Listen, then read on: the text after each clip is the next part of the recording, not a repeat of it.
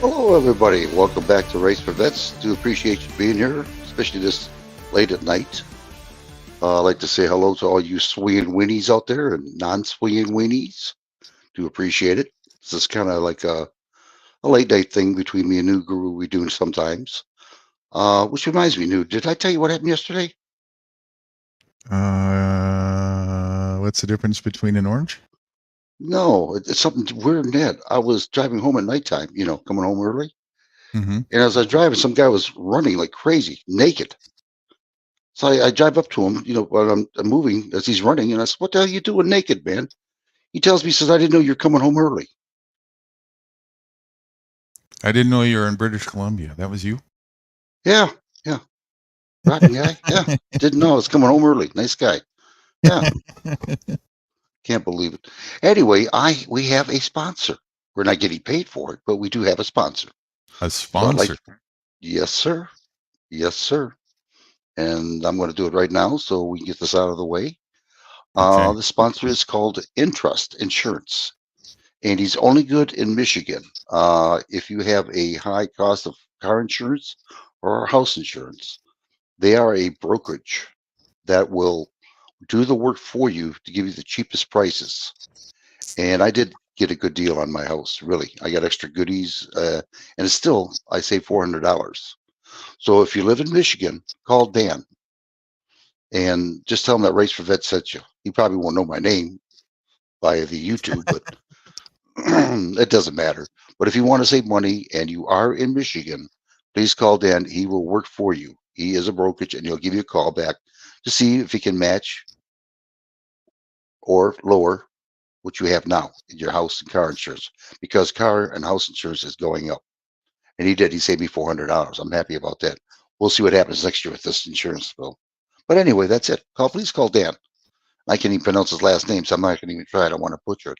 Labida, La Berta. Oh, the hell with it. He's French. So anyway, call Dan. Thank you.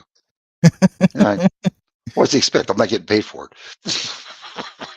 I was going to say, you're really not getting paid for that? No, no. You're a sucker for punishment. You I cheapskate, you. know. I'm sorry. I didn't mean it. I tried to. I couldn't get a hold of you. I wanted you to talk to him. Damn. I guess another week without getting paid around here. Yeah. Well, what's the difference between an orange? That's What the right. hell? That's right. That's You right. know. Well, let's see if anybody wants to come on up here. You know anybody up here that looks familiar to you? I see Dom's in the chat. What's up, Dom? Good to see you. Anybody else that's with us for late night sesh? What were you saying earlier about weenie something? Yeah. Hello, you swinging weenies out there, males, and non-swinging weenies, females. What the hell is a swinging weenie? The thing between your leg, your crank. So that's what we all are. Yeah, swinging weenies. Yeah. We're all swinging weenie. And non-swinging weenies. Women. Where did you get your imagination from? That's a good question. I think it was from my doctor when he told me that if I wanted to quit chewing gum, just start smoking. So I did. If you want to have fun, just hit your head on a car, and you too can have swinging wingies dancing in your head. What this guy was doing when he was running, I see this weenie going deer, deer, deer, deer, deer, deer. As I was asking him, "What the hell you doing out here in the nude?" Well, I didn't know you're coming home early. Yeah, nice guy.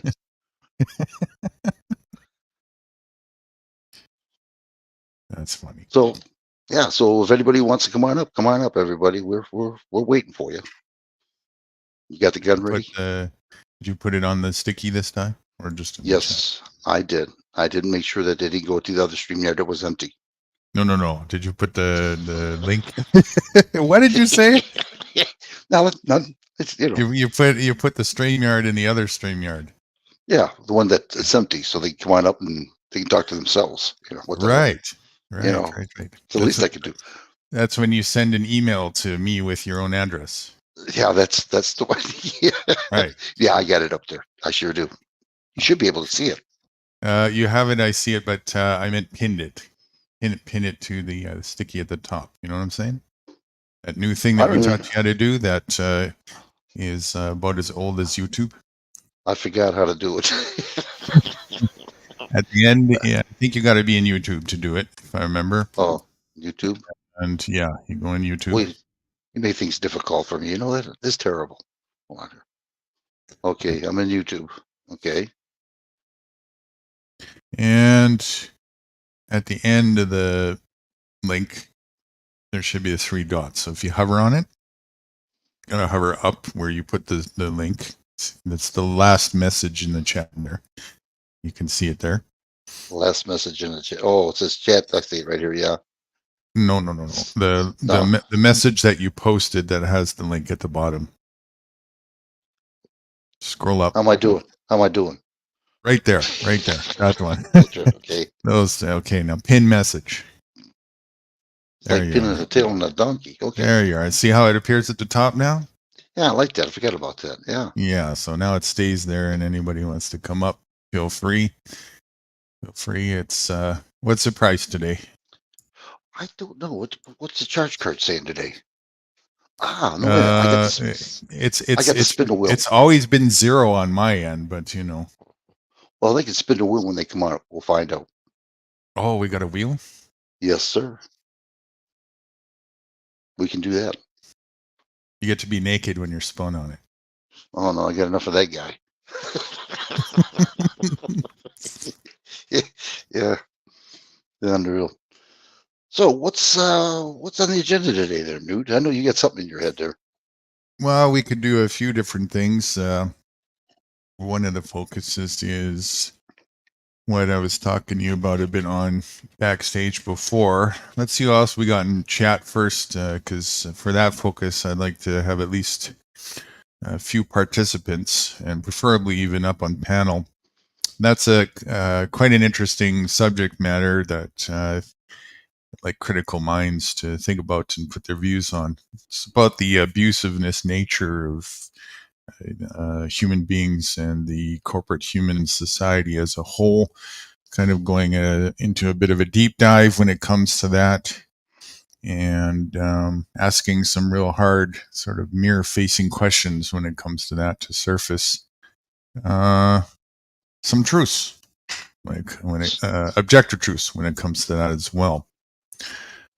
So there's that, and then there's several focuses we could do either in the meantime or instead of, depending on how this goes with how many participants we have here. It is late night, so it could go either way, and it is a weekday. At the moment, Dom, are you still with us? Anybody else as well in chat so far? See, it shows 2 and 3 people a minute ago, 2, 3. It'll come back again 3 sometimes. It just alternates. I don't know why. Just to fuck with you, I'm sure. YouTube is abusive, you know. Oh yeah. It is. I like you, boob. So that's really the itinerary. Other than that, nothing serious. Not a class focused thing. That'll be once the editing is finished, which about 95% there, almost there as we speak. Good. So you should be done tonight then. Yeah. We'll say that for now. Mm-hmm. See how that goes. Actually, I'm having an interesting thing. I may actually have to get Windows 10 to finish it. Can you believe that? You're kidding me. Really? Yeah. Wow. I normally use Cyberlink, which up until a while ago was working just fine on Windows 8, even though they stopped supporting it on Windows 8 some months back. Now they did some updates and I was forced to do it. And now it was asking me to pull something off of something that's linked with Microsoft Edge. And I never had Edge installed. Put it on just for that reason. Managed to finish updating it, but to actually run the program, it's it's not really working. There's something that's stalling. So I'm going to see if the support can give me an indication on that. But what they're basically saying, once it stops working, it's like, we're not supporting it, so we're not going to give you any focus time type thing, even though it was paid for, So Yeah. Well, anyway, just like yeah. I was gonna say, Oh, just like me when I had that night vision camera, mhm, 10 years old, and they wouldn't allow me. Well, first it worked, remember? mhm. And then when I used it again, I said nope, they wouldn't do it. Yeah. Well, that's how it goes with it's a subscription based thing, and I don't blame them for going with the narrative. They're under license, so they're doing what everybody else is doing, right? And even Windows 10 is looking to be not very much long. So I got to decide. It's only like 3 months, I think, for the remainder of the subscription. So I got to decide: do I want to partition my drive and put Windows 10, a stolen copy of it, on part of that partition, just to use that for the next 3 months, or do I just want to go with some other alternative, which will probably We be were a talking. Linux based thing? Yeah, we were talking about that. Yeah, that's what I want to go through. Yeah. Yeah. So that's what I'm deciding right now as we speak, and I'm not leaning towards either because they're both just as time consuming. Hmm. Well, if you Linux I don't would have, actually prefer because I want to do Linux anyways, but I still got some learning to do when it comes to that, and I can't force the issue with the learning part because it doesn't let you. You got to know what you're doing on the damn thing. mhm.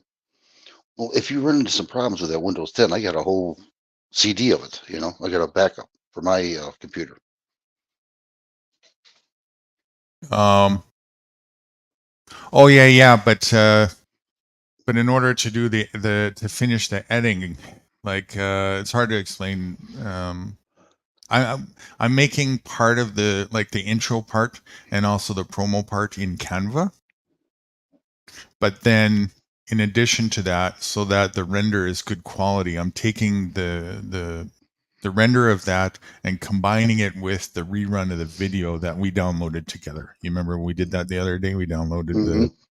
the live, okay, Right? and then to do the final product of combining that together, I have to use a professional quality editor so that it turns out proper with the proper, um, HD pixels and the proper professional quality audio. And for that, I normally use Cyberlink. And unfortunately, Cyberlink is not functioning at the moment now on my Windows 8. So that's what I got to sort out. And I can't just, well, maybe I can actually just borrow your. We never actually did really um, get to an experience level with that Windows, not Windows. What's that editor that we were using that we downloaded? That also you Oh, need Windows 10 for at least. want me to go back to you and check it? Go on there. Yeah, yeah, I think it's on your desktop there. Let's Uh, just see. Surface Video. No,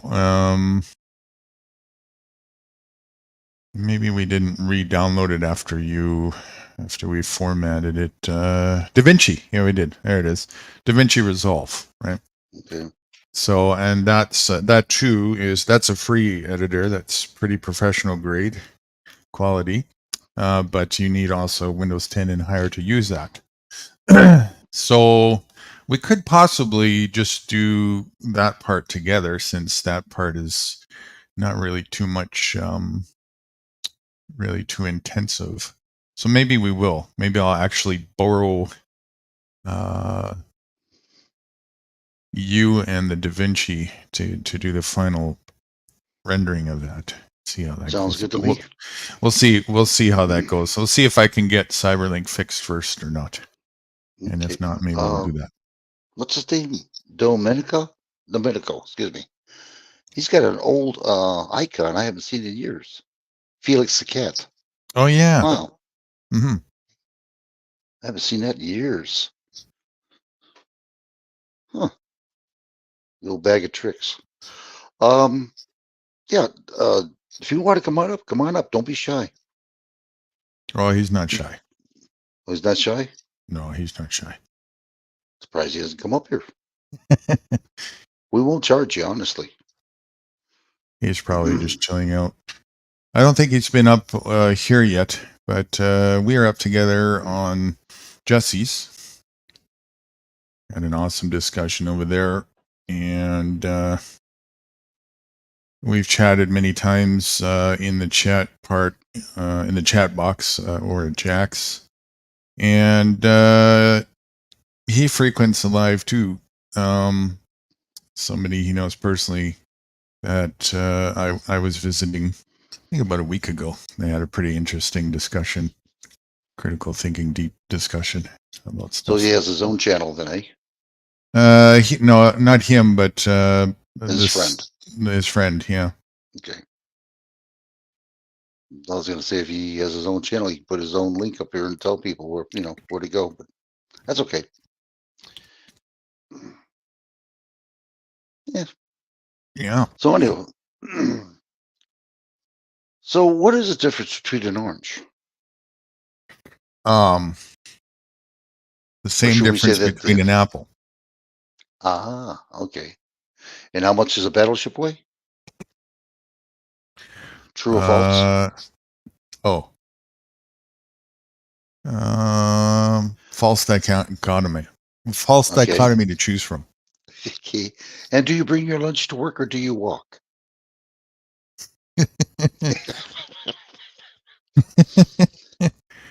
We're highly What intelligent here. what was the one that I said earlier? Oh yeah. How many weeks are there in Sundays? Mm, very good. We're making the grade now. People really know we're stupid. If you can excuse me for just 60 seconds, I have to do a Tim 100. I will be right back. Sounds good. So, people, we are a small channel. We want quality of people, not quantity, And this is a channel where you can talk your freedom. We won't stop you. Well, unless you start cussing or whatever really loud. But other than that, say what you want to say. I don't care. This is what this channel is all about. So everybody gets together. Sometimes we get like 9, 10 people up here. I keep quiet and just listen and learn more. It's a very quiet channel, and we love it. And slowly we are getting more and more people up here. What we are is I don't know, I guess you could say government activists. We don't care about the government. The government is a piece of shit, tyrants. As you can see what's going on right now. And like New Guru said, and I agree with him, he got me involved in this, is that why would you even believe in government? Just get out of the grid. Learn to be self-efficient if you can. Learn how to do a garden. Learn how to forage. Go out in the woods and learn, your plants and eat healthier. Try not to be dependent on the monetary system. That's going to fail and eventually is going to go to CBDC, central bank digital currency. In case a lot of you people haven't seen or heard, basically what's going on with the WEF, the World Economical Forum, Klaus Schwab over there in Davos, Switzerland, the Great Reset, the Green New Deal, is to eradicate 6 to 7 billion people. We have 8 billion people now, and they're doing it now, believe it or not, by the drugs that we have here. This is it. I have proof of it. I have it on my channel, my videos. You can check it out. You can also check out a Dr. Dennis Meadows with an S. He has a channel, and he specifically says that he hopes that they can do it humanely to eradicate people. This is the whole ordeal. We are the people that are destroying the environment, they said. So they got to get rid of us. This way, in the long run, they can have more for themselves. But this is no bullshit. They do want to eradicate us. This is where this is heading to. And if you don't believe me, I'll show you the video. All you have to do is write to me and I'll show it to you. And you can verify it yourself through Google or YouTube. But it's coming. It really is. And we're trying to wake up people to the fact that walk away from government. No one rules anybody if no one obeys anybody. And it's bullshit. It really is what they're doing. Myself and I'm a hypocrite right now. I can't get out of this grid right now. I'm trying to. New's trying to help me out, but that's my own fault for not knowing ahead of time. But if people who can get out of the grid, my best advice is to do it. Go buy yourself some land, learn how to do a garden with heirloom, seeds, and just try to live, enjoy your life, because this is not living in this rat race. There's nothing for you here other than just terrorism, just rules and regulations, and it's bullshit. Is what it is. It really is. Thank God I'm over 70 years old, and I remember in the 50s where it used to be nice. People used to get together, help one another, had gardens, cherry trees, apple trees, plums, pears, all that stuff. Because in the 1929, when the stock market crashed, a lot of people remembered that, and my grandparents remembered it. They had all kinds of fruits and gardens every freaking year. My grandmother used to can foods, and they didn't rely on grocery stores hardly at all. Trust me. But the idea is getting off the grid of the government if you can do it. Well, that's a long 10-100 there, dude. Yeah, I went for both of us. Thank you. I feel relieved. I was going to ask, you feel better now? You heard about that Well, joke, didn't you? About Biden? no, You didn't hear about that? no. Biden was running outside other than tripping and falling, but he was running during the wintertime out there in the White House, running around. As he's running around, he's seen somebody piss on the snow, and it says, Biden, go to hell. Well, that pissed him off. So he goes to his Secret Services. I'd like to find out who the hell's urinating on the snow and telling me where to go. So they all scrambled. The next day he says, did you find out who it was? I sure did. Well, who was it? He said it was Gore who did the writing, but it was in your wife's handwriting.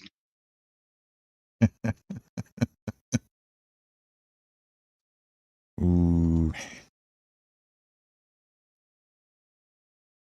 I got a sound effect for that. Hold on a sec. Okay, here we go. Hold on.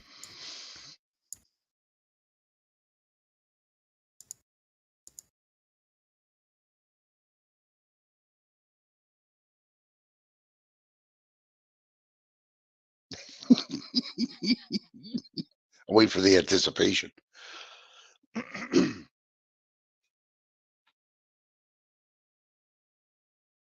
Yeah, how about that, people? I kicked him right off. That'll teach him. Let me do this. There you go. All right, since we got rid of nude, now we can party down. Come on up, guys, and get your booze, get your women, and let's get it. Let's do it. I'll play some rap music or whatever you want.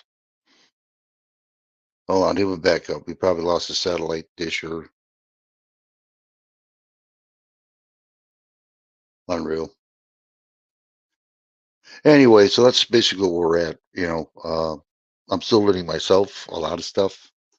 I bought a book on foliage to recognize it, what to eat, what it does, how healthy you are when you eat it, and everything else. But I'm still in the first phase right now. Oh, there he is. What'd you do? Fall down? Oh, it's Dimple. I'm sorry.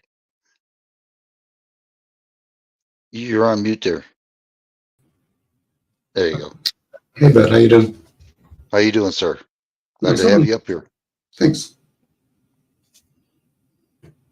News should be up in just a short. He sometimes disappears. His satellite dish or something. So I guess you and New know each other then, eh? Yeah, we've had some nice, interesting chit chat with each other. I've enjoyed them. Oh, well, I'm glad you came aboard. He's told me in past to come by when you guys go live. So. Oh, I'll be dang. Yeah, it's not a big show right now, but we survive. You know what I mean? We try to do our best here, and we do get a lot of people now and then. We have big discussions. Right now, this is like a spur of the moment deal between me and him. We go up here now and then, different times, hours a day, just to get a feel of things. You know what's going on and what's the best Mhm. time to go up there and not to. You know. So how did you and Newton meet? I think I've seen him type on Jack Tacklot and kind of just observe what he was typing, and I realized he was aware. So, Yeah, yeah, he's a deep thinker. He really is. mhm. No question. I heard you went on a quick little rant. I enjoyed that actually. How can we Yeah. confirm that there's 8 billion people on this plane? What I've read so far, I've read it 3 times that there's 8 billion people, but they're saying that the population is declining, and they're telling people it's raising up. You know, here, let me show you something here while you're at it. Hold on, then you can ask questions when I get down here. Let me hold on, bear with me here. We'll go from there. If you want to use this video, anybody can use my videos. I'm not the type of person that says, "Well, you can't do that," or "I'm going to write to YouTube." The whole idea is trying to help people to educate them. Bear with me for a minute, please. I'm getting the video. If I can find, I got so many videos here, it's unreal. Mm-hmm. Bear with me here. Oh shit, this is gonna be a long drawn out thing. I can see that now. Hold on. I Gotta guess get that the I'm right one. asking how could we confirm it? I get we're parroting information. I know people Well, have actually done. all I can do is just read. That's all I can do. Okay. You know what I mean? What I read, and I can try to confirm it. I just don't trust one person. You know what I'm Okay. saying? I Because do make people have done mistakes. studies on this, and people have Yeah. actually did all the major city counts and all that, and at the best they've ever got to is about 4 billion. Wow. So Really? again, this is more of their written work. Now there has been a depopulation been going on for generations, but now they're actually doing an elimination. In part and partial because if people have to understand science, we're coming to an end of the human race. Yep.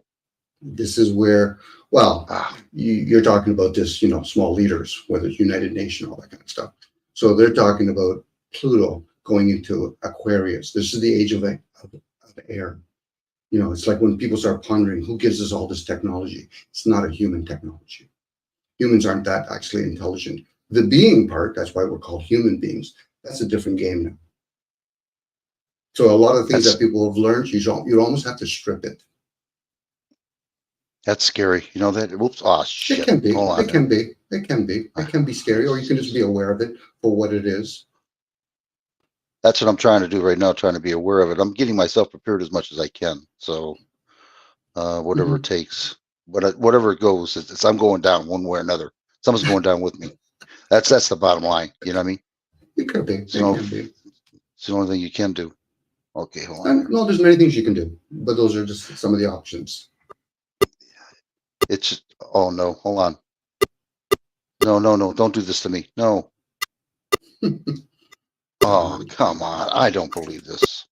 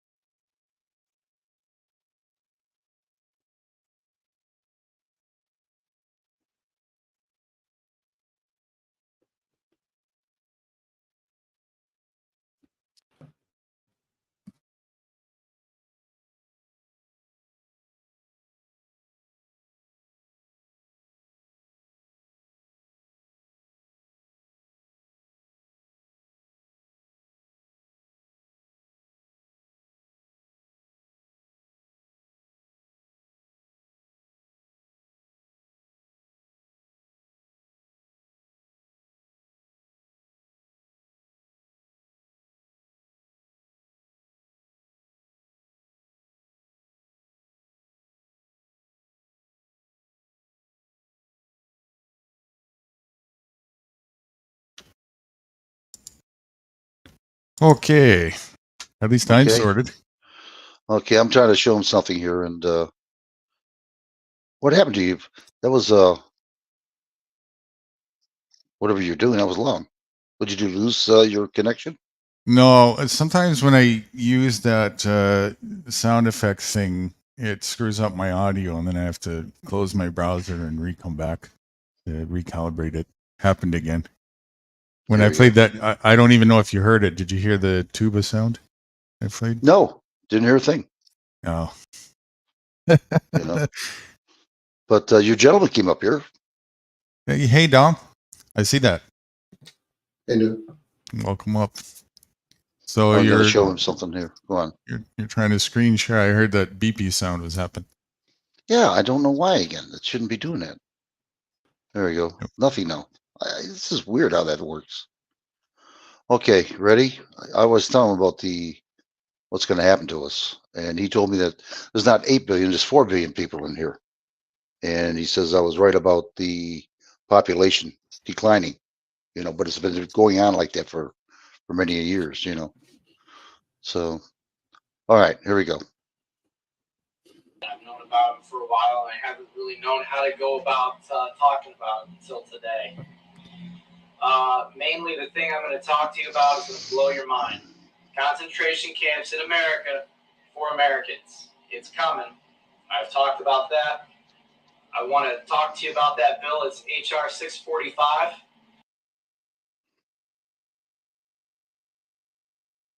You can look it up. It was introduced. Basically states that they're going to take away our rights and round us up for concentration camps. And again, you can Google that. I've got a link posted to everything right under this video, right underneath this video. You can see all these links. And then I want to talk to you about FEMA coffins. They're real. As you can see here, I've got pictures of them. There's videos of them all over YouTube. Just look for FEMA coffins. You'll see that there's hundreds of thousands, I'd even say millions of these things laying empty. And I'll tell you, as a prior service to this country, that the government does not spend this much money on stuff they don't use. Okay? They're planning on using this, not later, sooner. Okay? And what I really want to talk to you about is going to really disturb you. Guillotines in America. That's right. They're legalizing cutting heads off again, and they're doing it in Georgia. Now, this is going to be the slippery slope. They're going to do it here, and the reason they're doing it is to harvest organs. Because if you get killed in the electric chair, they can't harvest your organs. If you die in the gas chamber from lethal injection, again, they can't harvest your organs. And if you think that the government can't make a fortune off harvesting your organs, last time I checked, for a kidney alone, you can get $40,000. Imagine how much money is involved in that. It's good business, is what it is.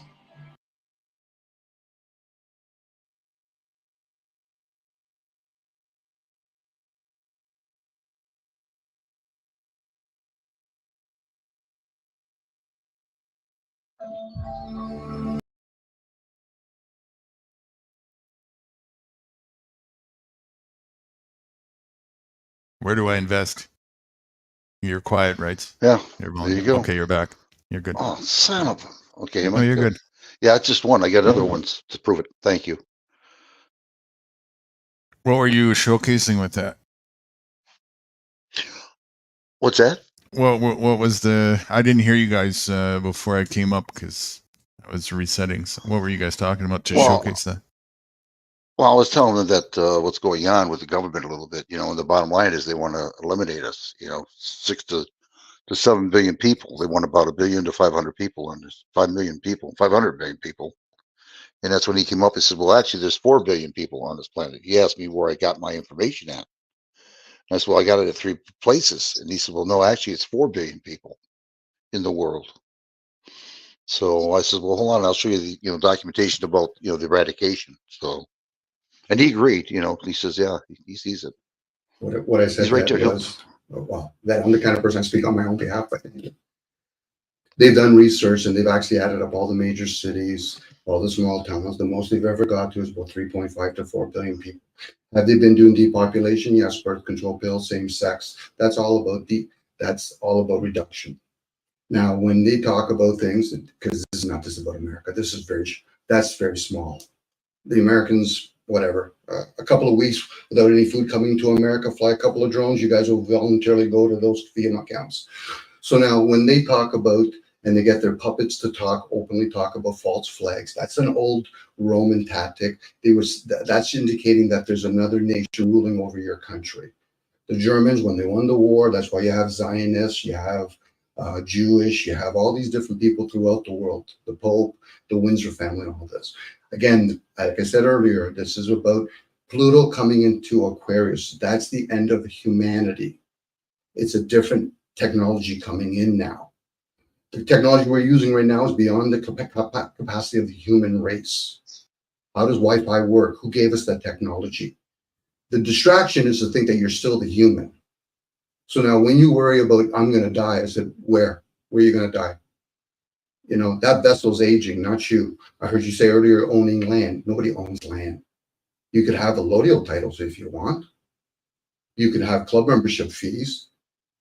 You can rule over land. The concept of owning land is an illusion.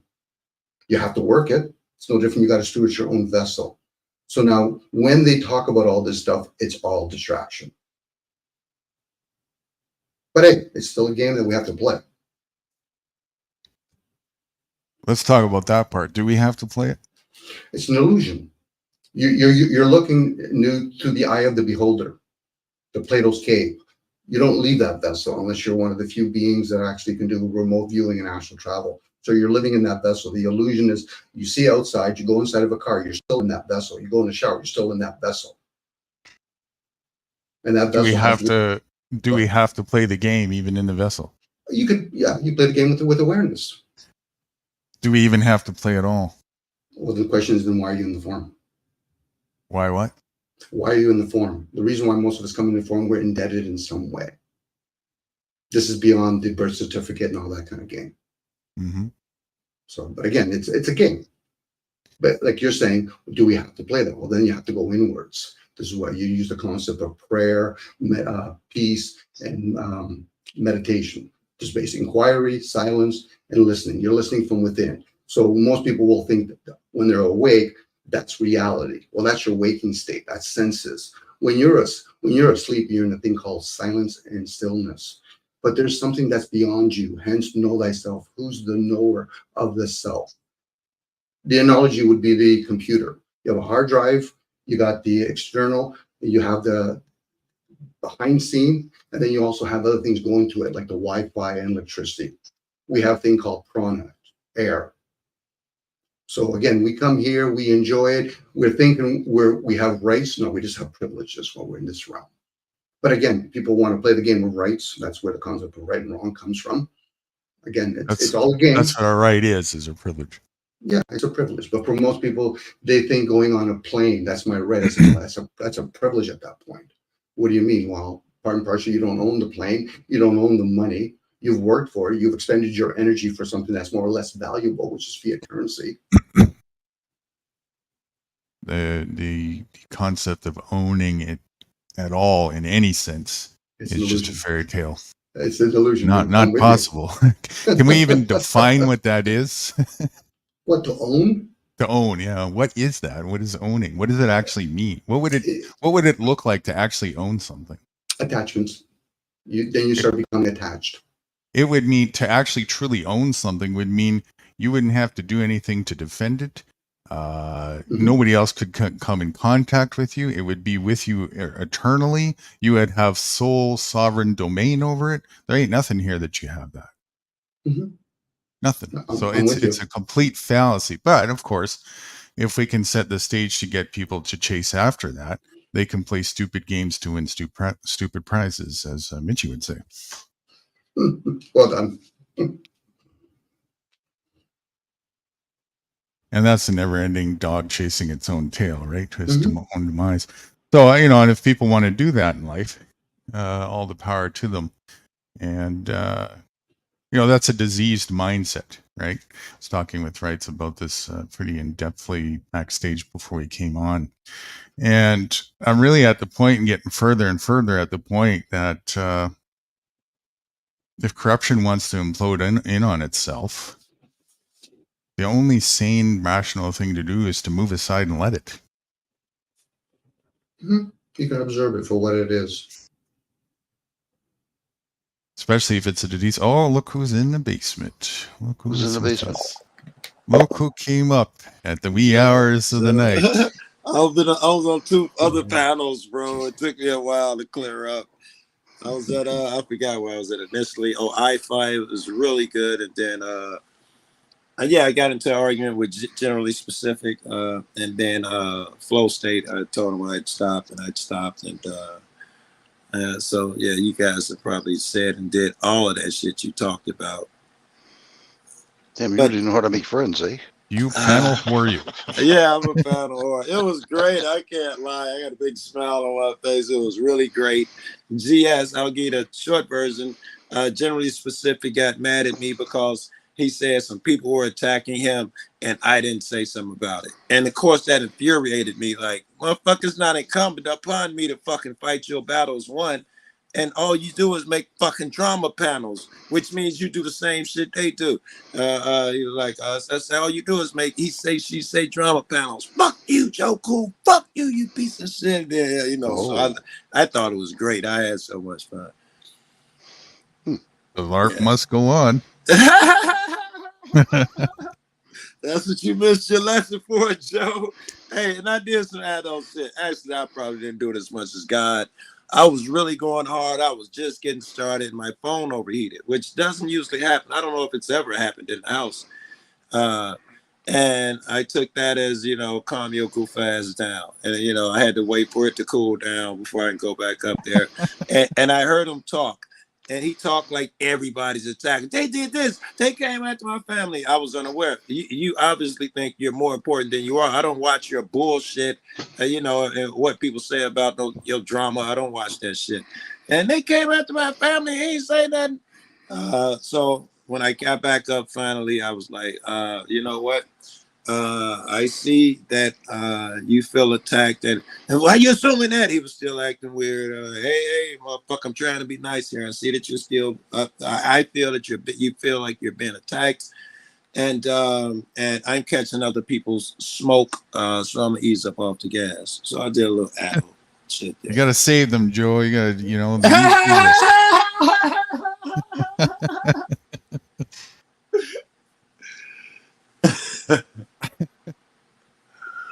All right. So what I missed or continue on? I have no idea what you guys were talking about. I didn't hit one word before I hopped up.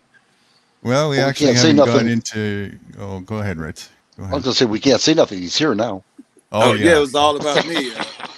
Right. Fucking Go on. darky. This is the talk behind Joe Cool's back. Yeah. Can't believe the way he treated Sugar. Yeah, we didn't get it. We just started getting into discussion. Nothing too deep Okay. yet. But Can you? I guess I could, but then I'd have to disappear. You probably don't have to disappear. That text you sent me, can we go over them like point by point and shit like that? yeah, that was the idea. If I was thinking if we had some enough participants late at night that were interested in that, which Right. maybe we do. All right. So Maybe if that's the case, maybe we should see what the fuck Anarchy is doing, or get a couple motherfuckers over here. I'm game.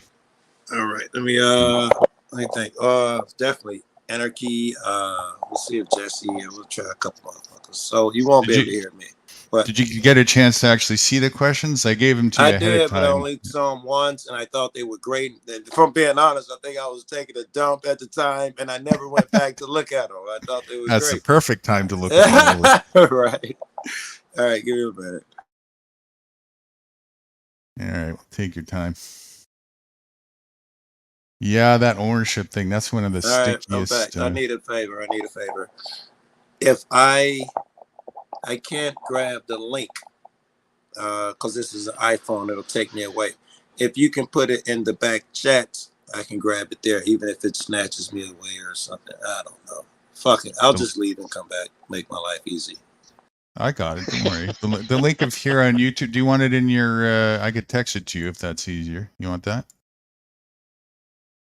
Oh, he already left. All right.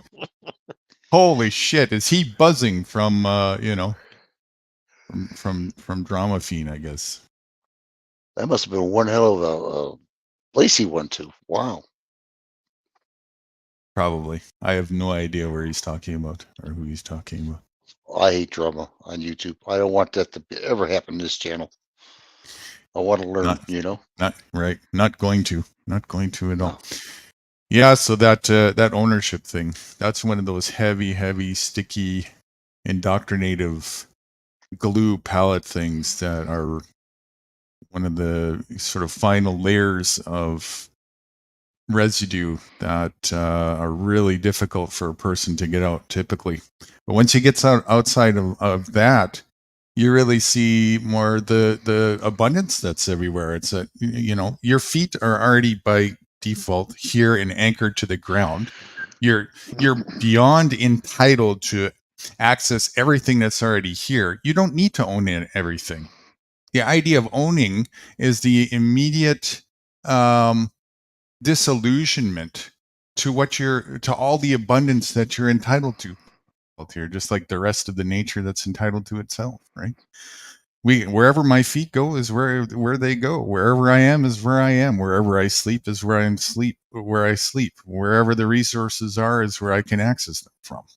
And when you go straight to source, you don't need anybody's fucking permission. Just like the animals, when they go and they, take what they need, and the insects and so on and so forth.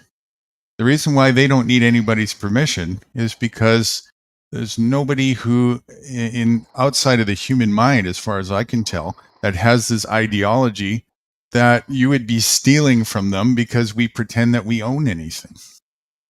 So freedom is the mindset right from the get-go, from those who are not indoctrinated from the ideology. Welcome up, Jess. What's happening, brother? I'm doing all right. How y'all doing tonight? Pretty good. Hey, pretty Jess. good. Hey, right. What's going on, buddy? This is crazy busy with the podcast. Wrights was trying to remember who you are. This is Jesse Wrights. You remember him now? Yeah, I do. I remember now. Yeah. Well, like I said, I have a hard time to remember. I got short-term memory. All good, man. They feed us all these toxic chemicals in the food, air, and water. Hard to keep our brain straight sometimes. Oh no, I got hit by a car 35 miles an hour walking across the street. Guy came around a corner and he just nailed it. He had a peak hole. Maybe if you smack your head a couple more times, it'll reverse the effect.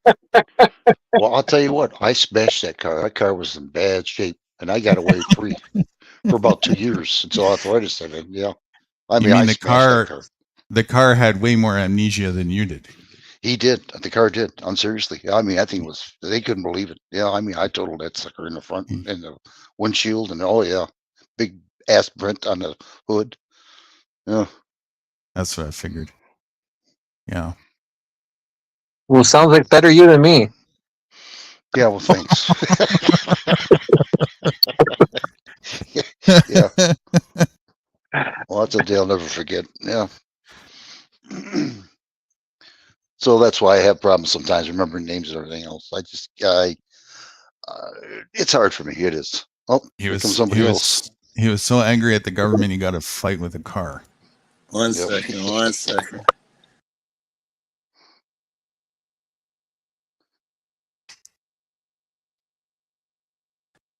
All right, I was texting motherfuckers. Hey, just made it. Beat me back. I'm like, what do you mean you're here? You was probably the first and second motherfucker. I told you was the second. The first motherfucker I text was Anarchy. Yeah, and it's hard. I realize I can't just text 30 motherfuckers because most niggas ain't interested in this type of shit. Yeah. I had to be selective as fuck, and it was interesting. You know, it was interesting. That goes like hand in hand with the topic, because the question is, why aren't they interested in it, right? Oh, that make it even better because I passed up a lot of good motherfuckers, right? Like I didn't put it in the group chat with all the auditors. In fact, I picked DMA out. he has a mind for this. Denver Metro. I sent it to one to him. But Who's most that? of I the don't even. auditor, That doesn't ring a bell. What's the name again? he said he out cop watching. Thanks, DMA, Denver Metro Auditors. He said I'm out cop watching. Thanks for the invite. Oh, okay. But yeah, but most of them guys, I skipped over a lot of people, and all I did was go through the people who I had texted recently. That's usually, and I had to skip over most of them. Cool. Interesting. I don't know. It was fascinating to me doing that shit. As you can probably tell, I can't get over it. I was thinking, he won't, she won't, he won't, she won't. Not that they won't come. Little shit like this guy will grandstand. This chick will change the tone of the conversation. She'll drag it to where she's comfortable. Little shit like that. I was flying past. Anyway. You mean there's no grandstanding here?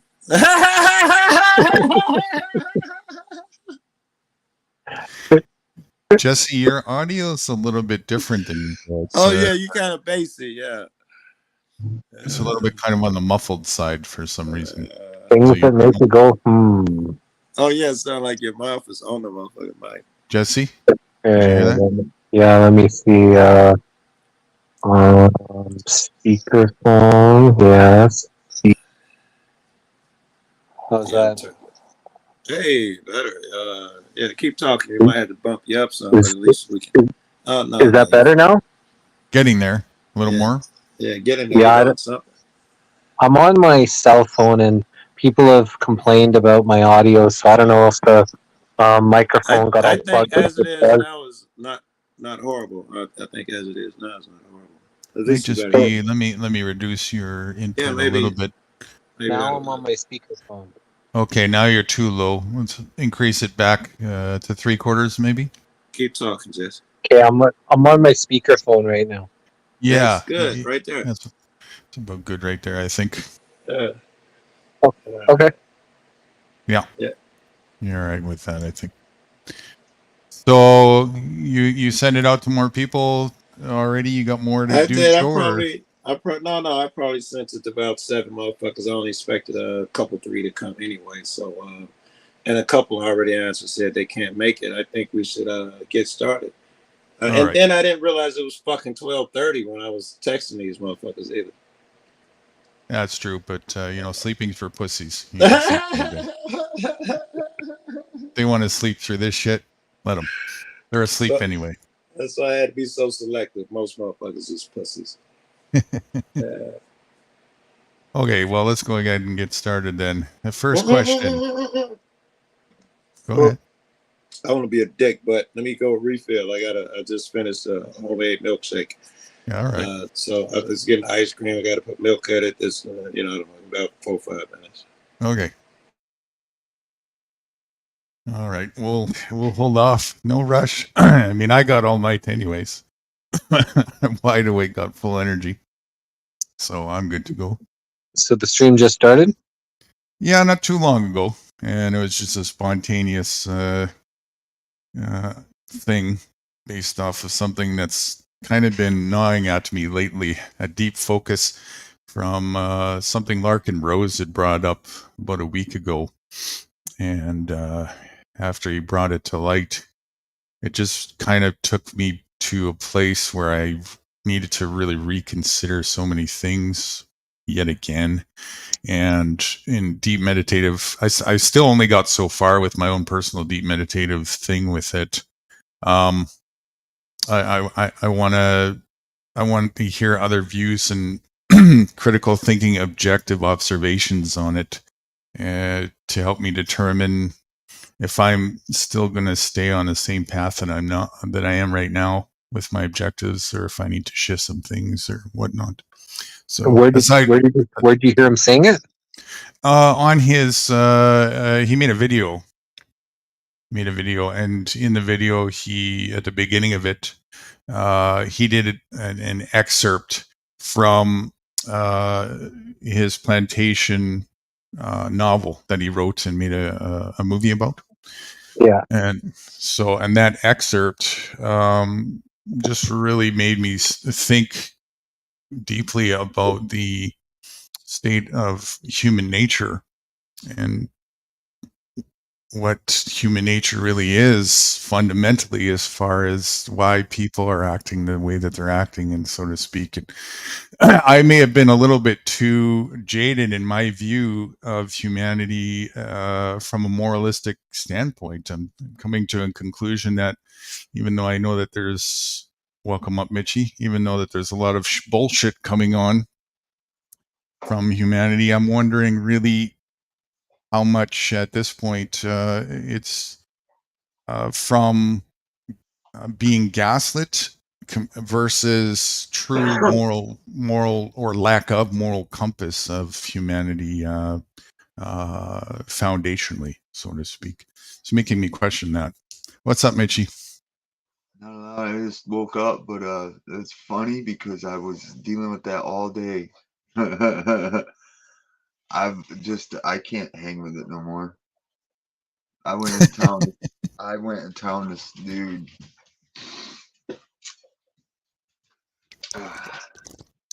It sure makes the decision. It sure makes the decision for a 7-day dry fast real fucking easy. I'll tell you that much. Well, you get it when you just look at the overview picture a little bit. You see, there's a lot of people in every sort of position of the corporate humanity level and world, and 99% of the narrative is point the finger outward, blaming narrative. It's the government's fault and responsibility. They're not doing their job. My neighbors are not doing their job. Oh, the cops are corrupt. They're supposed to do that. Anything but a narrative of self accountability and self responsibility. Okay, hold on. I don't hear. We have a severe problem with the morals. Like, for instance, I don't touch cash hardly at all. I've been thumping my ass to buy equipment for gold and stuff like that, and just purchase parts and stuff for cars. And I cannot, for the life of me, get a good moral fucking business transaction. I either get lied to or I get sold bad fucking parts. Right, and even fundamentally before that, how would that be my fault? I mean, how should I put that blame on me? If you're participating in a system of abuse, the question is why. We're going to get into that. That's the focus we're leading towards. I don't want to participate in that system. I have no choice. Oh, there is a choice. There is a choice. Well, they're lying to me. They're lying to me. But are you lying to yourself? No, I busted my ass to go buy their equipment so I could go make fucking gold. And they fucking lied to me and ripped me off. All right. Well, we're going to get into all of that with this discussion. Multiple times in 2 days, Guru. I'm serious. Now, the only reason I interrupted you because I'm sitting here. How can I put that blame on me? I get it's a corrupt system, but they told me something. You're already, before even getting into it, just that very focus that you have right now, if you want to focus on blame instead of responsibility, that very thing I said earlier where the focus is outward and not where the focus ought to be, and that's why nothing ever changes. That is the root of corruption. Okay, I can't argue there. I'm going to enjoy the woods a lot.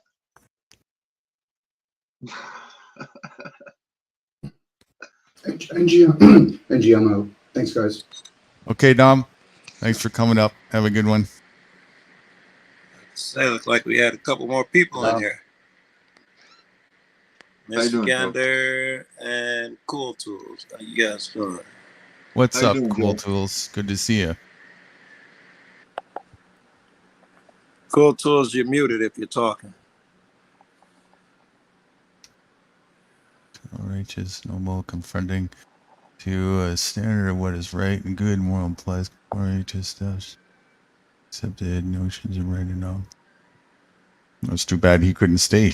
Bring those points up as we were speaking. What is moral?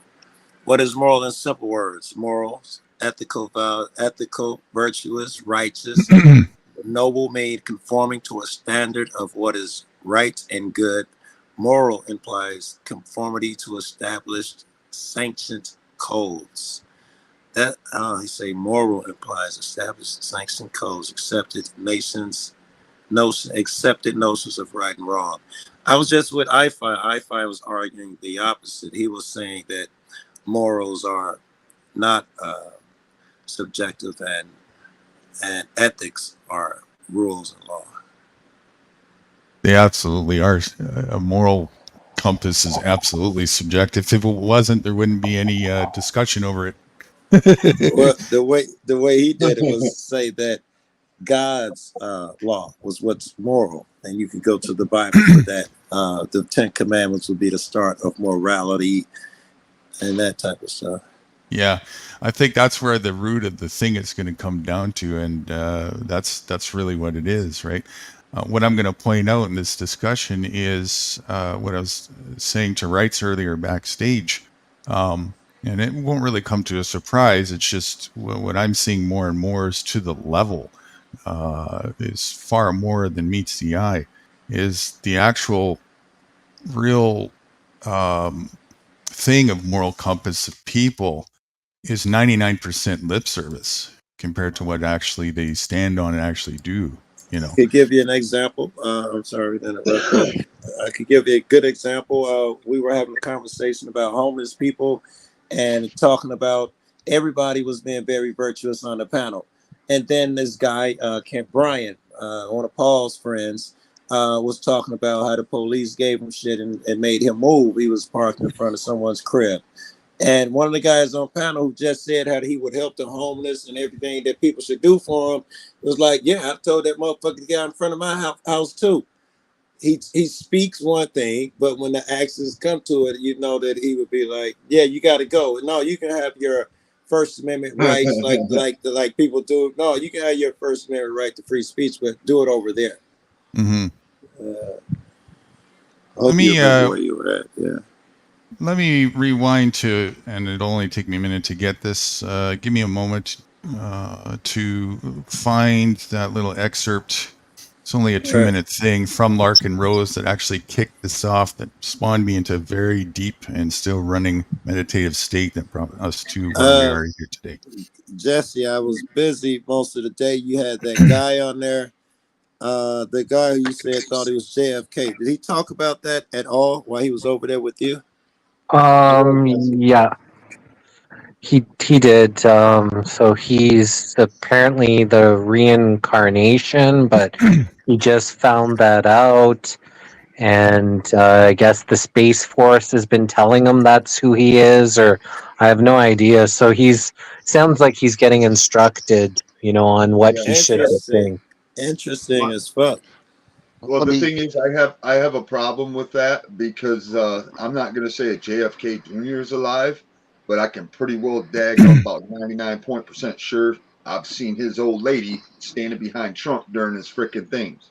So if she's alive, she's about 90, he's alive. Number two, military guys on the scene with the ships that went to his plane crash all say, no, he was not there. Nobody died. That was a false plane crash. You know that girl's over about 100 years old now.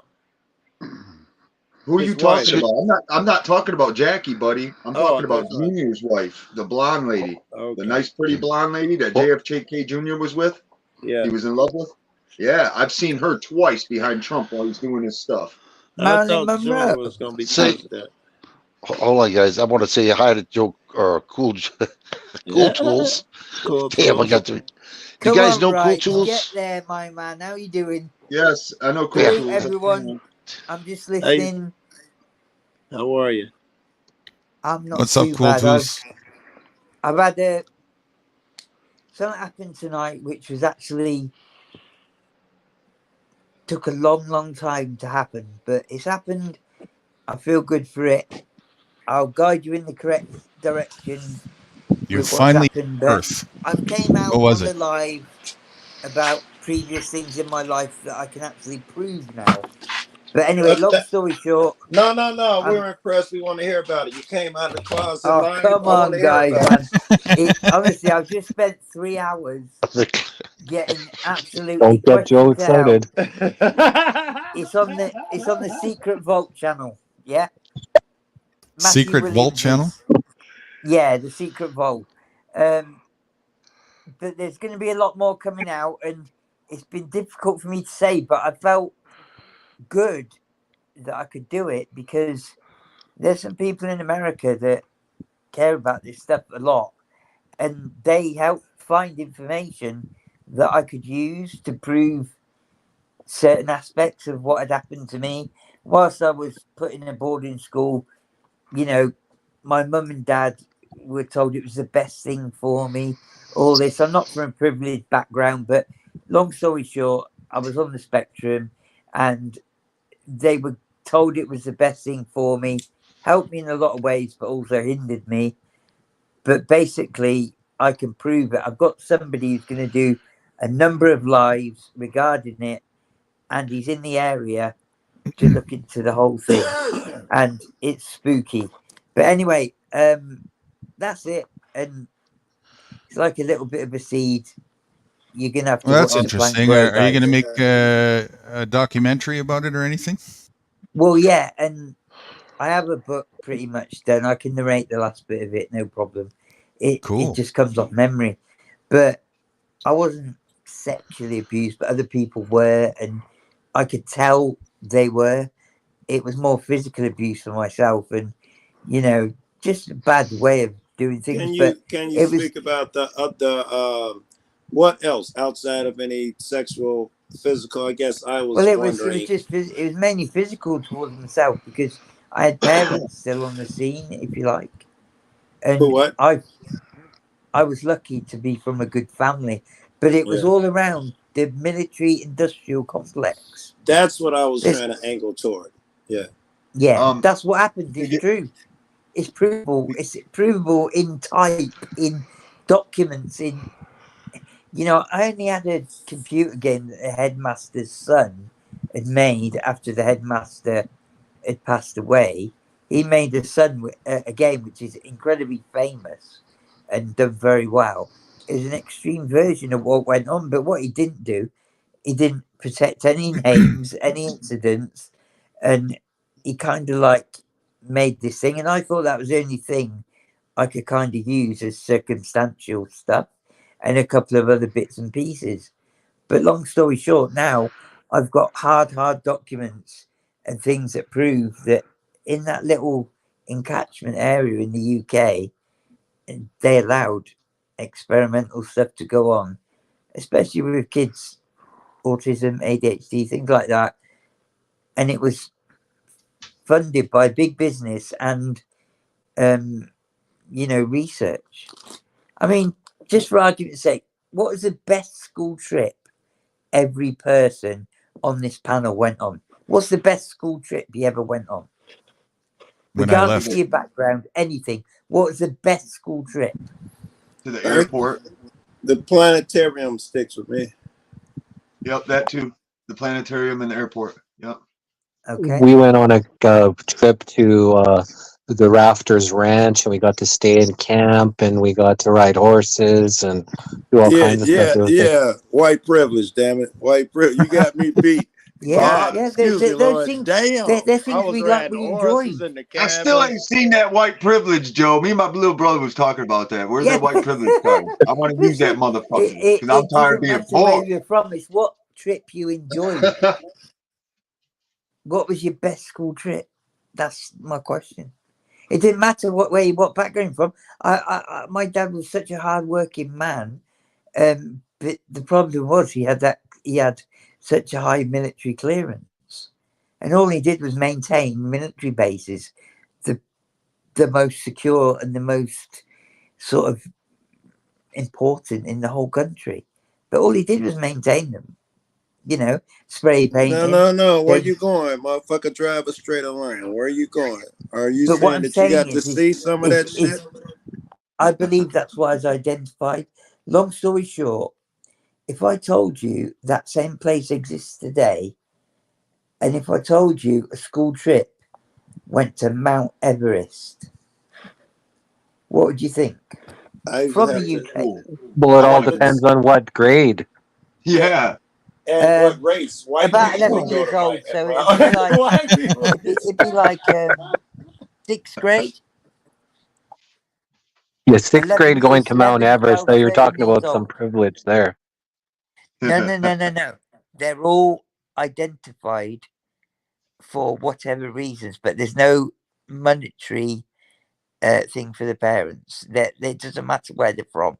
They could Did be the from parents get to go? no. Yeah, so they were just taking the kids and do whatever with the kids. It was for research. It was funded by big business. About Yes, I, I, 20,000 I agree with him pounds because per head.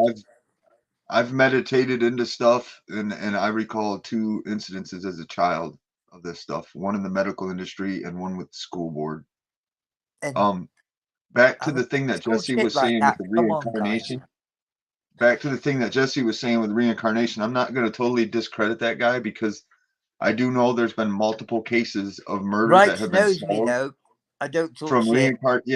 from little girls reincarnating and another guy that I know of specifically that reincarnated and they remembered their past life and went and told the police who murdered them, proved it, and the person was arrested, tried, and convicted with perfect evidence because somebody remembered who killed them. Yeah, there's Now, good evidence of that Something stuff. to do with ley lines, I I've believe. personally had, Researchers. I've personally had recall of 2 of my past lives. Wow, that's fascinating. But that's the long and short of that. I just thought I'd say that the second part of this school was rebuilt on top of the most secure underground base in the UK, called the British Area 51, if you like. The second part of this academy was built right on top of it and next to the most expensive building ever in the UK. I don't mind saying it because I have realised I can prove what I'm saying, and Wait, there's wait, wait, plenty. wait, wait. Let me ask you. Our Area 51 is very active. No one can get a million miles of it. You're That's saying right. that your Similar in the area, UK. are you Have saying a that look online. excuse me, are you saying that your Area 51 has been defunct for a while? Or are you saying it's active and they built a Right. school on it? Some of it is defunct Okay. because that's the story they want to put out. But listen, you go anywhere near, armed police are surrounding you, mate, and they're tactically and fucking more armed than most SWAT teams in America. Trust me. Watch what happens. Look online, you'll see. My friend who I've opened up to tonight, this morning, for the first time, we talked lots of different times. And on the Secret Vault channel, he does a lot of researching. He knows about this area, things like that.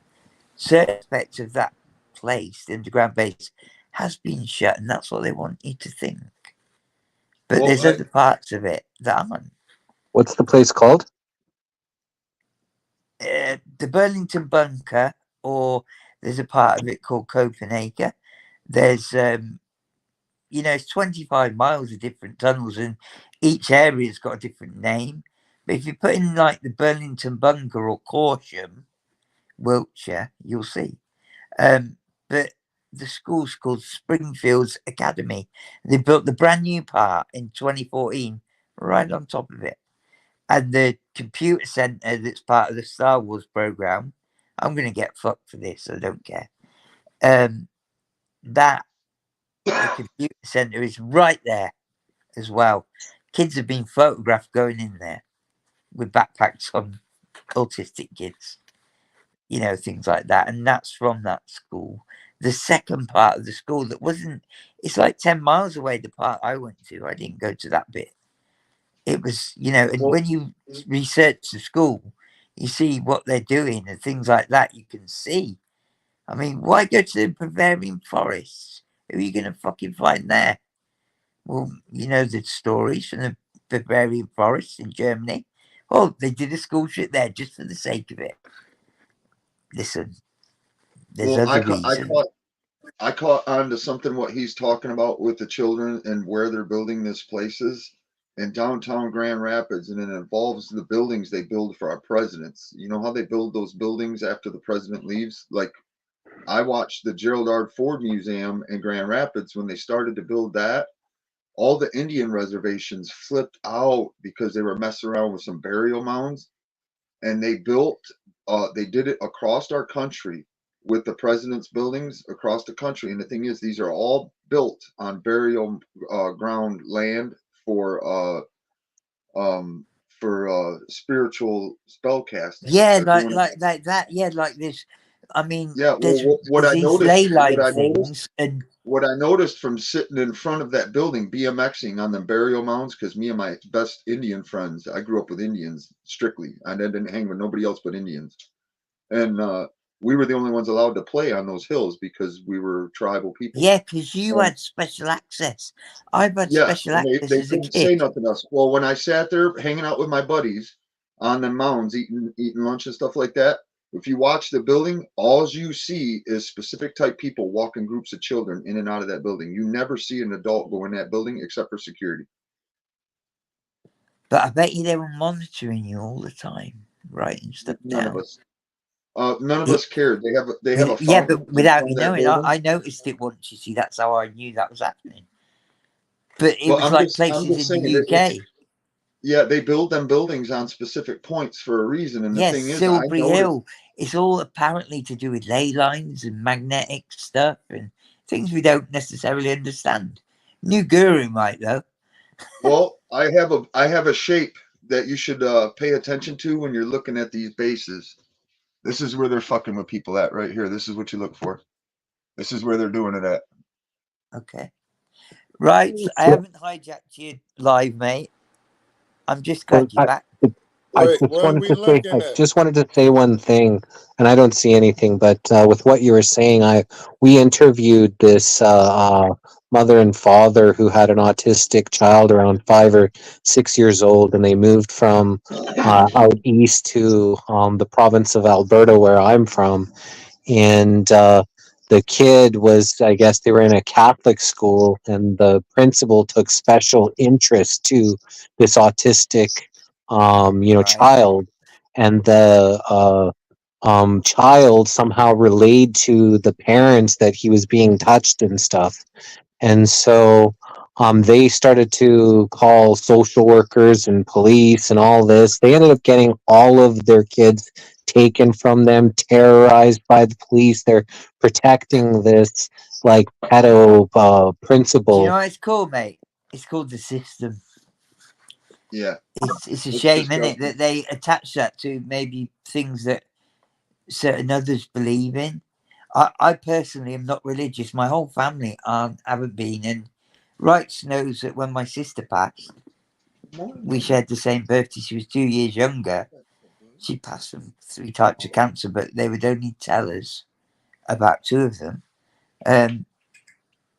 We had a humanist ceremony, and I'll play the video sometime on Wrights' channel. No problem. But I'm just glad he's back, and it's just been tonight, and it's been a huge thing for me. And I'm sorry I've guided you that way, but I've given you like the outline, and I hope someone can add something, or but it ain't about me. All of this, it's just I've No, had that's this cool. It epiphany. actually, I wanted to tell Rights and whoever was here, and there's a correlation to probably what we're going asleep. to focus on in a bit too, He's probably asleep. which if you want to participate in the discussion, you're more than welcome to stay around with us for. We're No, going to do a that's deep great. I may deep as well dive do into 24 morality hour. and the system a little bit and a few things that attach to that. I've got some stuff No, that I I gotta appreciate do, that, guys. and so I've got some stuff I gotta do. So I gotta roll, but I just wanted to give you my interaction with Larkin. So he was my Facebook friend, and he came on one of my posts. I didn't know who he was at all, and he started like flipping out on people that were like calling the Earth flat and stuff. Like absolutely like went off on them. And like Yeah. I went off on him, and like I totally went off, and he ended up unfriending me, and then I ended up going looking who he was, because I don't like people going off on people, especially Well, public posts. Have good definitely. conversations. Don't be a dick, and he was a total dick. And so I looked up who he was, and then I was like, wow. I'm like, okay, this was not just some random. And I ended up a little while later friend requesting him again. I asked him to come on the missing link. He never answered me. He accepted my friend request, but he never answered me about coming on to back onto the missing link. So I'm gonna reach out to him again here so we can maybe promote his thing. But so I've got a little bit of history with this guy. Yeah, I remember you saying that before. I would love to see that interview if you can You make that have happen. you have Yeah. major severe criminal action by agents from the government online. These people are in trouble, buddy. They're in so much trouble. I can't even put it into words. Here, how about this? This is how much trouble I am. I'm sorry. It pretty much is. They have groups. You look at this picture right here. If you look at this picture that I got up right here, they're using buildings shaped We don't just see like a picture, Mitchie. What picture I are don't Yeah, I you see got anything. pointing? no idea what you're showing. my There's a picture, guy my with two personal speakers. picture, my Oh, your personal avatar, you picture. mean? Yes. They have buildings that the military are using in this shape, and they lay you in a pattern, and they use your head as a supercomputer when you're sleeping. Oh no. All that is I've already done the research into it. that's These to buildings are understand your all over the world. perception These of buildings it. are all over the world, and they're especially in the prisons where they punish children in boot camp. I've Hey, already done Mitch. satellite You see, testing on it. It's Wait, it's Mitch. everywhere. about perception. Mitch, hold on, guy. Cool tools. Hold on. Mitch, it's all Yeah. over the place. You've already done the research. Drag up some of those satellite images and show them to us so we can That- make our own decisions. Look I up don't any like boot just camp. Look no, up no, no, no, any no, no, fucking no, boot no, camp. no. You do it. You've done the research. You must have plenty of them. Would you show me one? I don't. I just did. I don't have that access right now, buddy. To be honest, I struggle using just a phone. If I can even get my phone to let phone calls and text you, I'm happy. Isn't that picture with that guy? What's behind it? Is that not one of them sort of images? Oh yeah. By the way, when I came to consciousness, they started tearing the one down that I was programmed in. Sounds like I you'd used to be a get shown them fascinating every day interview. at that Cassidy place. Lake. All different Camp pictures. Cassidy Lake. SAI boot camp. Camp Cassidy Lake. They started tearing it down the minute I came to consciousness. Every place that I've tied to my conscious when I woke up has been destroyed. They've destroyed it. Maybe take that as a request from and I Joe fought Mitchie right for the for soldier. the next Jesus one Christ. to bring some view material to showcase. The only thing I think I could possibly do is go to the link on my phone, pull the view up like I did, and then take a snapshot with my phone. That'd be the only way I could do it. Or You could do that, or you could always just straight. hang on, Cool Tools. You could do that, or you could always just, if you have links, you can fire the links to me, and I could share screen, and you can point to it if that's easier. And Yeah, I most know of that how was to do just it. Listen, they're putting dudes in rows of 20 stacked too high, and then they run all three streams with the 20 guys, so it's like taking 60 dudes and pumping some kind of a mass human machine. you know I'd like to see this shit that you're talking about, right? That's just it. You have to understand what they're fucking doing. It's a form of spell casting. I If can't you explain showed it. me, I you can't could help me explain it, but I explain can it better. see it. They did it, bro. They did it. I'm telling you right now. I'm not so much interested in your opinion. not to I that point. wasn't. No, he's not giving you an opinion. He wants to see what you're saying. He wants you to show so he can see Yeah, it. I get that. I'm trying. The only thing I can think of, to be honest, is to pull the link up and take a snapshot with my phone, or like you said, zip Can it you to you. direct Guru? Can you tell Guru what to look up on YouTube or Yes. wherever?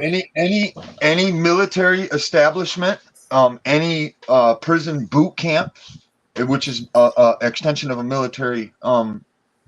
Overhead boot camp photo. Does that include the I UK? for sure. Because I have seen something similar from above that is kind of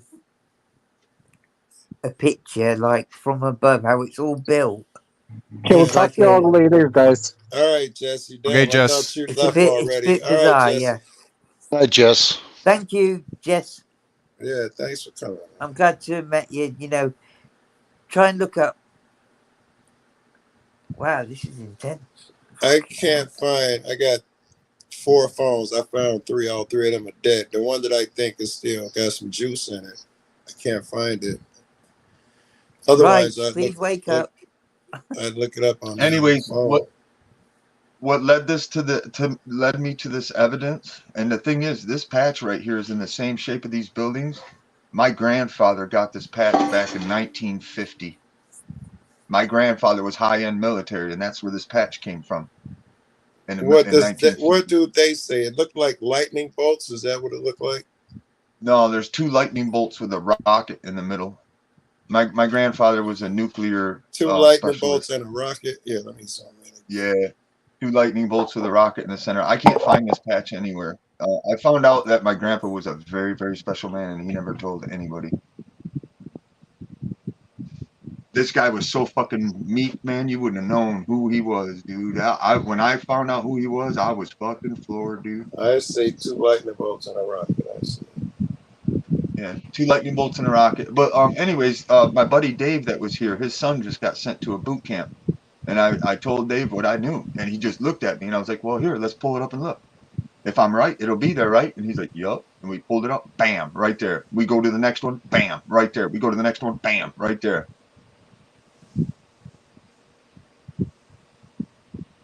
All right, well, let's get the focus here. Let me showcase. This is only a 2-minute thing. What kicked this whole thing off, where I'm at, and kind of having an inner reevaluation of humanity's morality and a whole bunch of deep brainstorming that I'd really like other critical thinking minds to give some feedback on. So this is what started it off for me.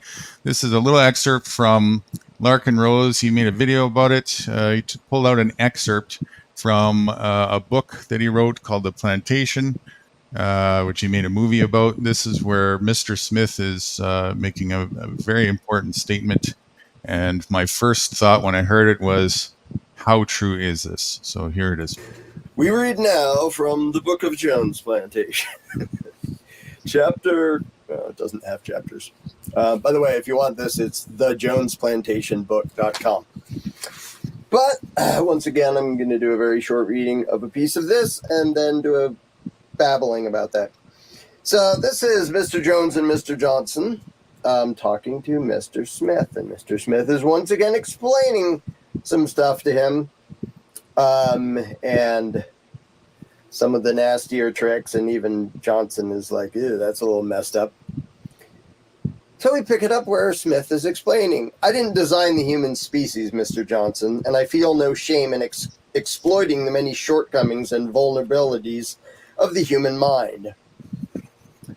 And I can promise you, if any of them out there had the wits and ability to become your masters and your tormentors and abusers, they would do so in a heartbeat. Too many people seem to get this strange notion in their heads that whoever loses the game, those who end up being brutalized, enslaved, or murdered, are somehow automatically more moral and righteous just by virtue of having suffered. But I can assure you from much personal experience that the man who is oppressed today will gladly and without hesitation become the oppressor tomorrow given the chance. It's not about virtue, gentlemen. It's only about who wins the game. Now, Smith is only slightly more cynical than I am because I don't quite think that's true of everybody. But it is absolutely true of most people, and that's where I left off having the question. The question is, how true is that? I got an opinion, obviously. I would say I agree with him 90+% of everything he said. And then Larkin was about to say what I'm thinking, with the exception, there's always going to be some who doesn't go that way. I'm losing it already. But yeah, I agree with him 100%, man. Well, I shouldn't say 100%. I agree with him 90%. Most people, I use that same shit when it comes to slavery. I always tell people that, don't be thinking that white people are bad because they own slaves. If blacks were in the same position, they would have done the same thing. So I think me and him agreed mostly. And I would have loved to have the opportunity to make that caveat that, doesn't mean all people will, though. All right. So For me, what would you say, and this is obviously going to be a very opinionated based question to answer, because none of us know 8 billion people, and we never will. But just from experience and observation, logically speaking, if you were to put your best educated guess on it, what percentage of humanity would you say would truly jump at the opportunity, head over heels right into the opportunity to be an oppressor, given the chance? 85, and I'm being generous. I was going to say 80. 80%, 85%. Wright said 99 the other day. Yeah. Fruity said 50 when I asked her that. Very optimistic. Very optimistic, yeah. But I got to go back to the guy who says, yes, we must do it that for the homeless. Then when a homeless motherfucker theoretically is outside of his house, hell no, he can't be homeless around here, though. You know, a lot of, I think whoever gave the 50% is probably believing a lot of lip service. Right. Mitchie, what about you? What percentage would you say? I'm sorry, I was loving up on my dog. What did you say? Percentage of what? What percentage of humanity, objectively best educated guess that you can think of logically, would this be true and accurate towards, that would jump at the chance to be an oppressor given the opportunity? Well, in America, I'd say probably Worldwide. 85. Worldwide. Oh, worldwide? Humanity as a whole. Humanity as a whole. Well, I know a lot of people in different areas, they behave different and they, hold morals highly. So we used to. We used to back in the 70s, but You can say both if you want, what you see for America, and then more for, elaborate if you want. That's cool. I'd say 85% plus of Americans, and I couldn't speak for other countries because I'm not allowed to leave. New Guru, your fucking anecdotes are fucking unbelievable, mate. When you did the Burger King and McDonald's one to me that time, if I you still ever use remember that. it. Oh Yeah, my I still use God. that. I swear to God. I'm still stunned from that now. And I'd like to think myself as a reasonable academic. Fuck me. No, that's good. That's funny. That's cool. Do you know, I've got a very close friend that's been listening to your shit. Oh, yeah? You care to divulge? I will. P. Doyle, I'll grass him up for anything, you know what I mean? He's an Irish cunt. No, he's my lovely friend. He's a great guy. Just he gets fucking goes missing every now and then. I'm starting to notice with the morals thing. And it was one of the things that I got from source was lying.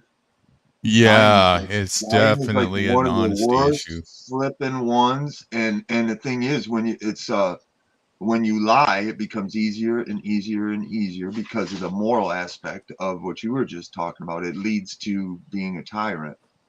But see, you can look at that in another way. Go ahead. Look at it in another way. When you lie, you're digging a fucking hole, yeah?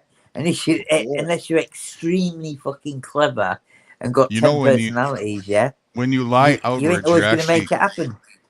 When you lie outwards, you are lying to yourself far more than you're lying to anybody else. Thank you very much. Do you know what it is? Like a millionfold. And the consequences of it are deep rooted in yourself. That's what I realized as a teenager.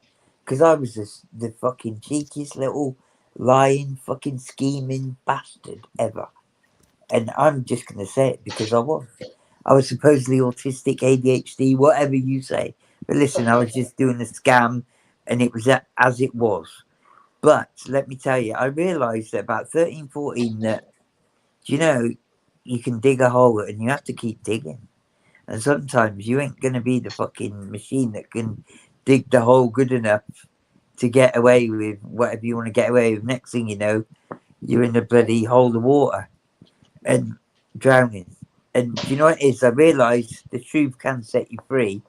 But listen, life's full of bullshit, so you have to do your bit. That was my attitude. Yeah, actually, life's not full of bullshit, just people are. Yeah, well, yeah, exactly that. People are the fucking most dangerous thing on the earth. Well, we're coming to terms with that. I'm getting there. People could be me, could be fucking you. You know what I mean? But that is, you should always be wary. I was telling Wrights, I'm almost ready to sign up for the UN. I'm kind of, getting interested to fall in line with You're making me this commit agenda going on. now. Shut up, for fuck's sake, man. Give me a blue hat, motherfucker! Guru, man. See his anecdotes, yeah? Will kill any man going. Well, if you know, we're kind of fast tracking, but if we go there, are we going to come to the conclusion that humanity as a species is it? Listen, I was hearing earlier on that one side was saying Putin was going to do the fucking terrible, and then the other side was saying, no, he wouldn't dare do that. Well, what's he doing already? He's letting off fucking miniature bombs, hydrogen, whatever. That's if you believe that that's No, anything no, other I've than seen just it. theater. I saw a picture. No. Listen. I know that ain't the normal That's munition, if you mate. believe that that's anything other than just scripted No, theater he that hadn't let actors are no nuclear performing. shit, but it was not a normal bomb. A fact. No, but what I'm saying is those are paid That could be actors just manipulated, reading a Victor. script. You're right. Hey, I Right. have a severe problem with what they're telling us about Ukraine. I don't know for sure because I'm not over there, but what I do am know, so they told dodgy us, about listen, that. they It's told us there was unbelievable. bombs and shit going off in I Ukraine. don't feel And good about that. both Or I me don't feel and good my about buddy, Gaza, I'll be honest. both me It's and my all buddy wrong, got mate, online all at and the went same to, time. I'm sorry, but you're It's talking at fucking the wrong, same all of it. time. It's cool tools, especially when you hear someone else talking. Let them finish. Thanks, Sorry, guys. Thanks, got Joe. passionate Definitely, about a let's few do back and drinks. forth, guys. I appreciate it. well, go ahead. I lost my train of thought for a second. Damn It's it. all right. Cool tools, go ahead. Well, Guru asked, was humanity a disease? I would say it's not humanity. Humanity is kind of like neutral. It's like a car. It takes a driver. I would say the disease that's the driver is, Satan and his soldiers that went in the battle. Human themselves were just pliable. I wouldn't give us the label as You're just saying that humanity, it's as a whole, is a tool.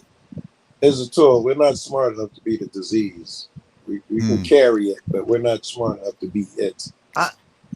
I mean, what I just We're described was neutral. the Whatever somebody argument. put in front of us, we're probably willing to be the majority, people as a whole. I think that's what we're talking about. But think whatever you put in front of them, if you took away all the sin and the bad shit, they'd be happy in their blissfulness being good people. See, I'm not sure if humanity is infected or if humanity's raw nature is actually what we're seeing carrying out itself. I'm Raw confused on nature. here. No, I wasn't attributing it to raw nature. In fact, if I go with man's nature, I think it's toward good. But I think anything you put in front of us, we seem to be like sheep and we buy. All right. If that's the case, let's analyze this a little further by getting to the next question that I have lined up for us, and I'll put it in chat for anybody who wants to read it. Is the system, everyone, I put you, but everyone, is this system you are a part of a system of abuse? That's undoubtable. That's not, I don't think that'd be hard to debate the other side of that. Yes, it's fun. I just caught on to something, and then they put a movie out about it. I don't remember the name of the movie. I'd have to hunt. But it's kind of along the lines of what Guru's saying, that another species sent us here as a disease to terraform the earth for them. And then they come and take over and escalate from where we have it.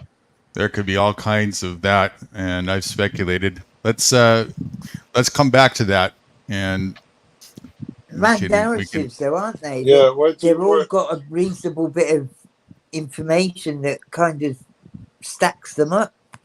But who knows? I don't.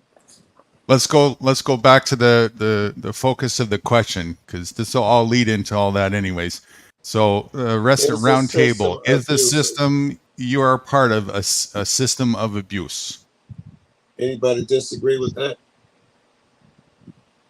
No. Are you part of a system of abuse? No, it's not. Or no, I think it's a system of abuse. We're a peck ass slave. Okay, Cool Tool says to a certain degree. Yeah, maybe 30-40%. Yeah. They can't exist without having most of us fucking suffering and working and earning the money or making what they want. It don't happen otherwise. Okay, so you see 30 to. So if I'm not an expert, but I just think that's probably realistic in my view. Yeah, and in your view, what you're saying on the reverse is 70% roughly is not abusive? No, they're just trying to. They're like a squirrel trying to get a nut. People trying to get fed, and whatever happens can happen, and that is what the other The squirrel's sort of trying to get a nut. 30% have created. And in the process of the squirrels trying to get a nut, or At what expense? yeah. Well, yeah. You know, I don't have a figure for that. But what I'm saying is that small amount of people have affected. Well, that's what we're going to think about. That's the point of the question. But that's my view, if you like. Yes, my amount. that's what we're asking. Let's bring those views to focus. That's the whole point. Because a lot, you don't see a lot of people even contemplating that, or if they do, you don't hear a whole lot of discussion about that anywhere, do you? You know?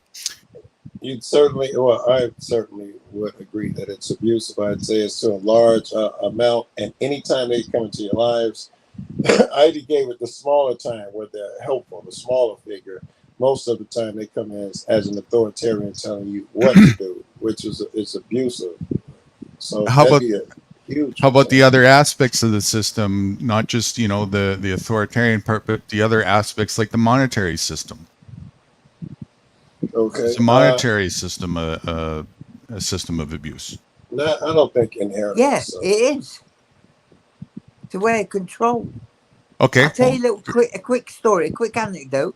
My son passed his test, and he bought his own car yesterday out of all of his own money that he saved.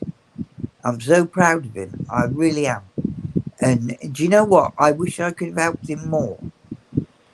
But he was hammered for his insurance. He's never drove anything but a learner car. Hammered for insurance, £2,000 for a 1.2cc car. He bought the car himself, £4,500, right? Let me tell you, he was offered money from his own bank that he's had since he was 10 years old. And he's done things as I've showed him, as his mum showed him. He's not from a privileged background. We've just told him how to manage his money. He worked at a place that a guy knew. He washed up. He worked in the kitchen. He did this. He did that. Cool. So you got to stick to it. No, you don't. Sorry? We're going to lose the topic with this long ass story. Right. Bro. Okay. So anyway, long story short, he was offered a loan from his own bank. He was offered a loan at 10%. When he applied for the loan, they said, you've got it. But you can only have the loan at 18%. So they dropped that extra, almost doubled it at the last second, when he's been a good person, a good client, a good youngster, and fucking really done it good. Well, in this case, they dropped it. They pretty much doubled it at the last minute. You know what I find fascinating? Fuck off. He did what I said. He told him to fuck off, and he I'm did it himself. Right. I'm going to bring to light something here, but let me just Wrights, your answer first on the question: is the system we're in a system of abuse? I'm not for it, and it's bad. I'd say 99%. That's what I agree. 99% of them. We're all corrupt. The very few of us are just nice. You know what I mean? Not trying to burn anybody, or you know what I'm saying. I refuse to be corrupt. That's it. I'm done with all that. I can't stand to watch. That's what they dropped it on him. The banking fucking sector, like that, bam, double it almost. Now you're telling a thing that's something that happens inside of the system now. But my question now with the monetary, let's go into that a little deeper. Okay. Fundamentally speaking, have any of you guys actually studied the monetary system inside and out and have a fundamental knowledge of how it works top to bottom? Spellcasting. I got an idea. I don't know what that means, but I've been talking about it in some form or fashion since the 90s. If you were to be asked the question, can you explain to me top to bottom how the monetary system works? Could you answer it? Well, that's a big question. I would start with, and see, I almost read a text that would have made me lose my thought. Uh, I would start with Basically, the banking aspect of it. Try to keep this short, but the entire monetary system, the way it's built now, is war and banking, and both those are the same thing. That's how they got their money through funding both sides of wars. Blah blah blah. The banks understand that a bank gives you every money that you save in a bank, you're allowed into 10 to 100 times fuck over the economy. Money in itself is debt. Never would it be a positive thing. Spending cash in your hand, read the damn thing. It is debt. It's not what you think. You know, that's a start. Okay, but let's go back to, let's start with a yes or no. Have you done a full thorough study of the monetary system to the point where you know it inside out? I don't know what that means, right? I don't know Do what you that means. do you know how the monetary system works top to the bottom? Have you studied it to I know? think I had to study it in order to say what I just said. So I don't know exactly what you Well, mean. I know a little bit, but I don't know the whole picture. I know that they value No one could know the whole picture. money Right? on the GDP, on shares, on gold, on all All right, different let's try this. aspects. Is the monetary system a zero sum? Is it a no. zero sum Sorry, game? it's a monetary It's a system. construct. It's a construct currency forced to steal your life force. That's right, because the dollar you hold in your hand or the pound I mean, that's doesn't the necessarily bottom mean line. it's the value of it on that day. Let's go even further. But first, Joe, is it a zero sum game? Zero sum, meaning people, one person gains at the expense of the other. Right. The way it is set up now, it truly is. But Okay. yeah, but I'm not conceding that money is zero sum. I'm talking about the way it's set up now. Yeah, the monetary system. Not in general. The one Somebody's that's sending operating me right a now. fucking. I sent my man an invite over here. He's sending me a string link. Yeah, Not so, even just the current monetary system, but the way that the everything that entails with it, the system of registration of ownership in the game of yes, capitalism. all It's the way all it is now. I'm thinking of there could possibly be a pure monetary system. Let's say me and you, we got a community, 200 people, you know, and you tell them go over there and give this dude, and these seashells are going to represent. You're calling that money for the day. I don't see nothing inherently wrong with that system, and it's still a money system. So I'm just not willing to go in and say the all question money. is the current monetary Yes. system and capitalist system, that system itself specifically, It's is built. that a system of abuse? Yes, and it's built like zero sum, as you said. Some people must lose in order for it to be successful. Right. So if that's the case, which is the answer, so Mitchie, you are not correct. It is a zero sum, and you have to study it to understand that. That was actually part one of our class focus that we had a week ago. If anybody wants to watch it, it's on right to the stream. We'll be rebroadcasting that soon. It is a zero sum, and on top of that, it's a Ponzi scheme. To We'd boot. agree there too. We would agree. I knew Absolutely the with value that. could change, but I didn't actually realize it was totally a zero sum. It I'll is be zero honest. sum, and it is a Ponzi scheme, And I've had a that's little bit of an understanding of it, It's a but I little bit. didn't It's a little realize. bit more than that. It's a little bit more I than know that. what you could have in your hand read could the turn fucking to bill. nothing, You need to read the fucking bill. It's but a I form of didn't realize it spellcasting was that steals your life like force. that. I didn't know that, but I have seen countries where that's happened. the actually worldwide, Cool Tools. The entire thing I is. had no idea. I'll be Yeah. honest. I'll tell you how it is, but I have seen countries where that actually happened straight off.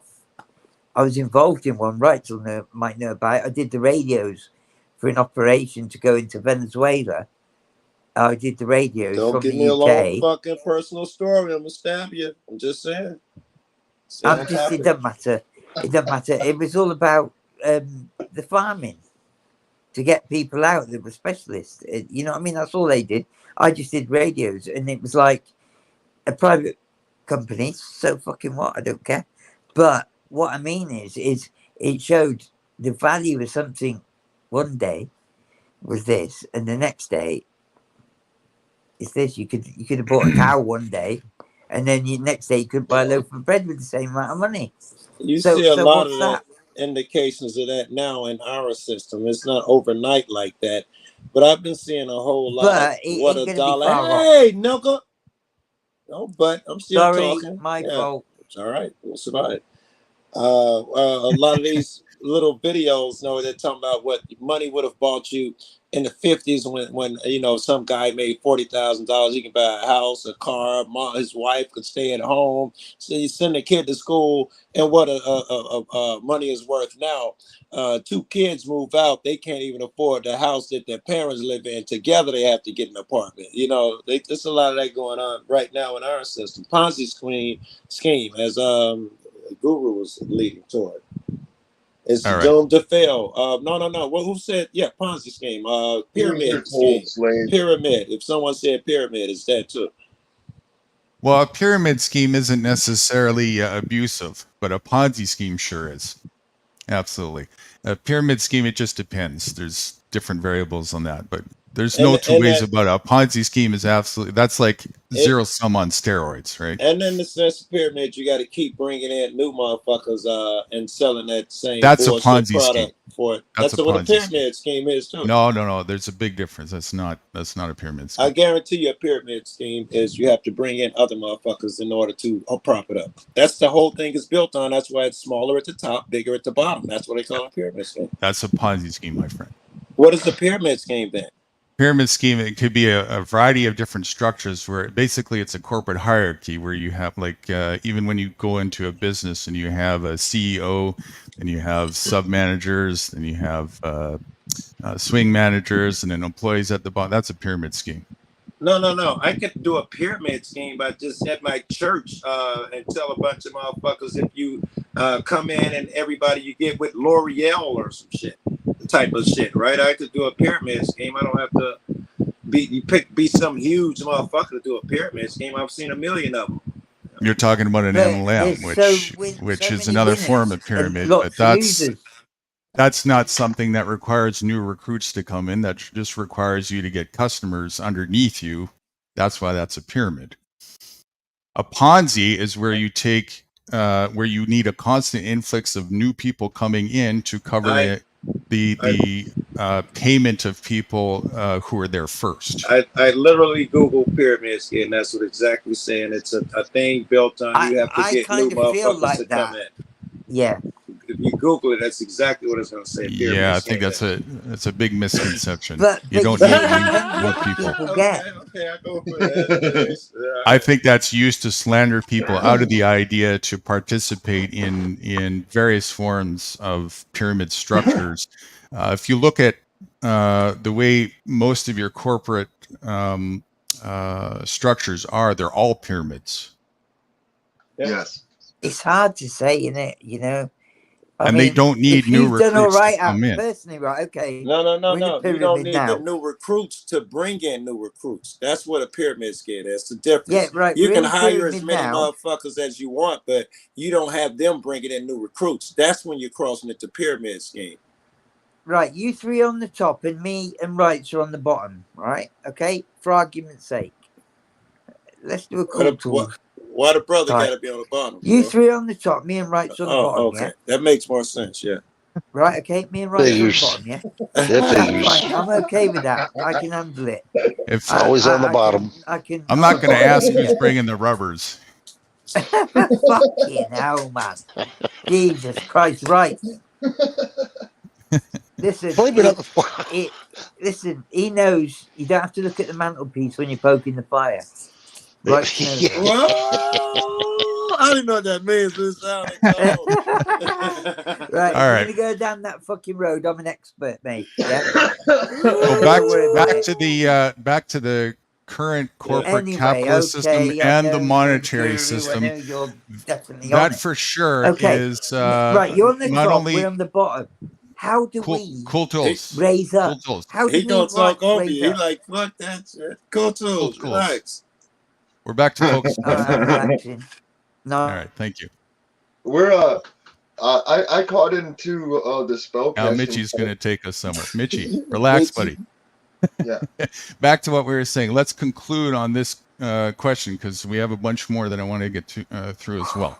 So, can we conclude that we understand that the monetary system and the capitalist system is a zero-sum system? On top, it's a Ponzi. I hope we understand what a Ponzi truly is in the monetary system, especially. And can we conclude with certainty that this is a system by design of abuse? By design. That was the first time you said that part. Hmm? The design of itself much, is a yeah, system Okay. of abuse. Yes. Very good. Okay. Yeah, I understand the distinction, and probably yes to both, but definitely yes to what you're asking. All right. Anybody? Oh, definitely. Yes, Rights, go ahead. I'll just say, yeah, definitely. I agree with you. It's a Ponzi scheme. It's no good. No, he was saying a design system of abuse. That same shit though. Yeah. It's And built Mitch? into it. It's full of little scams and lies. And Oh, you can say to that even- again. yeah, but what I'm saying is to even con the youngsters that have done good along the way, done the fucking right thing, man. I ain't just saying it because he's my son. And Mitch, I think you're already there, but your view concurs with that as well. Any discrepancy? Yeah, as yeah, to no, being definitely a no. system You're right. of abuse whatsoever, Mitch? Yes, it's actually a system of spell casting also. Well, that would be abuse tenfold. So just that part, though, is it's a system. Okay, It's an abuse of by design. An Yep, abuse Okay, of what do you fundamental think about the system. 0% It's also balance to dumb you transfer? down. Cool tools. It's also Sorry. One at a time, my friend. Yeah, let him. Hey, cool tools. Let Guru's trying to work somewhere. Try to work with him. He is trying to lead you somewhere, us somewhere. Try to work with him, especially when you hear his mouth moving, because he's trying to guide a ship here and take us somewhere in particular. Let's not work against him. Yeah, I mean, say what you got to say, but keep in mind that we got to get back and see where the fuck he's going with this shit, or we'll never know. I appreciate the cooperation of a back and forth. Go ahead, Mitch. Anyhow, I caught on to the spellcasting aspect of it, but then I started catching on to the dumbing down horse blinder aspect of it. And the only way that I can explain that is when you go to do something like, like you got to go get a tire or something for a flat car, and somebody doesn't have cash. That's the first thing they do. Their thought goes to cash. Well, I can't do nothing. I don't have cash, and they stop right there. I don't have cash. I can't buy it. I can't buy it. Instead of figuring it out, they just give it right up right then because they don't have cash.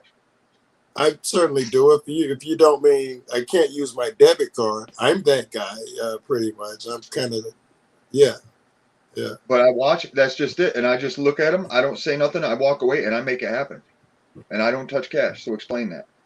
Well, you probably don't live in the middle of Chicago. Some things I can make happen because I know could go to the west side and do it. I could go to the west side of Grand Rapids and do it. It's the same thing.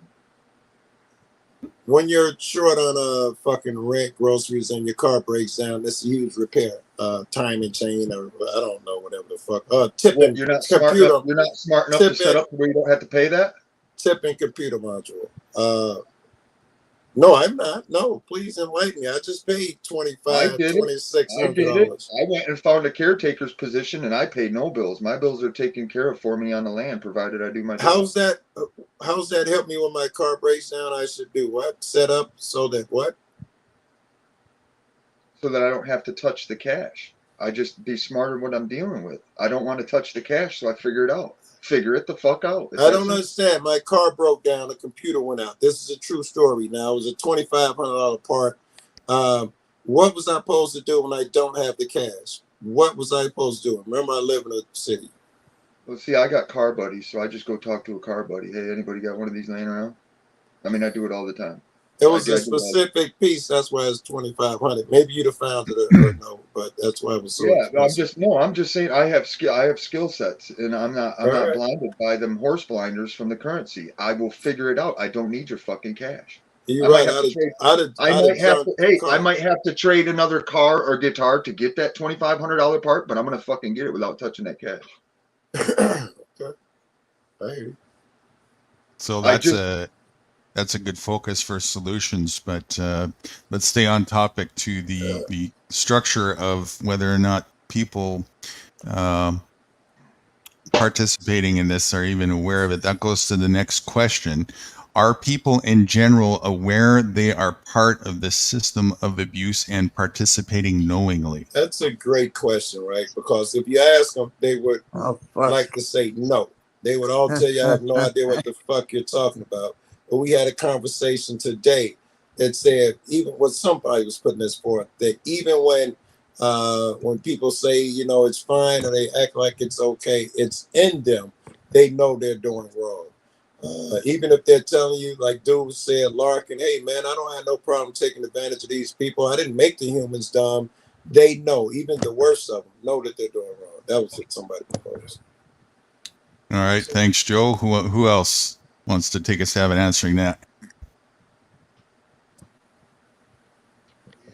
Once again, the question is: are people in general aware they are part of the of this system of abuse and participating knowingly? I'd say 60 to 70% do not know. Interesting. I have to admit that, yeah, Well, I agree just with him right there. recently, There's a good I argument made to my be made son for very that well aware because of it. most people don't know what we know. That's for damn sure. I know I Because didn't I've wake been up to it. enlightened. I didn't wake up to it till I was like 30, 35. I'd say about 30 to 35 years old, I woke up and realized, wait a minute, something's wrong. Another good point. Most don't know because they haven't had that moment of enlightenment yet. Interesting. I'm throwing I've it been out there. I'm not enlightened. sure. I enlightened my son yesterday. Man, Well, That's enough for me. I'm to sorry. give you a personal experience, because I was raised in quite a lot of the same stuff as you, Joe Cool. Okay. I was raised in the hood. My father was a machinist and worked his ass off. And the thing is, I didn't get any sort of a spiritual enlightenment or anything like that until I left and holed up in the woods. That's dope. No, I'm That's serious. really cool. That's 2015, I holed up in the woods. 2019, 2020 is when I started getting my major. And can you, Guru, see that he was absolutely ignorant and that my teacher could be ignorant? Then again, the teacher shit made me hard to believe. At some point in her days, she had to realize it. But I can see how some people, not only just ignorant, they think they might be doing. There might be somebody that think he's doing a good thing out there. Yep. Gaslightopia and blind leading the blind. Yes, like yeah, and the blind. Yes. What Joe Cool said, I agree with it because that's the way I was. You're talking about people who can spray shit out their ass all over the toilet, get up and walk away and not clean it up. Oops, sorry. I'll use vinegar next time. And then blame somebody else. Right. You know. Yeah, it was fucking cool till that prick that came in last. Now that I love that you brought that up, Joel, because we're gonna get there too. How much? Oh fucking hell. How much finger pointing are we doing outwards when it comes to this shit? And whose responsibility is it? By definition, we must be doing 99 outward. And that's built into the system too. It's built, rely on us. And that is their selling points. We will take care of it for you. That's why everybody, if they can make everybody believe that and they're comfortable, then they win. So by definition, you must push 411, 911, 611. You must push the number and give yourself to somebody, something else. So when my plumbing breaks on my land, my electricity goes out on my land, whatever the fuck it is, I'm supposed to blame somebody else. Okay, so in conjunction with the last question, which I'll repeat it again and go into the next question. The last question we just did was, are people in general aware they are part of the system of abuse and participating knowingly? The next question in conjunction with that, do people even care to know? Somebody else want to answer first because I can talk forever. A lot don't actually care to know. They just want to get on with their own lives, pay their own bills, and think their bubble's not ever going to get burst. I'm with you even to the point where they don't want to care so much to know that if I took the time to tell them, they would rage. I'm happy in my ignorance. I am choosing to stay over here. Fuck, you got to remind me of that shit. Which is, you said, which I just said remind, which makes me have to accept that, nigga, you know. You know. Right. So is that more the truth, that they actually do know, but they're just projecting that they don't to cover it? That was That's right. They I-Fi's just want to assertion. fucking That's go what, on with their own bubble. That's what I-Fi was saying, that That's the problem in the UK. everybody who's doing wrong knows they're doing wrong. Pretend that they don't know. Yes. Yeah. Let's take Jeff. If the nuclear Jeff bomb seems comes, so be sold. fucking He it. really looks like he believes in the system and not. No, he wouldn't rage when I questioned him so much. He booted me for questioning about that shit. He must know. I'm starting to come to this conclusion. This is what I'm saying earlier, that the humanity that presents itself as being this naive little tool that is just ripe for the picking and not very intelligent and easily I see where you're gaslit. going. Yeah. You see what I'm saying? Is far from naive at all, and especially when you combine it with that other jump at the chance to be oppression shit.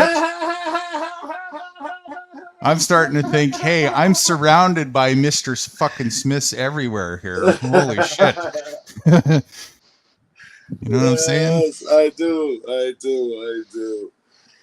And I wouldn't very want to get scary. questioned It's not, by I fucking shouldn't say Joe scary, Cool but it's very or New eye-opening. Guru on the same panel ever again.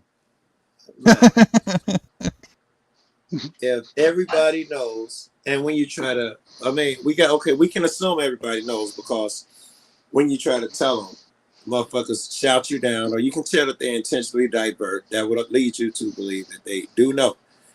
And you throw that in conjunction with, given the opportunity, would motherfuckers take a position of, I'm going to say leadership till I find a better word, a position of leadership. Will I be that senator, governor, or whatever? Even though we think they're abusive, we'd all take slave master. We can go there.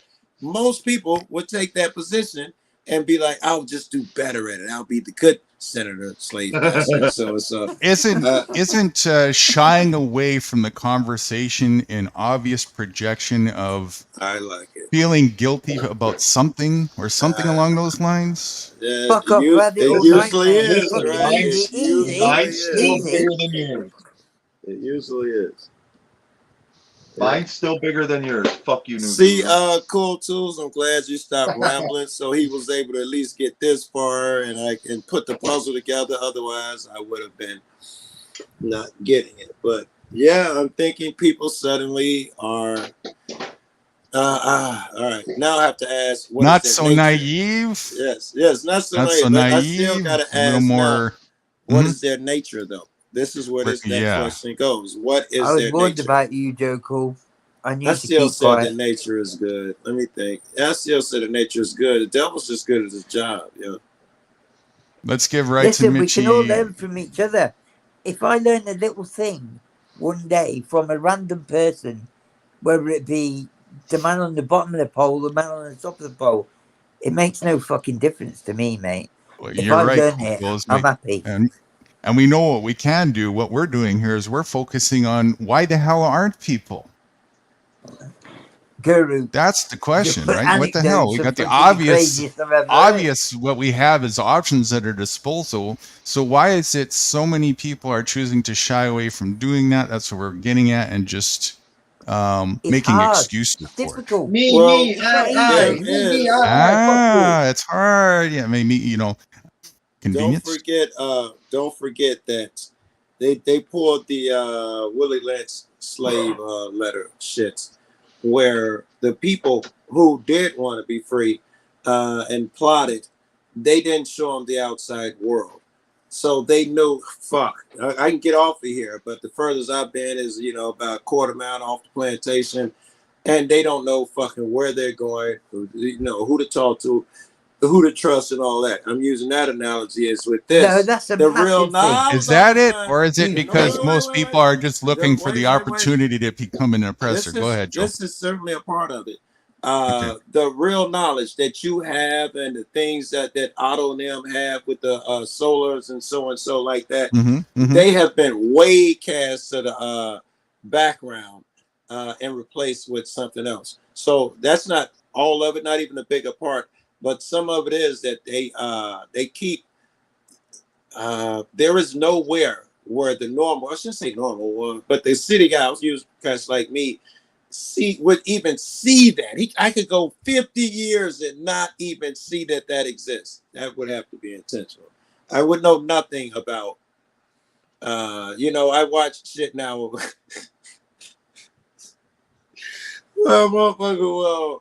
Well, he'll take a fruit, right? He'll buy a strawberry or whatever. He'll put the seeds in a napkin, wet it, and make us a strawberry plant. Just to show how fucking dumb we are. And I feel like, that was so brilliant. Why didn't I think of that? And I'm 56. No one's been showing me that. Oh, shit, I got to charge. Anyone else want to comment on thought you were the from the- do people care to comment. know before we Leave go that on one to the next fucking question? Joe Cool. What? Fuck me. Thought Joe Cool was from the hood. Everybody I knew did that in the I hood. believe. Listen, I went Go ahead, to the Rights. bread bin and Cool there was no tools? fucking bread in it. Cool tools? Few times. Cool tools? Can you yield? Sorry, back to focus here. Okay. Go ahead, I Rights. believe that water flows to release resistance. In other words, that people are so easy just spending money. They don't think about anything else. Oh, this is that. I can buy this. I can buy that. I can buy. And they know what's going on, but they don't care. Good argument, as long as they make it easy, or at least appear easy. Fast food, Uber, it's really pricey. But I don't have to get out my fat ass. Ain't got to leave the house. As long as they make that part of the illusion, that's strong magic too. Yeah, that's it. The least resistance. Yep, that's it. Can I say something about a comment Wrights made to me a long time ago?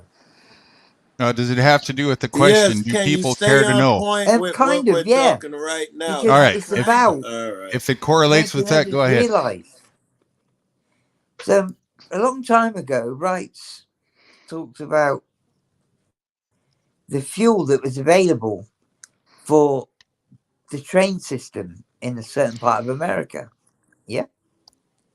And yep, that's right. That's massive. That's above all of us in a way.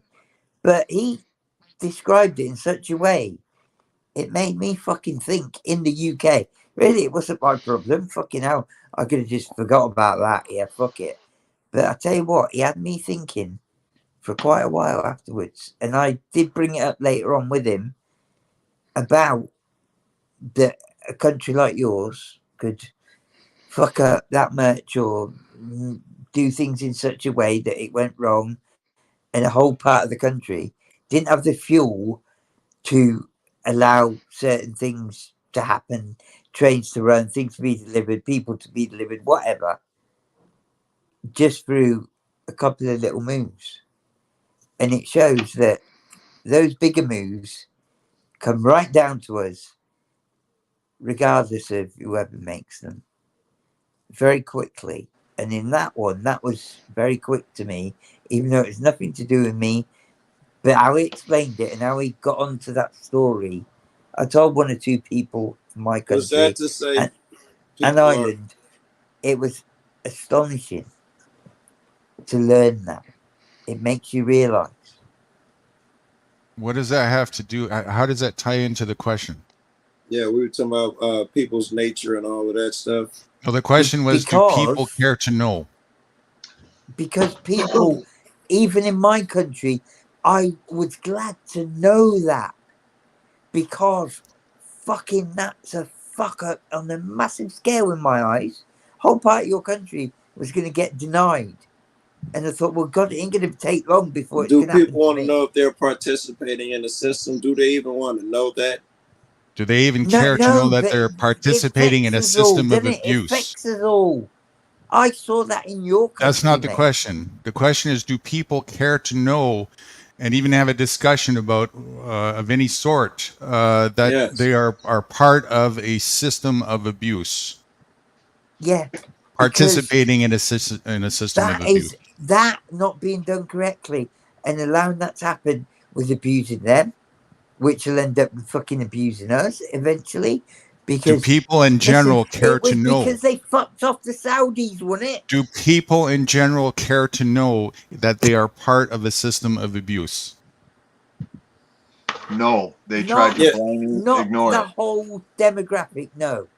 But okay. a certain amount of them, the ones that have fucking woke up, the ones that maybe rights have woke up, there may be other people have woke up, yourself, others, new guru, whatever. Yeah, I think we're talking And, about and people in others, general. I think you answered it with the I've first got part. I to think we're talking about people in increase general.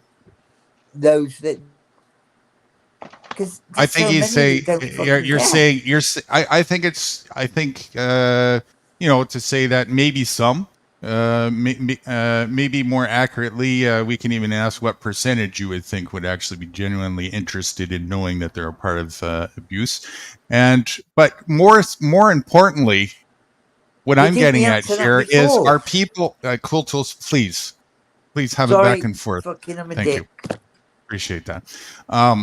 More importantly here, as you see, we're segueing into this here. Are people much more aware than they're leading on to That's not hard to admit? accept. That's not hard to accept. I can go for that. Yes. Yeah. And just lip servicing outwards that, oh, little old me, I'm just my brain doesn't work very well, I'm not smart enough. Even if they don't know the full ins and outs of the system, I mean, at the very least, you still know, you see hunger around you, right? You see poverty around you. You can't be that fucking blind and dumb to tell me you don't know, to some degree at least, whatever the degree it is, that the system itself is perpetuating this everywhere over and over again. There's something wrong with it. I want to say again how effective Yeah, but the system is. They provide a scapegoat for any willing fuck.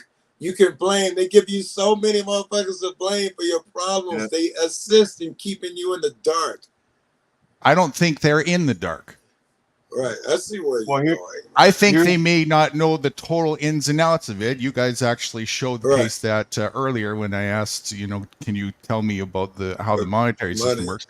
But my point is, you don't have to know to that degree to at least know that something is fundamentally abusive about this fucking system, and you know that you're participating in the system of Okay, abuse. when you break it down like that, the numbers are extremely high, right? They might not know the details and the ins and out, but the majority, it'd be hard for me to defend motherfuckers that under that they don't even have an inkling that the system is abusive. Now we're into the high percentage of motherfuckers. If these are the standards, they know. So would it be fair and accurate, truthful to say that most people are willing participants in the system of abuse? As logically follows and seems fair logically. Yeah. Yes. Anybody else want to comment on that? Do you No, I know, agree. to be I honest, agree. I think it's Well- down to the individual. I mean, how can we measure that? It's not easy. We're trying to do Every it question is generally. subjective, but of course. I Yeah, know- but you know what I I mean? noticed- It's so difficult to. Let's try to keep it generally. I got a story about a friend who weathered the storm, but generally speaking, most people. Let's try to keep it there. I noticed that most people, once you get them to the point and they open their eyes, they don't want to see it, and they will go and poison themselves. Me included. Is it that they don't want to see it, or is it that they want to stay projecting in denial because they do see it? Both. Oh, that was dope. Okay. They'll even point. Denial. They'll even point. No, both. Even Right. late. Listen, I just witnessed it. And kind of did it myself. But even witnessing a dude that didn't feel good in rough shape woke right up, right for booze. Dude woke up, felt like shit, looked like shit, said so even, and went right for booze. You know what's interesting? When I asked first question here right off the bat, is it a system of abuse? Nobody hesitated in absolute confirmation that it was. I think most people would answer that same thing knowingly to some degree, I think most people would, but I know some indoctrinated motherfuckers that Okay. that Can I ask you especially a question, nowadays hang Nude? around these YouTube streets. A lot of people really believe that it is the best thing ever. The United States is so fucking lucky. Right. You don't like or that they know that it's a gaslight and they have skin in the game, so they're projecting the gaslight because of what they have to gain from that. All right. I attribute most of it to that they got skin in the game. Most anybody talking like that has skin in the game. And they got That's what I think too. That's my view. Go ahead, Cool Tools. You want to ask a question? So say, for argument's sake, you've got something to gain, right? Mm-hmm. Every person in this life, the system that's set up is going to want to gain it. Whether it's often, some people don't have no scruples, illegal, whatever. Some will try and be within the rules, some won't. Some just want to get ahead. Some can't. Some are desperate. Some are hungry. Some are, you know. There's so many variables in I'm not fucking sure life. that you're absolutely right, Cool Tools, but I'm not sure that takes away from the simple question of do they know? It does Right. lead into the next Yeah, question, though. but the thing is people do things when they do know they're wrong, but they still fucking do them. So let's 'Cause they dive have into to. that. Let's dive into that. The next They have question: to. what are the real reasons people are choosing to be part of this system of abuse? Because we're Desperate. lazy fucks. We got no confidence in ourselves. Path of least Excuse makers. yeah, excuse makers, path of least resistance is, I think that was right was saying. Lazy fucks, I keep going back to that. Don't want to take responsibility for anything, which would mean fear lays in there somewhere. Chime in, somebody. Feel Convenient. free. Convenience. Am I allowed to Love it. speak, or is it Convenience. right? Right, your Oh channel, yeah, mate. yeah, Go yeah. on. It's round table. Just take turns in a round table fashion. I always interrupt people. Let rights go. No, it ain't that you interrupt. You interrupt and you kind of stray from the subject. If you're gonna stray, the first thing you should do, in my opinion, I'm sounding a little bossy here, but give courtesy and respect to the question that was asked, answered it, and Yeah. then go into then go into your story. It's not about always it. That'd easy be when more I've had a bottle respectful. of brandy, mate. I'll be honest, but I'll That's try. not bossy. I appreciate the assistance in regulation. All right, I may No. be muted. I'm getting my third milkshake. No, Still I got you do right here. think that there's so many variables in these things, and the way the system has victimized people, it's made a lot of people desperate, and they go against even their own values just to get by. And Okay, so that's that's fucking, survival, desperation, survival. Is that yeah, what you're getting survival, at? desperation, exactly that. Mm-hmm. I've There's Agreed. seen definitely an that aspect of in that. so many fucking videos across your country. It's staggering. It's scary. That's why I've had certain views, maybe in this chat, that might seem extreme, but I kind of feel that might be coming our way even more. When I see veterans on the fucking street in our country, veterans that I hold in high regard, veterans that I've counselled, you know, veterans that liked what I drew pictures when I was 8 years old. During the Falklands War, I drew pictures, and these guys have latched onto these pictures when they were good and well, but then they became ill, and they reliving stuff that happened 42 years ago. I spent quite a lot of time in the last couple of weeks talking There's to one particular guy, and it is that type of thing that shows nobody fucking cares, really. It's just doing things in particularly my country just to save face, or to try and look good, or to try and get votes. well, And I have not to that's interrupt it. you, but I like That's helping fine. veterans. It's just something I like to do. Then you got two different types of disabled veterans. You got one that had his leg blowed off and really can't do all that much, but he still tries. Then you got a fat guy that couldn't hang with the fucking what he was seeing, so he just pushed out and said, "Take me home." And he wants to be a lazy fuck, claims to be disabled, but he just don't want to wipe his own ass. To meanwhile, the Definitely. I vet with the mean, one leg. I'm the first. Meanwhile, I'm the the first. vet with his leg blown off is struggling, fighting, and striving to be the best he can. Yeah, and do you know And what? That's me. So are that, people settling for the system of abuse for convenience and That's me. laziness? I've had none of the help I was meant to get. some, not all, but some, yes, That's a me. large portion. I've had my So, legs taken away through various reasons that were caused not by my own doing. all right. And yeah, that's me. And I kept fighting every day. Every person that knows me properly knows I fight every day. I try to make every day laugh. I try to, you know, I don't want to go all personal, but I try to make every day laugh. I try to get involved. I try to give something that might be useful, might not be, might be fucking While we totally rode a rubbish. boat in a system of abuse. I get it. But yeah, It's it's a system just of a abuse personal because you're not overview. getting given what you should have been given when you were promised it from one of the richest Well, countries in the world. Well, I you're know that segueing happens in into your another country. topic now. I'm going to bring us back to focus. We're not going to go into I that, know, but sorry. I'd like to That's talk me. about that too, though, which we can get into that after the focus. Rights, I'll give the floor to you for comment on this this question we're on. Okay, I love for making money here, but go ahead. What are the real reasons people are choosing to be part of this system of abuse? Well, for one thing, they know, but I really do. I think they know about it, but they don't care. They don't care. It's the greed. It's greed. Greed? Envy. People are jealous of other people. They want more. Is there a common denominator with all of your answers that you gave? And I think all of them are there, and there's probably plenty more as well. Is there a common denominator that we're seeing here, that there's something missing here when it comes to a sense of moral standard? No pride. No pride. They just don't give a shit.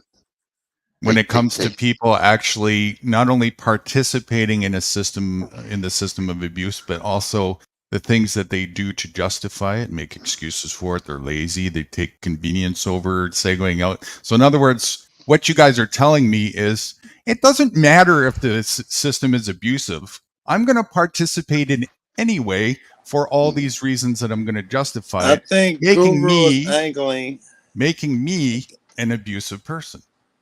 I think Guru is angling toward, generally speaking, people lack morals. That's what I'm asking here at this point. Yes, can we come to a common denominator with all this, that there's something fundamentally lacking or weak when it comes to the foundation of morality in human beings in their nature? I think I can go for that. I don't think we know human beings in nature, really. Well, we just broke it down for about an hour, and if all these things we know, they certainly, the things we spoke about, lend towards a descriptive factor of humans' nature being base, immoral, and a host of other shit, including we won't take responsibilities, we're lazy, we take the easy path. So far, we've been very condemnations, if that's a word, of the humans.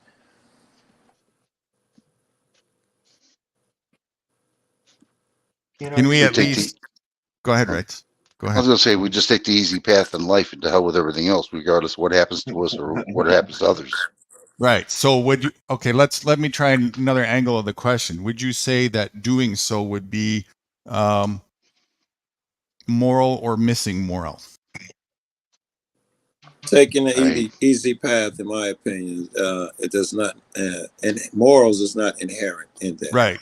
So certainly moral standard is not being put at the forefront when going down a path like that, choosing that as being the justification for choosing to continue to participate in a system of abuse. Actually, what I'm saying is choosing to participate in a system of abuse, especially knowingly, which it seems like logically people are much more knowingly than they've led on to be. Can we actually, let's ask this question. Is that more a moral path to choose? That should be obvious. No. Not really, no. You were heditating, Cool Tools. So expand on that. Yeah, There must be there's some sort of lots of aspects of that for myself. Okay. I shouldn't bring it personally, but it's a massive thing. I think you can bring it personally, but let me come back to you. Mitch, I've you want to been chime in? helped in many ways, but also I've been fucked over. Right knows that. Vix knows that. People, you know, that Mm-hmm. that knows what's going on. But I see rights telling me about people getting the same over your sides. I see it all as the same. To be honest, yeah, I never ever looked at anybody in such a down way because I always thought I was the lowest. Yeah, So but I cool never tools. looked at anybody regardless of anything. If the system No, itself is a system of abuse, right? Anybody yeah, who's 'cause it makes participating you in feel a like, system of abuse has to have something lacking in moral integrity, wouldn't you say? well, of course. Damn, bro. You just kicked somebody in the balls. That Yeah, hurt. because that's how it fucking is, isn't it? Really, moral integrity. The system ain't got that. No way. Of course, the system is, we just, yeah, They very make out clearly To stated. me, it's an to me, illusion, this isn't is it? to me, this is how Oh, kind of I'm I going to view be your morals. friend. I'm going to look after you, this, that, and the other. And next thing you know, you're in bother. To Go ahead, me, Mitch. this is Yeah. kind of how I view morals as a whole. Within reason. This is just the easiest way for me to put it out there. But my neighbor has a nice looking wife, and she bends over as she's getting, the mail. They're planting a plant in a pot at the mailbox as I go by. Fucking hell, man. And okay, she's got a real pretty booty, but you just happen to catch it noticing, but you don't sit there and stare to the point you crash your fucking vehicle. You know what I mean? That's Jesus moral. Christ. You know what it is? I had experience about someone like you. That Well, to me, more, that's morals. To me, that's morals. Knowing that sitting there staring at her pretty ass isn't what you should be doing. yeah, But you shouldn't be morality is thinking. certainly a You subjective shouldn't topic, think but it. just very simply put, is Fuck there me, anybody man. here that would dispute that abusiveness of any kind is not moral? Yes. Would anybody dispute that abusiveness of any kind What? is not moral? Okay. You grab a woman's tit and you're fucking 10 years old and you make a silly comment. You deserve a slap, mate. Sorry. Kid as well. And the answer to the question is there anybody You're going to turn here into a sex is pest. there anybody here that would dispute that abuse of any kind is not moral? Being abusive is immoral. I think go ahead. That's an easy one. Yeah. Would anybody dispute that? Nope. You fucking I didn't hard think work, so. you mate. I didn't think so. It's pretty obvious. So at least, with all the subjectiveness that morality can be, which is a wide, broad spectrum, at the very least, Massive. I really don't think anybody, and if somebody did say abusive is moral, we'd have to have No, a whole but they different there's conversation. always Here's where your argument, your pushback is gonna lie, though. The difficult part, the big hill in your argument is that yes, if someone knows it's abusive, it's wrong. However, does this person think it's abusive to a small degree? Like let's put it to stealing. Does he think he's stealing a candy bar? Is he aware that he's stealing someone's heart machine where they're going to die the next day? There's still an argument to be made that these people are abusive, but in their delusion or by not hearing the That's why, arguments, they remain in candy bar land. well, that's why Can we I had the say my bit? discussion before that, and I did that very intentionally. How much are people really in delusionment, or are they really just gaslighting that narrative a lot? And I reckon that there's definitely both sides of the equation, but I'm coming to terms with it's a lot less of delusionment than maybe I thought, and that's I what I'm get you. getting you guys' help when it I comes to. think we're there. I think we agree. But I'm going to put a lot of people still, I shouldn't say a lot, but they're, I don't know, I think at 20 something, 25, 30 in candy bar land that they've been able to stay so far away. Like say my mom, she's in candy bar land. She still fucking votes Democratic and think the alderman is going to change her fucking and for the better. And Mm-hmm, mm-hmm, one of these clowns is better than worse. mm-hmm. She is not aware, like I am, that this system is really stealing children's heart machines, right? It's really big thefts, taking old ladies' life money. That's what the system really does. She thinks it's small, but it does so much good for people. All right. Yeah, Well, let's say there is even let's just say it was all Candyland and disillusionment. Let's say it was more what it looks like on the surface, that people are just really falling for the gaslight and in cognitive dissonance mode. Either way, here's the next question: Whose due diligence responsibility is it to know the ins and outs of a system they are choosing to participate in? I would say any adult, and when I say adult, I'm probably dropping less than 18 years old. It would be their responsibility. I can't free up my mom. She's guilty, and I've been trying to teach her, and all of that shit. But and then my relatives, and where was it? Arkansas. They're her age. My father's side. They are just as fucking insane. They really believe that COVID nonsense. They really believe that people Yeah, don't me wear a too. mask. They trying to kill them.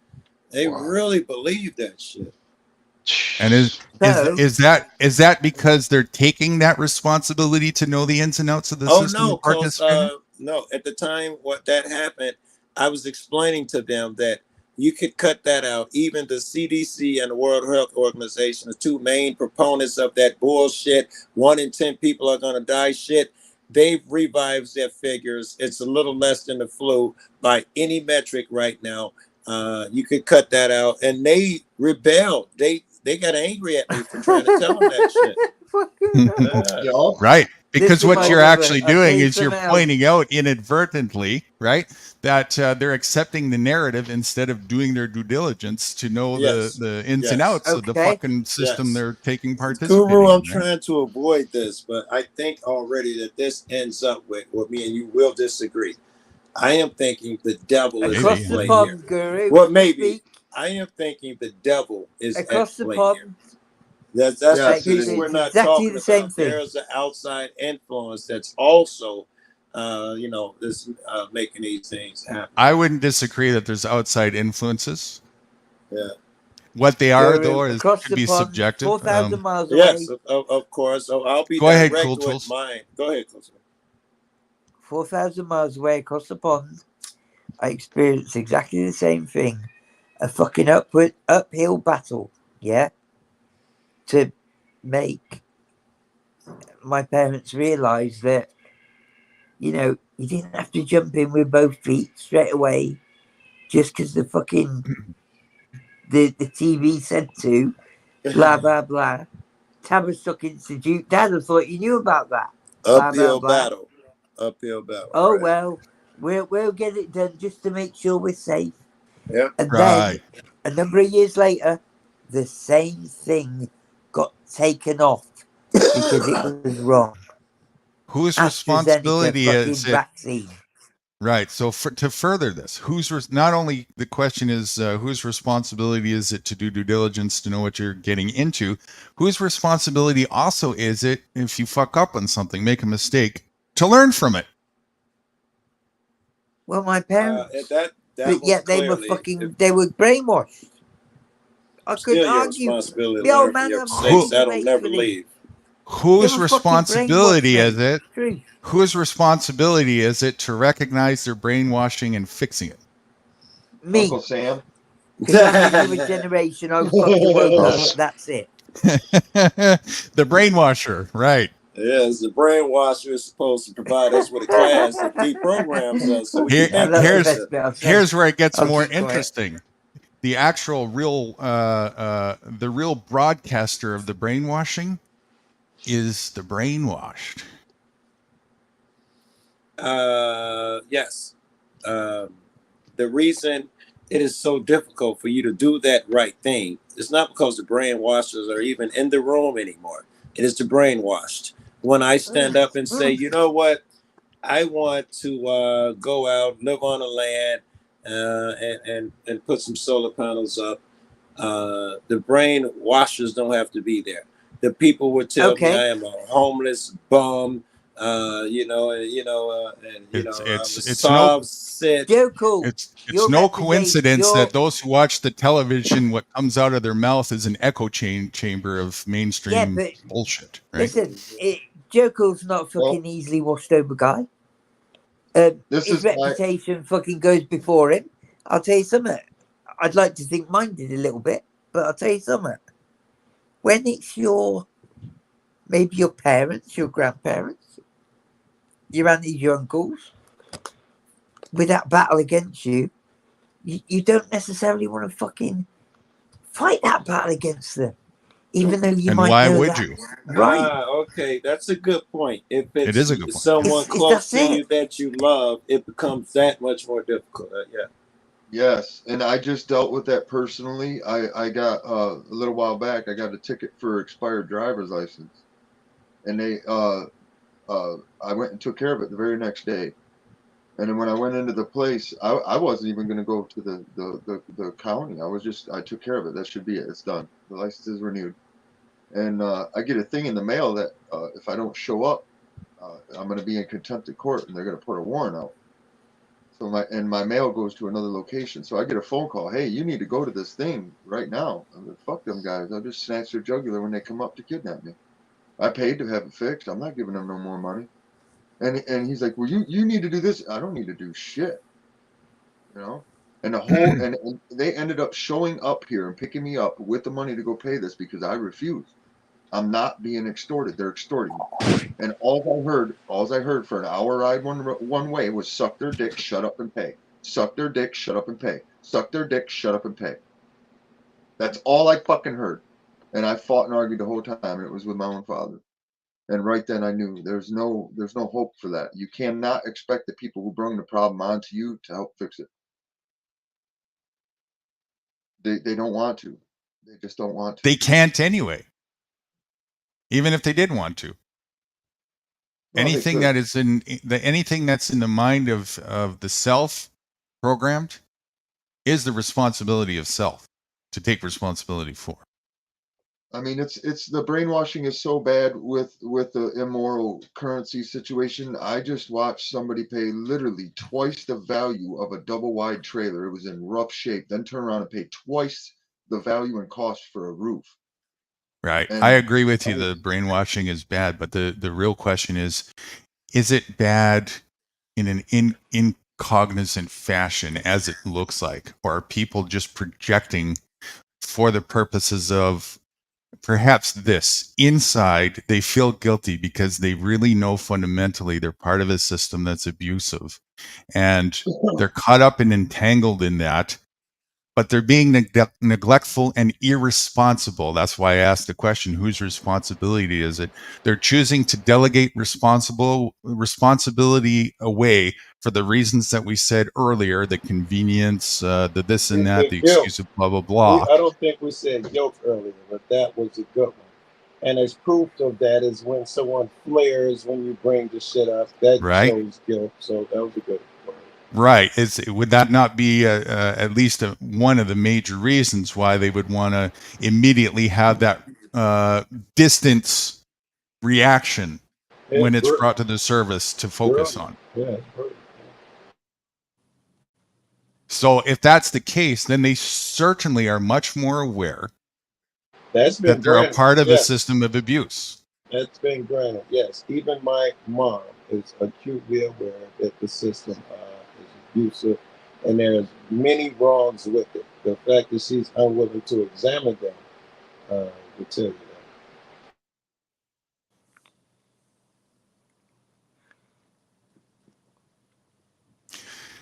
All right, gentlemen, I'm going to cut out on you guys. It's 2:30 here. All right, Joe. All right, you guys be easy. So, Thanks for participating. It's too bad we got a few more to go, but that's all right. Are you going? Oh, Joe's gone. Yeah. Listen, brother, I tell you what, you've opened my mind quite a lot, and respect for being here, mate.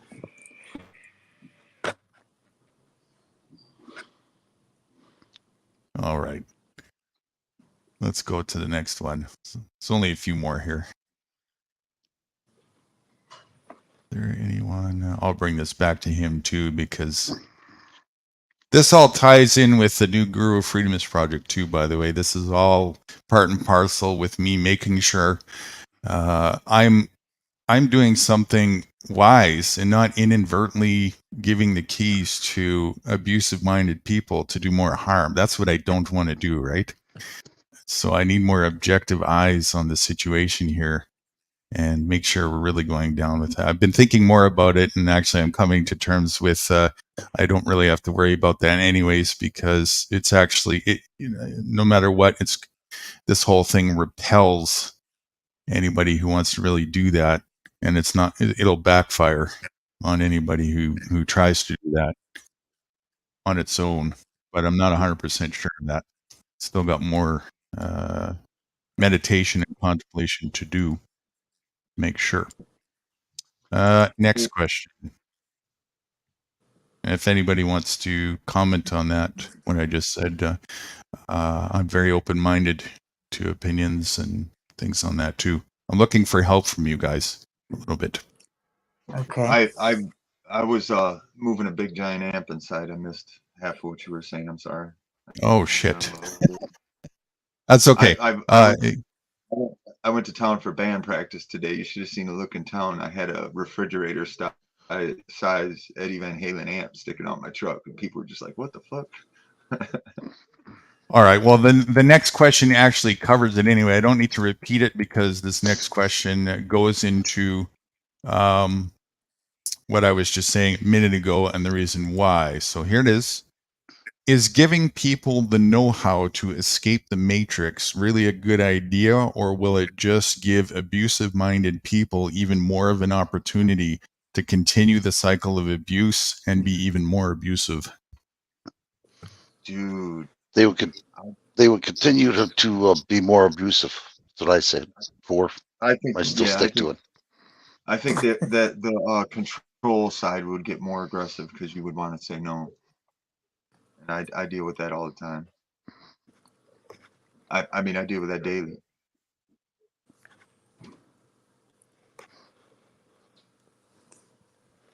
At the moment, this is my struggle. Go ahead.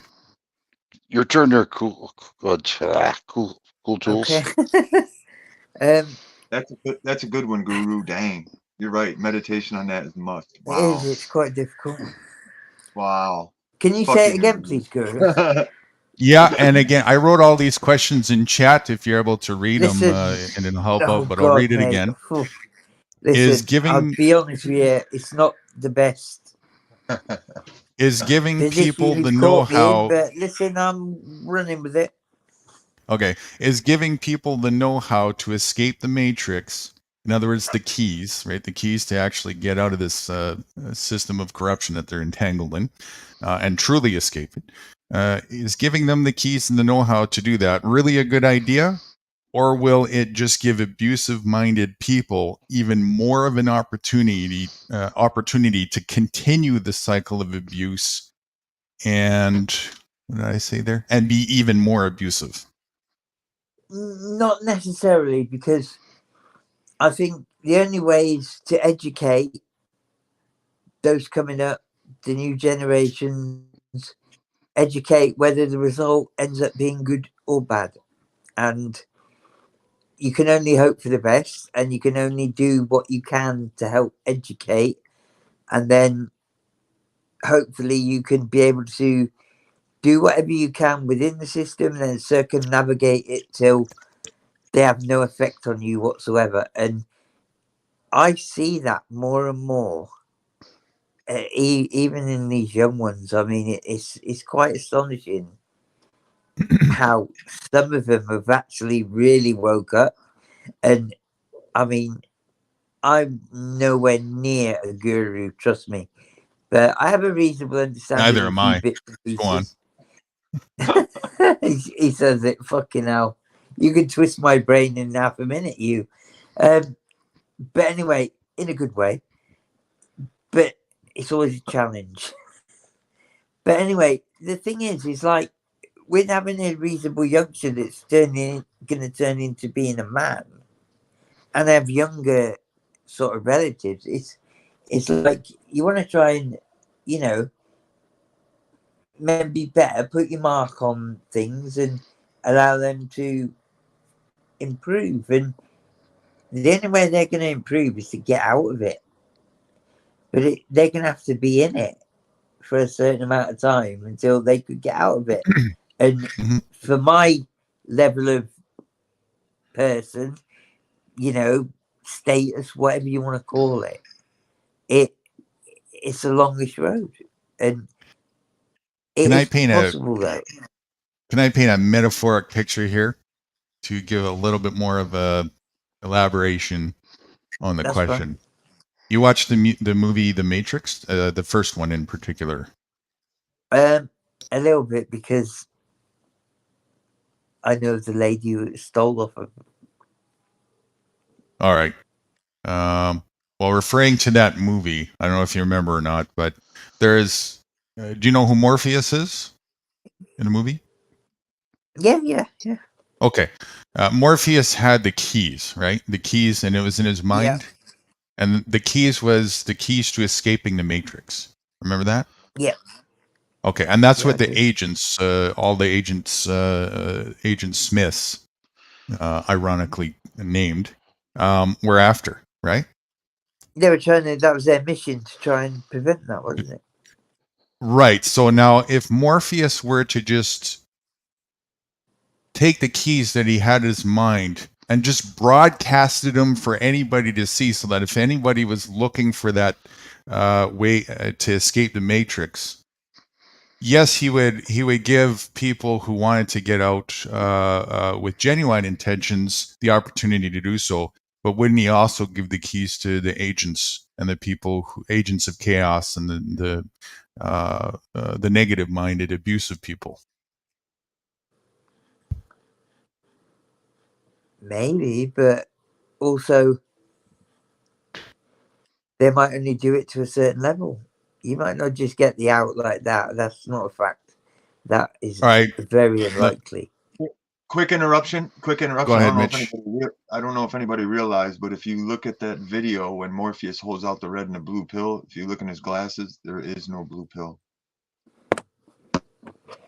Sorry, I missed that little bit. What was that? If you look at Morpheus' glasses, The last bit? Morpheus's glasses, if you look at his glasses in the movie when he's given the red and the blue pill, if you look in his glasses, there is no blue pill. There's Right. only 2 red pills. Oh, right. That's quite interesting.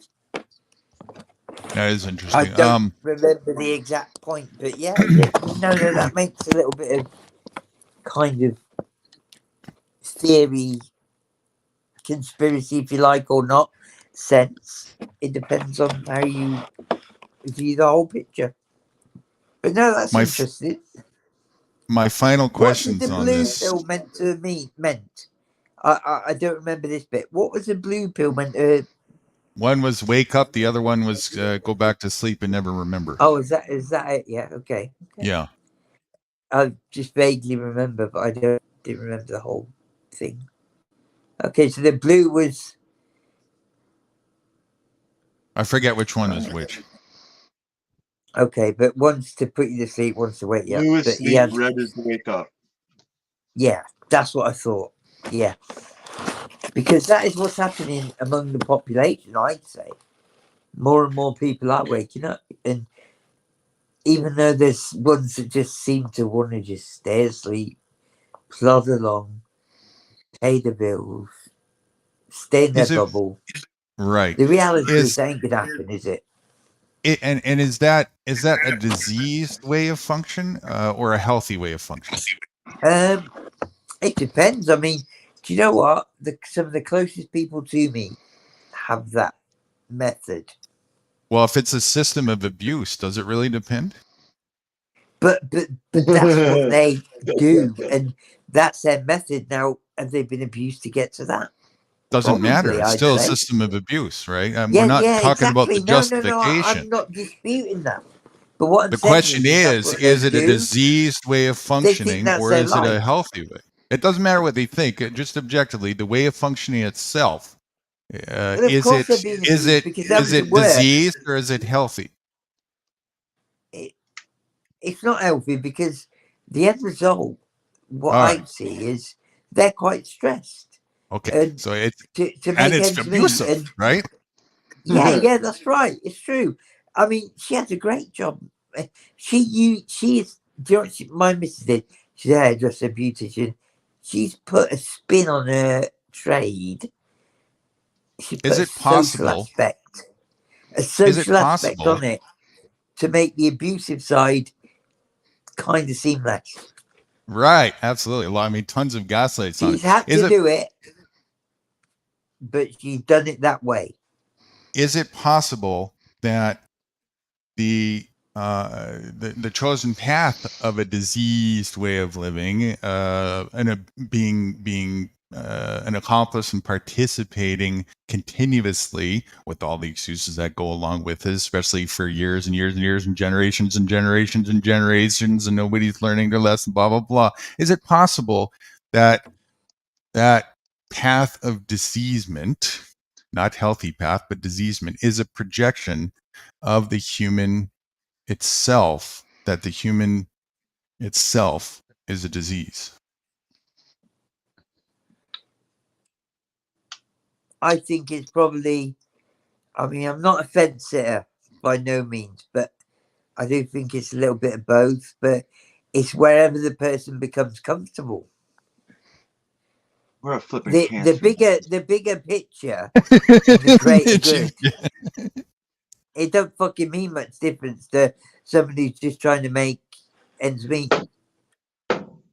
I hated A having mother these seeing their epiphanies, kid Mitch. I really did. needing I'm stuff. still What? tormented. I hated having these epiphanies recently. I really did. I mean, Don't I knew talk these to things me. already, Don't but they fucking talk just to Your me, hard bro. work, you All day long, I've been guru, getting your smacked hard in the work. face by your stuff. All day. I went in town to relax, clear my mind, to drink a beer and play my guitar. And guess what I got the whole time? Fuck you, new guru. The whole fucking time, man. And then I come home, and from feeling like shit from drinking just 2 bullshit beers, I just went to bed. I felt like shit. here's where it's really going to twist your mind. I felt dumb for drinking a beer. No, it ain't twisting my mind. This next one is really going to bend. It's a really mind twister, mind bender.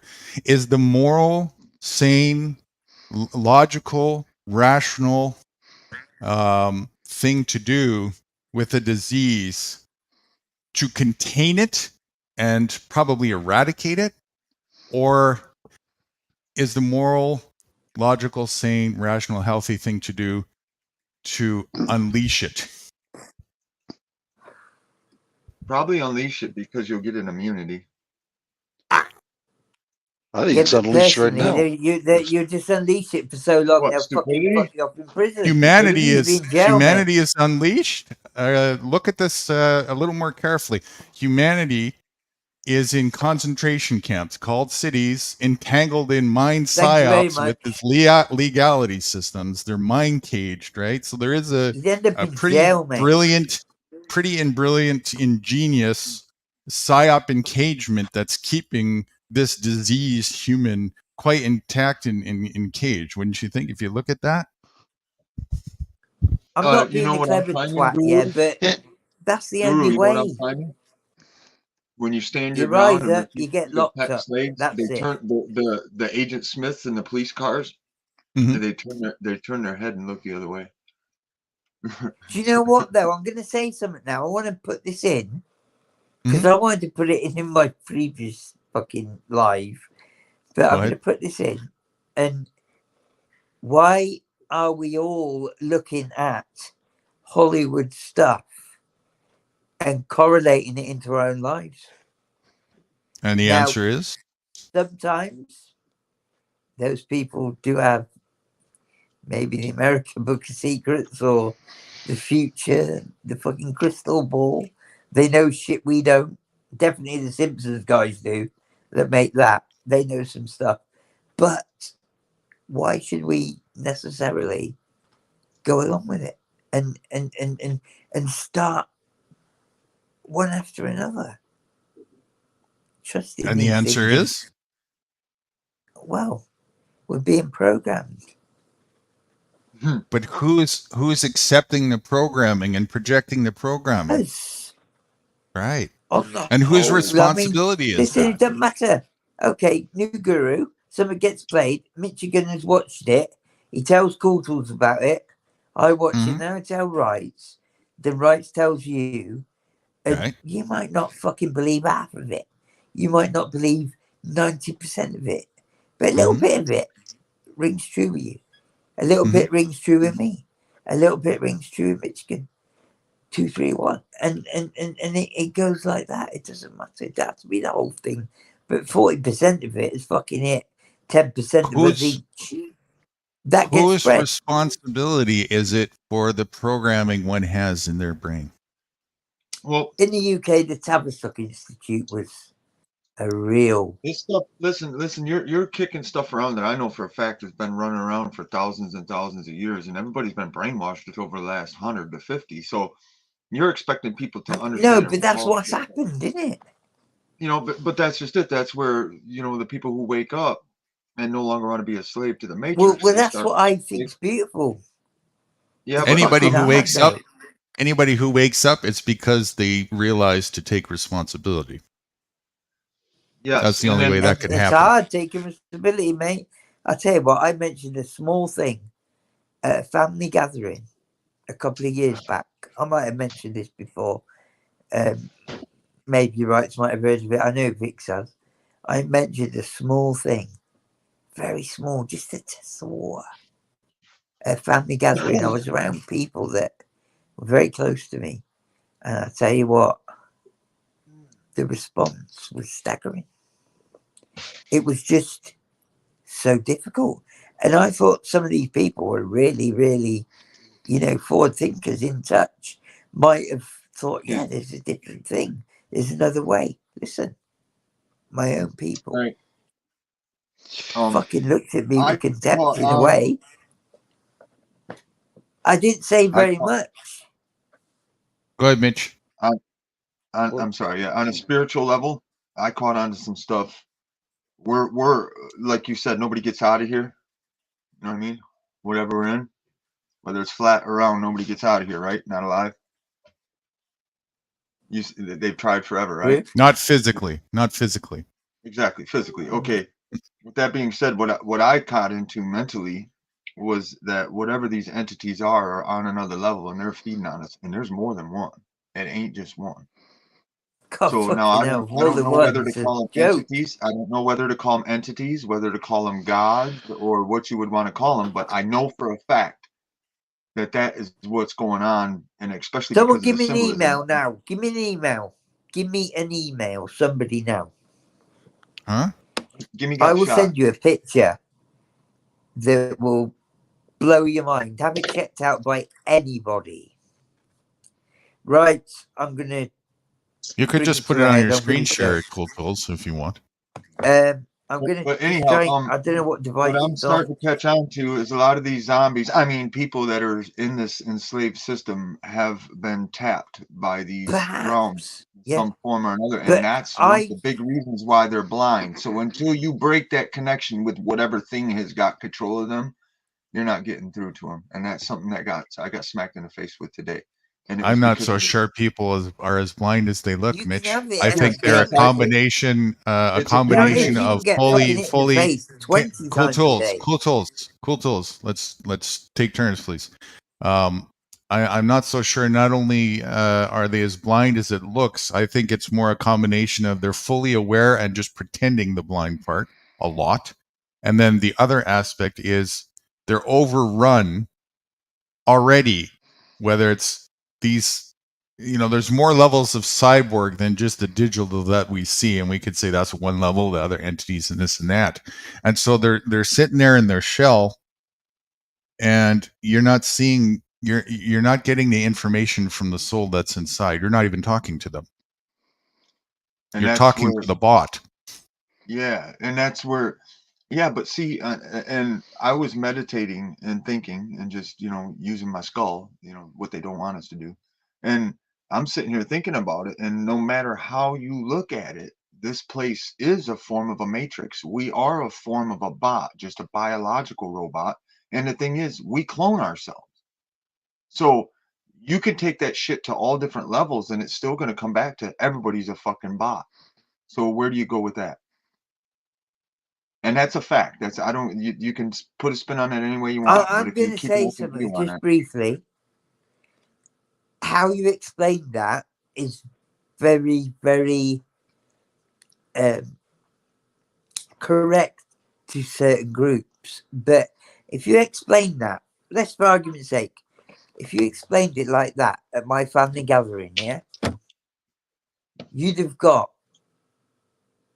and you could be quite a popular person within that gathering, yeah.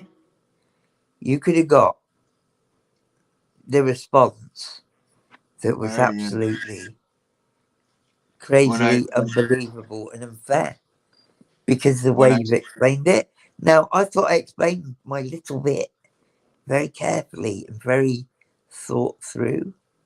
But listen, it was fucking this like I never believed it ever would.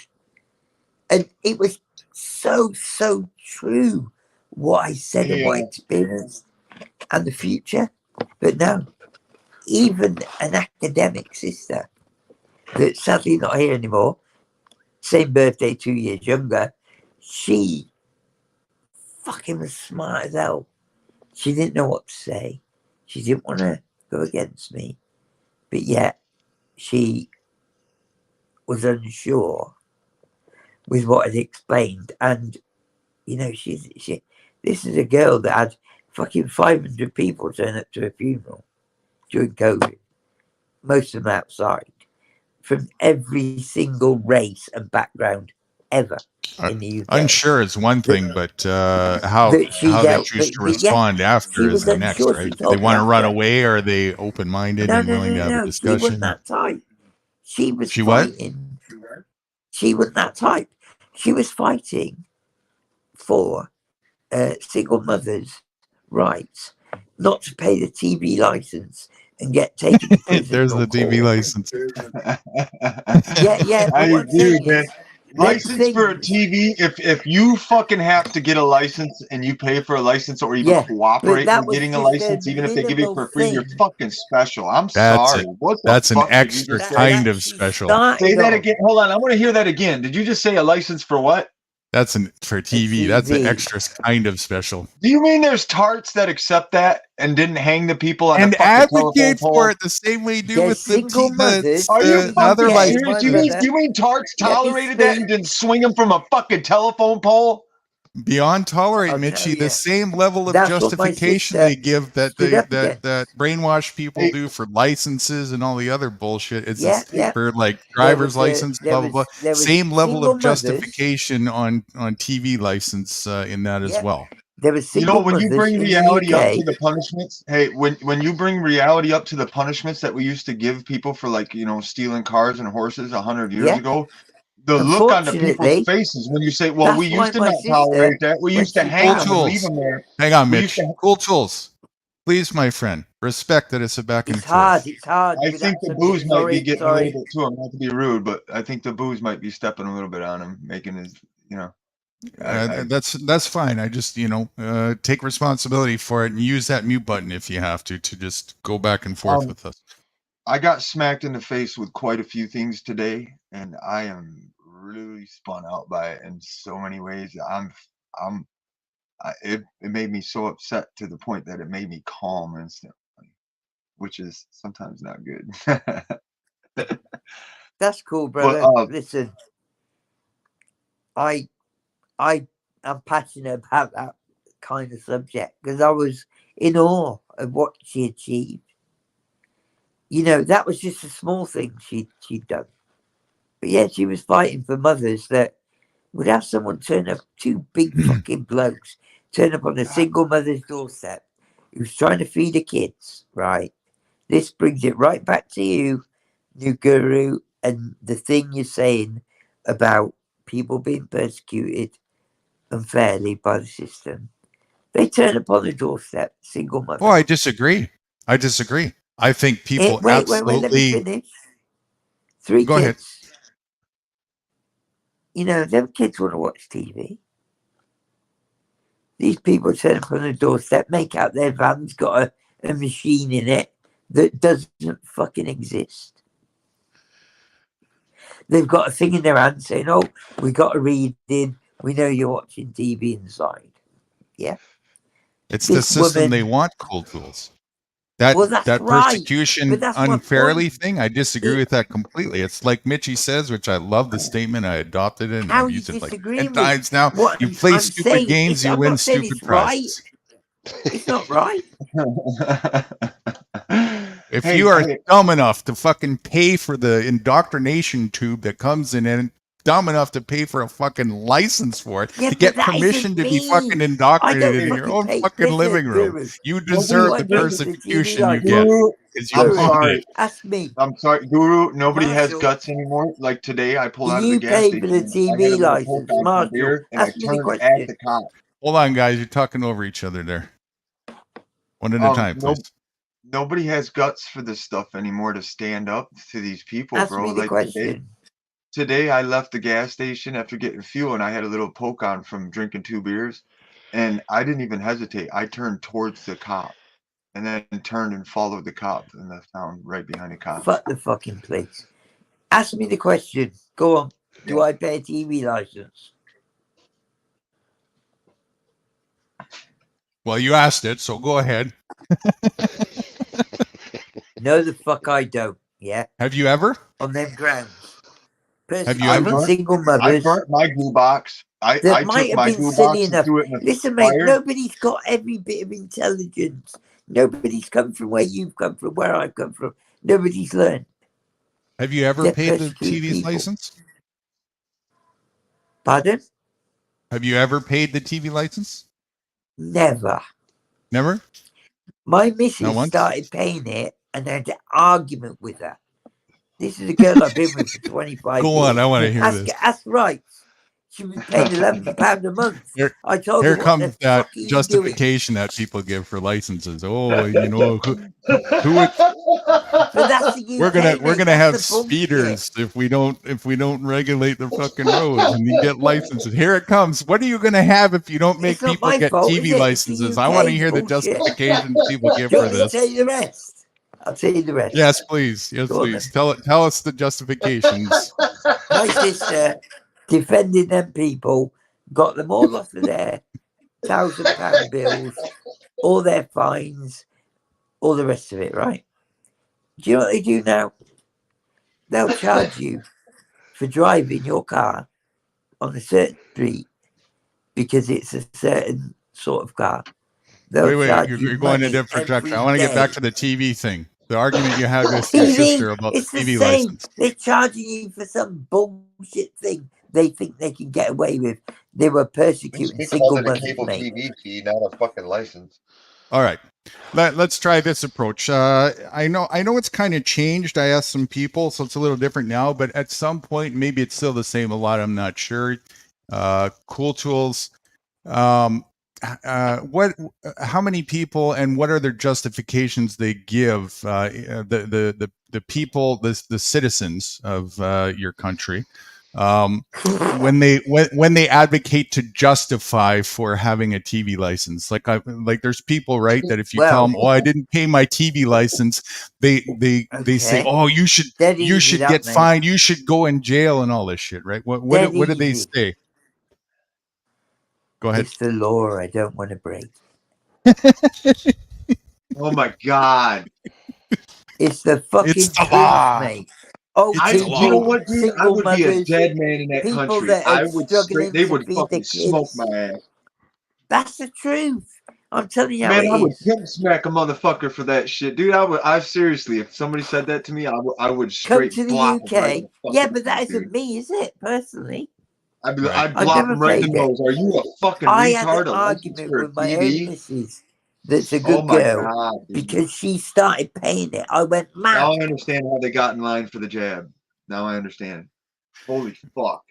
If you're dumb enough to get a fucking license for anything, Mitchie, Oh my this is what I think. I know it god. seems Fuck I know me, it man. seems just But you common can't that tar people are everyone getting with the same brush. licenses for A these man other like yourself, things. new guru, Cool come on. tools. Hold on. I know that Fuck it me, seems man. so common because we see it all over the place. People getting licenses for drivers to drive and all this kind of stuff. But in my view, it's the same kind of special, no matter what the license is. Yeah, no problem with It's that. the same But logic. why do you think I'm so what's proud funny? of my I've sister? come to the conclusion. I've He come to fought the against it conclusion, like a and I'm just warrior. going to tell them you're a fucking retard. Listen, that's just it. Their authority only runs so far. I mean, yeah, they can be a evil demon and pull their pistol out and shoot you. We know that. But anytime We I know have a that. bump in with these guys, I'm just going to tell them you're a fucking retard. Why are you harassing me? Are you sick in the head, motherfucker? Because you're I fucking went up right to now. I went to Yeah, but Tijuana that when I was around happens, mate. But 26. it gets blown out. You know, next thing you know, they're in cuffs. Fucking the police have been called. This, that, and the other. Next thing you know, they've got a charger in court. My I went to sister's there Tijuana when I defending was them around for 20. free. When I was 26, I went to Tijuana. I was having a discussion with some of the locals there. Love you, Guru. 29-cent Coronas. I'll never forget that. That was great. Having a discussion with them, and at the time, I don't know if it's still the case, but at the time, there was no such thing as a driver's license or insurance on any cars there. There was no such thing as that. Not only that, there was some interesting other legalities when it came to in that place. This might seem warped, but if you were a pedestrian and you got hit by a car, minus Dumb being on a motherfucker. sidewalk, it was your fault. Yup. So, but that one aside, the license part, right? We were having a conversation about it, and just any mention, in fact, that people were, to them, would have to pay and get permission to drive on the streets. They cracked up in the same fashion of how retarded and special that is as we're doing right now with the TV license, and I completely agree with them. Yeah. It's the exact same thing.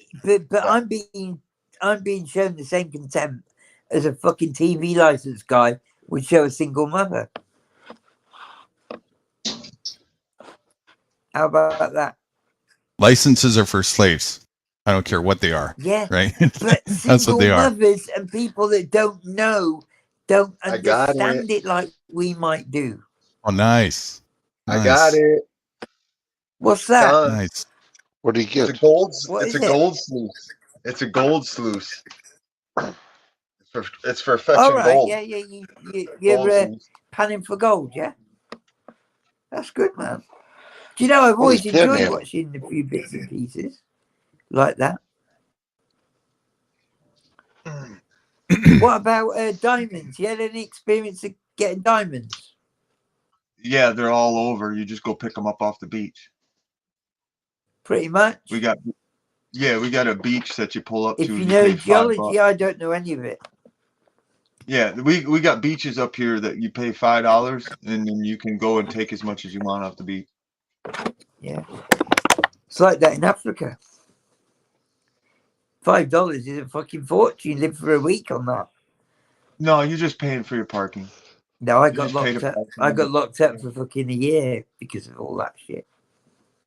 You should have seen the look on everybody's faces when people started doing it. When they found out about it, it blew I up here in listened to Michigan. the people that thought they had People are knew the paying greater like good. $5,000 for a diamond fucking ring, and then these people go, "Well, I got diamonds," and they're like, "What?" Like, yeah, we went and got them off the beach, and Well, everybody's like, "What the fuck?" do you know when I come back from a year fucking with chains around my ankles and my arms? Yeah. Okay. When I came back from that, my missus says, I will never wear a fucking diamond ever again. So do you know what I did? I got a job in Ireland with the fucking De Beers guys. There was a film made about it, you know. But anyway. Okay, The beers people told the truth for just a second. Diamonds. That'll shut her That's up. right. for Yeah, a that's second. what they did. For Yeah. a second. Yeah, they're fucking silly bastards. Final question I have on the focus roundtable thing that we're having this evening I'm for sorry. that. No, it's I'm okay. a pisser. You don't have to apologize. Just gonna bring it back into there. You didn't do anything wrong this time. Okay. You're a fucking sarcastic bastard, you mate. No, it's more. No. It's Not more. a guy with the Do you know what leafovers it is? pecker. I'm just good at satire. Your anecdotes for a long while, mate. I'll be honest. Who would think a guy They're with a good, leaf though. over his pecker would be sarcastic? Yeah, never. Doesn't happen. I suck at satire. I'm terrible at it. I wasn't sarcastic or anything, you know. Okay. Hey, Guru, our private conversation pretty much had me not really shook all day, but thank you. It You're released welcome. a lot. Yeah, it was important. I wouldn't mind talking to you again about one aspect of that. I'm always free to book me, man. It's got to be private. Mm-hmm. No problems. Okay.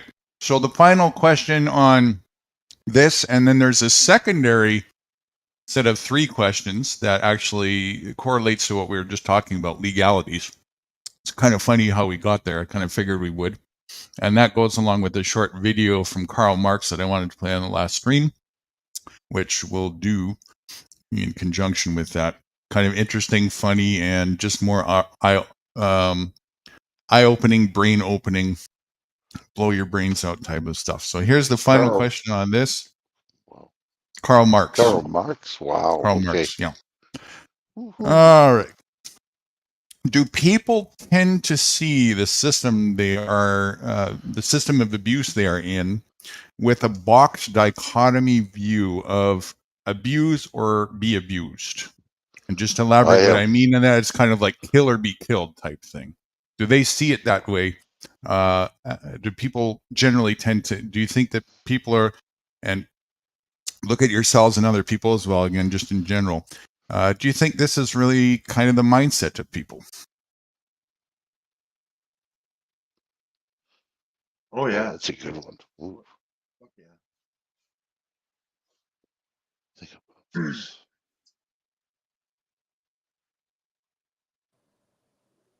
Man. So what you're saying, more or less, is people think it's just kill or be killed? Right. It's like, it's a system. Do you think that people really kind of fundamentally know that, hey, I'm actually in an environment here with fucktards because I'm one and I can see everybody is too. So it's either who can fucktard over somebody else. It's either fucktard over other people or be fucktarded over, right? Can I tell you a Well, little story? Guru, man. Oh. I guess I'd have to say yeah about that, because that's the way I am. I know this is bad, fucked up. Be You might killed. have heard this before. That's the way I Right, feel right you now. probably heard this. Kill or be killed. I was Go on ahead. a security job.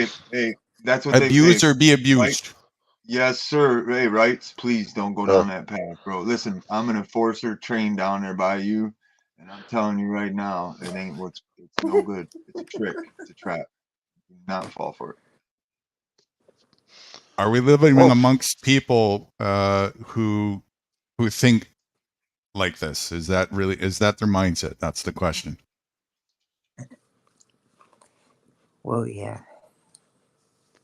Look at the cops. Through experience. Well, you know what? To be honest, I'm not gonna give them an out, but the escalation of the police violence and stuff like that, no offense, is no better because the people have escalated with their immoral behavior to the point where now they think it's okay to rape and molest little children, and it's okay. So with that being said, I mean, I don't know, dude. I sat in a jail and listened to a habitual pedophile speak. And when he spoke to me, I was the only fucking one. Listen, I was the only fucking one who spoke up. Shut up. Don't talk to me. You fucking chomo. Look at the fucking wall. You fucking look at that goddamn wall when you eat your fucking food, everything. I was the only motherfucking one. And when you said that, you just mean like he spoke to you many times and you were always the only one? Like how many people are you talking about that didn't, there was 4 dudes in our cell. And then this old man come in, and I was being nice to him. I was giving my coffee and eggs and everything, and he lied to me. And then all of a sudden, the next day, I hear him talking about being third offense habitual sex offender. And I about lost my shit, dude. I'm giving you my food and my fucking coffee and shit, and you're a chomo, dude. I will fuck you up, dude. It's divide and conquer. That's why you're in a small group. I come out, and the thing is, when this old man said that and said something about being third offense habitual, my brain, I went right off. Like, and the thing is, it made me realize how easy it is for a human to go to violence, and it's not. How the fuck? Because I've and it's brainwashing. I felt that I had to whoop that dude's ass when somebody else should have whooped that dude's ass. That dude shouldn't have even been in the cell with me. Somebody should have already put that dude down. They should have castrated him. This is what these people we put dogs down for hurting kids. We put dogs down for hurting kids. Yeah, and do you know what it is? Do you know how much he probably paid to get an opportunity? Fucking paid money, mate. Listen, that's what they do. There's always some kind of thing. We put dogs down for hurting adults too, which I reckon we should do with humans. Regardless of anything happening, he's paying for the opportunity. Mhm. And I was whether in the cell anything with a happened or Marine, not. bro. It Hey, doesn't there matter. was a Marine in the cell with me, dude, and he didn't even It step doesn't. up Yeah, like but what that. I'm saying is, he paid for the opportunity, most likely. I don't know for a fact, but that is how. I mean, I went somewhere once, and I was a sports professional guy that could help me be in the moment. That's what I was told. Be in the moment, Marshall. You know, when you're in the moment during the sport, and you can help control your emotions and your adrenaline and finish the bit of That, sport that that's ends up with that's a the lesson goal, to carry right? with you for all of life. Yeah, Always be in the present. okay, like that. I was put with this person. He was talking to me about it. Next thing you know, he's behind me, and I turned around, and he stood there with, you know, his fucking manners in his hands. But listen, I looked at him and I thought, you're not a fucking man. Why would you do that? But that's because I've been enlightened by other people. And that's our job. We got to enlighten other people to make their view be like that, regardless of the extreme situation, Hey, I'm regardless gonna of whether bring. it's sexual, physical, I'm, You know, fucking not to whatever. cut It you doesn't off there, matter. but, go ahead, man. I was having major thoughts about that today, actually, with that old man, that Chomo, when I made him turn and look at the wall. Mhm. And, I still, even thinking and meditating on it, we're supposed to protect children. It doesn't matter whether they're ours or not. And it comes You're back to that empowered. moment and what gives you the right. But that's just it. Listen, if you see a little kid, that doesn't know anything, and you see that the land is going to slide off when he takes one more step, the dirt is going to fall out from under him, and he just don't know it because he's just young. He don't know it. It's not your responsibility, but where does it leave you if you just stand there and watch that kid take that step and fall off the edge when you could have took 2 steps and snatched him by the shoulder? For sure. Certainly not feeling good if you have a sense of compassion and moral, uh, whatever. Right? If it's within your means to do something, why wouldn't you? Do it. Do Why it. And wouldn't you? that's okay. Well, that's why when that fella lied to me and I heard that, I almost lost my shit. And the thing is, Exactly. I was already in trouble, and they were setting me up. The county was trying to set me up to fight with that Marine that was in there because, like I said, he kept blowing up every 5 seconds. He was losing his shit. Then the Well, I next was second, there with that oh, fucking I older love you. guy. Then 2 seconds later, he's blowing up. Then 2 seconds later, I love you, I love you. They they were It's fucking so pissed off at me when I stood up for myself. Told him to get the fuck off. hibiscus cinnamon tea. Is that good for you? Is that good for you? Hibiscus cinnamon tea. I never had it myself, but Freddie has, and from what I read about it, yes. I'm getting down I to it thought you right knew now. all Freddie about had this it the stuff, other week. Guru. What's that, Cool Tools? I Oh thought you wow. knew so much about all this sort of like, you know, someone was telling me you were telling them about ketones and stuff like that. I mean, I know a bit about a small amount about diet and sort of training, but I don't know a huge amount. And you were Health. helping Doyle. Yeah, health is my first focus in life. Yeah, Mhm. like all that. No, you're absolutely right. I wish I'd have thought That like being that a lot said, younger. let me as I was let me this will be interesting. Remember, as we were talking a little earlier about the participations in the system of abuse and asking the question, why are people participating in abuse? And we're having some really good answers about that. Let's bring something else to the surface of that. Cool Tools, what are you drinking right now, by the way? Me, I'm drinking brandy and coke. Brandy and Coke. All right. It's Is this 9:15 in the morning in the UK. I've had 9:15 a in the hell of a morning? night. All right. Yep. Yeah, but let me Is tell you, it's the night no. before. Hold on. I'm getting to this, to somewhere with this, and it ties in with what we were doing, talking about earlier. Okay. Is drinking this stuff healthy or abusive? It's abusive. All right. So now let's hear from you firsthand. Why are you participating in something that's abusive for yourself here? I haven't done it for 2 weeks. I've not been wholly well, and I needed a release due to, really, if I'm honest, it's psychological things that I had to let go because Welcome to of information I'd learned from my brothers in America. That's So the thing. using abuse as a vice. You see how this now correlate this back to what That is people are doing it. absolutely how it happened. I had to drink for 2 weeks, mate. Now correlate this back to what we were talking about earlier about that same question we asked earlier and add this into the equation as to why people are participating in a system of abuse. Could it be one of the factors is people are dealing with the inner turmoil and trauma from being part of it, and so they're perpetuating Yeah, it definitely.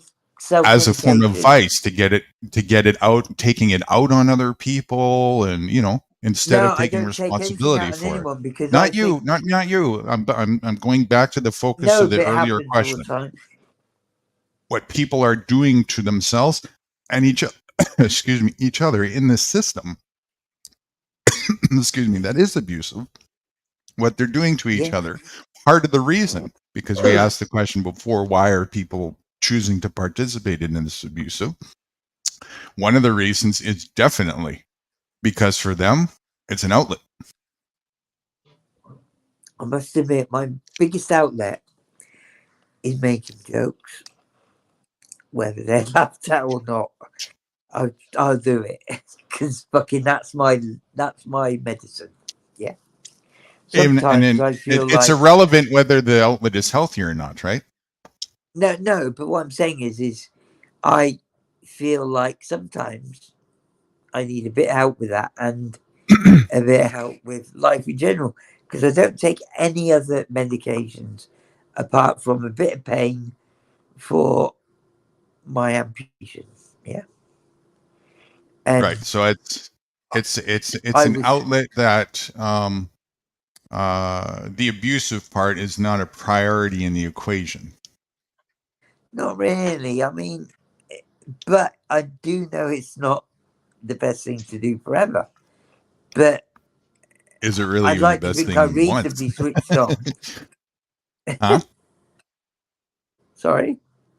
Is it even really the best thing once? If we really I look know at it's it not the best objectively thing and to close. do forever. You know, one of the most people I admired drugged himself to death. That's my.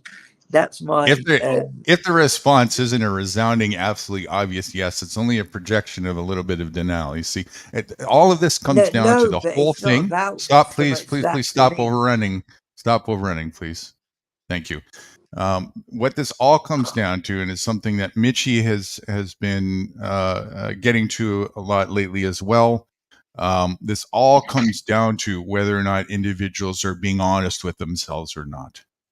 This entire system of abuse that people are participating in, and the denial and the Oh, cognitive definitely. dissonance and all this kind of stuff, it's all about honesty. And people Yep. are dishonest. People are choosing to be dishonest. They're choosing to scapegoat away the responsibility, getting caught up in the blame games, getting caught up in the vices, anything but taking responsibility to correct the root of the issue, and that's why the cancer is what it is, and it continues to perpetuate out of control. And that is not going to change until and only unless, for an individual, they choose for some reason Okay. to go, I want to stop the cycle of abuse on myself.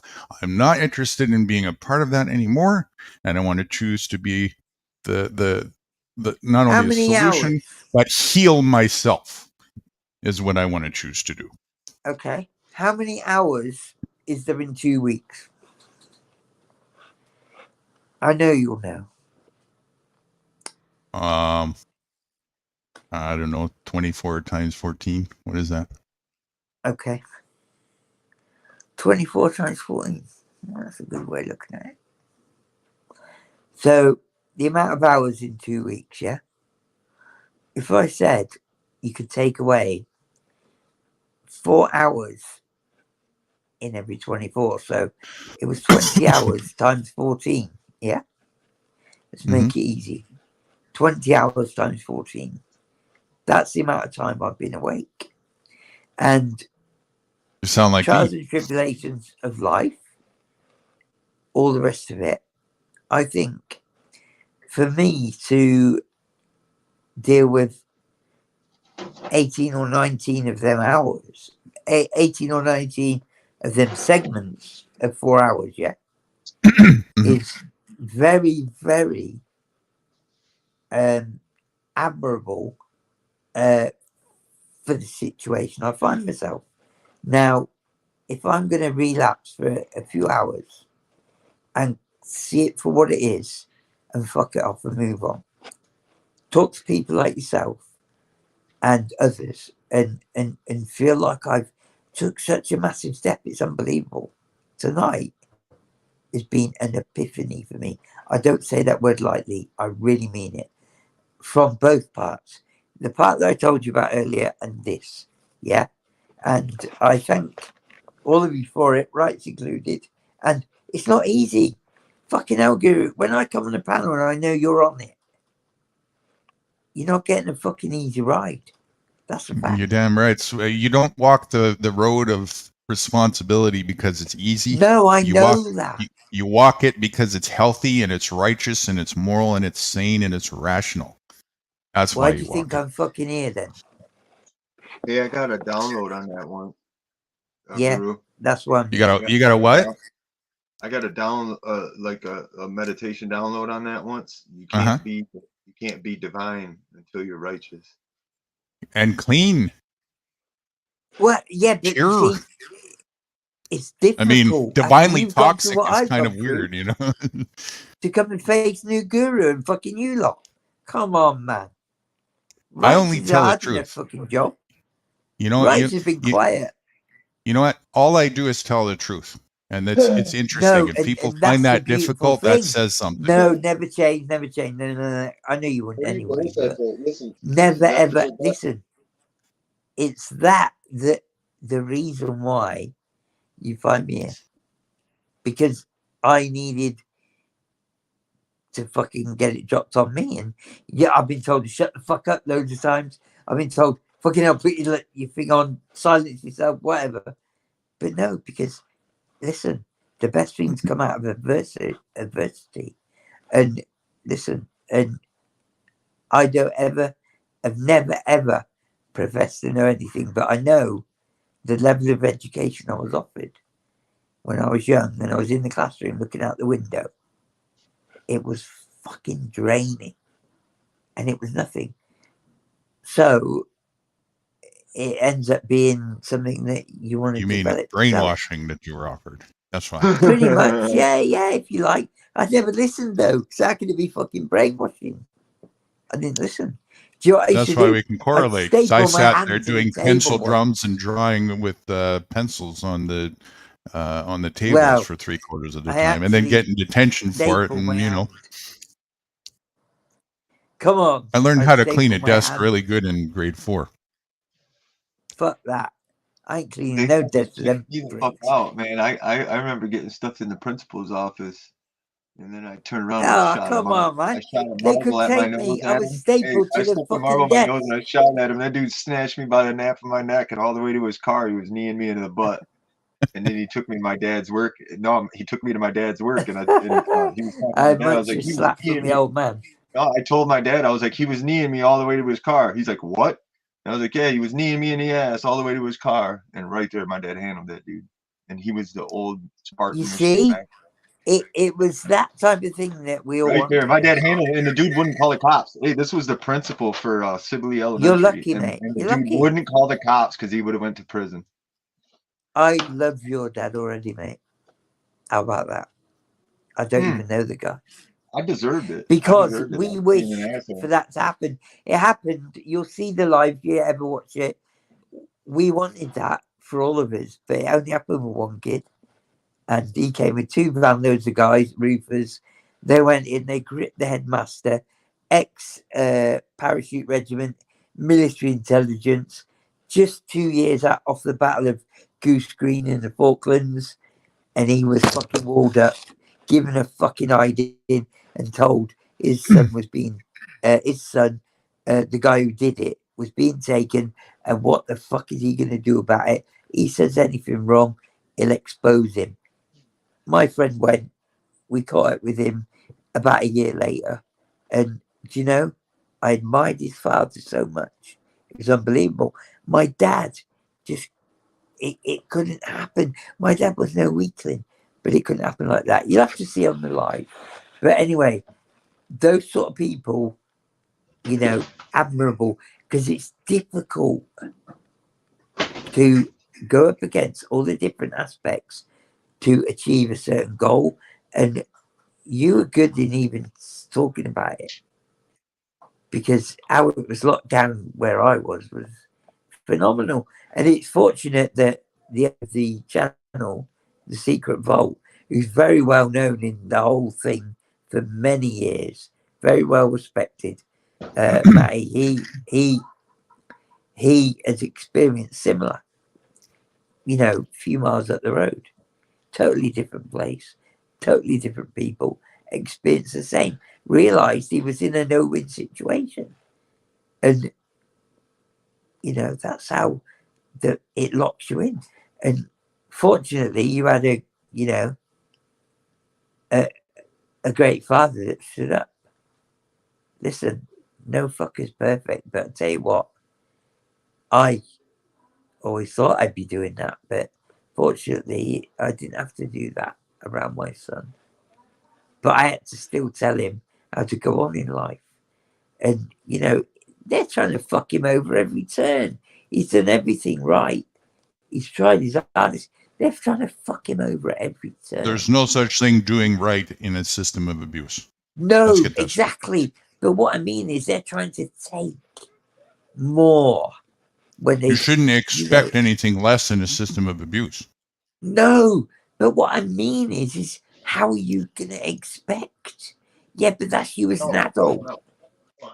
If you expect anything less than abuse in a system of abuse, you've abused yourself. You might as well pay twice for the TV license. You know what I'm saying? Am I going to tell you? Yeah, but that's different people.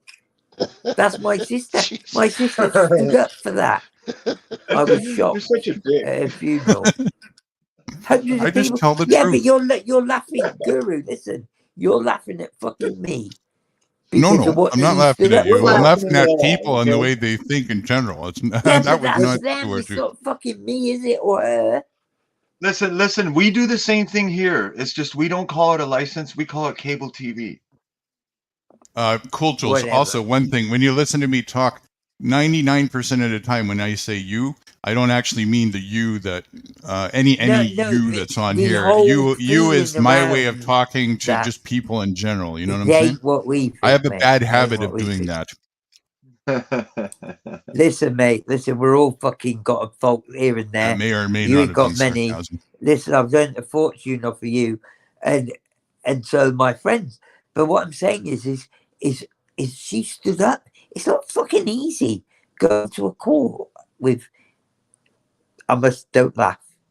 Fucking don't laugh. Shopkeepers. What? Shopkeepers behind the fucking bench. Pretty much what it is in the magistrates court in the UK. Shopkeepers, business owners, local people wanting to rise up. But my sister wasn't an advocate. The game of stupid prizes. Probably. She wasn't an advocate, she wasn't a solicitor, but she went in and fucking stuck up. But all of them. Imagine coming somewhere. Do you know how they address the Canadian judges here? Get a load of this. Go on. Your worship. Pretty like that in the UK. Yeah. It's not far off. It's either your worship.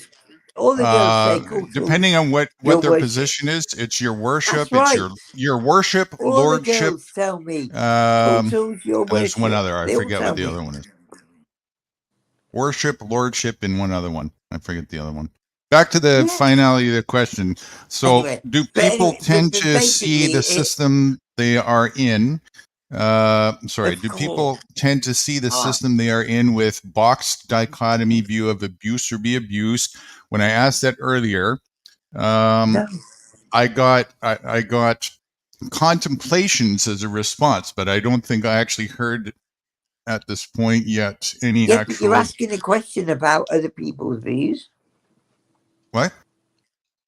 You're asking a question that doesn't necessarily mean from my own personal view or This is a question about situation. people, other people.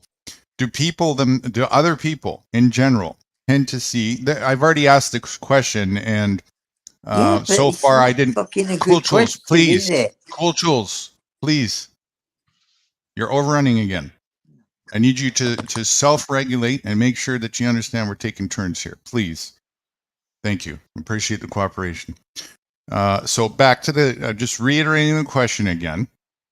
Do people tend to see the system they are in with box dichotomy view of abuse or be abused?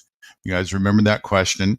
Another way I put it is it's kind of like kill or be killed type of thing. So when I asked it earlier, I don't think I heard any actual answers, which was interesting. I heard contemplations, hmms, and whatnot. So I'm just wondering, No. And this, did anybody come to conclusions? yes. And I say no, and here's why. But this is my personal aspect. So I'm going to Mm-hmm. say no. And this is why. Because when I woke up to it, when I woke up to the abusive system and stuff, and I Mm-hmm. was sitting here thinking about it being quiet the whole time, waiting for my turn to say so. I was building Universal Studio Jurassic Parks and Popeye Island and a bunch of the theme park stuff for Adventure Islands and in Florida. Mm-hmm. Well, when I got done and I come back to Michigan to be with my buddies and stuff, I'm walking down the street, down Bridge Street, and I'm looking around. I'm like, wait a minute, dude, this whole place is a fucking facade. This is all facade because I know the inside of all these buildings and they don't look like this on the inside. It looks nice on the front, but when you walk in, it's decrepit walls on the inside and this and that and the other thing, rotten walls in the back. But on the front, it looks beautiful. Okay. So, and it woke me up to the facade that they were pushing on everybody. I could see it everywhere after that. There wasn't a damn place I couldn't go where I couldn't see right through the facade. okay. Now, when you said no, are you saying no as just? I didn't. I woke up right. That's when I woke up to how abusive the system was, and how Right. fake and false it was. So, based on our discussion today, though, and also just viewing people in general more as a whole. So I know it's easy to kind of correlate it to ourselves, and obviously the answer, because if it's not the case for you, you're definitely for certain we can say not everybody then. But let's go back to the percentage thing. What percentage would we think perhaps sees the system that they're in is, I'm in a situation where it's like eat or be eaten type of thing. Yeah, I still kind of like survival of the fittest on steroids, so to speak. You know what I'm saying? I still say no, but again, that's me because when I seen it, 1999 is when I made the decision that I was done with paying any taxes to them criminals, and I made sure to do everything on my own. So it's been like 25 years of struggle, but I got That's through. impressive. Yeah, no, I work my ass off. I just don't make. I make sure that criminals don't make off my physical energy. But anyways, I got through a meditation download that was important. Something about like at a 7-year mark or something like that, something passes. Because like when you're touching the currency, there's a curse on that currency. I don't give a shit what you say. I've read it. But I don't understand that aspect of the curse. But now through the mental thing, what I got was something about breaking a generational curse by doing so. Not fucking with that currency and that temple on the dollar. Something about breaking something with that. That's absolutely correct. in my view. Breaking the generational curse I is don't a know. real I thing. thought through meditation and stuff. It could be having children, because I think Regardless of having how, children. it's a Well, I thing. meditated into some stuff, and I think having children is something we're not supposed to do. What? Okay, Something not supposed to do. so percentage wise of who would see it, who would view the system they're in part of like that, what percentage would you say? That's Maybe a round 7. table question. Maybe 7%. 7%? Yeah, so you Yeah, think it's maybe. really low? Okay. Yeah. If it was up above 15, 20, I'd be impressed. Okay. I Cool would have said tools? 20%. 20. 20%? Okay. Rights? I really don't know. I'm at The 7. system always eating me up constantly. You know, I'm trying to get out of this system. You know, and You're my I like to guru start to the eating. system, Rights. Huh? Rights is my guru to things I absolutely have no idea about, and it gives a feeling from the biggest country and the most forward country to maybe the country that gave the ideas. And some of the things Rights has brought up to me are astonishing, and to other people. So it ain't just cool tools in his own little mind thinking, wow, that's fucking interesting, that's real. God, is it really like that? And those are the questions that Rights opens up and has done in previous times. I mean, you know, he comes on my live and, you know, it's all about debauchery and fucking naughtiness and catching this and catching that and, you know, crazy stuff. But I've learned a different view from some of the stuff Rights has said. And yourself, Guru, how you put it is just definitely out there and gets you thinking. And I think that's what people have to do. They have to influence another mind. And You many actually have to minds think. around that I know that's rare. person. Unfortunately, when you make the zombies think, they tend to go into an aggressive state and they no longer want to talk because they realize that they're fucking Fucking themselves hell, man. Zombie. That's exactly what we're Cheers talking for about. We're that. coming to the question down as to why is it? Why is that the reaction? That's And I'm exactly what trying we're But, getting. but, but and I'm that's trying what not to I be a felt. hypocrite. I'm Listen, trying not to be a if hypocrite. I was a zombie, I didn't Cool give a tools, fuck. please, my friend. Please rotate. I was talking first, though. Come on. No, sir. I cut him off. I did cut him off, Ruben.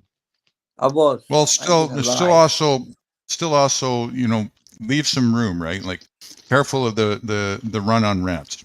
I know you're drinking Okay, and I fucked it now, I Hey, Guru, I went through the same stuff, my friend. I did the same stuff as him, and it takes a second to pick up on it. If you notice, I I don't stopped. mean. Sorry, Mitch. I just want to also address the culture. I don't mean any disrespect or to pick on you or anything. I No, need I to make sure that don't think everybody that, gets mate. to Don't share worry the. about it. All right. I just need to make sure that everybody gets a chance to share the stage. Okay, I'm okay with that's fine. I'm okay with it, Guru. I understand he's drinking. I just did the same thing this morning. That was Sorry, one thing I'm I a was going to pisser. talk to you about. That was one thing I was going to talk to you about. And you should probably listen to this. I went to cut loose to relieve stress and stuff and hang with a buddy and play guitar and drink a couple beers. I had an hour of enjoyment and comfort out of the beer, and then I had to come home and go to bed. And there was multiple situations where coming home. Number one, immorally, I drove home my last 3 miles. I realized how easy it is for people to cause accidents drinking and Why driving. were you fucking driving, man? Come Well, I on, only had that's 2 just beers. a basic. I drink. I'm a binge drinker, dude. I drink Jager bombs for days on end. Yeah, Not but anymore. listen, But brother, we ain't stupid. Listen, not all of us are as fucking smart as the next man, but listen, Speak for yourself. I'm really basic stupid. things. not only that, Come on, mate. but you're Basic making things. listen, dude. You're making Don't laugh, assumptions that right? you have You no fucking idea done it on yourself. because you're not out here. There's nobody out here. When I drove home, I didn't see a single soul It for doesn't 15 miles. matter. It's about yourself. Doesn't matter. Your Could opinion have doesn't done affect yourself me. in an Still got it and instant. drove home, didn't I? Yeah, but I ain't gonna make all the excuses up and say what the fucking police would say. It doesn't matter. But what I'm saying is care what the police My own said. brother, If who's meant to be, I'd have had one more beer though, I'd have made a phone call to a family member and said, "Hey, I had one too many beers. Come pick me up." does And it it'd have been like, matter? okay. It You does matter. piss, stop, It's my or move decision. on, It's or do moral something stuff. different. But what I'm saying Listen, I'm is I not can judging you understand to where it could be a because problem. And then I none of laid in us are my bed. perfect. Then I laid in bed and wasted a nice afternoon for probably 6 to 8 hours straightening my gut out. And I woke up Yeah, at but 1 in the you're morning. being selfish to yourself and those around you. My For own what? brother, I'll tell you something, right? My own brother is the golden child of the whole family, right? He's made the most money. He's done the best. He's listened to his older brother, which is me, right? He's done whatever. I'm very proud of him. But let me tell you, he's a fucking weak cunt, yeah?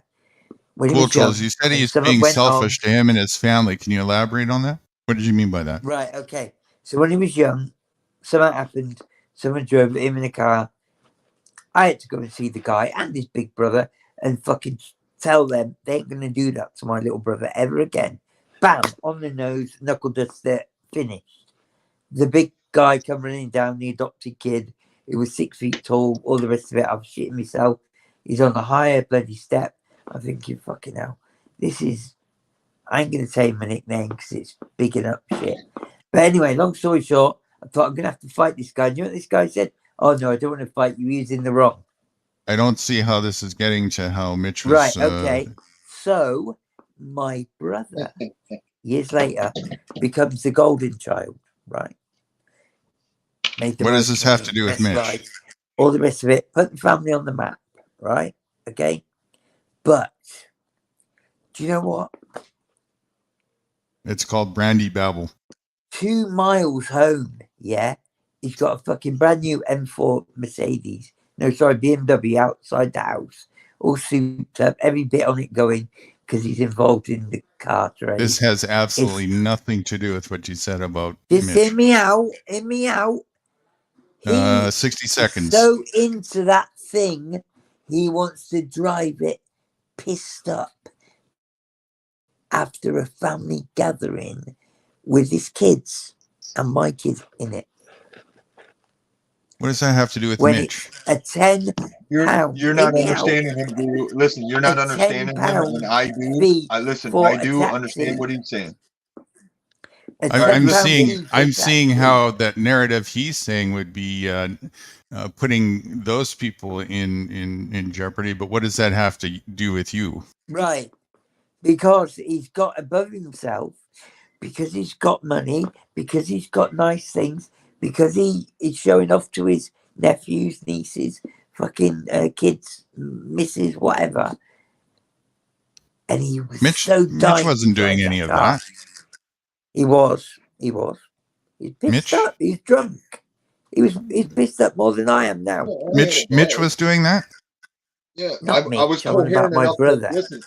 listen. I was But what I'm coherent enough saying to tell myself if yeah, I had one more there's a beer, need if I had the and third there's a beer, I want, was calling for a right? ride. Okay. And I didn't have the third Regardless beer. I of cleared out either, the other half of my beer and drove home. I'm in I'm just control gonna of mute you. myself. Cool. Go ahead, Mitch. I'm in control of myself. I had told myself when I had the third beer, I was calling for a ride. I didn't have a third beer. I didn't even finish the second beer. I poured it out and I drove home. But what I'm saying is, on my way home, I was getting tired. I wasn't buzzed. I was getting tired. And I could see as to where drinking and driving could be a problem for some people. And the thing is, I was in the middle of nowhere. Even if I would have crashed, I wouldn't have affected anybody but a tree. So it's a judgment call. You know what I mean? And like if I'd have been in the big city, I wouldn't have even bothered touching the truck. I'd have called a buddy for a ride home.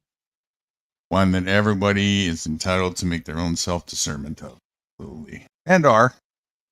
You know, the very thing, And it's the biggest all thing, the biggest thing when well, you drink and drive is you might spill your drink, right? So just make sure. well, this is what listen, my friend, this is what I poured my drink out. But this is what I caught from what this fella said, and I am in agreement with him, and this is my personal experience with what he said. My uncle was a drinker, and he showed up after work one day with my dad, and they both worked together at the same factory. And my dad and my mom were off getting our dinner, and my uncle was dating my aunt, a friend of the family that we considered an aunt, and she had 2 kids. So he pulls up with her and her 2 kids, and nobody's around. And they're like, "Hey, you guys want to go for ice cream?" And Dairy Mhm. Queen was a couple miles, was about a mile down the road. So we all piled in the back of his truck. As we pull off, my dad's yelling and screaming, "No, not my fucking kids." That's all I heard was something kids. Well, when we come back, my dad's being an absolute fucking asshole. Well, come to find out, my aunt and uncle had been at the bar drinking all day. And then they loaded us all up in a truck and went down, and my dad was fucking pissed. It was the first time I ever seen that dude cry. I watched my dad flick a cigarette butt off that dude's chest. And this is a bodybuilder, a 6'6" bodybuilder. And my dad flicked a cigarette butt off his chest. It was his best friend. And they had words, and he fucking left. And then about like 1 o'clock in the morning, I heard a knock on the door. And my dad opened it. And my dad got up at 5 in the morning. And my dad opened the door, and it was my uncle. And my uncle was like, "Can I talk to you for a minute, Dale?" And my dad's like, "Yep." And they didn't even sleep that night. They sat up talking all night and then went to work. People don't have them morals no more. Instead, they just sit bumping heads. "I hate you now. You fucked up. Fuck you. Fuck off. Get out of here." Instead of being That's smart enough right. to work. No, that's right. Yeah. That's how it should And be. the thing is, when you sit and work it out and work through problems like that, you end up getting stronger as a team. And they don't want Absolutely. that. They do Absolutely. not want that. Thank you very much for that. I never got to hear the end of Wright's response to the last question. We kind of got sidetracked there. So, Wrights, can you please continue and finish what we were asking earlier? Could you with the- state the question again, please? So I can give you Yeah. the answer. Yeah. I got so totally it was, off track. Go on. It was the last question I put in chat there. Remember, I was saying that I only got hums and haws and never got any actual responses. So you were in the midst of yours. The question was, do people tend to see the system they're in with box dichotomy view, abuse or be abused, kind of like kill or be killed type of thing? Well, I use myself. I've been abusing the system, even though I was doing the best I could for the system. You know what I mean? Mm-hmm. Mm-hmm. Really. I mean, I did everything right. It abused me. I'm at the point now, what I know now through you is that it's either do or die. So if anything should happen, I can't get out of this metrics that they got going on here. It's going to be a do or die situation because I'm not bowing down to nobody Do you understand what because you're of the saying? abusive system. You know what I mean? Do you understand what you're saying? Just from my point of view, and I'm right there with you, right? But I'm telling you right now, just from your own words, the only way to do any better is to walk away from it. Period. I'm trying to. And who knows this? Who knows this? Is Who that knows exactly what's going on? Per your own words, listen, per your own words, what I just listened to, if you stay in it, you're not going to get nowhere. It's going to get worse. That's per your own There's words. only advantages. You guys have advantage over me. One, you're single. I'm not. I got kids. I got a wife. Two, I had the money to sell this home and go get a property. But three is my family doesn't want to go right now. You know what I mean? Because of what's going on. I can't really explain it to you, but yeah. So I'm having a hell of a time right now. I can see what's coming up. They can't because they don't take the time to go up to New Guru, and listen to us talk. You know what I mean? I would have loved. And what's good about it, my grandfather used to be a farmer, and I know how to plant, vegetables. The bad thing about it is I don't know how to forage. Go out there in the woods and start picking things. I have no knowledge of it. Never thought of it.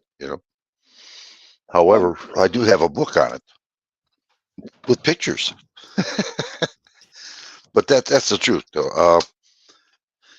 This metrics has just chewed me right up. So now I'm at the point where it's do or die. You know what I mean? And that's what's going to happen. And it's funny you should talk about because my daughter and I talked about it yesterday. I was talking about. Listen, man, the best thing you can do is just go do it. I understand. I don't know what to say to certain stuff, but I do want to say thank you to New Guru for your time, because as sitting here watching this panel run on, you put up with some shit, buddy. Yeah, I gotta say that much. Yeah, he does. It's like an exercise, right? Practice. I'm also learning, right? Like, yeah. It's true though, man. I don't know how much you put up with me. Wow. Oh, it's not all that bad, right? There's way worse out there. Oh my God. No, I mean, I disappear on him. I couldn't come back for about 15 minutes. He's waiting for me, you know. Patience is a virtue. Actually, that was one thing I was going to talk about. Guru had said something yesterday while we were talking about living in the moment. And a lot of this other stuff, expectations, this and that and the other thing, and planning and stuff, that's all good and well and everything. But I'm starting to notice by just living in the moment. And like, just for instance, I got ripped off on shipping stuff with the sluice.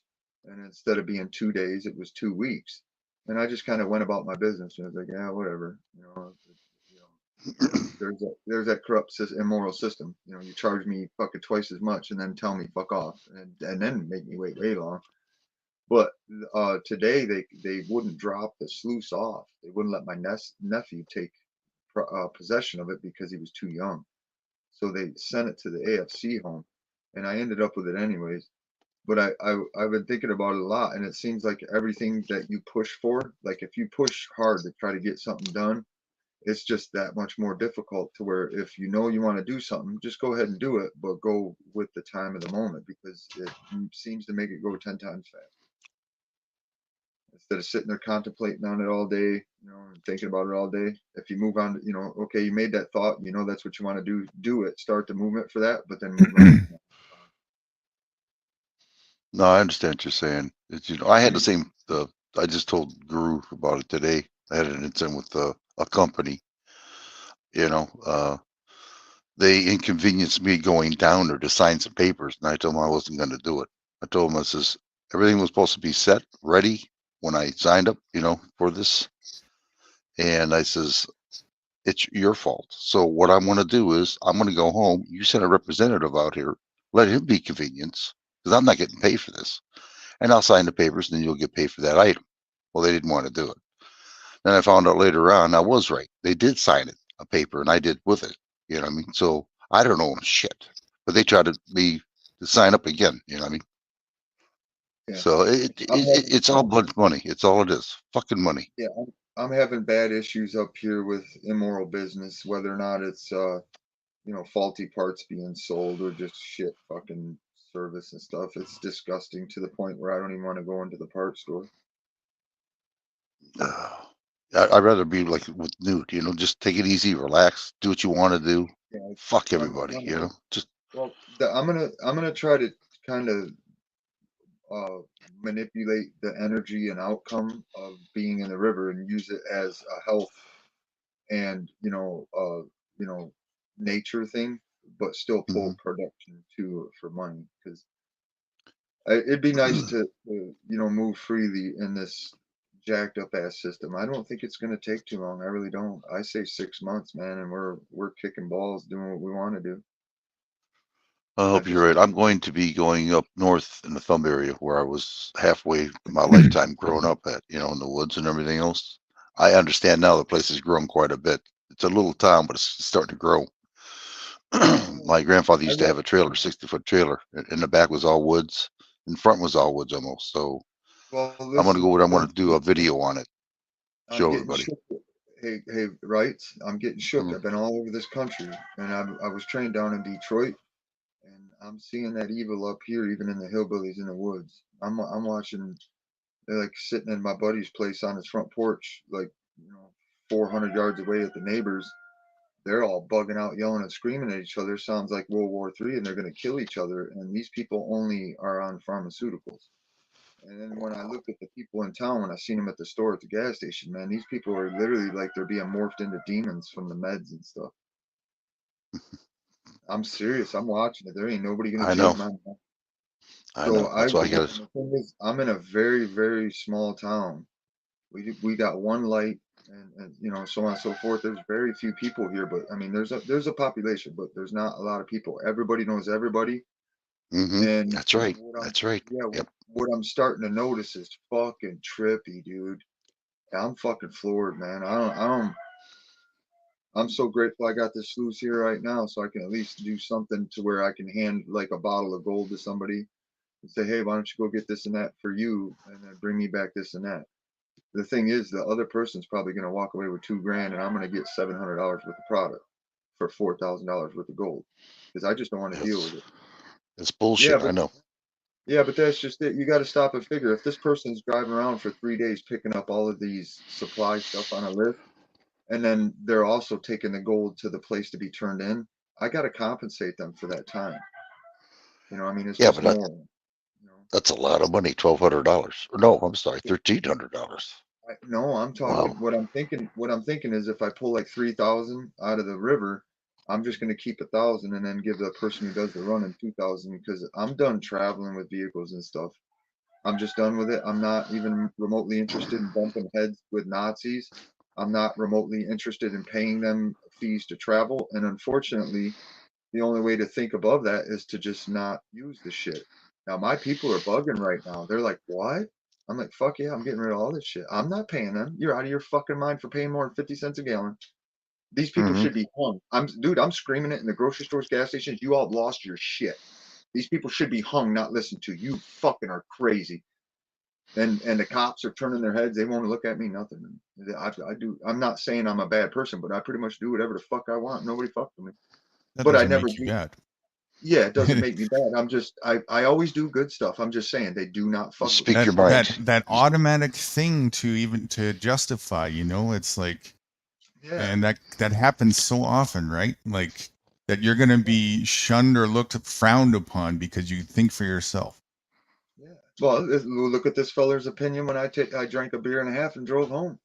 He didn't like that at all. That was no bueno. Even though I had already consciously made the decision to myself, if I drank a third beer, I was calling my dad. The thing is, you don't owe anybody any explanations in life. I know, but I'm just saying that's where we're at. And everybody thinks they have a right to this, that, and the other thing, to tell somebody this, that, and the other thing. It's like, no, shut the fuck up. Yeah, but Unless what I'm other people think of you is none of your business. Yeah, yeah. And you know what? I just had that conversation with a buddy too. Back to the living in the moment thing, which is so fundamentally important for sanity and peace and so many different things. Well, I hope I give you the right answer on that one. Go on. For sure. And a little deeper on that, which is another thing to understand, very important.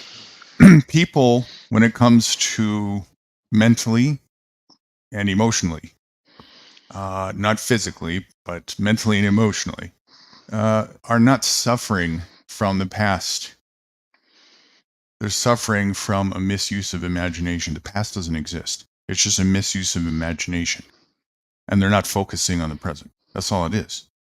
And how easy it is to get carried away in a toxic tangent in the mind and then project it outwards. That's what people do all the time. All the time. The solution is just let go and enjoy today, right? Because tomorrow might come, but that's a certainty. You're not. You're not a certainty. The future is also not a reality anyways. No such thing as tomorrow. Tomorrow never comes. So the other misuse of imagination that people do is projection of the ideology of this thing called the future. It's so the first one is a misuse of imagination. The second one is a misuse of misuse of memory. The second one is a misuse of imagination. And it ties directly into the ego. The ego is the epitome of cognitive dissonance and distraction. This is the root of the toxic programming on the mental and emotional level. It'll end up transmuting in physical because it gets projected outwards and then people do all these crazy things to each other. But it really is a projection of self-abuse. Mental self-abuse. So not taking responsibility for that is another primary aspect of that. Taking responsibility for maintaining, being intentional with your focus and conscious with that is fundamental for health. It's primary fundamental for health. So again, what you're saying, we're doing it to ourselves. Yes. And Instead you of also living have for the ability to change that. by thinking of right now, nothing else. Correct. I mean, there's a use for memory and a use for imagination, but if you misuse that, you're abusing yourself, right? Gotcha. So you have to use it appropriately, and you also have to use it with intention. We should never find ourselves on a tangent of wandering from the mindset, and we never actually intentionally chose to go into a deep meditative thought. That's your first clue that you're completely out of touch with being consciously intentional with your focus. And something else is subconsciously leading a program. You're being led by a program. You're not leading the program. You're not taking responsibility for it. Hey, can I interrupt for a second here? Hey, right? Yes, sir. Yeah. Are you on a computer? You can check our weather. Yeah, I'm on a computer. I'm on my phone right here, but I got a computer in the kitchen running. Okay, hold on. I'm You on want the US weather? 10, Reed City, Michigan, a US 10 and 131. This storm does not feel right. It doesn't smell right. What And I'm What is watching the it name? coming in. What's your Coming in right county? about Osceola. Well, you don't have to cuss at me. I just ask you, It's Uh, Osceola County, I Tri can put County, down very close. Big Reed City, Rapids. Michigan. Yeah, Big You- Rapids. you- Well, okay, yeah. I'm north of Big Rapids an hour. I know that ain't too much. Okay, it'll be the same then. Okay. But this storm doesn't smell right. It doesn't look right, and I can feel it in the air. It ain't right. Something All right, wrong let with me the storm. find out here. Tell me what it looks like on the radar, please. I never get a radar. I just My get. phone is so janky. Every time I pull it up, they're giving me 2-day old stuff. You look at the date on it, like, what the heck? And it won't. It just, I'm over it, dude. Yeah, you and Guru talking. I'll find it and I'll tell you what's going on. Yeah, this storm does not feel right. It don't look right. Nothing. I've been outside twice. I closed up the vehicle and brought my amp in and stuff, and it didn't look right. And I'm watching it now, and I just stepped out, and it don't smell right. All right, I'm in the kitchen right now, so we'll find out what's going on. I mean, literally, it does not smell right. And that's the first thing I do when I know a storm's coming. I step out and smell the moisture in the air to see how close it is.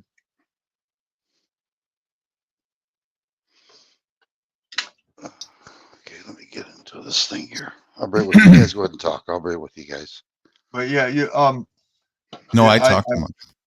I want to say thank you, Guru, because I tell you what, at least 50 to 70% of the stuff that you've spit have sank in pretty good. If it doesn't sink in right then, when you get out and about doing something, it sinks in. You'll see it sinks in. Of course. And I also recognize that, the mind only absorbs a certain amount on the first pass. So, it takes going over several times and different approaches. Sometimes, this one's is more clear and obvious and whatnot. So whatever it takes, right? Whatever it Well, takes. yes, sir. And that's how they got us brainwashed and here to this point, is doing that over and over microly. And I see that too. And when we take responsibility for that, when we understand that's how the psychology of our mind works, suddenly we have the option and the opportunity, golden opportunity, to program ourselves, to rewrite our program, to completely write it over, erase underneath, and all of a sudden you're on a totally different track in life with full conscious awareness, and it's amazing. Yes.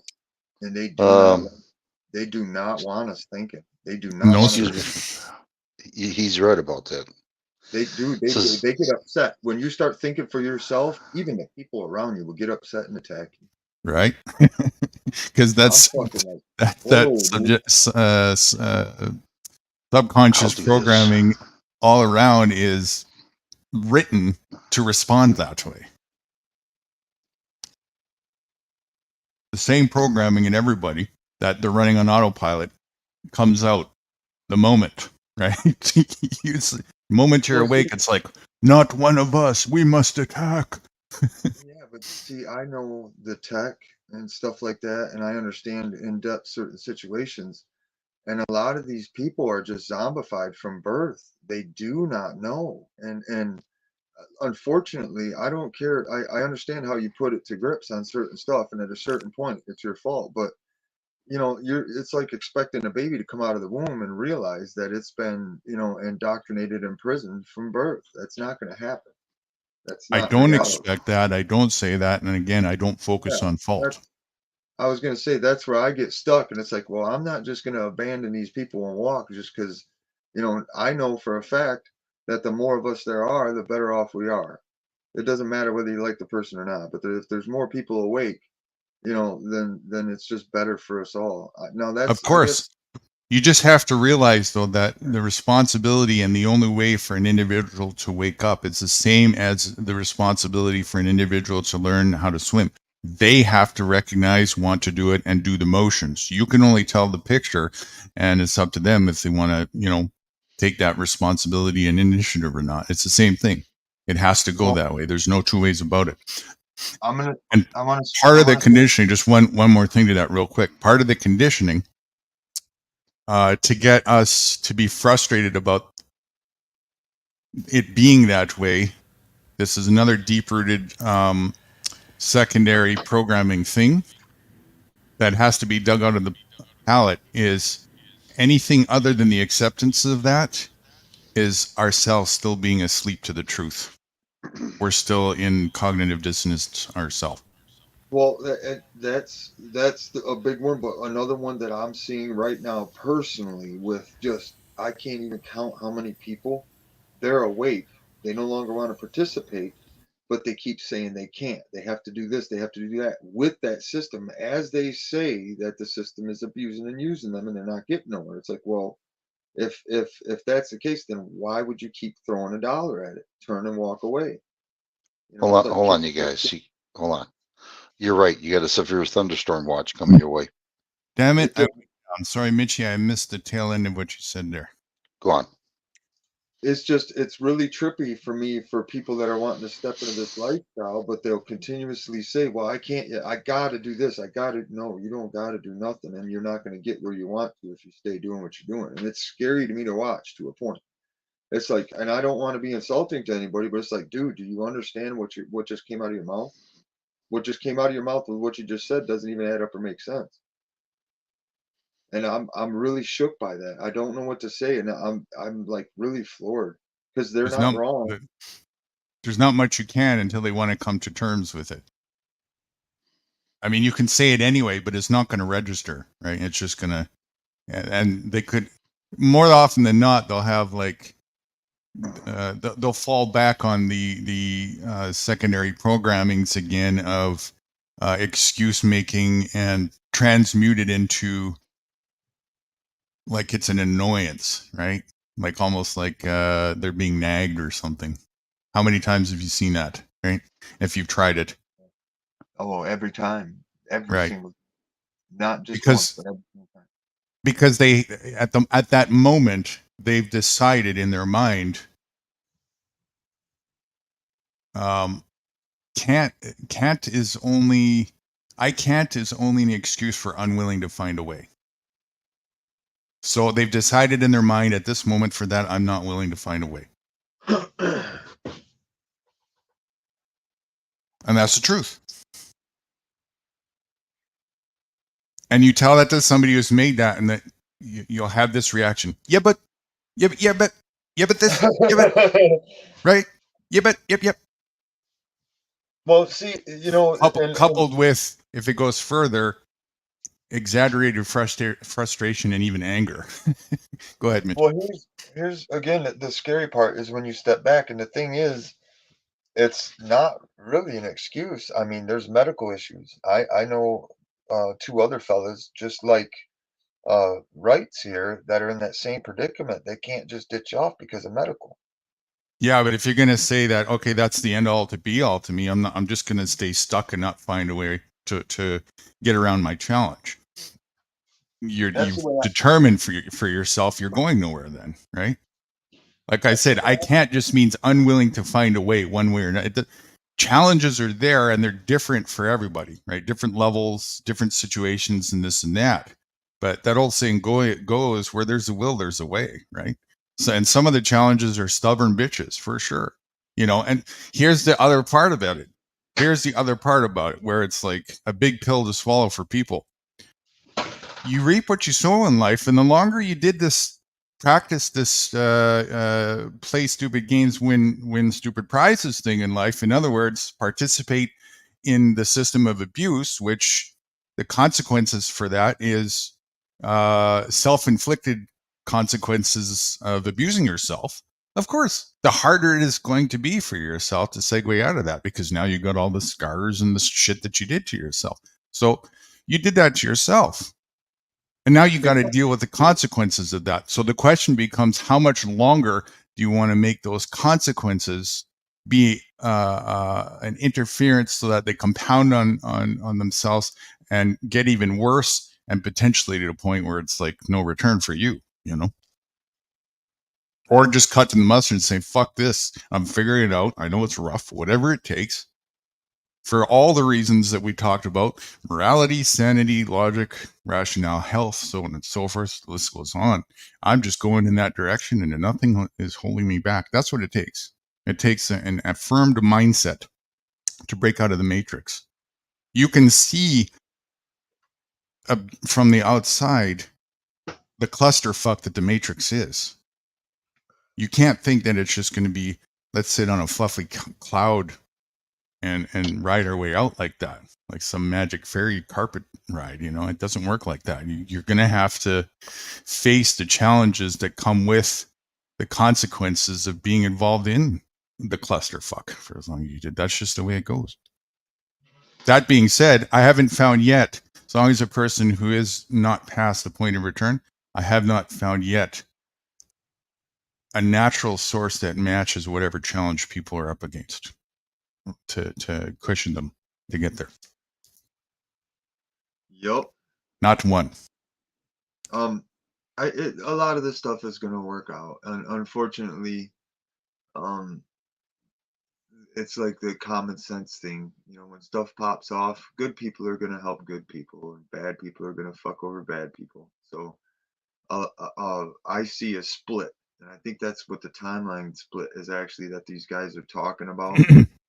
Because as of now, I know all walks of life, and there's certain types of people I can look at them and tell I don't want to be around you, and I go the other way. I literally just no, I'm good. I gotta go.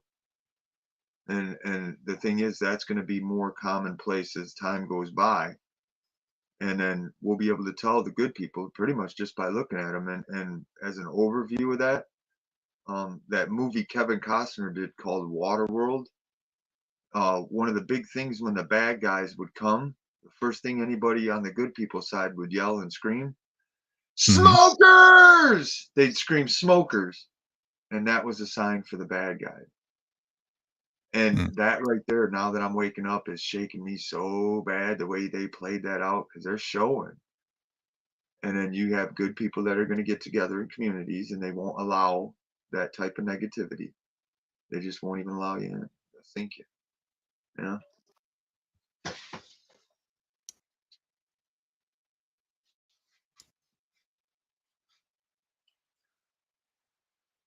Bottom line is people are scared to die is what it is.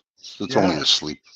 That's And what you they're know scared what? of. Fuck 'em. Listen, right? I really would love to see you just do it, but I don't know the full situation. But I tell you one thing right now, when I fully made the decision that I'm going to travel for free, even if I sit in their cell, it was a relief.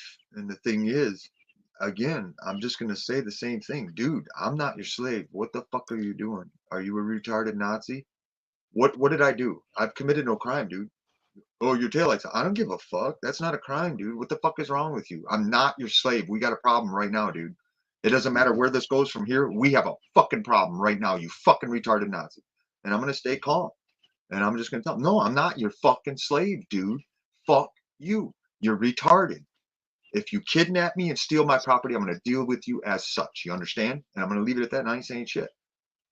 And then when the first time they put me in front of a camera, like I told Guru, I'm going to start screaming, who's taking responsibility for this attempted murder? Who is responsible for this poison shit you called food? Because somebody's going to prison. I'm not accepting no for an answer. You fucked up. You kidnapped me. You stole my property. You brainwashed fucking Nazis. And I'm going to stand up and walk away. I'm not signing nothing. And eventually they have to release you. I've already checked into it. Eventually they have to fucking release you. There's nothing they can do. So, you know, especially if you don't sign nothing. But if you sign anything, you're fucked. They're going to incarcerate you. That includes verbally. What do you mean? Verbal consent is the same as a written one. Oh yeah. I'm just not complying with them no more. You don't have to fight these guys. Just don't comply with them. Unfortunately, that works alone. When you stand up for yourself, they just don't like it. The pussies will turn and walk away. I mean, I'm not saying all of them. There's some really psychotic motherfuckers in them uniforms, man. I mean, they got motherfuckers teaching these guys right now that for the police, and these guys have already hurt people overseas so bad, and then they come home and make them out to be top dog police guys. And this guy's talking about killing people and drinking their fucking blood out of the fucking skull. It's like, dude, you're an immoral sack of shit, and you're trying to give advice to people. You should be not here, dude. Cops and Robbers is one of those special games, you know. It's fucking crazy what I watch. I was like, and you call yourself a good guy? You're talking about drink. That's evil as fuck. You're talking about drinking out of people's skull, you fucking retard. It's just crazy shit. And the thing is, I've watched that go tenfold. I noticed that. That's why I know things are going to get rough for them. I'm watching tenfold right now that these criminals are coming back from overseas and they're putting them on these channels and stuff, playing like they're good guys. And they're just spitting pure evil, and it's because it's coming home to roost. These people are being hunted. You have countries that have gotten together and they're putting big bankrolls up for people to come hunt these people down. America isn't as strong as you think. It's fucking gonna get fucked up, dude. Oh yeah, there's no doubt about it. It is. I can see it. I can feel it. And the sad thing about it is these cops, they're getting suckered so fucking bad. These cops are getting, I know for a fact, I had an overview of it. I've personally sat with an outlaw dude and had to tell him and almost take the chance of getting in a fight with him about not leaving a sheriff alone that was in my clubhouse. And I had to fucking tell him, look, dude, I don't agree with it. I don't agree with the dude being in my clubhouse either, but it's not just my house. And if you can't respect it, I'm gonna have to ask you to leave. And dude's like, really? You're gonna choose that motherfucker over me? It's like, it ain't my choice. You keep going to a different area. And we ended up leaving. I ended up taking him to a bar to get him away from the cop. Then the crew showed up with the cop because the cop wanted to get physical with the dude. The cop really was kind of wanting dude to cuff off, so he had a reason to lock him up. And fucking they followed us to the bar. That's not a joke. My own dudes did that. I was like, what the fuck? You knew I ditched out of there because dude was getting razzy, and you're gonna bring this cunt to my guy? And my Well, guy since we're sat. on the tangent of sort of law and legalities and whatnot, that is the other sort of secondary topic that I wanted to bring. I only have 2 questions for that one. That's the one that has the Karl Marx video. I can't believe there's somebody the other day. I can't believe there's people who actually believe that if there were no cops, everybody would shoot each other. I'm not gonna even ask you who said that. This Wow. is true. I mean, how many times do you hear people use the justification, right, of, well, without a police force, we would just have anarchy. Everybody would just blow each other's brains out. Really? All right, so I have a question here for this. A couple questions. And I'll put it in chat again as we speak. Here it is. Are people only not killing each other because it's against the law?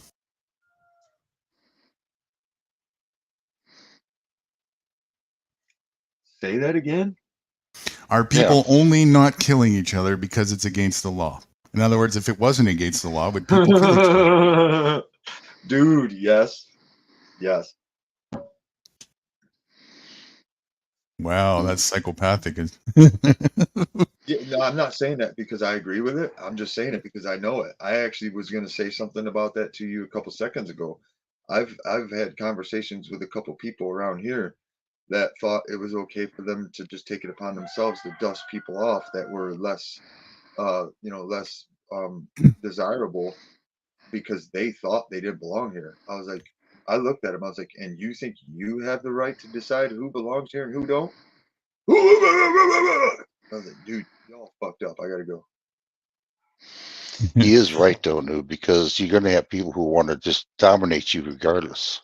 You know what I mean? Yeah. My Gangs. point is, it's just like trying to take your guns away. Since when is regulation actually prevented people who want to do something harmful from doing it?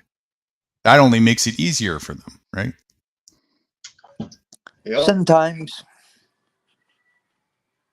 So in the same context.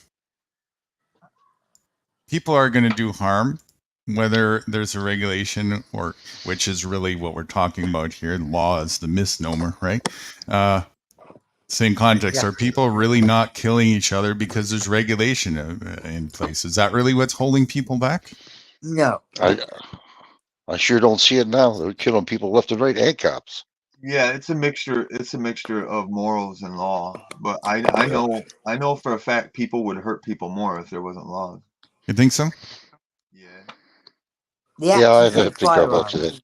All right. How much of For instance- that deterrence, because that's what it is, right? It's an attempt to deter, which is really just a gaslight for the engagement system. It's a system of abuse. But how much of that fake deterrence do you think actually mitigates percentage-wise compared to it actually opening the door up for those who are true criminals, uniformed or not, key word, to actually have free reign and do more actual harm and damage to people? Well, I can't say I do harm to people because to me a chomo ain't a person. But like that old dude that I told to look at the wall, if I would have known I'd have got a charge for it, I'd have beat his fucking ass for being a chomo. Straight the fuck up. I can't stand that shit. I'm sorry. If you hurt kids, you don't belong here, dude. That didn't answer the question, though. I'm just saying, Or- if the law wasn't there, listen, if the law wasn't there to incarcerate me more, I would have beat his fucking ass. So I would have used violence if it wasn't for that law. That's all I'm saying. So yes, if them laws weren't in place, there would be more violence. Because I know Okay. I would have whacked that. Listen, I'm just saying, flat the fuck out. I would have whacked that dude's ass. Okay. And you're right. You're right. So, I like, would have split his motherfucking wig until they drug him out the door. I don't even want back to to look my at him, dude. Wow. back to my question, because there's no dispute Right. that there is an amount of deterrence that Third is offense real. chomo, I got no heart for a person like that. You hurt a child at least 3 times and got caught. You probably hurt more. You do not belong. My question was, That how is much actually very good. compared to the amount that the deterrence actually mitigates as far as violence goes, such as in your case that you were just saying, compared to the amount that it actually deters people, how much does, on the other side of the equation, it actually opens the door for people who are truly violent-minded to actually have a system of more free reign abuse, to actually do their free reign abuse and, costumed or not, get away with it? Okay. Especially with the Well- gaslight public that delegates the responsibility towards perhaps the actual abusers. Well, I can't speak for anybody else, but the only obvious of retention on violence that it would hold for me is against like the chomos. I wouldn't hurt anybody else, but like a chomo, yeah, you don't belong here, dude. And I'll put it this way, dude, Guru. Right now, with the laws, people are getting hurt. So you can imagine without the laws, it's going to happen. No, I Guru, think it's they the have other way that- around. I think Hey, Guru. without that, people would tend to say, "Hey, listen, I gotta take matters into my own hands here, and we gotta work together," instead of delegated away to the exact people who are going to do the crimes. Yes. Fucking hell. Unfortunately, Guru, right now, down by where Wrights is at, you have little gangster fucks for initiations to get into clubs and Let's stuff. pepper pot That down will- from He Yeah. knows. Wiltshire, yeah. He knows. Yep, Yeah, that's right. They'll point at a kid standing at the grocery store, and Yeah. a dude will sneak around the corner and pop that dude behind the ear. So the kid don't even know what's going on. He did nothing wrong, and a little punk motherfucker just gone. It's happening a lot. It's disgusting. It's That's right, because what you have is you I have think a that quote guy was unquote lucky. society He was all lucky. around you who is not taking responsibility for this. They think that the very people who are involved in the system that opens the floodgates to get away with that are the ones who are supposed to be responsible for that. What about the old guy, yeah, that's done everything correctly throughout his whole life with what tools he was given? Yeah, he's done everything correctly. He's looked after his family. He's used what he had to make a living, to feed them, to do whatever. You know, done everything correctly. And then some fool decides that country lines are not what they want them to be. But this person is a bit stronger than the other. So, just while they get an opportunity, they'll decide, oh, well, I want that side of the river. as well as my side of the river. But the Now, original now you agreement, got a declaration of war. yeah, thank you. But that isn't official army-wise and legality-wise. This is between the people. Yeah? So we agreed one side to the other, yeah? But then the cheeky ones would paint the car in camouflage and sneak across the other side Man, what is going and do on? damage to the other. What the fuck? And that would be Then there in never such a was an way, it doesn't agreement. matter what you have to do it, anything. Then there never was an agreement. No, but there was. Hey, this No. storm. Maybe Hey, only man, an Was an expression of agreement, one, but not a true a agreement. small amount of the people. If there was a true agreement, then that wouldn't happen. Oh, come on, mate. Is there Do any you know how fires many up there in lines were Canada? blurred during Bosnia? Do you know how many times each side lied against the other and pretended bombs were dropping in their own area? That's my point. There's no agreement. It's a gaslight. Well, yeah. But apparently there was an agreement, but really there wasn't. The question is, are you going to fall for the gaslight or not? That's the only real question. No, but the majority of the people who are around it who don't actually know what's actually happening end up being taken in. And why Now, don't they are know? they stupid? Listen, mate, if you're fucking in your house and in the cellar and things are dropping around you, you Mhm. don't fucking know where they came from. You know, mortars, things like that. You don't know where they came from. Who the fuck are you? Are you an expert? Have you got satellite up there? You don't know, mate. Yeah? Mhm, mhm. That is it. That is the confusion of what can be done in battle. Now, I'm not belittling what you've said, but what I'm saying is that's how confusing they make it. And I witnessed some of that shit, and I'm thinking, wow. Right. And You know, whose responsibility is it to figure it out? the greater good. And listen, Each the greater good, individual, sir. America, England, fucking France, fucking whatever. Did they actually work Nobody out is the greater good? responsible for figuring out your confusion. And when I say your, Not I my don't mean you, confusion. The not you. confusion in another This is country for the this greater is good. this is me saying you in the context of everyone. An individual's confusion is not the responsibility of anybody else but their own to sort out. Oh, come on, man. Come on.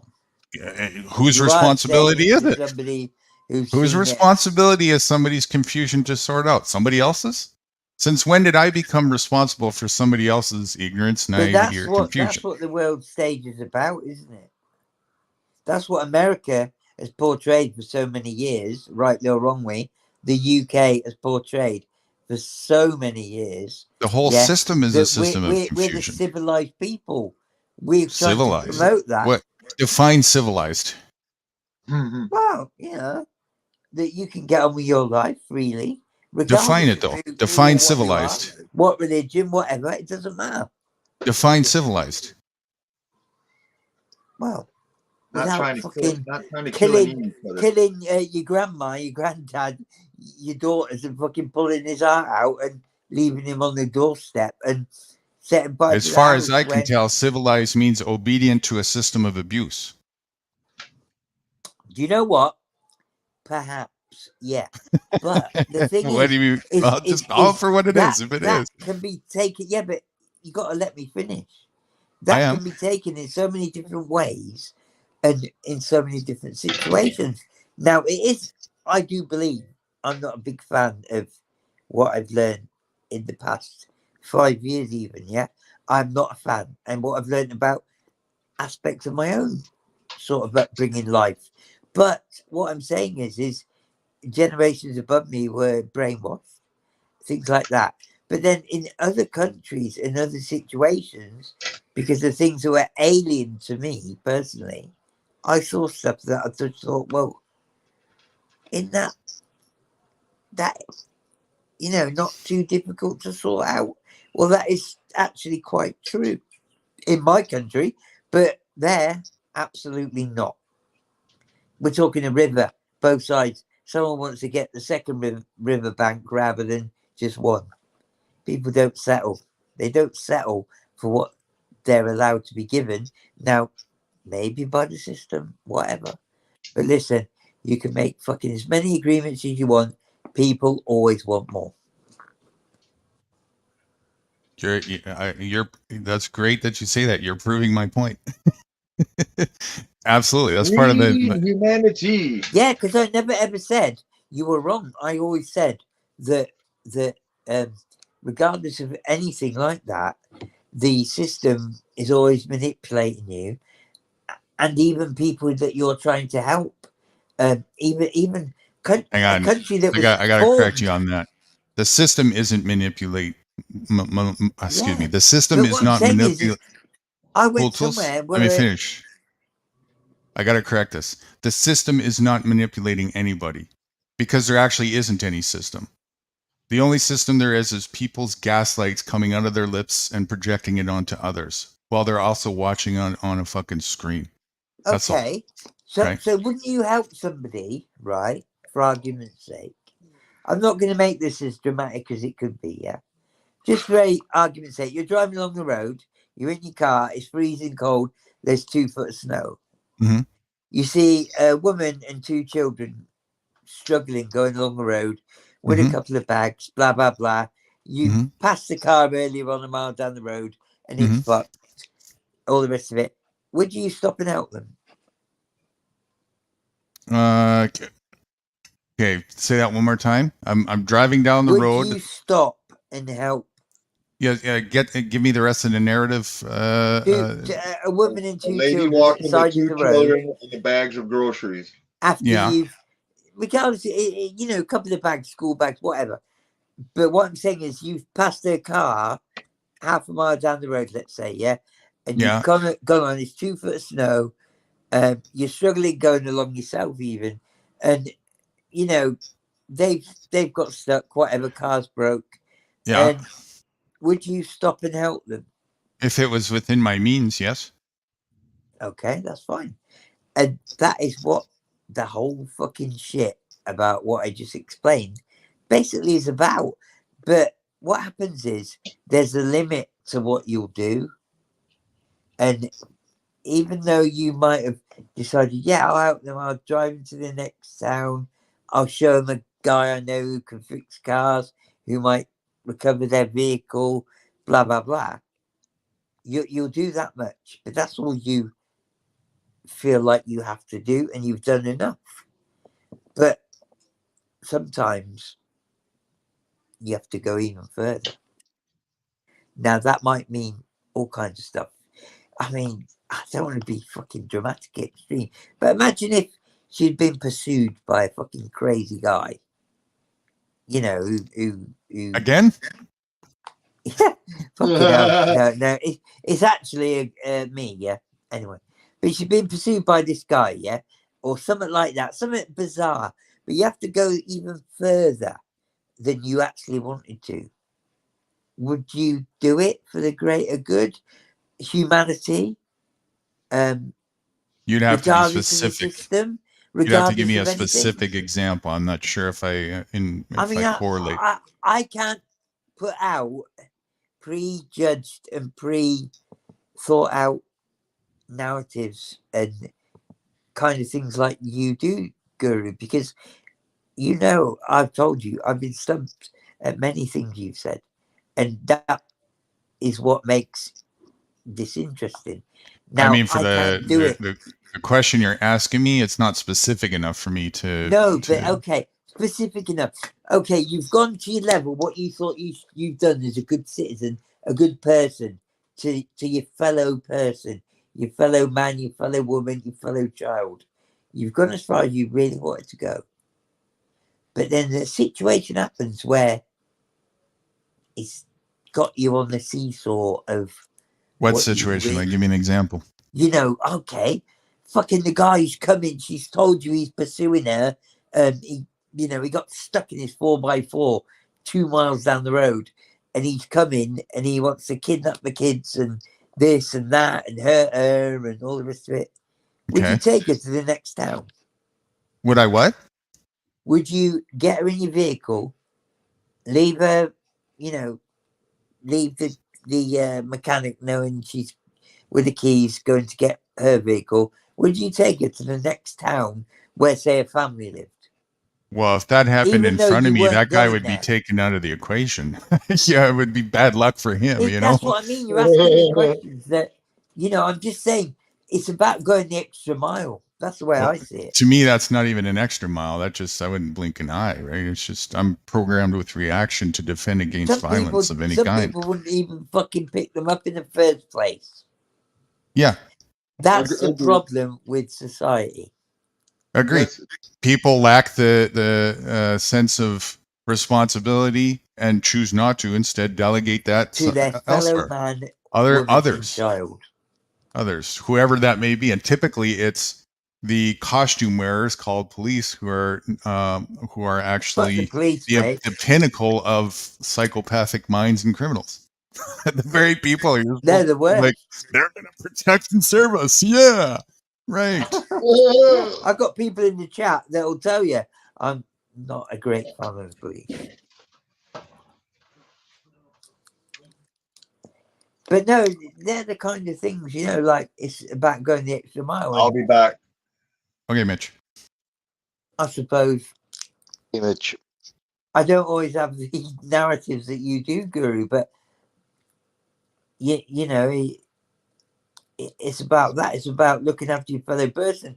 And the more we start doing that, the more people that will open up and realize and see what's happening, rather than being someone like myself that was at a family gathering and mention a couple of little things minor. Correct. Now, don't wait for other people to start doing that, and do it with the people who want to, and do it with the people who want to do it as well. And the people who don't want to do that, the people who don't want to do that, let them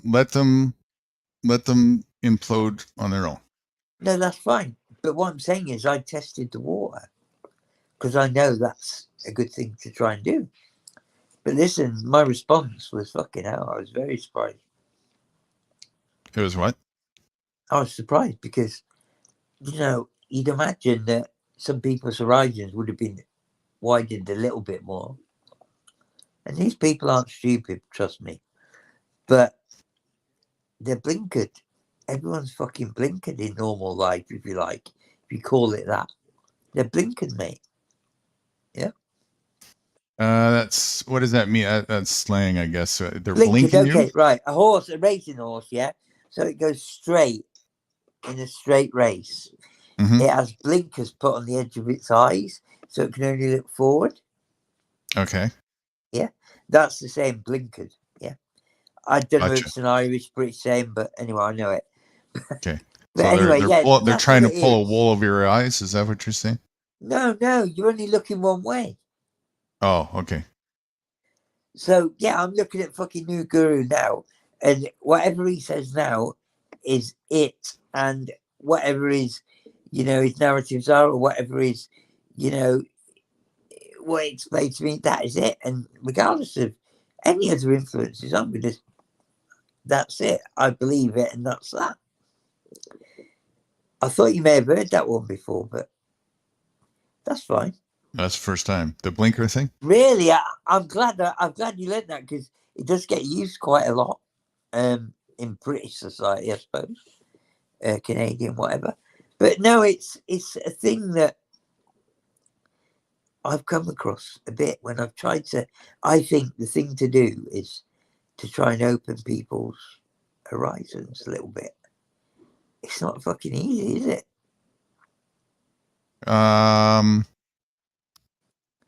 That's what I don't want. Don't focus on, actually, because it's not just that it's not easy. See, not that I believe that. Let that's me the problem. let me share something with you. Okay. If a person is interested in opening their eyes, you got a clear path to have a conversation where their horizons can be broadened.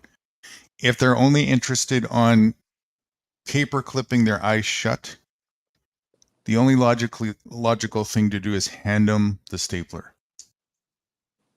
Come on, that ain't changing much, is it? Come on. No, and that's the way it is. You cannot force a hammer into somebody's mind and make them contemplate or think something they don't want to look at. It doesn't work. So okay then, why did I have so many different things forced on me that I didn't actually want?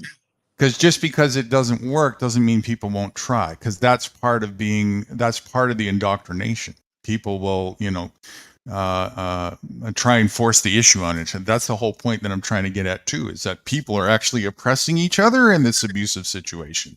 Yeah, right? I totally believe that. And the responsibility to cut that shit out rests on the individual, both who's doing it and both that it's happening to. So if it's happening to you, that means you've got a violent aggressor that you must figure out a solution of. Do you know to one way or another? nurture something, though? It's like, I don't know, you find a duck and it's got a broken leg. And that duck can't swim in the pond because it's got a broken leg. But you want to nurture it back to life. And nurturing something to allow it to open its horizons. I mean, that duck might have been a baby and it'd never been on the pond, for fuck's sake. Doesn't know what it's like to actually swim along the pond with his brothers and sisters and mum and whatever. Yeah, just for argument's sake. But yeah, with another leg, it works all properly, fixed. It's almost as if you have to do something to help people budge along. And I think pushing something a little bit here and there is a good thing. But, I mean, I tried it among, family and extended family. And I wasn't extreme. I just asked a question. I said, do you think that the planes actually went into the World Trade Center? That was it. That's all I said. Fucking hell, man. I swear to God. The kid said, no, it was Lego. My fucking brother-in-law looked at me and said, wow, definitely knocked him down, didn't it? I thought, what the fuck? I thought I had a drink. And my dad said, wow, something happened, didn't it? You know what I mean? It's like, fuck me. And all these different, these different questions. A lot of them are quite, if you like, academic, sharpish people, and stuff like that. And it's like, and it went on from there. And before I knew it, we're talking about fucking ghosts. Do you know what I mean? Right. That was it. I've got people in the chat that knew that I went through that process. And it's like, how can a situation from reality that you try to just shine a different light on to see what people had to say? I know how to ask a leading question. Not a problem. It's been in my life, yeah? In what I did for work and things like that. So it was quite easy to ask a leading question. But fucking out, the response, and sorry I swore, right, but the response was just... I should actually, that's a good point. And actually, I'll tie that into something that is a good thing for people to maybe take note of here as to what we did tonight. If you noticed, 90% of my lead focus really got everybody to deep think. Now, how did I do that? Did I do that by talking and moving my lips a lot? You hypnotized me. No, didn't hypnotize anybody. You're fucking lying. I know you're a liar. You're a psychic hypnotizer. I asked questions. Sorry, people. I'm just a fool that's drunk. I asked questions. Questions that put the onus on the viewer to reflect and contemplate it. And it was methodically put so that it would be a broad spectrum of contemplation, not only for themselves, but also for the greater view, so to speak, and get deep into kind of a meditative state. And yes, the questions were also designed, I kind of did a half-assed job on it, but they were designed a little bit in a leading fashion to get somewhere with it, right? So, and this is a psychological understanding with when you know how the mind works in terms of when people are open, how they go on a process of a journey of discovery. So, and the only reason why I'm bringing that to light is because these are the types of things that it takes when you're talking to take note of, that when you're talking to other people and you've got an open mind and you want to help them also to have their eyes open and horizon broadened, so to speak. This is a very effective way to do that. One of many, but this Not an this easy one road, in though, is it? particular. No, it is an easy road. It's It is not, an easy though, is road. it? You It think it is. is? Yes. Try having It's an that around family absolutely and peers. it, Yeah. it's a very easy road. Remember what I said earlier? I don't know. I don't agree with that. When Sorry. the eyes are willing to be open, then it's an easy No, road. that's right. If the I'm eyes talking aren't about a willing group to of be 20. if the eyes aren't willing to be open, Was that it's my fault for there picking the wrong is time no then? Go road. on. You might as well give them a stapler so that they can staple the eyelid shut. I stapled my hand to the fucking desk. I told you that earlier. The point of the matter is you have to qualify for interest. And if you don't qualify for interest, you made it hard on yourself. You're not working with somebody who's sincere and you're going against the grain. You're actually inadvertently, and I know you want to open their mind and show them the truth so that they stop being ridiculous to themselves and all this kind of stuff. But anything other than accepting that they're not interested actually makes you inadvertently become an oppressor. Yeah, but all I wanted to do, to be honest, if I'm totally true to myself, I actually really what I wanted to do was sort of make them see something and plant the seed. Maybe Right. that really was it. But it Right. went a lot further than that, and you get asked questions yourself, and this and that, and then all the different views come involved, and maybe the group was too big. It involved too many different demographics of age. I'm If you talking have from if you 5 have years old to bloody if you have a 65. willing participant with you, it's not a hard road. It is No, an I easy did road. have willing participants, but the problem is it was way too heavy.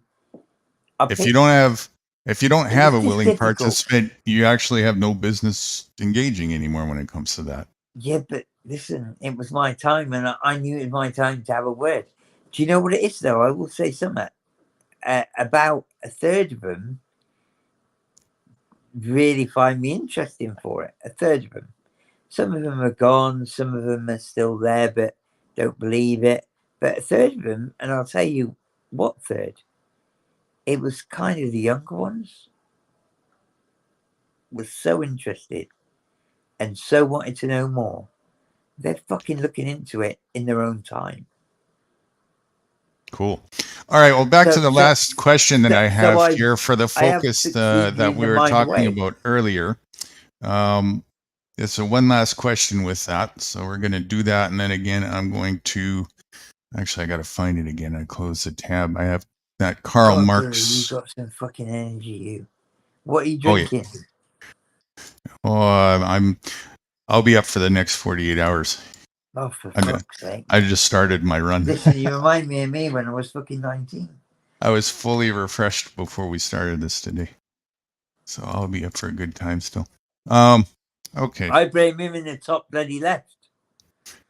Last question. Go on, sorry. Are people, it's similar to the last one that we did. Are people only not harming each other because it's against the law? In other words, would people be full on harming each other more if it wasn't, if there was no regulation against it? Not really, because when I get the chance to fucking chop Vix's head off, I'll do it. You know, and Tonkin, I'll probably chop his arm off and his leg, but, you know, we're all friends. No, do you know what I mean? The law means nothing. If you're going to do something, mate, you're going to do it. Oh shit! I'm sorry. I'm on Starlink and my net cut out there, so I did not get. Last thing I heard was "not really," and then my net cut out. No, Not really. No, I mean, the people that are going to break the law are going to do it, mate. Simple.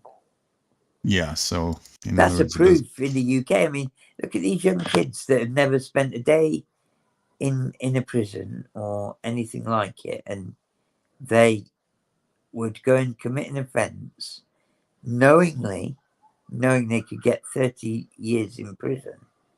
But Right. listen, So they still would go we and do it. be right? So would we be fair to conclude that the presumption that many people have that if there was no regulation and police force around, that it wouldn't result in the commonly presumed idea that it would just be anarchy in the context form of chaos that people think that it is? Pretty much, I'd say, yeah, it would be. It would be or wouldn't be? It would be. It would be anarchy and chaos if there was no Yeah, police yeah, force yeah. and regulation? You have to look after yourself, yeah. No, I don't know if you're understanding the question, because you're actually going against what you just said a minute ago now. What? If there wasn't... Say that again. Okay. People have this common presumption that if there was no, and this was the basis for me having these questions. Okay.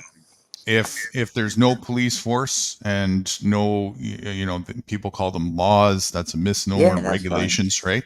If there was none of that, there's an implied presumption by many people that it would result in anarchy in the context of chaos, that people would just blow each other up and abuse Yeah, each other they to would. epic proportions. That's what you think? Yeah, I mean, it's about people. Because if that's what you're saying now, then that's a complete contradiction to what you were just saying a minute ago. No, because people would... Because regardless of anything, there's people that... I'm not talking everyone. I'm talking there is people that will do whatever they have to do to achieve their personal aim. Yeah, but a And- moment ago I asked the question, are people only not harming each other because it's against the law? And you said, no, that's not the No, case. the law means nothing. Right. So I've if there never was changed no that law, the view. result would still The be the law same. means Then. nothing. What it is I said that even though somebody could get 30 years in prison, never done a day's prison in their life, so they don't even know what it's like, they'll still undertake an action which would get that amount of prison knowingly and still do it. So, yeah, I've not changed what I said.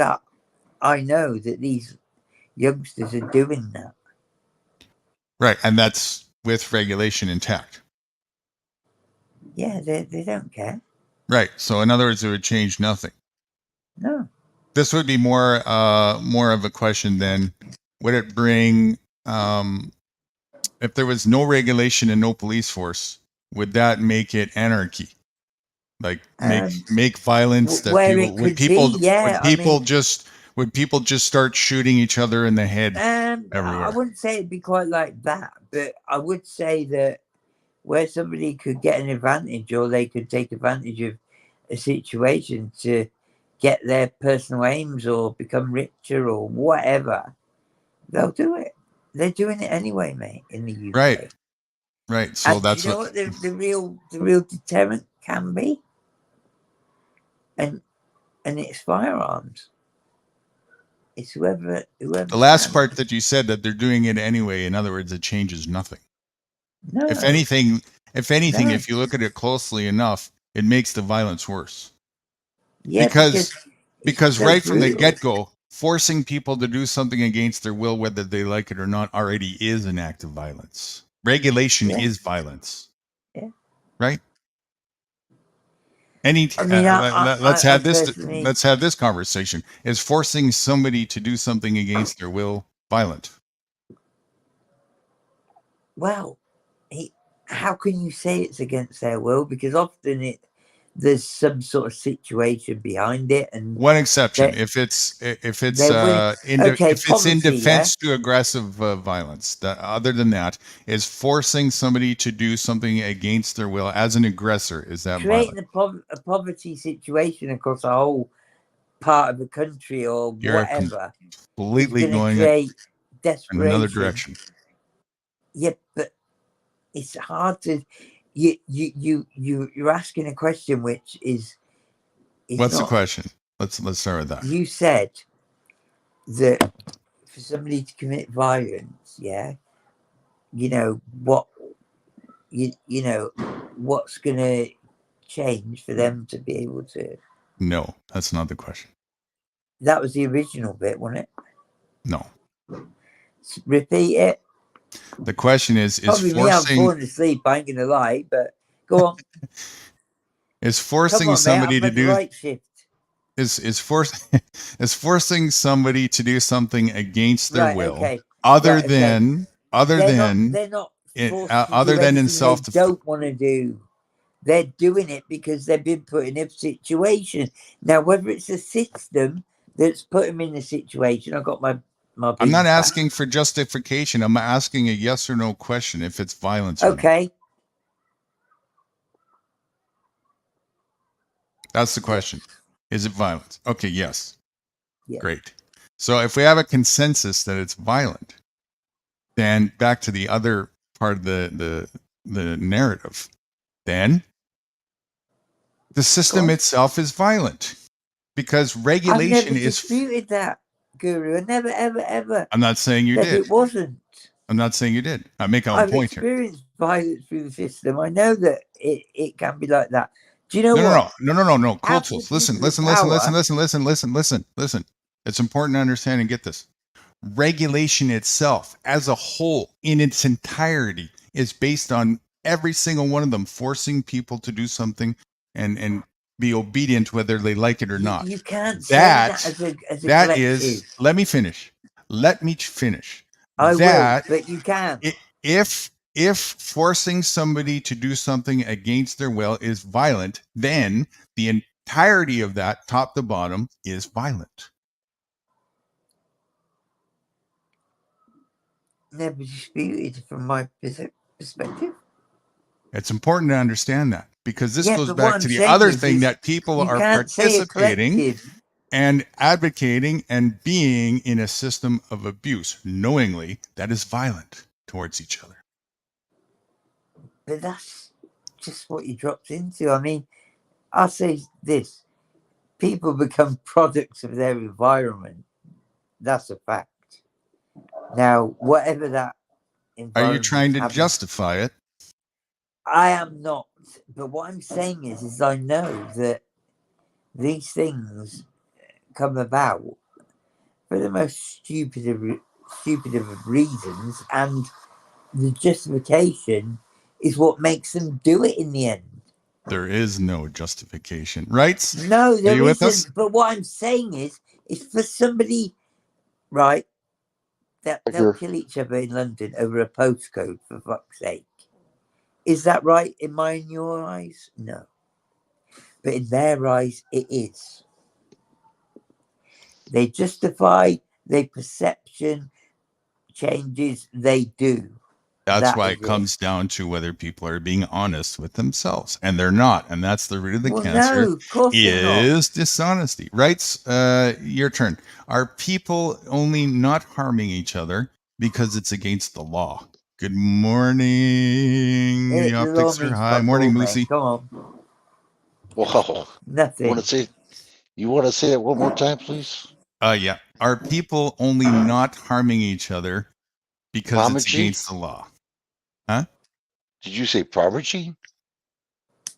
Parmegy? What? Each other? Yeah, it's I'm Guru, trying to you've been figure. hard No, work harming for me, each man. other. I ain't Are gonna people lie. harming? Are Okay. people only not harming each other? In other words, let me try a different way. Are people only not harming each other because it's against the law? So in other words, if it wasn't against the law, if there was no regulation against harming each other, would people just go crazy and harm each other like 1,000 times more?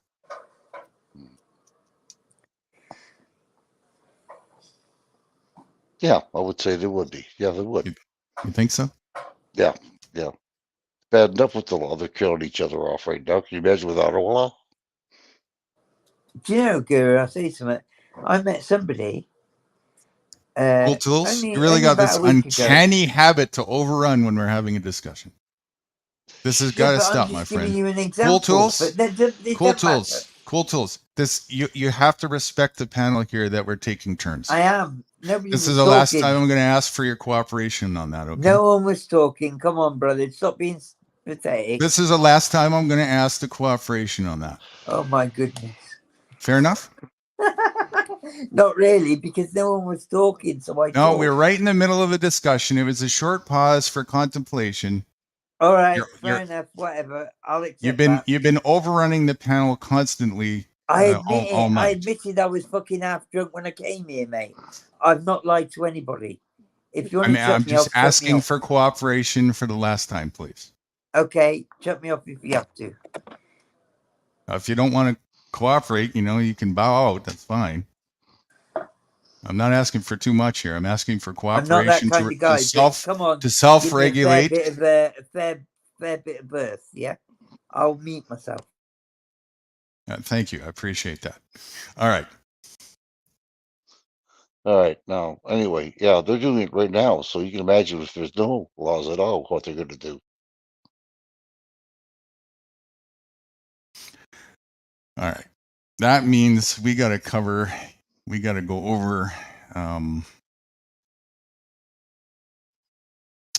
to go over some things more time because the gaslight is still set in, if that's the case.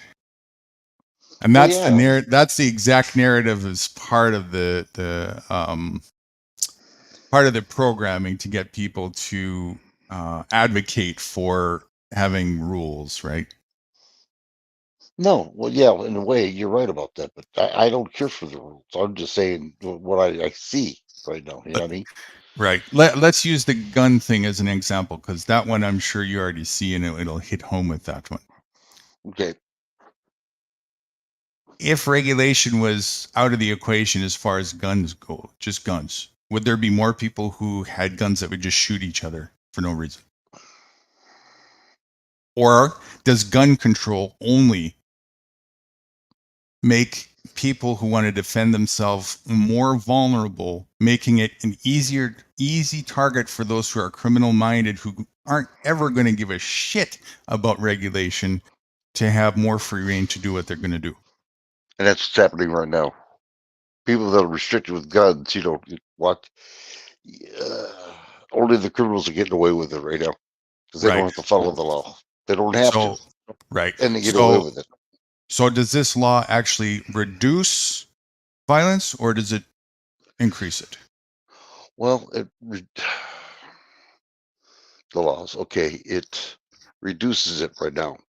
You take the laws away, then the good people will start shooting the bad people. I think you better look at statistics with that a little closer because you'll see very clearly, and this is even their own fucking system of bullshit statistics. And anywhere there's the less amount of regulation there is on weapons, especially guns, the less violent crime there is. Oh no, I agree with that too. But I'm just saying though, when it first starts off, when there's no laws at all, there's going to be people going to be shooting each other. But remember, until finally it cools down. I agree with you. If that was the case, then in the places where there was less regulation or no regulation as far as having weapons, especially guns goes, then the violence would be increased. You're talking about something like Chicago, where there's a gun law, you can't have any guns at all. Anywhere, right? Yeah, that would be an example. I don't know where the regulations are, especially in the U.S., because I don't look into that. But is Chicago a place where there's heavy regulation on weapons and guns? Oh yeah, and it's there you go. Crime there river. You go.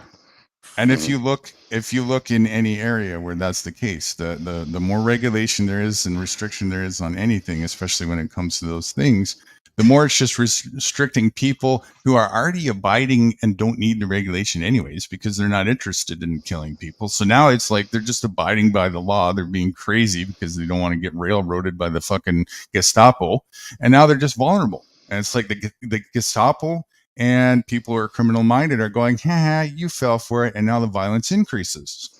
Mm-hmm. So it doesn't change anything. It does not actually deter anything. It's a gaslight that it deters anything. Maybe some people might get deterred a little bit in some ways, but the small little pinnacle of successful deterrent that happens is a sheer cry from the actual increase of violence that it produces. It has. You're right about that. I forget about Chicago. Chicago's terrible. And It that's just is one, terrible. right? That's just one. Look at anywhere else where that's the case, and you'll find that's a common anywhere in the world. Actually, that's a common. Well, you got Oregon, you got California. Yeah. Yeah. Very Oregon, easy for California. people because logically it sounds nice, right? We're going to put laws in place so that you can't have things that are going to cause violence. It sounds nice on paper, but the result is that's the gaslight. That paves the way for violent-minded people to have more free reign. That's the truth. So again, that's where this ideology that we can delegate the responsibility of being oppressed by our peers and other people and being physically violated, we can delegate that to other people who are just going to write laws on a piece of paper. We did it to ourselves. We said, "Here, come and get me," instead of saying, "No. Let me make this clear. If you allow somebody to disarm you, you failed to recognize what weapons were made for to begin with." Yeah, to protect yourself from tyranny. But not from tyranny from government, tyranny from everybody. Well, yeah, well, just everybody Right? in general. Yeah, people causing this shit. You know, Right. So it does. it doesn't matter who's saying you got to disarm yourself. Right. Again, it pisses me off. When I was a young age, I learned how to shoot, military learned how to shoot, and then I got to get a license just to carry. What the fuck? That's bullshit. That's only if you comply. Well, I complied. I did. Right. But because we want to be obedient to the tyranny, you see? What we're yeah, I don't doing want is to we're go. complying. We're complying with an abusive system because instead of doing our due diligence and looking at it thoroughly and investigating and coming to the actual facts and the truth, we're believing the lies. I just exposed that you had a belief in a lie, a very deep one. The lie was that these regulations are actually reducing violence. No, they're not. Right? That's the gaslight. That's the lie. That's the propaganda. The only problem is people are going to believe it anyway. I mean, they're going to believe it in a lie. They won't believe in anything else but the lie. You know what I mean? They won't We stick gotta- together. That's what pisses me off. They don't We stick got together. we got to start with ourselves.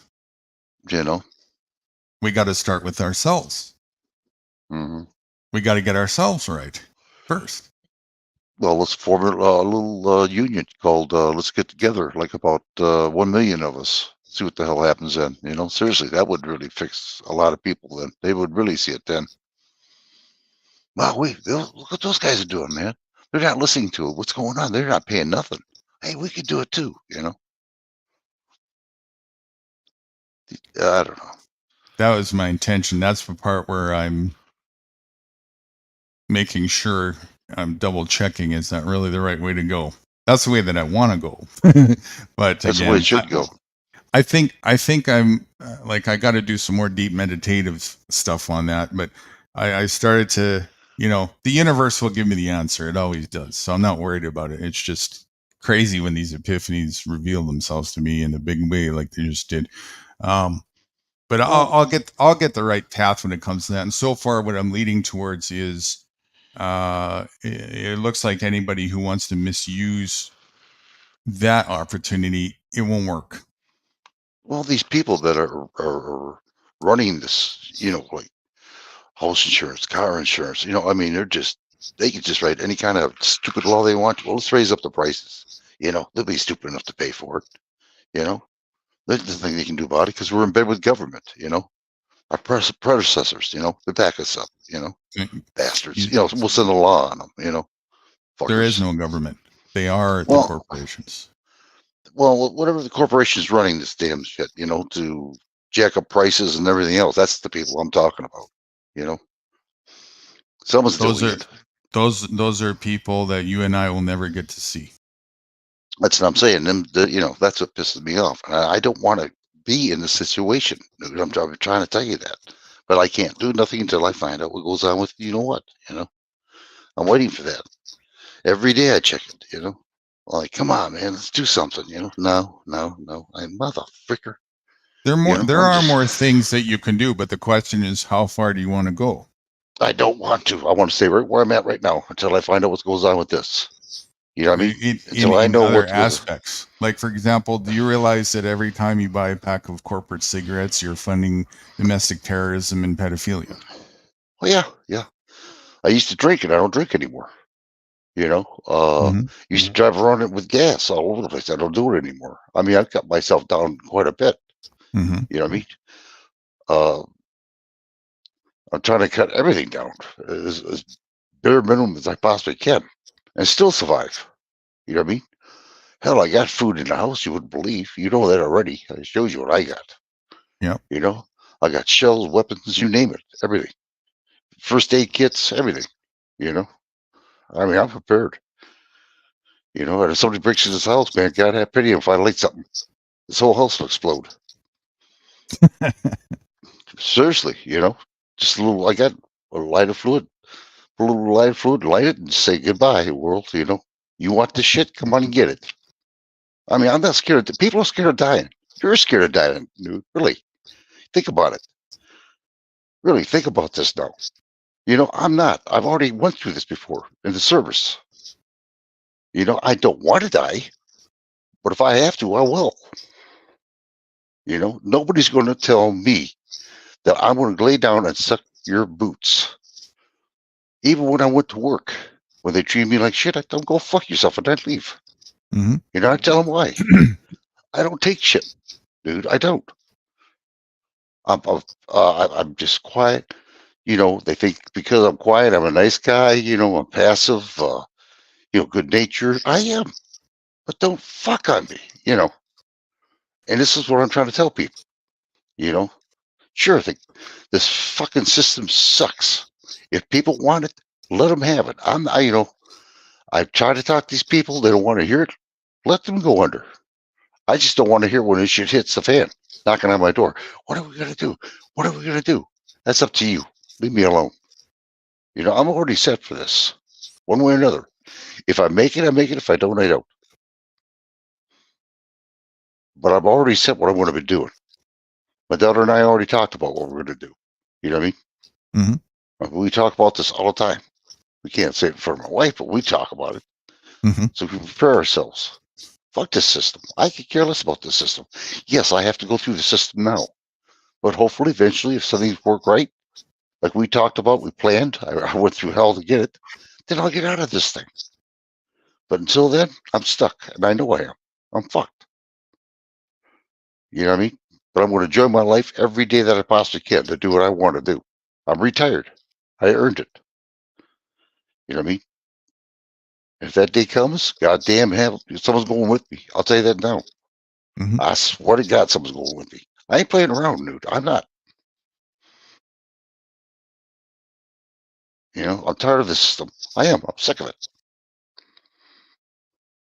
Who's ever running it, they can go fuck themselves. The As soon people as are I get out running of it. here. Huh? The people are running it. Well, then shame on them because I'll tell them off just like I told that lady off yesterday. I don't care anymore. I'll just tell her like it is.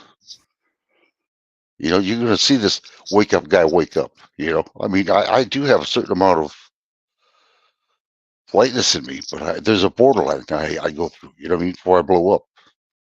And I'm not, I'm not going to take this bullshit with these people. I'm not. Leave me alone. I'll leave you alone.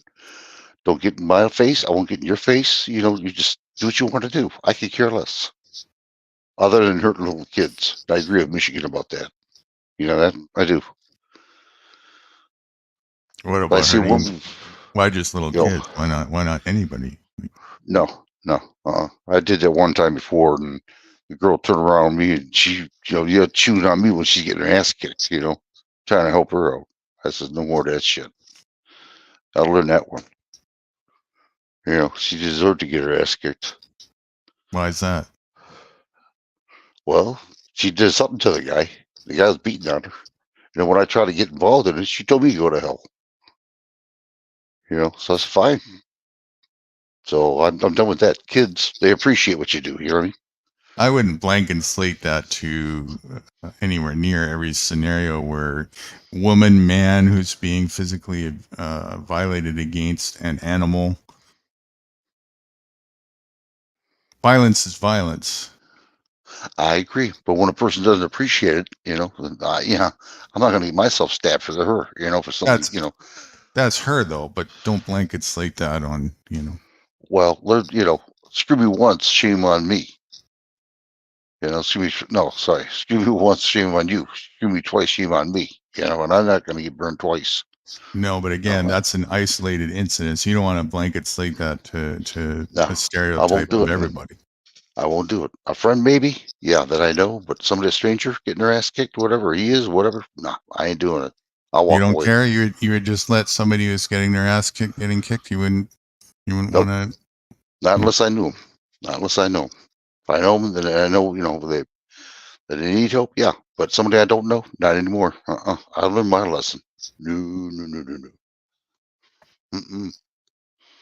You'll see one of these days that ever happens to you and find out, they turned against you. Like, what the fuck did I do? I'm trying to help you out. Well, I've been involved in countless amounts of mitigating violent things. This goes on. It's endless when it comes to that. No, I won't do it. You can. You do. Just don't get yourself too much involved in it. I'll tell you. But a friend, yes. Other than a friend, no. I won't. I'll walk away, and I'll do it too. Trust me, without any regrets. If it's people who are wanting to, if it's violence by consent, then it's not violence. If people that the word is too subjective. But in other words, if people want to go into a fist match with each other, have at her. I don't give a shit. Mm-hmm. But when it's somebody who is not wanting to participate in that, I'll stand by them tooth and nail. Well, that's what I thought it was, but it wasn't. You just miscalculated. That's all. Yeah, sure did. I'll definitely try and get a read on the situation first, right? Because there could be all kinds of things if you weren't there, and you have to be careful. Like, what if the individual that you're trying to protect just ended up killing that person's family or something? Right? It could be all kinds of things. So you gotta use your brain when it comes to this. But at the same token, I know several situations where kids have been psychopathic, and trying to protect them would have been the wrong path. Mm-hmm. Right? So that could happen there too. Just because they're a child doesn't mean they're an innocent angel either. Oh no, I don't mean that. They can fight all they want. I'm talking about if a guy abuses a child, that'll just ring a bell on me you wouldn't believe.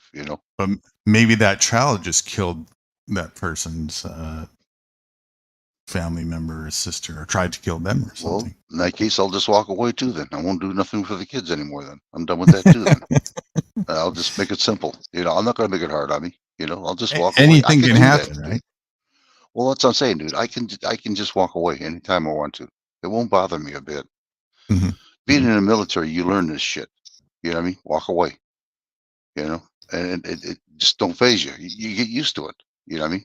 I've seen so much death of my friends and everything else. It don't bother me anymore. When I worked in a hospital, it don't bother me. Mm-hmm. You know what I mean? It doesn't. It just, you've been desensitized. Yeah, exactly. I can do that, and it does not bother me. My family is different. You know what I mean? My moral compass and compassion is what drives me for that. It's just the way I was raised. I mean, I have compassion when I want to use it, but I don't want to get burned by using it either. Trying to help somebody else and then I get fucked over. No, I don't. I don't like that. I've been screwed over too many times. I get it. It's just. Ugh. So let people hang themselves here. I don't care. I want to get out of this mess. If I can, I will. You know what I mean? Again, this world's fucked up. And the people's doing it to themselves. Let them do it to themselves. Just leave me alone out of it. I don't bother nobody. No one bothers me. That's all I Yep. ask. Yeah. And that's typically what most of the people who figured out the real truth about what's going on and how to escape the matrix have really done. Once they realize, shit, this is a clusterfuck of epic proportions and a disease. I need to leave the disease and never look back. And they shake their head at me for ever engaging every day. Well, Yeah, you're they right. don't understand, No, you're right what you say, though. It is a disease, and I'm learning more and more about it. I see it every day now because of you. You know what I mean? I get my ears up and my eyes peeled. I'm like, wow, Yeah, And like I keep yeah. saying, nude, nude, nude. Oh, damn it, man. I can't believe him. But again, right now I'm in a situation I can't get out of, but my time will come. If it's made to be, it's made to be. I'm not going to ponder on it, worry about it. Like I told my wife, I'll handle the problem. You just relax. I'll take it. I've always done that. So I mean, I raised two good kids. Really, both got good jobs. Never really got in trouble, mischief. But nothing bad. So I'm happy about that. And they got their family now. And they're being taken care of well, very well. So we did good in life. I can't say we didn't. I just didn't like the metrics on this. I wish I would have known about it before. I would have definitely changed things a lot better for us. Mm-hmm. But again, I'm not going to ponder on it. What happens, Yeah, it the happens. past is a past. Yeah, I just, and that's what I'm looking for. I'm looking for the future a little bit because I want to see what's going to happen. Because I'm waiting for that chance, that opening door, and I'm right out of here. I'm not going to even look back, just like I did in the military. Nope, I don't want to resign. I'm done with you. Boom, that took off. And like I said, all my friends were happy to see me go. Are those really your friends? Yeah. Oh, yeah, they were. They stuck with me. Yeah. We did so much shit there, you wouldn't believe it. What do you mean they're happy to see you go? Because I knew I wanted to leave. I knew I wanted to leave bad. That's all I talked about. I hate this Oh, fucking so you place. mean they're happy to see you get to what you were wanting? Is that what Yeah, you mean? exactly. Yeah, okay. Yeah. I get you. Yeah. And I had a lot of friends too. If I went into the train station there, in Stuttgart, and went to Frankfurt, I miss them. I do. They're good people. But they too wanted the same thing, get the hell out of there. A lot of them. But some did stay. So. In the military, you mean, or just some did. Yeah, in the military. Yeah, they made a career of it. Some did. And a lot of us didn't. You know what I mean? You got to be psychopathic to the core to want to be involved in that. Well, what it is, they're used to, 3 meals a day, being taken care of, had a place to stay without paying any money, telling them what to do. They love that. You know what I mean? Mm-hmm. Oh, I'm military. Whatever. You know Right. how that works. Yep. Me? Sociopathic. Yeah. And I didn't want nothing to do with it. Oh, so happy. That's a corrupt mind to another level that thinks like that. That's willing to accept a position of merc where they will go the distance and also stand on the justification. That's why a lot of those people, they come back and they drink heavy and stuff like that, because even though they gaslight themselves into stand on that position of it was just a job, right? Just a paycheck. It's above my pay grade and all that kind of stuff. They know inside. They know that what they did was heinous. They know they can't gaslight themselves out of it. They know it doesn't matter how they brainwash and program themselves. They know fundamentally in the core, in the inner core, maybe the mind gets all psychologically desensitized and whatnot, but the inner core can never be brainwashed. Can't. And so they have to deal with that torment, right? It might be buried deep in there, but that burying also escalates into other things in the body. And, the effects of that, the consequences of that, like, you can't escape. And so that becomes traumatic, and then they have to resort to all these other crazy vices that they do. It becomes very heavy and addicted. That's why you see most of them, vets that come back that were really in the combat and stuff. Common denominator, extremely into the vices, right? Extremely into the alcohol and whatnot, because that's what they're dealing with. More than that, I've seen people shoot up over there, and it's Yeah, nothing. yeah. It's all drugs. It is in the military, all drugs and Right. alcohol. That's all it is at nighttime. When they don't have to go up. After that, man, it's party time. See, That's that's the all it kind of is. truth you need to talk about more and tell people, right? That the truth about what this is really about and what's really going on here, and to become aware of if you really think you're getting involved in. It's because the people who are enticed by that are going to are going to already be enticed by that anyways, and are going to go do that no matter what we say. They've already determined that, right? Nothing we say is going to change their mind. They're looking forward to it. They're excited about that. Let's be all we can be. Right? Yeah, right. That's one of the most stupidest slogans in the world. Be all Yeah. you can be. But anyway, I learned quite a bit. I did, it wasn't a wasted time, because what I found out about the government, how crooked and demented they are, and this is how I can be the way I am right now. Right. And it You did. had epiphanies that you saw in front of your eyes, which is another thing you should talk about a lot, right? Tell the truth. People don't really like to talk about some stuff we did, but yeah. But yeah, it's nothing but a party. It is nothing but a party. After you get done doing what you got to do, And it's just a big sham, is what it is.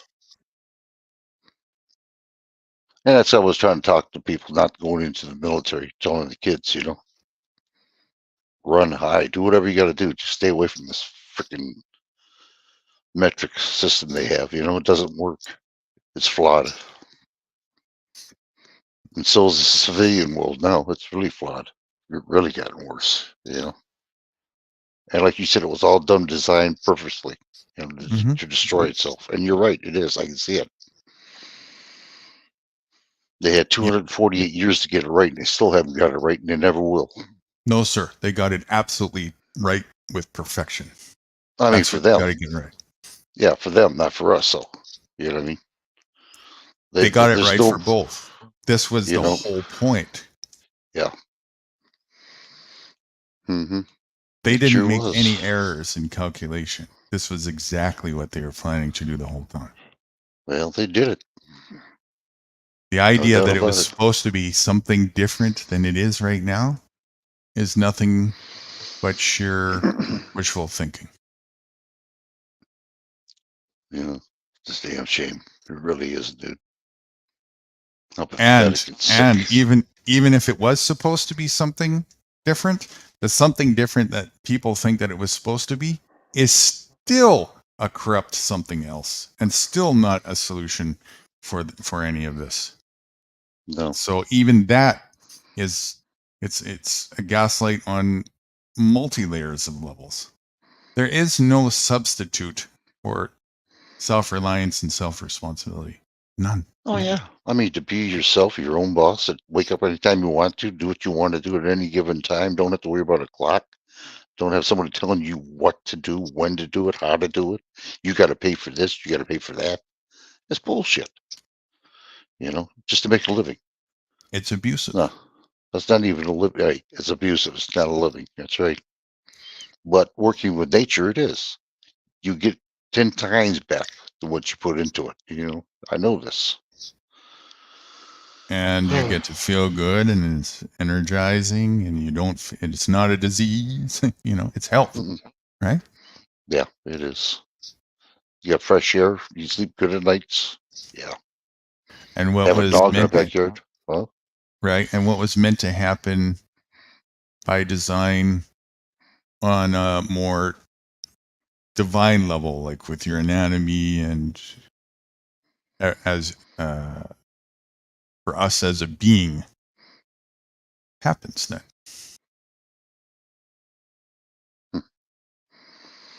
Yeah, nothing here I want really. I mean, we just had a shooting in Detroit. Shot a deputy. You know, it's just how bad things Should are have getting shot around here. two. Wow, huh? Should have shot two. Yeah, should have shot two. Yeah, well, he left his wife and kids behind, but yeah.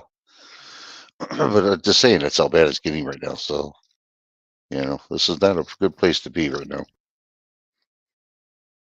So, you know, I want to get out of here, and I will eventually if I get that door opening. You won't even have to tell me what to do. I'll just be gone. You watch. Oh boy. I don't know. Have you got Well, it picked out yet? I haven't already. Yeah, over to Marine City. I'm thinking about. I'd like to have that. They got a lot of woods area over there. You know, Mm-hmm. a town about a mile away. It's not a small town. It's a medium town. It's right by the Huron Lakes. Beautiful, just beautiful. Everybody seems to like it, but we haven't priced any houses yet. We will. You know what I mean? When the time comes. I'm not playing around, but yeah. Anyway, dude, let me get out of here. I'm getting falling asleep right now. And you know, when do you want to get back on the live again? Let me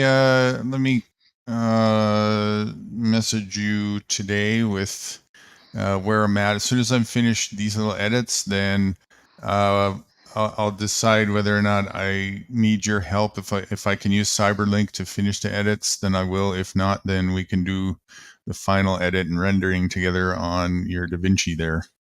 Sounds So good to me. yeah, let me make that decision sometime today after I emailed the support of Cyberlink, but it was late already, so they'll probably respond sometime today during business hours. So we'll see what they say, and if no longer is possible, then I have to decide: am I getting Windows 10 or? Well, if you want Windows 10, like I said, I got it here. If somehow I got a CD, you know, it does everything. The CD, you know, 4K, all that stuff. If I can send it to you through that, I'll do it. You know what I mean? That won't work because I need it has to match with the serial number that I have. That's sorted. Don't worry about it. Everybody gets to upgrade their Windows if they have an authentic version. But it's just a process that I'll have to go through to partition my drive, split it so that I can have the room to put it on there and then set it all up and blah blah blah. So if I'm going to do Shit, that, I I'm can't going to help do you that. out again, then. Damn it! I was going to try Yeah, to help you out. that won't work in this case because your version of it already has been activated with the Windows key. So if I plug that into mine, it's going to red flag it that this might be a stolen hard drive or something. Ah, that's how they worked that. Okay. I Yeah. didn't know that. All right, I got you. That's why it keeps working on mine. All right. Well, I tried anyway. Yeah, you get a hold of me, and we'll start from there. Okay. I sure will. I'm going to sleep a little bit for my wife wakes up. Well, somebody just showed up. You want to stay up here? I'll Let's go stay play up for golf. Cool Tools. You're in the basement, but it's showing that thing where it's your audio or uh, whatever can't be connected. Oh, there. Oh, you got him? Okay, hold on here. Now it's working. Yeah. Oh, you got him. Okay. I'll stay up for a little bit longer because I'll put it on record. I didn't finish yet the Karl Marx stuff. Why don't I play that as you're heading out? Okay. I have to get that queued up anyways. And so we'll actually, where did that go? That tab that was on Paul on Slaves. What time is it? How many hours you got left? So I know where. Oh, you got 5 more hours yet. Well, 4 more hours yet. Yeah, enjoy yourself. I'll go for a little bit longer. We'll see. Oh, Optics. Who's that? Optics. That's Moosey. Was that Moosey? Mm-hmm. Hey, Moosey, come on up, man. I didn't know Anybody he was who's even in on chat that wants to come up again, feel free. Links pinned at the top of the chat. Feel free. We're just kind of doing casual now at this point. I'm wrapping up. We had a roundtable focus discussion on this that was pretty good. pretty intense, pretty deep, pretty surfacing. Good job having borders. Boundaries, I think. I can't see that. Okay. Oh, is that boundaries? I think that's what he said, yeah. Damn, I gotta get glasses. Okay. No, go ahead and talk 4 hours, then I'll be up looking around. I'll probably get back on again when I can, but enjoy it. If you want to start another 12 hours, I'll give you another 12 hours with it. So you know what I mean? Yeah, I definitely won't go that long because I want to get on to the rest of the editing one way or another. So, Hey, Moose, come on up here, man.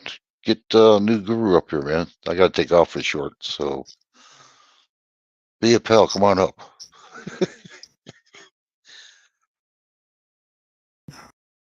That's the wrong video. Okay, I got the channel. I just got to queue up the right Wait a video. minute, I'll be there in a moment. Cool, yeah, cool tools. I'm kind of dying off rights.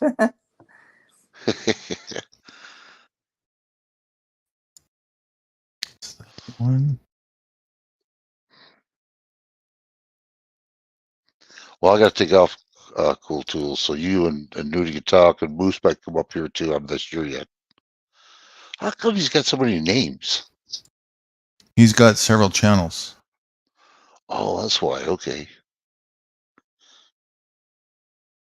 I can't keep track with you, Moose.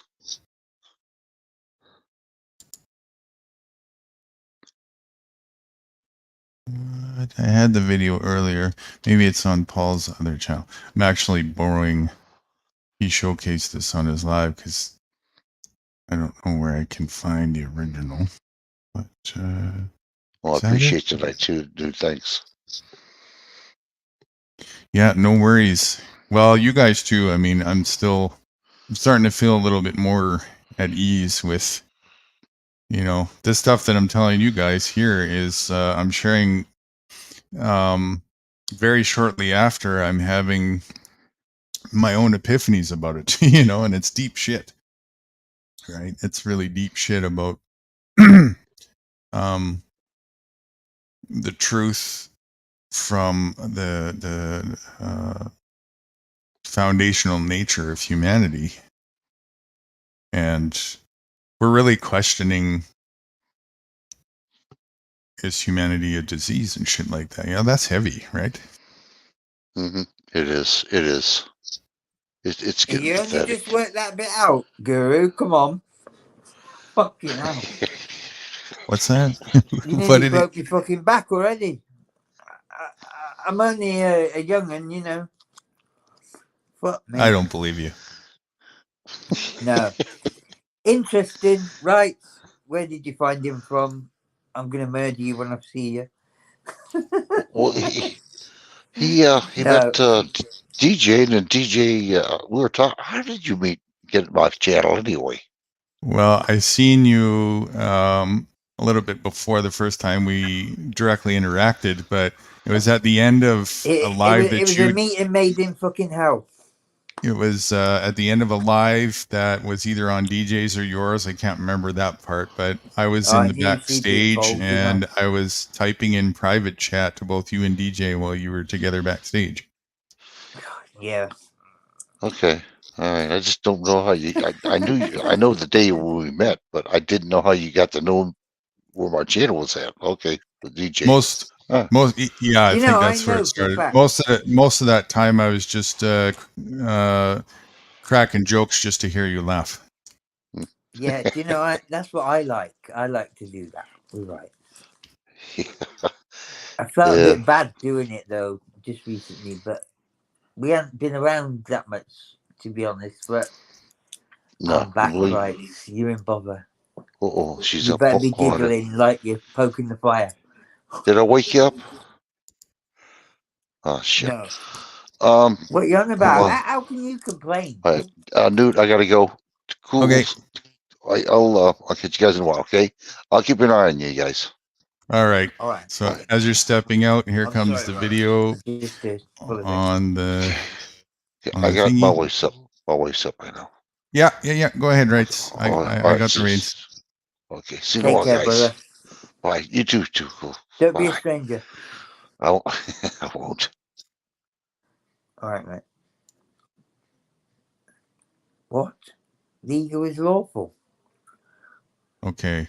This is the last part of the round table focus that I'm putting here for the recording. This is what I was talking about earlier. And I'll play this again later another time for Mitchie and Wrights and everybody. But just to get it on this recording, this is tying into the stuff that we were talking about earlier. Karl Marx has some pretty good, interesting ideology when it comes to this. He's a common law dude. He's definitely in the controlled op thing, but he's one of those controlled op guys that about 90% of what he says is the factual truth. So this is one aspect of it, and his point of view when it comes to legalities that hits the nail so well on the head. I really couldn't have said it better myself. And compensation for wrong. No, because when you put it in writing, they say, this guy knows the game. He's a player. He knows the words. Oh, he's good. Oh, he's really good.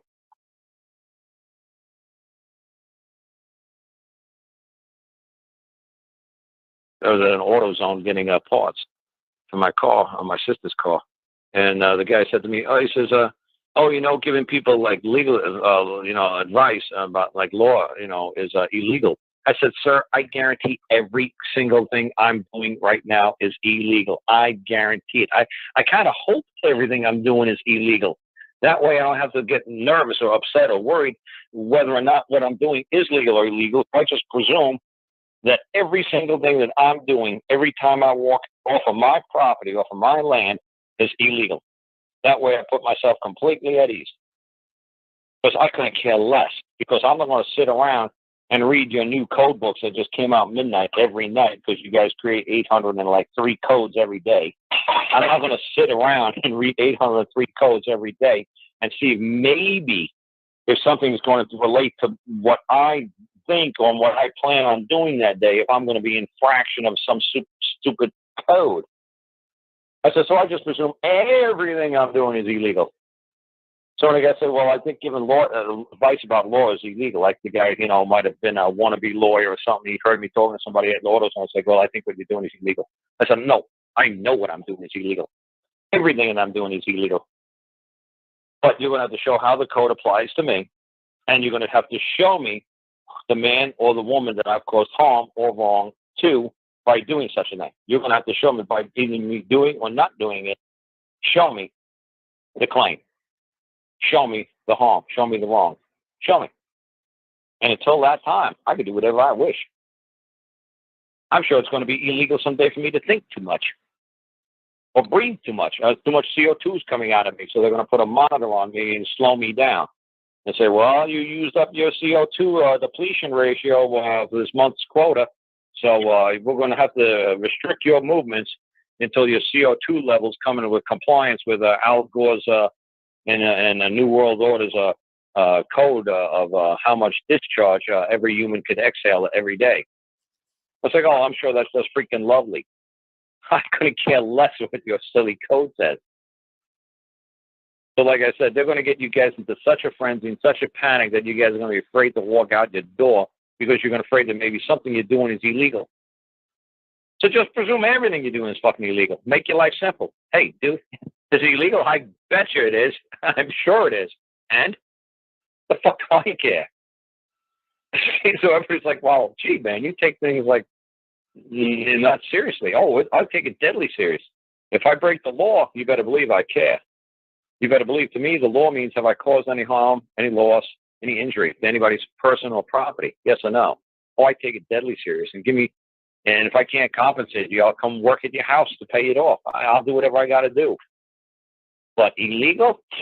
Are you kidding me? You think I could possibly care less than I'm going to sit around and read these books 10,000 miles high, go to the moon and back 3 times, your silly code books? You think I'm going to read your code books before I walk out my door? You're silly. You can't be serious. I couldn't care less.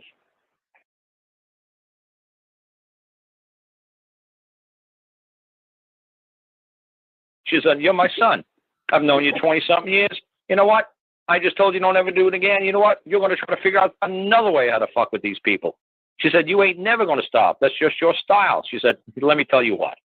Before you wind up in jail, because you're going to wind up in jail, because you're never going to listen to your mom, understand this." And that's when she told me, if you don't believe it, I'm it saying can't be fuck true. all. And if It's you don't believe something it's that true, nobody will hold you to it. That's all you need to know. Because, like I said, I was working on a car. She was late to go to like some church choir postmaster bullshit, whatever she had going on after work. And she wanted me to fix her car. She taught me everything I needed to know about 3 or 4 minutes on the top of the stairs, man, in between the kitchen and the living room. It was magic, man. 2-3 minutes, boom, I was done. That's all I ever needed to know about the IRS for the rest of my life. If they had reality TV back then, you and your mom would have been on reality TV, and they would have known better in Alabama when they took your kid. Well, if you listen to Angela's show on Thursday, Greg was on. If you listen to the last show on Saturday, Greg was on. He said the same story on Angela's show. He said, "I'm on." He said, "Carl went with me down to the feds. He made the feds say in front of my face every single thing that he's ever said on his show, and they had to say, yep, everything that Carl said was true." He said, "I guarantee." He said they didn't want to, but since Carl was right there and they knew Carl knew the truth, what could they do? They played it straight up and they said, "Yep, it's all based on the confession. It's all voluntary, and we're all just waiting for you to confess." And they said, "As soon as you confess, we'll walk right across the street to the prosecutor's office. He's got the papers all ready to sign. We'll offer you a plea deal, and you can start either getting that thing off your ankle or start serving jail. But Help! we're all just waiting for you to confess." Help! Even though they had like a paperwork, like a mile thick with all kinds of account numbers on it.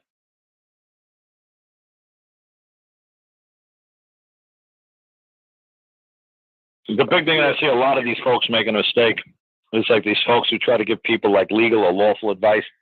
They just don't have a mastery of the words that they're using. So when they say something to somebody, I just like, squinch. Like, "Oh, that's not the right way to say that word. Damn, you go to court and they're going to hang you." I'm like, "Oh, they're just waiting for you to use that word. Oh, they're just waiting for you to make that little mistake. Oh, you're giving them a way out. You're opening up the door and you're giving them jurisdiction, or you're opening up the door and you're letting them find a way to answer you when there was no answer. You don't want them to answer you. It's like, oh, when you just said that word and you tried to, go lawyer up on them, and next thing you know, boom, they got you." So that's what I'm saying. When you hear the people who are doing my past shows, you hear them saying, the judge said, "Oh, this is good. This is simple. This is tight." Or, "We're scared shitless because we can't answer this." I'm not giving them a way to answer. It's unanswerable. But you must answer. And everybody knows that in court, it's 3 seconds. It goes tick 1, 2, 3. And then everybody says in court, if you don't answer in 3 seconds, the judge will say to the jury, if the person's on a witness stand, and that somebody will ask the person who's being cross-examined, yes or no. And then the person will stand silent, and the judge will look over to the jury and say, the jury is to take that as a no. And the witness will say, "I never said that." It's like, yes, you did. Failing to reply, you did respond. So again, Jerry, you are to take that as a no. Because he's the referee. When he knows the rules, and everybody knows the rules. When you get asked the question, you got like 3 seconds, and the judge is sitting there going like 1, 2, 3. Are you going to answer? He'll ask you. So you're going to answer? Did you not hear the question? Are you going to answer?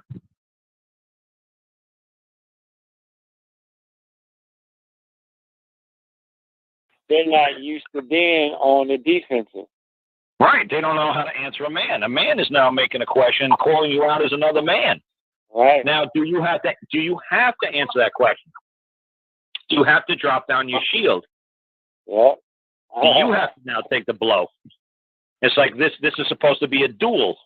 Now you have to fucking stand there and take a shot for me. Now you got to take the volley. You got to be willing to take a shot coming at you. Now, are you willing to be shot at? Now the And the burden. prosecutor's like, oh, hell no, man. Right. I don't want to be shot at. I just like doing the shooting. Right. Exactly. Like you guys are sitting ducks. You guys are fun to shoot. You guys are easy to shoot. You guys don't know how to fight back. Right. Right.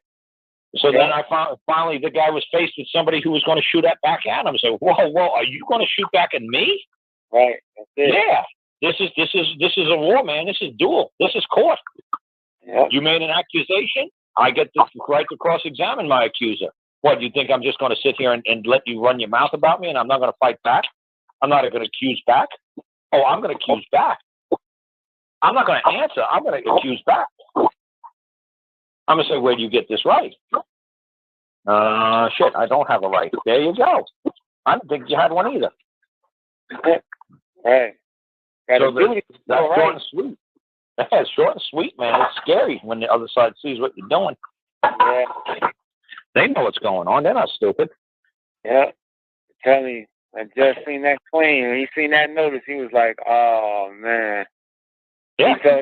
He looked at that. I'm telling you, he looked at that. See, I got one of the head prosecutors here in Greensboro. That's who I'm going up against, Steve Cole. He's one of the head prosecutors here. He's probably one of the number one prosecutors here in Greensboro, and that's who I'm up against. Yep. Yeah. Hey, like I say to people, like the people in Indiana, they said the guy who's like prosecuting for the EPA is dumb. I said, well, get his boss, get his supervisor, get somebody up here who's smart. I only want to go against the best of the best of the best that they got. Because when they see that I'm beating the best of the best of the best they got, they will back off immediately. They said, hey, I'm the best you got. And this guy just made me look like a monkey. I'm done with this guy. I'm out of here. So when they see the best guy bailing out, nobody else is going to even think about taking up the fight against me. Like I said, they had 9 judges go up against me with one child. One child. That's all I kept concentrating on was one child, not 2 children, not 3 children, just one child. I was making such hell for them for one child that they had to go through 9 judges. One judge retired. I was making their life holy hell because I was making it very simple. All I wanted was the piece of paper. Where's the original charging instrument? Where is it? Well, we don't have it. Well, then where's the contract? Well, we don't have that either. No. You got to give me one or the other. There's only 2 ways you can move this. I got to be charged or there's got to be a contract. Produce one or the other. After 7 years, I finally got the other side to say it's based on a contract. There is no charges.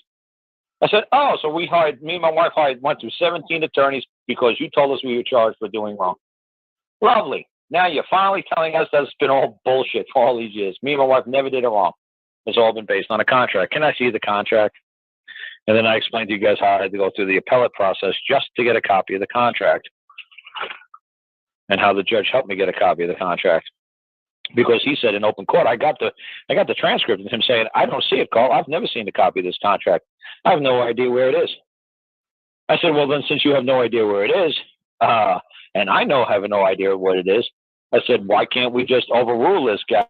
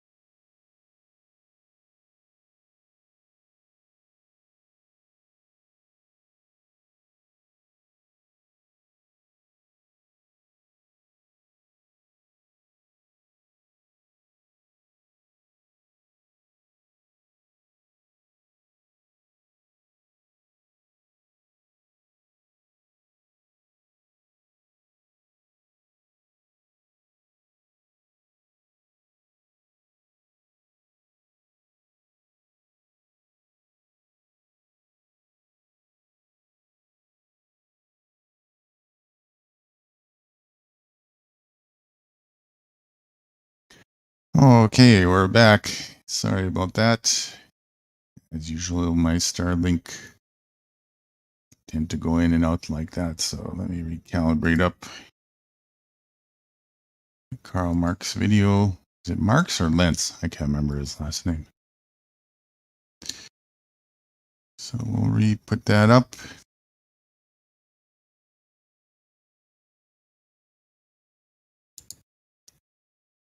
That one or that one? That's the one. And I'll backtrack it a little bit, and we will carry where we left off.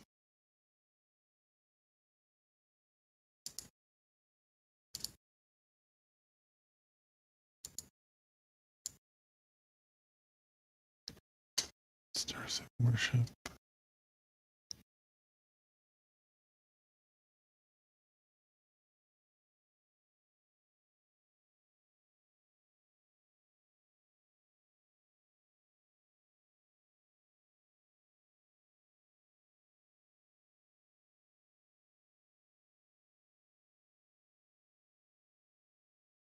Approximately somewhere about right there, I think.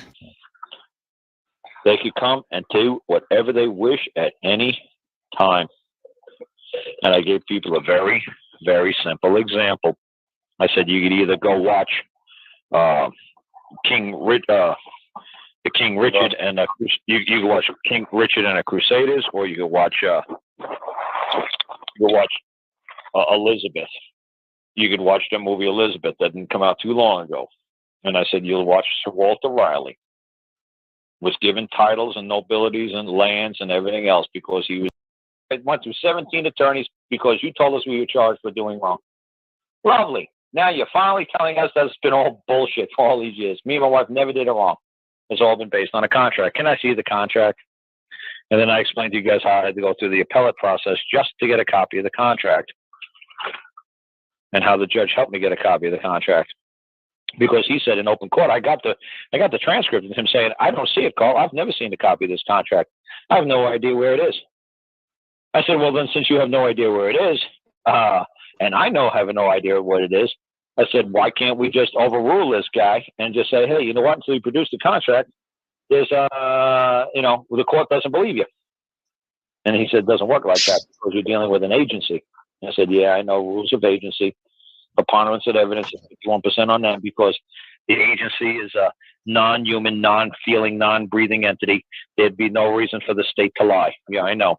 Believe me, I read this silly shit. Like there would be no reason for the judge to lie. I know because you guys wrote that damn code. Judges don't lie. Lawyers don't lie. Agencies don't lie. States don't lie. I said, yeah, I know. I said, I read your silly nonsense. I got to get this over to a court of man. I got to get this over to a court of record. I got to get this into the common law. I got to get out of this crazy court that you guys got me in. But see, they knew there was no way I could make a claim until they gave me the charging instrument or the contract. I couldn't make a claim.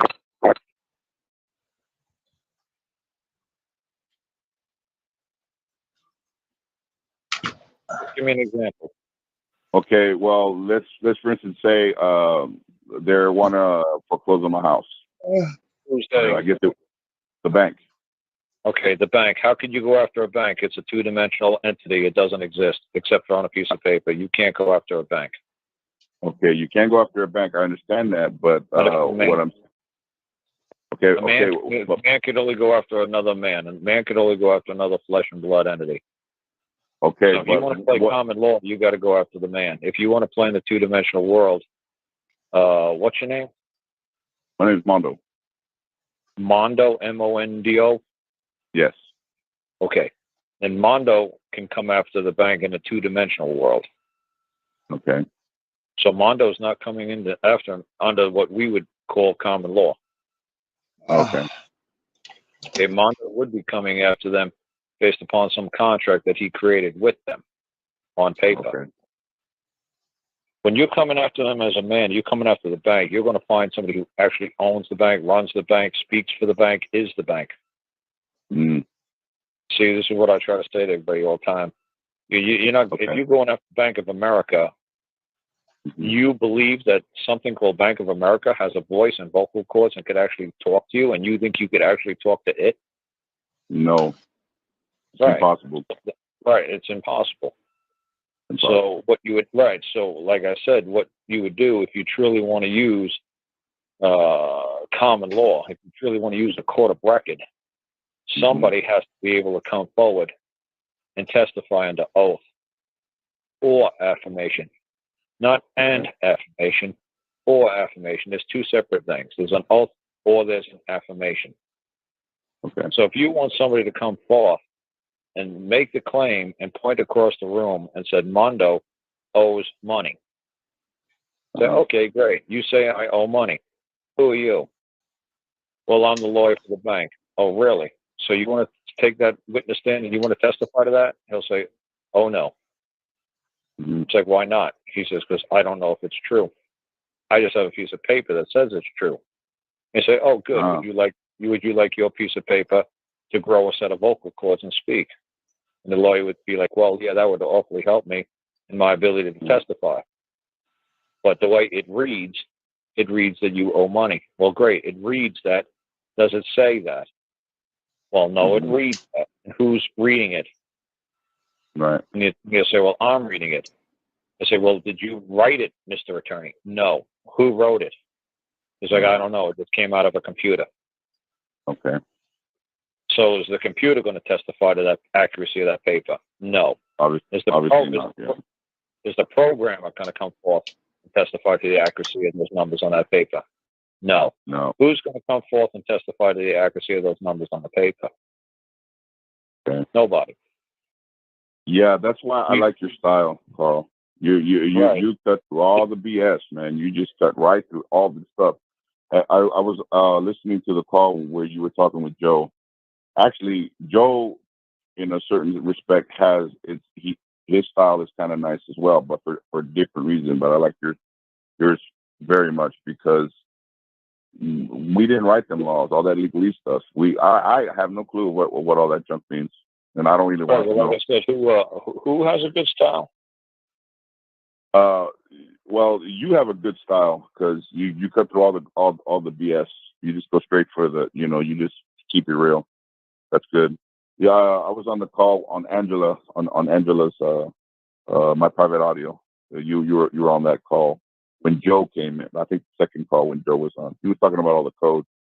That's kind of cool, but it's kind of hard to remember. The codes are a joke because they're coming. Say they are coming after you with code, correct? Yeah. What's code? Well, code is just. I'll make this. It's the codification of a public law. Right. Who wrote the code? Who knows? I don't know. A Canadian company. Oh, I do.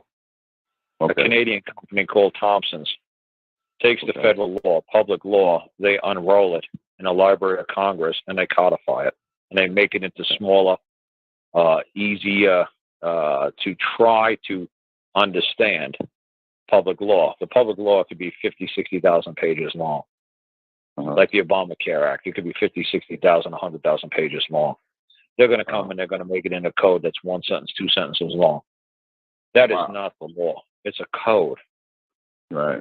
So they're coming after you with a code that some Canadian company called Thompson's comes down and they unroll the public law, and they have a whole bunch of lawyers, a whole bunch of school kids, a whole bunch of their pals and buddies. They all write what they believe the public law reads. Now, obviously, they're going to do it, read it, and obviously they're going to interpret it to their favor. Of course. It's just a freaking code. It's not the law. Right. So when they're coming after you, say, well, you're in violation of code 1, 2, 3, 4, code 18, code 26, code 16, code whatever. Oh, that's just lovely. Now, is that the law that I broke, or is that a code that you believe may be a partial interpretation of the public law? Yeah, I think you're hitting the nail right on the head because I know I'm hitting the nail right on the head. Oh, I don't think I know you are too. There's no thinking. Yeah. I make my stuff idiot proof.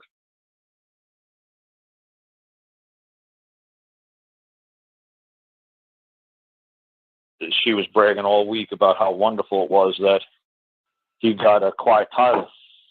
I said, Angela, I said, he was fighting for the bottom of the totem pole. He was fighting for the bottom of the pyramid. There's just about no lower you could get than being an owner. I said, I don't know what's this preoccupation with owning everything. Owning means that you're going to be the one liable for paying all the taxes, all the bills. You're fully liable for everything. Why do you people want to own? I don't know.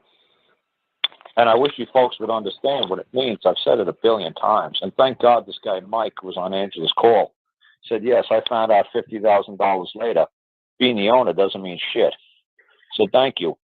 This is what I'm trying to avoid for everybody else on Angela's call. I said, thank you, Mike, for being honest.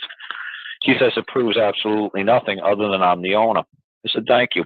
I said, Angela, you kind of understand what I'm saying now? And she said, I'm trying to. I said, yeah, so probably all your other listeners. They're trying to. And thank God this guy Mike came on and said he spent $50,000 proving he was the owner, and it accomplished absolutely nothing. I said, thank you. Because there's a title, right? Yeah, okay. Who's ever got the title can tell you what to do, when to do it, how to do it, at any moment in time. They could come and do whatever they wish at any time. And I gave people a very, very simple example. I said you could either go watch the King Richard and you can watch King Richard and the Crusaders, or you can watch Elizabeth. You could watch the movie Elizabeth that didn't come out too long ago. And I said you'll watch Sir Walter Raleigh. Was given titles and nobilities and lands and everything else because he was dicking her really good. So she gave him all kinds of lands, estates, titles, positions in court, everything. And as soon as she found out he was dicking around behind her back with somebody else, she stripped him of all his titles, all his rights, all his property, all his land, and they stripped him of his position, his status in court. Okay? So, if somebody titles you, or somebody gives you a title, I don't give a damn if you think you're the owner. I don't give a damn if you think you're the lien holder. I don't give a damn what the hell you think. You got a title? Yeah. It's stripped at the whim or the will of a moron. Are you going to leave your life in the hands of a freaking moron or a politician or a mayor or a governor? Or are you crazy? So like all these things, all these letters you're writing back and forth, oh, that's lovely. It's entertaining. They really enjoy it. That's special. Look at this poor guy. Like, did you listen to Angela's show on Thursday? Yeah, I did. Yeah. And like I said, all these other people are trying to say what he did was a wonderful thing. And the guy kept saying to himself, no, Carl's listening. Carl's going to bash me. I'm going to be freaking beyond honest. And the guy was beyond honest. And he would tell people, it's like, no, that doesn't prevent them from foreclosing. No, I'm still paying my full mortgage. No, I'm still paying $2,600 a month full mortgage. Just because I won a quiet title action, you didn't solve anything. I said, thank you. You still owe the debt, and somebody still claims you owe the debt, and you're still paying on the debt. Correct? Correct. So thank you. So go ahead, folks. If you want a quiet title action, that's fine. There's plenty of guys like me, who you guys call gurus, out there selling packages for a couple of $1,000 so you guys could get quiet titles. Yay. But what the hell is that going to prove? Except that you got a lot of money to waste, and you got something that says that you are the owner. Yay. Big deal. So what? That just means you bear full liability for everything. Yay. Like I try to tell people, it just makes you a bond servant. It just kind of makes you like the husband. Anything that your sons do, your children do, your wife does, you're liable. You want to wear the big boy pants? Yay. You bear full liability. I hope you enjoy it. And that's why I'm trying to tell women back in the 80s and the 90s, are you sure you really want to bear full liability? Are you sure you really want to be a man? Are you sure? You realize what that's going to come? What's going to be required of you? Are you really sure? I said, if I were you, I'd stay right where you are. You're in a wonderful position. They can't hold you to anything. They can't contract with you. You're considered incompetent. They can't bind you. And you almost got basically clear sailing no matter what you do wrong. You can just say, oh, gee, you know, I'm a woman. I don't know. Gee, I'm a little kid. Gee, I don't know. Gee, I'm incompetent. I said, are you sure you want to bear full liability? Because I said, they're going to taser you just like they're going to taser a man. I said, are you sure you're willing to do this? Because they won't taser. Like back then, they wouldn't taser. Like this other lady, I forgot her name was Janet something. She was like 60, 70 years old, ex-school teacher. Oh, they busted out a window, dragged her out of the car, and tased her down to the ground. A little old school lady. I mean, can you imagine that back in the 50s? Tasing Aunt B, busting out her window, dragging her out of the little, 54 Studebaker and tasing her on the ground because she gave the cop an attitude. They had no problem. Oh, that's a lady's name, Janet Marie. She's got a show on one of these talk show things.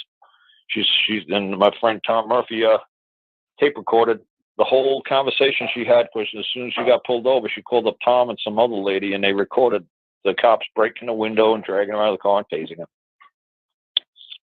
So, like I said, when you folks, there's a big responsibility to being the owner. And like I said, just because you win a quiet title action, that gives you a bigger bullseye on your back. So when anybody who's coming with a lien on that property or claim for that house, they know the only person they have to go for. They don't have to say the owner, Bob, and anybody else who might claim ownership. They know exactly who's the owner. Bob. Why? Because you just spent $50,000 proving you're the 54 Studebaker and tasing her on the ground because she gave the cop an attitude.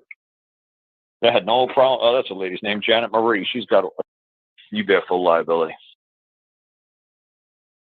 There's a little hiccup there. Sorry, let me get back to the section there. Probably my system lag again. Here we go. I hope you enjoy it. And that's why I'm trying to tell women back in the 80s and the 90s, are you sure you really want to bear full liability? Are you sure you really want to be a man? Are you sure? You realize what that's going to come?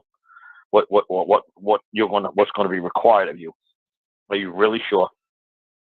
I said, if I were you, I'd stay right where you are. You're in a wonderful position. They can't hold you to anything. They can't contract with you. You're considered incompetent. They can't bind you. And you almost got basically clear sailing no matter what you do wrong. You can just say, oh, gee, you know, I'm a woman. I don't know. Gee, I'm a little kid. Gee, I don't know. Gee, I'm incompetent.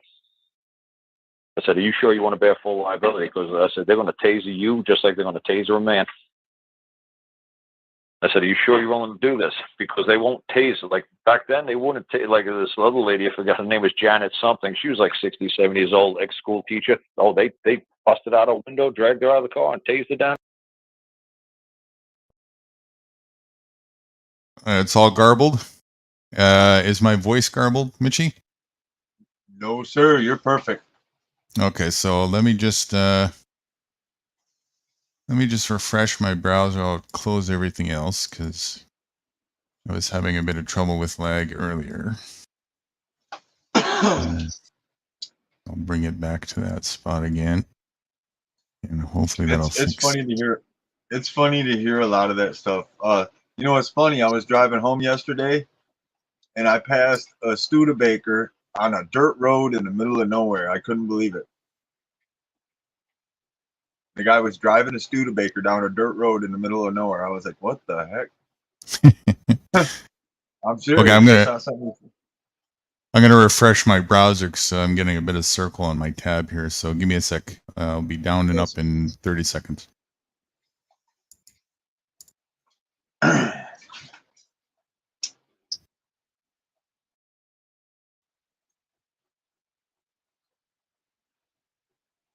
Oh, for he's a jolly good fellow. Nobody can deny. Oh.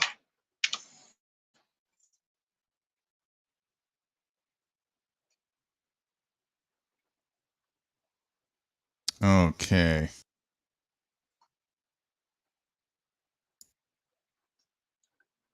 Yeah, I noticed something at the AFC home yesterday. At the what home? The adult foster care home yesterday. Mm-hmm. What like was you it? said, it was a melting pot of a petri dish of experiments on humans. And I could go through in every aspect and explain what I see.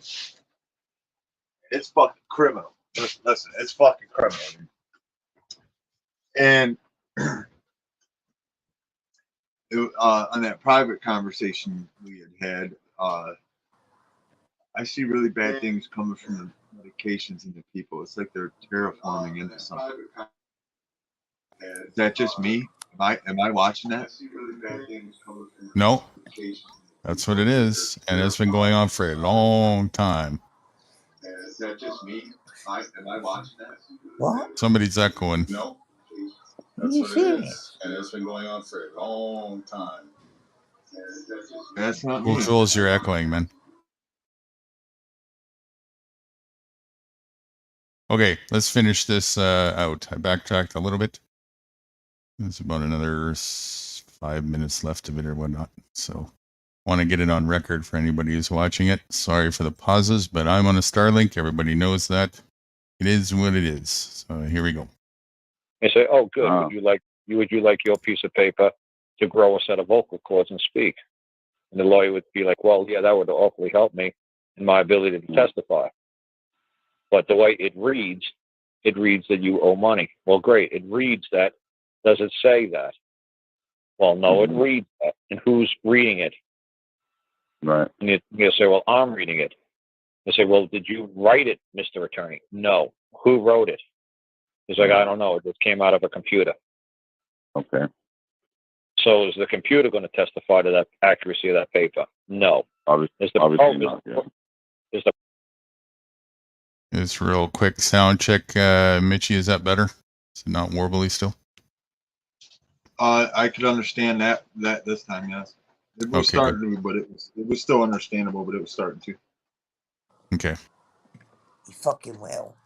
He's The ruthless. program are going to come He forth fucking and hates all of testify us. to the accuracy of those numbers on that paper. No. No. Who's going to come forth and testify to the accuracy of those numbers on the paper? Okay. Nobody. Yeah, that's why I like your style, Carl. You cut through all the BS, man. You just cut right through all the stuff. I was listening to the call where you were talking with Joe. Actually, Joe, in a certain respect, his style is kind of nice as well, but for different reasons. But I like yours very much because we didn't write them laws, all that legalese stuff. I have no clue what all that junk means, and I don't really want to know. Like I said, who has a good style? Well, you have a good style because you cut through all the BS. You just go straight for you just keep it real. That's good. Yeah, I was on the call on Angela on Angela's my private audio. You were on that call when Joe came in. I think the second call when Joe was on. He was talking about all the code.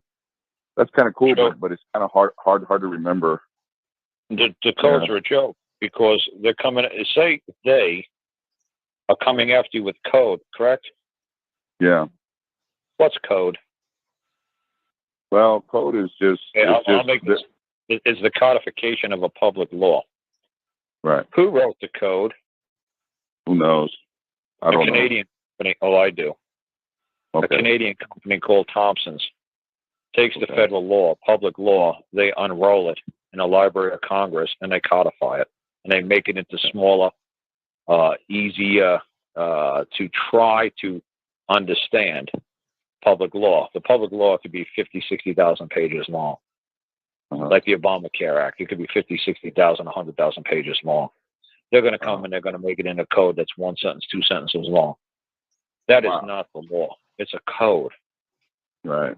So they're coming after you with a code that some Canadian company called Thompson's comes down and they unroll the public law, and they have a whole bunch of lawyers, a whole bunch of school kids, a whole bunch of their pals and buddies. They all write what they believe the public law reads. Now, obviously, they're going to do it, read it, and obviously they're going to interpret it to their favor. Of course. It's just a freaking code. It's not the law. Right. So when they're coming after you, say, well, you're in violation of code 1, 2, 3, 4, code 18, code 26, code 16, code whatever. Oh, that's just lovely. Now, is that the law that I broke, or is that a code that you believe may be a partial interpretation of the public law? Yeah, I think you're hitting the nail right on the head because I know I'm hitting the nail right on the head. Oh, I don't I think know you are too. There's no thinking. Yeah. I make my stuff idiot proof.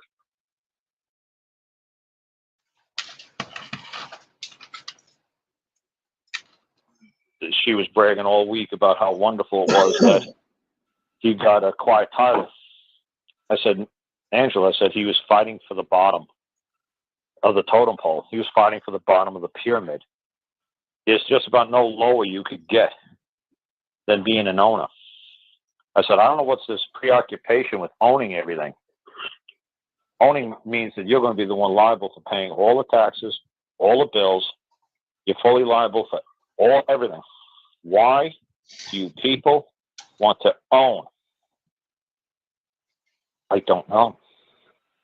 And I wish you folks would understand what it means. I've said it a billion times. And thank God this guy, Mike, was on Angela's call.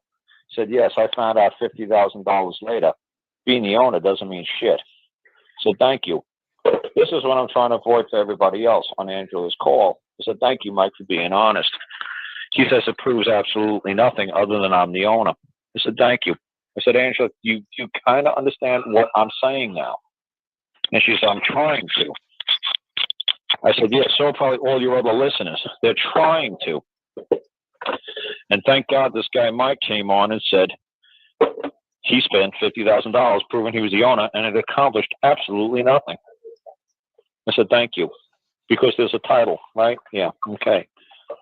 Who's ever got the title can tell you what to do, when to do it, how to do it, at any moment in time. They could come and do whatever they wish at any time. And I gave people a very, very simple example. I said you could either go watch the King Richard and you could watch King Richard and the Crusaders, or you could watch Elizabeth. You could watch the movie Elizabeth that didn't come out too long ago. And I said you'll watch Sir Walter Raleigh. Was given titles and nobilities and lands and everything else because he was dicking her really good. So she gave him all kinds of lands, estates, titles, positions in court, everything. And as soon as she found out he was dicking around behind her back with somebody else, she stripped him of all his titles, all his rights, all his property, all his land, and they stripped him of his position, his status in court. Okay? So, if somebody titles you, or somebody gives you a title, I don't give a damn if you think you're the owner. I don't give a damn if you think you're the lien holder. I don't give a damn what the hell you think. You got a title? Yeah.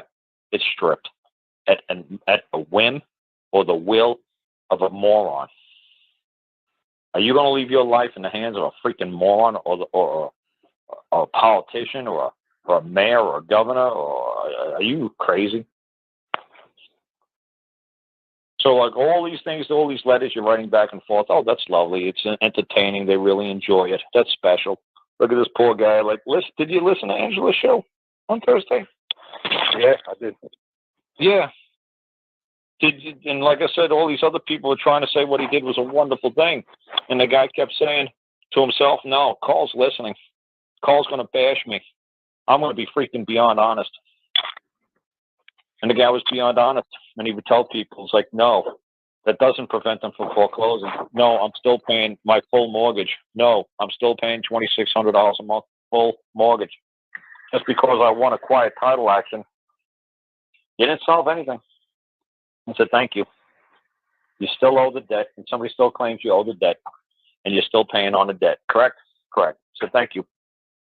So go ahead, folks. If you want a quiet title action, that's fine. There's plenty of guys like me, who you guys call gurus, out there selling packages for a couple of $1,000 so you guys can get quiet titles. Yay. But what the hell is that going to prove? Except that you got a lot of money to waste, and you got something that says that you are the owner. Yay. Big deal. So what? That just means you bear full liability for everything.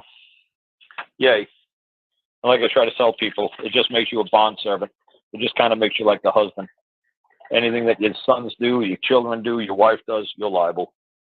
You want to wear the big boy pants? Yay. You bear full liability. I hope you enjoy it.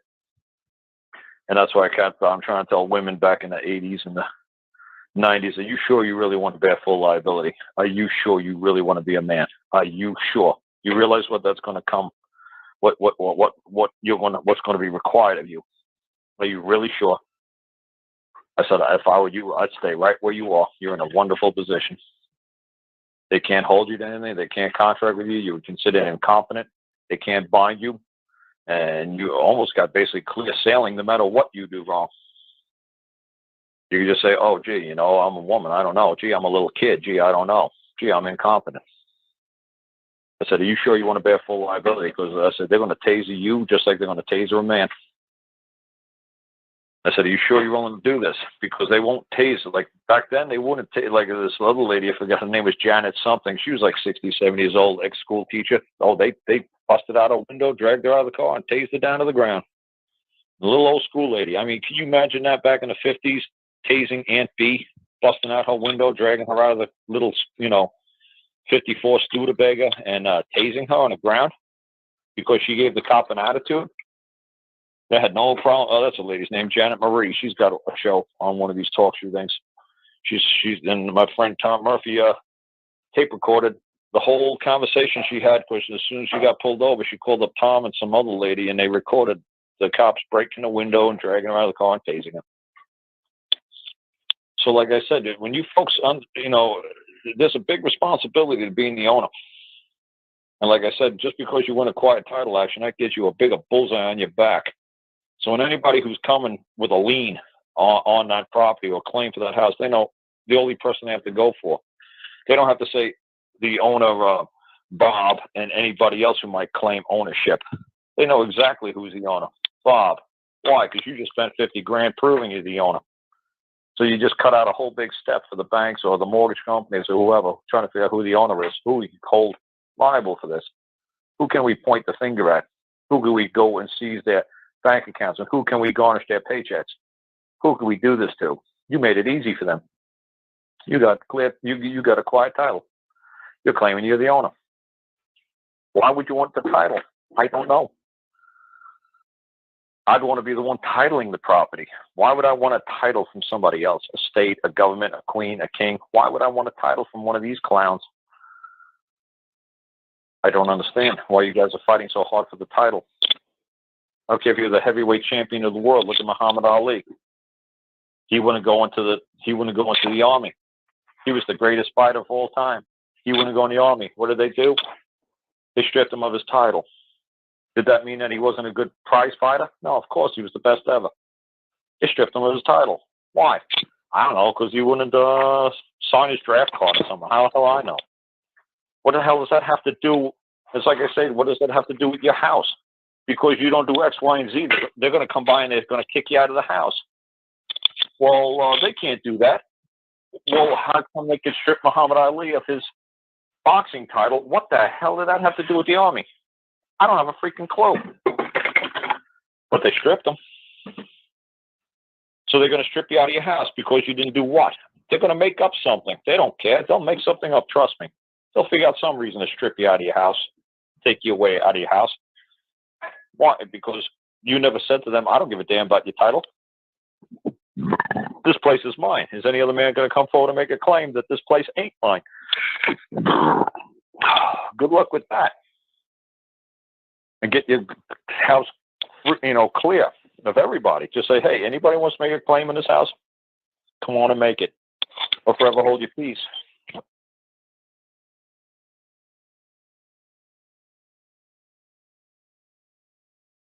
Don't go be running into court suing people. That's not the way to go. You try to do it civilized. And that's why it's all, these are all supposed to be civil procedures and civil suits. And you don't go running into court making claims that somebody done you wrong until you gave them notice that they did you wrong. And then that they're still trying to do you wrong after the notice. Then you make sure that you tell them by, ignoring the notice, like, did you not notice my notice kind of thing, you're basically saying. And then you call them out by calling them Bob or Bill or Susan and say, did you not notice that I already made that claim, and you realize that you are going to be interfering with my claim if you don't back off? And they understand that they understand what you're doing.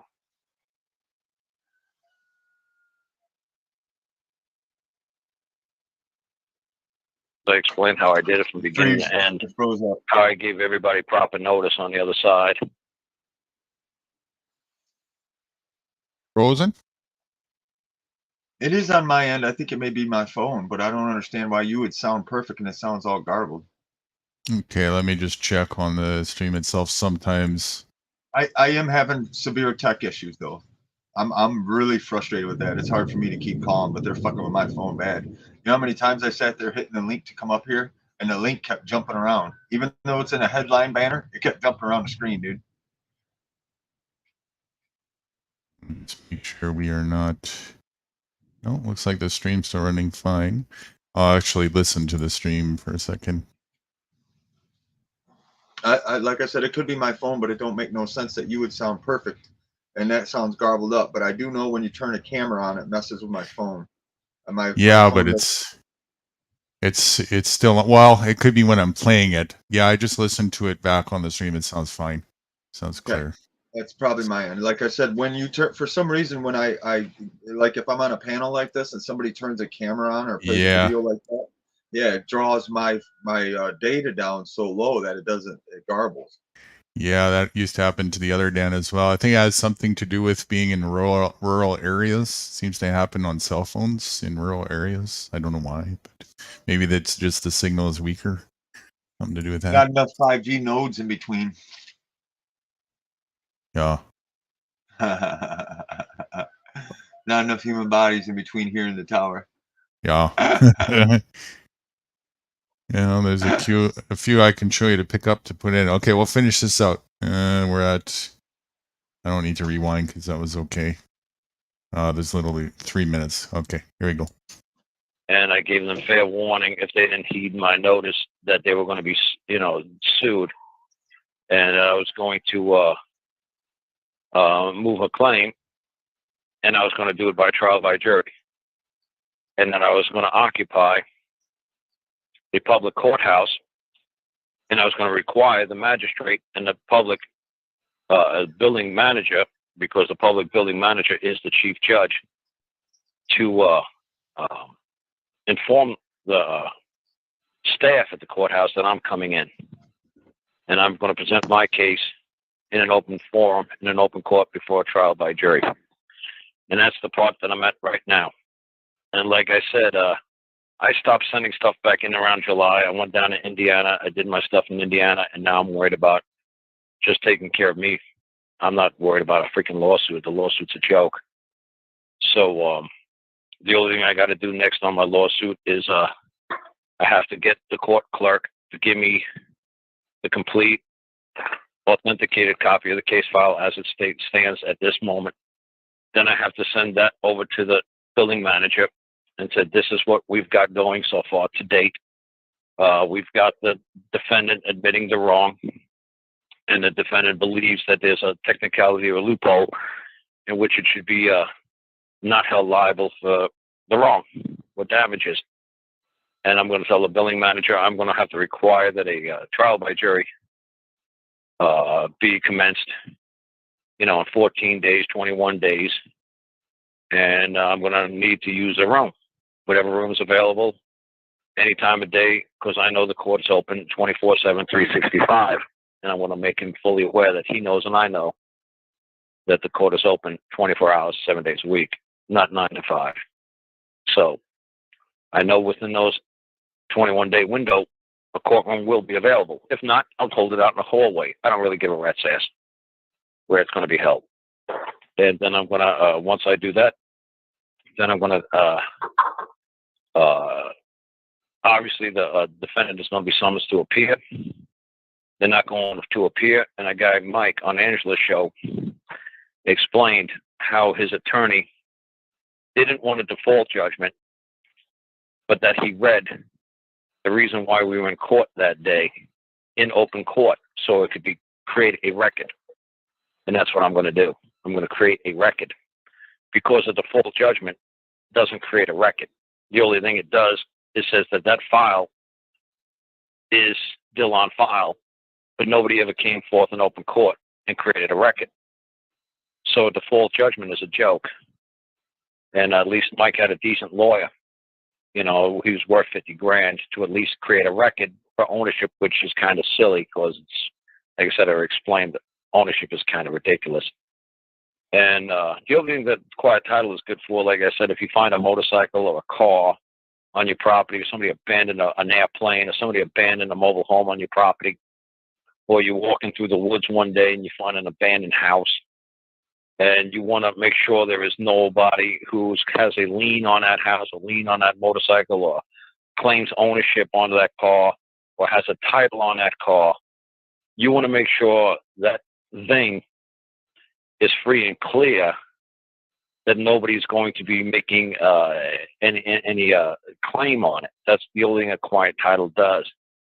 It just establishes the fact before you start dumping money into it, any sweat equity into it, fixing up the house or fixing up the car, or putting it on a road, that when you get stopped by a cop with that car, that nobody could say you've been stolen, or that nobody could say that house, well, hey, you know, just because I didn't show up for 20, 30 years doesn't mean that I still don't claim I own that house. Just because it's a rental house or a beach house or in a house out here in the forest.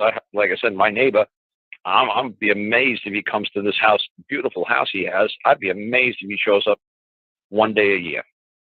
I'd be amazed. And his Christmas lights still come on every day. It's pretty funny. So just because it appears to be abandoned and nobody's living in it, if I tried to occupy it, obviously I could occupy it probably 364 days out of the year, because he only comes here maybe once a year. There's another house further up the road. I don't think anybody's been up there for years. But like I said, if I wanted to occupy it, sure, I could occupy it. I could squat in it. But if I want to actually say, you know what, I don't have to be afraid of somebody who owns this thing come knocking on this door, come walking in on me. You know what? I'm going to make a title action and see if he just abandoned it. Maybe he doesn't leave a will. Maybe nobody knows it's up here in the woods. So yeah, that's all a quiet title is. It doesn't stop them from foreclosing on your property. It doesn't stop the lien holder from making a claim, you know, of the lien. It doesn't stop any of that stuff. But like I said, that's where my case is going. Is like I said, as soon as I get better, that's all I'm going to do. Because like I said, I'm in, you know, I don't want to go around with these folks down there in Alabama until I'm good to travel, and I'm healthy and stuff like that. I'm not fighting these people down there and dealing with this nonsense. Because if I'm hurting down there if I wind up actually anything bad happens to me down there, you know, they're not going to run my ass to the hospital and take care of me. So I'm going to make sure I'm healthy and strong before I go down there and battle with these people. And that way, if I do get incarcerated for whatever reason, that I'll hopefully be able to make it through without saying, look, man, I really need to get to the doctor, man. I'm hurting. I've seen what they do to people in jail, say they're hurting. They just ignore them and let them die. So that's where my case was going. You know, if anybody, you know, like I said, if somebody's saying, well, I'm not sure what call was going next with his case, that's all I'm doing.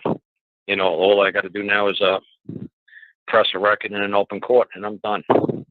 And then once the record has been pressed in open court, and I'll tell the court clerk to file it, she'll put it on file, and then I'll either get the U.S. Marshals or the county sheriff's department down there in Montgomery to execute the order. All right, I'm going to leave it there, folks. I'll be back tomorrow at some point. Not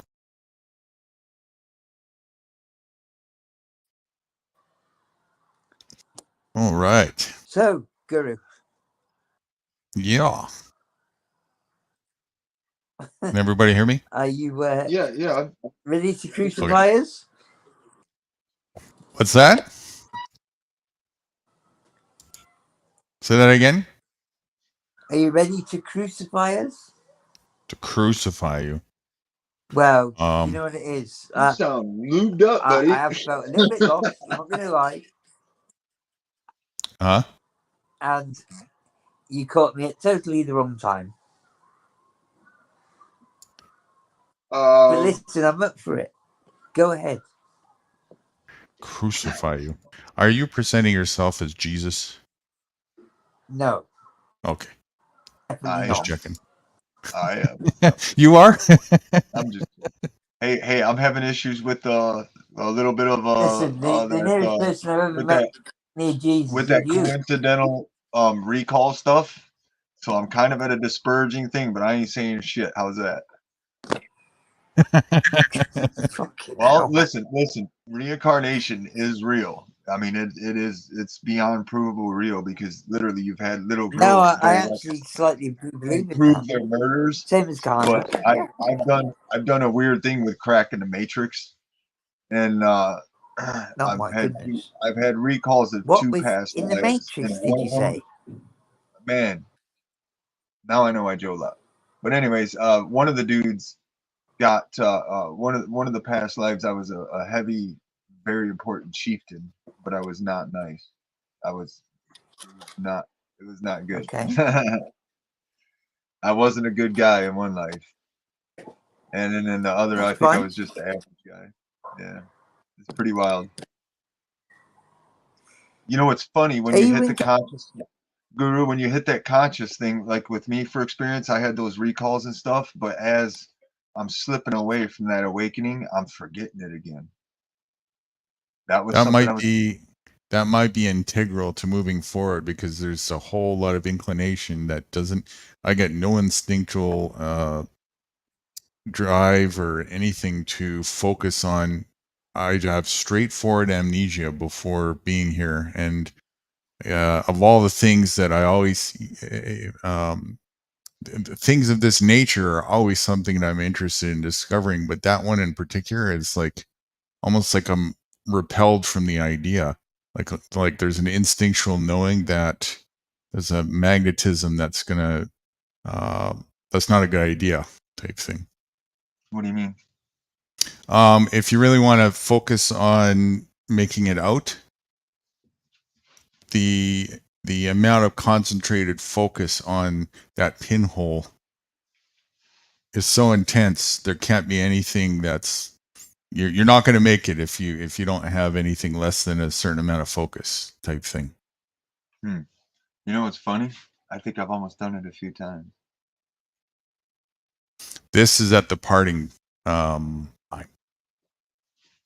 I mean make it out of here. I think I've mentally almost made it out of here. If I didn't a couple of times, they'd sent me back. The actual making it out of here happens when you part. I get that.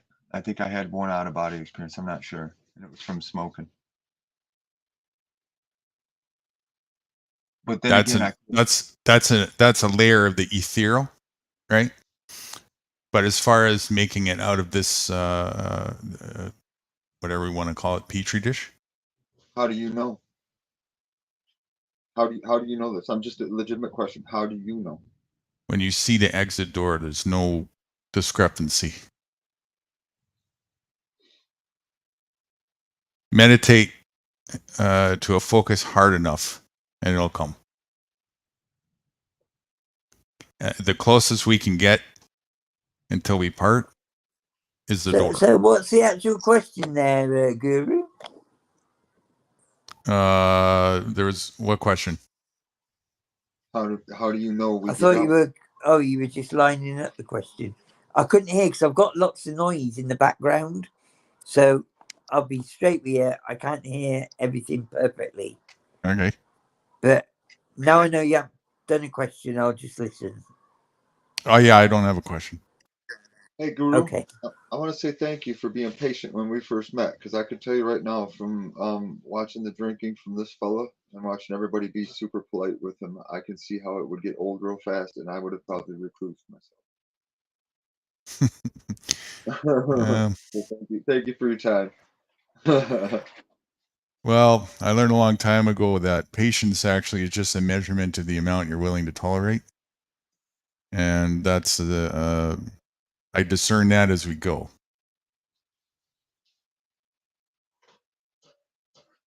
Well, I have to admit, I'm starting to get a lot of some of the small stuff you're putting down. Like listening to that with the title stuff, I already understood a lot of that title stuff. But when it comes to ownership, there's still ownership. I mean, like I said, if I take a stick and I carve me a special, walking cane hoe, the nobody lays claim to that. I mean, yeah, you can get, offed it or die, and somebody can have it afterwards, unless you willingly hand it away. But the if you were talking about the reality of owning this or owning that title wise, I can understand all that. But Owning that's it at all. well, see, that's just I've It's all pretend. The only thing that's happening in reality is you're holding a stick in your hand. I get it, and I get that. But at that time, in reality, it is mine. No, it's I not. hold possession of it. Yes, I do, because it's in my hand. Therefore, I possess it. That's reality. You're occupying it in your hand, but that doesn't make it yours. That's just a claim. I guess that's yeah. But well, stated. But guess what? Once I claim it's mine, whose is it? It's in my hand. It's in your hand, but if it was truly yours, No, you wouldn't have to do anything to keep it in your hand. It would just stay. There could be agreed. no And that's combat at all, right? It would just, not only that, you would take it with you. It would just be part of you see now eternally. When I get into the deep part of meditation and stuff like that, that's what often makes me wonder we aren't already in purgatory or we're already in hell.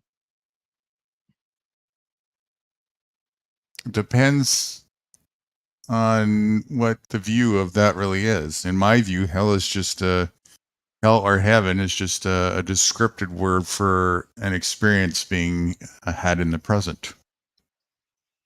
I agree with that to a very large, heaven and hell. It's a choice. You can live in a miserable hell. You can step above it and be happy. Yeah, totally. It is largely choice, but there's also, I mean, if you're getting burned in a fire, there's nothing heavenly about that for the moment. That's pretty shitty, right? So I think that this, it's just all like most things people have taken out of context into such epic levels. And that's just back to the design of the distraction, right? Agreed. And then it turns into religions, and Bibles use it, and people just get carried away, right. and Now I'm going with common sense through personal experience of living for 46 years on this earth, or whatever the fuck it is, flat, round ball, whatever. It's fucked. But anyway, I know that you have good and you have evil, and it's a choice. But what I'm starting to notice is the ones that absolutely refuse to do any good are just pure evil. They just lie, cheat, steal, rape, and murder. And it gets worse and worse and worse and worse. And that's why I think personally back in the day, 100 years ago, if you stole and stuff and lied and stuff like that, they would cast you out of town. They would kill you and hang you for stealing a horse. You want to know why? Because if you didn't, it got out of control. Other people right. would think, oh, well, this dude did it. I can get away with it. It seems like it was more people self-governing. Yes. Now, I'm not saying I agree with. I wasn't there, so I don't know for sure. But if we're going to take what we read about, it seems like that's that. what I'm saying. Yeah. Well, I'm just saying that's reality. That's what they put the gate thing at the front of the property for. The big pool gate. Yeah, that's what they put that there for, was to keep people at bay. And they would hang them with a note on their chest: rapist, murderer, thief, horse thief. Right. Right. And I know that from my grandfather. I talked about some of that stuff with my grandfather. That would be a place that I would be honored to be a part of. Well, that's just it. It was done by purpose and by evil fucking demons. Now, here's my thing with going with the Matrix. I was trying to get somewhere. Again, I'm not indoctrinated for a reason, and the creator source wanted it that way. And I've always been disgusted with it since I was a little kid. Football, all of it. But like with Slayer, you made a comment the other day, fucking Slayer. What was the deal with that? I didn't quite catch what the purpose was. And I said That something was about, oh, when fuck you that were shit. saying that there is two things with that. One at the same time. One of it was when you were saying that you can't even listen to some of the music anymore because of you can see what it's entailed or not. So I just shouted out the obvious one, Slayer, and I'm sure because you're into metal, you know what I'm talking about with that. In addition to that, it's really funny. I don't know if you've been to many live concerts or not, but every single concert that I've been to, no matter what it was, there's always some meathead yelling outside before we're waiting to go in the gates, Slayer! Doesn't matter who's playing, but always Slayer! That's And fucking me, dude. Fucking Slayer! the Slayer! it was like it was like there had to be somebody at every single one, and the icing on the cake was when it happened. And don't ask me how I wound up at this show, but even at Shania Twain, somebody yelled a Slayer before we I was went, and just I was gonna like, say, you mean to tell me you went to a Slayer concert? I'm fucking impressed. twice. Really? You've Mm-hmm. seen Slayer twice? Mm-hmm. I've seen him Yeah. twice too. How old were you? Once in my 20s. Once with Rob Zombie and Pantera. That was a show. Another one with Fear Factory. Oh, I seen Fear Factory with Sepultura. Nice. Fear Factory has a decent show, man. I'm do. serious. Fear Factory. Yeah, you want to know who's playing drums for Fear Factory? Which one? The They've had drummer quite a from few. Slayer. Right now? Dave Lombardo played drums. He left Slayer a long time ago, and Dave Lombardo played drums for Fear Factory forever. So the original drummer for Slayer left Slayer and then ended up with Fear Factory. He traveled with Fear Factory and somebody else for quite a while. His name's Dave Lombardo. I never saw. Are you sure it's Fear Factory? Because I don't know Yeah, any it's albums. two bands. Fear It's two Factory bands. was. I was big into them. Let me see. It's Fear Factory. I'm almost confident. If it ain't Fear Factory, it's another one of them higher level bands like that underground bands. I call them underground bands, but they're high level underground. Because back when I was a kid, you couldn't get none of that music anywhere. Nobody would sell it. You had to literally go watch them live. It wasn't until about whenever Metallica Enter Sandman hit that Slayer was even recognized. And the only reason Slayer was recognized was because some punk skinheads killed a black kid and they blamed it on Metallica. Well, Metallica are fraudulent pussies. So they ran and hid, and somehow Slayer ended up in front of Congress fighting for our freedom of speech. That's what I witnessed. You're not convincing me otherwise. I could show you through the newspaper articles. So I'm still baffled why the fuck it was Slayer in front of Congress battling for our free speech instead of them fake faggot ass fucking losers, Metallica. Because they're mocking the shit out of everybody who thinks this is real and not theater. They love to mock the dummies who are watching this and think that it's not scripted. Here's where I wanted to go with all what we just said. Now, again, this is the way my mind works. I know how yours works. This is how mine, and it's almost the same way. I just don't have the words as intelligible as you. But okay. With that being said, you got your heaven and hell, you got your devil, and your Jesus. Well, I'm catching on to something in patterns by doing an exercise with an ancient form of reading that I ran across. And now I can look over, like, for instance, a can of Maxwell House coffee, and all of a sudden by trying that other ancient way of reading, it doesn't say Maxwell House coffee, it says Samuel, the Hound of Hell. Okay, now if I can do that and go to other projects and see secret codes in there, I'm sorry, buddy, but we have some form of a problem to where there is a Jesus, there is a devil, there is a horse. Now, with that being said, I don't understand what level that is, but in the ancient form of reason or reading, I was driving down the highway and I woke up. I was kind of nodding, dozing in the car, and I woke up and I looked up and I seen a sign for a church and it said Jesus and big giant letters on it. And the thing is, at a quick glance, as I woke up, I was reading unconsciously. I was reading in that old way, and it came across as sausage. I'm not fucking joking, and that's pretty trippy. I'm starting to get spun by some of this because I can't even go to a fucking gas station, and I can start to see what these things are that are tapping our energy. Now, again, I think it's on a different level. I don't think it's right here in front of us. I think it's on an astral level, energetically, and it slowly makes us older and older faster.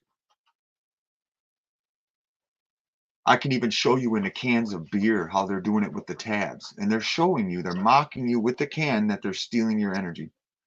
Yep. So with that being said, I don't know how Have spiritual another you are. monster. Go ahead. Well, that's just it. As far as I'm fucking concerned, we really have a devil. We really have a Jesus, or it's all fraudulent and they're a demon consuming us. It depends what. There's definitely entities. There's no Okay, doubt well, about that, right? here's another open observation that goes with that. The ones who pray to Jesus or God go to church every Sunday and take care of themselves like a good, decent human being with morals. Now, there's certain parts I get that are going to get chopped in that. I get that. But my personal experience from a view, that's from standing afar, looking at the person at the gas station, looking up at the grocery store, you know what I mean? Looking them at the hardware store or something like that. And the people that go to church and pray to God, not any other entity, they tend to live upwards of 80 plus years. And the ones that don't, they don't tend to live that long. What's up with that? I haven't noticed that, but I haven't really Oh, I looked. have. Yeah, I have.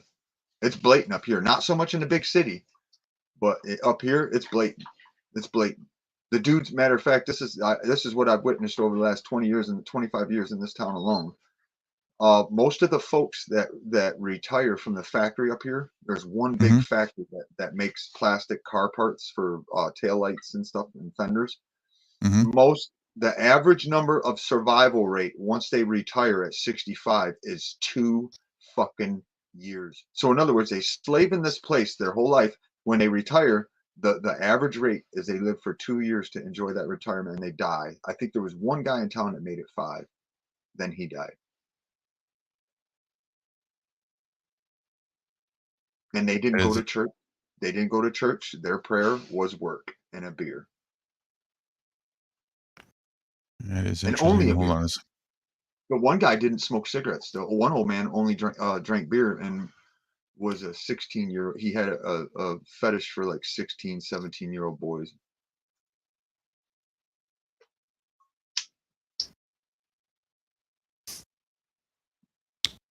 Let me show you this symbology. You know, Christianity and is nothing more than just the evolution of paganism, modern day paganism. That's all. That's all that is. Okay, well, here's the thing. That's kind of what I tapped into, because what I tapped into through meditation when I was hitting that conscious thing, like I was discussing, there was more than one creator. There wasn't just one creator. Let me show you this. Now, I don't understand paganism. I don't know nothing about that stuff. Other than a lot of it evolves around Pretty Earth. sadistic. Is it? Yeah, I mean, it depends on what a person does and what you classify it as, but in one sense, it can be like sort of the witchcraft, Wiccan stuff. Another sense, it's more like in a deeper occult stuff where you do rituals of like spirit cooking and shit like that. It just depends, you know. There's different factions of it and whatnot. It's based off of energy, and and then it's just a direction of what people went in with it, you know. Type of thing. Just like that Bluetooth signal. That is a form of vampirism. Hey, what are you doing? Dude, oh my gosh, buddy. I'm trying. I don't know what to do. These vets are obviously incapable, so I don't know what to do about this flea problem, buddy. I'm really upset. I have no more money. I don't know what to do. Everybody seems to be fucking everybody over with no morals, so I don't know what to do for you, buddy. We'll get you a bath in a minute. I'm not joking, dude. I go to buy what I know works for my dogs, and the people are like, no, buy this, and this shit don't work. Okay, hey, that mark right there, as a matter of fact, if you go look back in the history of what I'm talking about with Slayer when they fought for our freedom of speech, you said something about them mocking us with a show. Guess what? The second band that they stuffed next to Slayer on TV was Mayhem. The singer dude had that carved in his forehead. Yeah, On national television, yes, on national television, that dude had an upside down cross carved in his forehead. let me just tell you again, the upside down part, that's the original cross was upside down. There was no Jesus on it. And then there was another figure that got put on it. And then it evolved into Christianity. And again, if Christ, the root of the word Christ comes from consciousness. So what you're seeing here is simply just symbolic. You notice how on you notice where the cross is being put on the forehead? Yes, sir. Hi. You're okay. What does that section of the forehead symbolize? The penile gland. Right, which is stemming where consciousness evolves, right, where you can see, right? So this ritual here is the mocking of the fact of what they did to people is they made it so that you can't see what's being done to you. So we're putting this crucifixion on that spot and you don't even know what we're doing right now. We're laughing at what we did to you and you're worshiping it. And that's the same thing when people go and pray and kneel and pray to the cross. They're praying to the crucifixion of the end of their own consciousness. They're begging for it. Wow. It's not a coincidence they're using ashes, right? That's a symbol of death. Death to your consciousness and the cross. That's what that's about. People are fucked up, dude. Now that adrenochrome stuff, I've experienced that accidentally.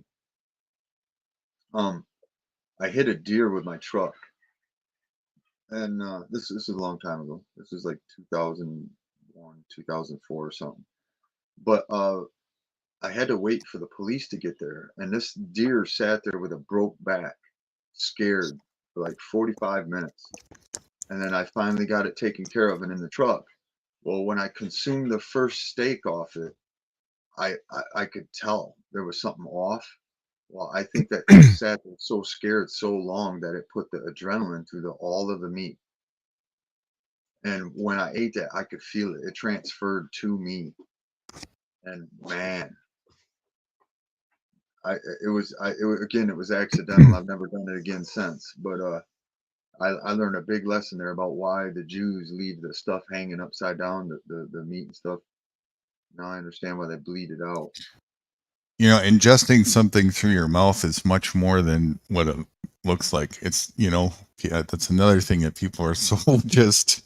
Yes, you're starting to trip me out with some of that because, like the Android thing, I'm wondering about some of that. Maybe we are supposed to use just certain things. But as you were saying, if we get to feed off the sun, then what's the moon? For that thing that you're ingesting all the way up to its point where you're ingesting it, you're taking on the essence of that and it's becoming part of your essence. You are what you eat is much more literal than what it sounds like, right? I know. And when we understand that, this all goes hands in hand with making sense about how important it is to be very conscious about self-governing and regulating everything that we choose here. Well, I was driving home after them couple of beers and starting to feel shitty because it was getting to my gut liner. And I'm thinking to myself, you fucking idiot. Fuck you, Guru. And I'm just I'm like, I come home and I sit around, I climbed in my hammock and went to sleep for a couple hours, woke up, still felt rough. And I'm thinking to myself, fuck you, new Guru.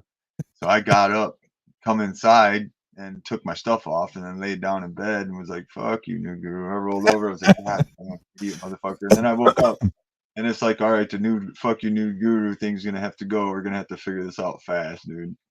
So, but yeah, yesterday was a very big trip. And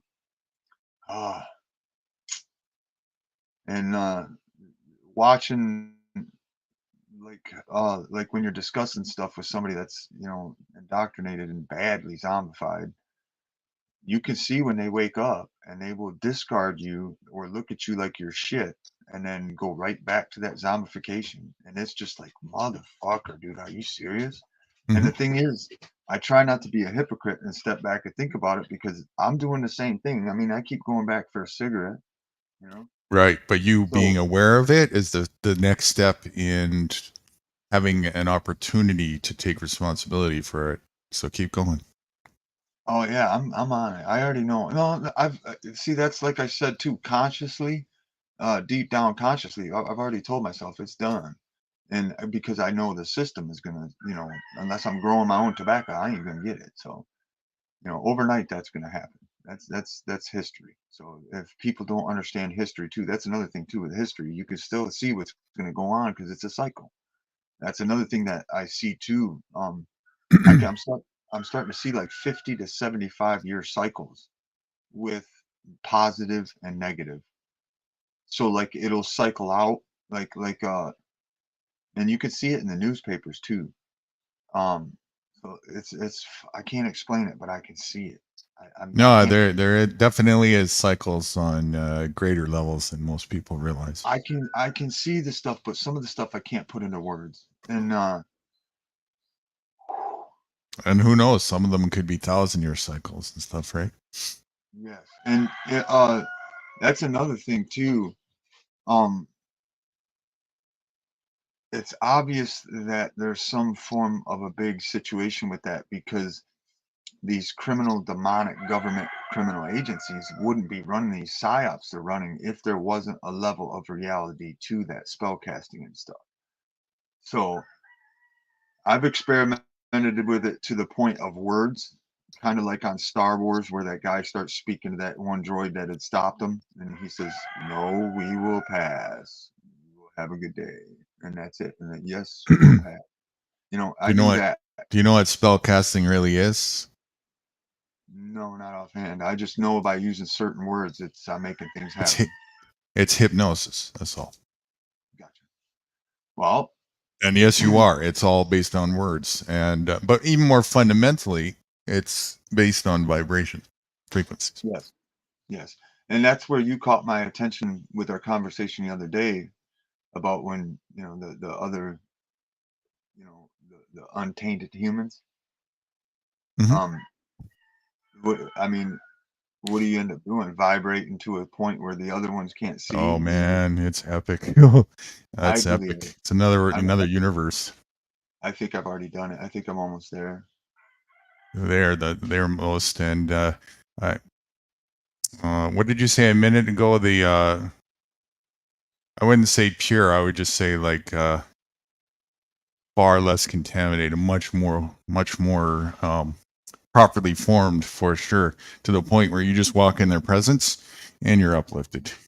You can't get away from that. They're just so charged with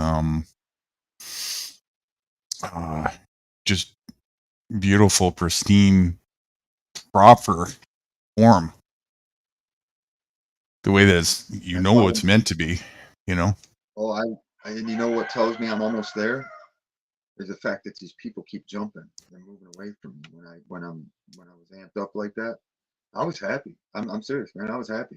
I just picked Dave up from the bus stop and everything, and I was happy as a clam, man. And then people jump, dude. I'm serious. Like that really caught my attention in multiple ways because it felt like it could be dangerous. Like somebody could get scared of me and hurt me. You know what I mean?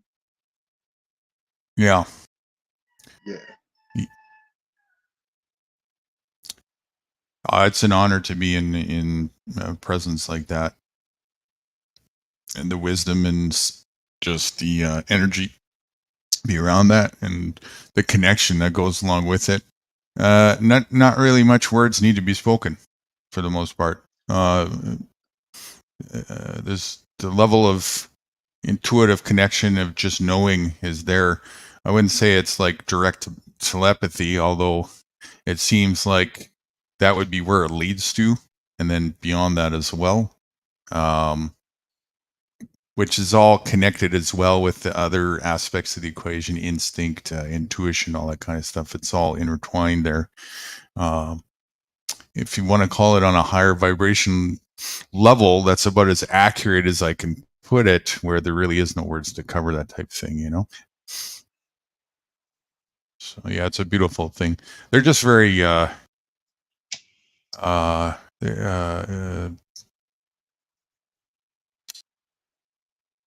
pure. Yeah. Just so pure, you know, in such a beautiful way.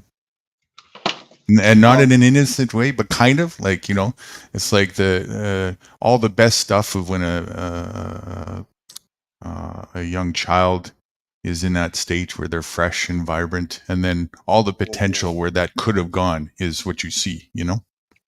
Holy fucking shit, dude. The Clone Wars.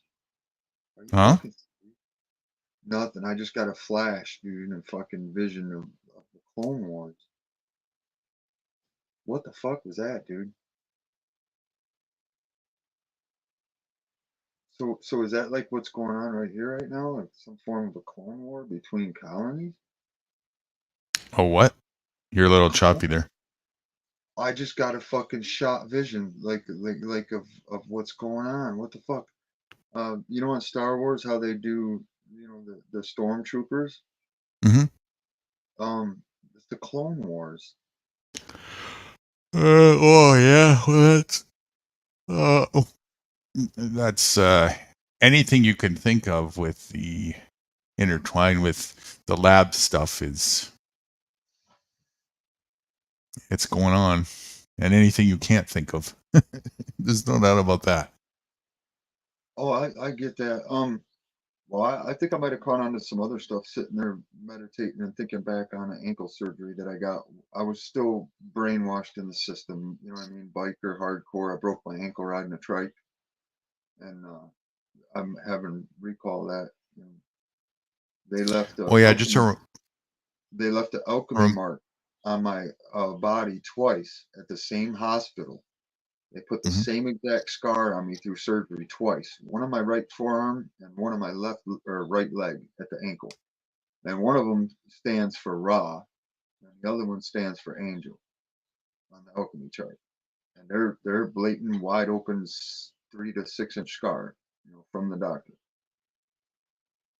And I don't. When I got the one on my arm, when I was healing up from it, I was sitting there thinking to myself, man, did they fucking botch me up or what? Because of the way they stitched it up. And you know, I mean, at the time, well, a decade later, I was doing that research into the alchemy chart, and then all these patterns started, you know, because I learned by patterns. I learned guitar by patterns and numbers and everything. And when I started seeing these patterns and stuff, I'm like, wait, whoa, back the fuck up. That's when I learned about pharmakia.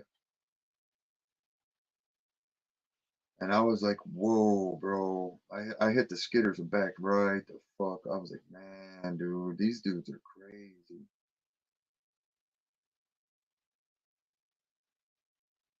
understatement. Well, as I'm thinking about it, the doctors, I don't think understand what they're doing because they're taught a procedure, which that procedure is a form of spell casting. Yeah, but they see the results of through their patients constantly. So even if they didn't know at first, it's like the same thing as cops, right? They you even if you're the most naive individual going in with sincere intentions, there's no way you can't deny the reality once you're in there for a very short period of time. It doesn't take long to see the repetitiveness over and over again. There's just Well, no way. you know how I keep telling you, I think my situation is different than a lot of others. I've Right. gone, Yes. Yeah. I went back to talk to that doctor, and he has since disappeared. Nobody can find him. I'm not joking. And as I've come to consciousness, as I'm going through and reviewing certain stuff, they're destroying everything. Everything. I can go back to houses, locations of houses, and everything. They're destroying them. One of the houses that I grew up in Grand Rapids came back as godhood through the matrix system. It came back as godhood. And there was other locations that were saying the same type thing as because I bounced a lot as a kid moving, and all of that stuff. It's crazy, dude. There's something tied to that. I think you might be. I'm not, you know, for sure into your aspects on that stuff, but then again, too, like you said, don't be stupid and fall into what they want, because then you're still giving them the energy. And the thing is, I seen that from the grid system. I understand it, you know. And then with like waking up and looking at that sign and seeing where Jesus morphed into sausage, you know, I'm just saying, you know, and it's like, fuck, oh, that was what it was. And then with Hebrew, I was sitting there listening to a fellow one day, and I seen it in his sign for Hebrew, and it literally stated he brewed them all to be harvested. And I'm like, whoa, dude. I'm just like, whoa, because I don't even think them people understood that.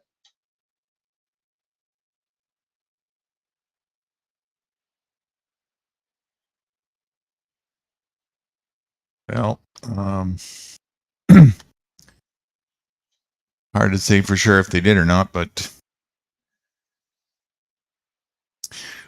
what difference does it make, really? Result is the same. True.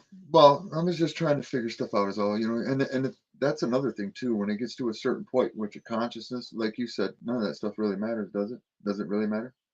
It was yesterday. But at the same aspect, if you don't understand, you don't understand. You're not going to know. You know?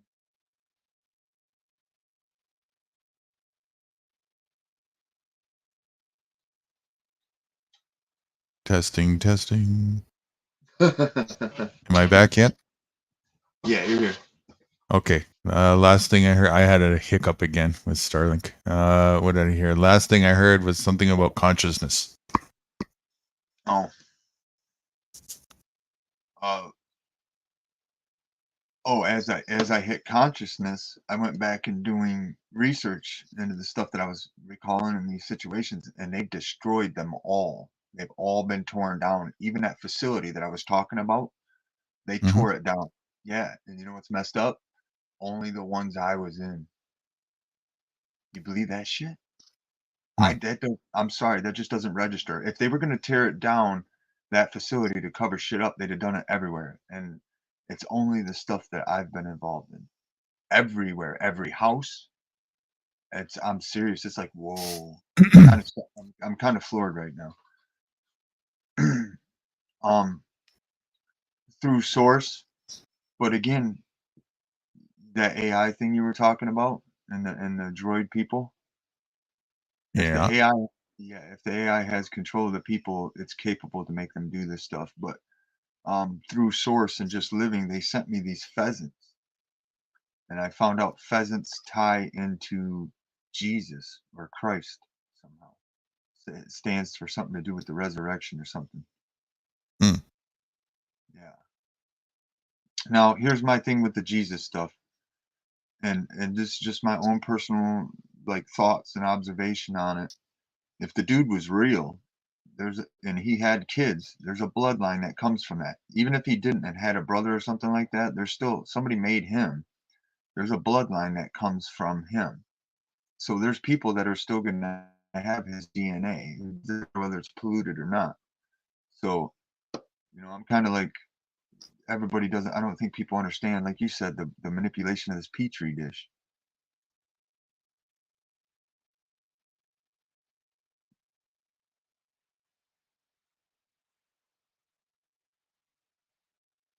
Am I still there? Yeah, you're here now. Okay. Fuck. Keep cutting you out. Yeah, I'm just looking at I'll my be back signal. soon, Guru. I'm just eating some. All right, mate. All right, Cool Tools.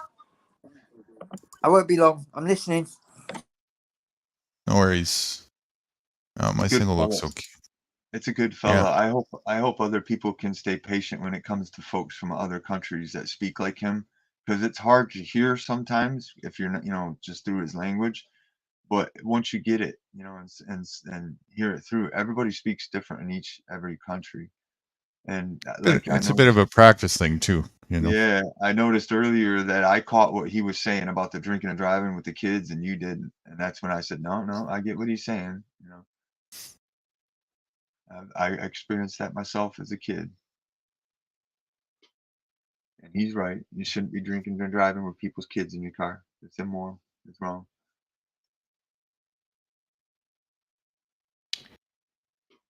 At least maybe not after 2 beers. No, it wasn't quite 2 full beers. It was just 2 beers, and they didn't even set good, dude. Well, I don't know. I mean, I guess it really doesn't matter if you're to the point where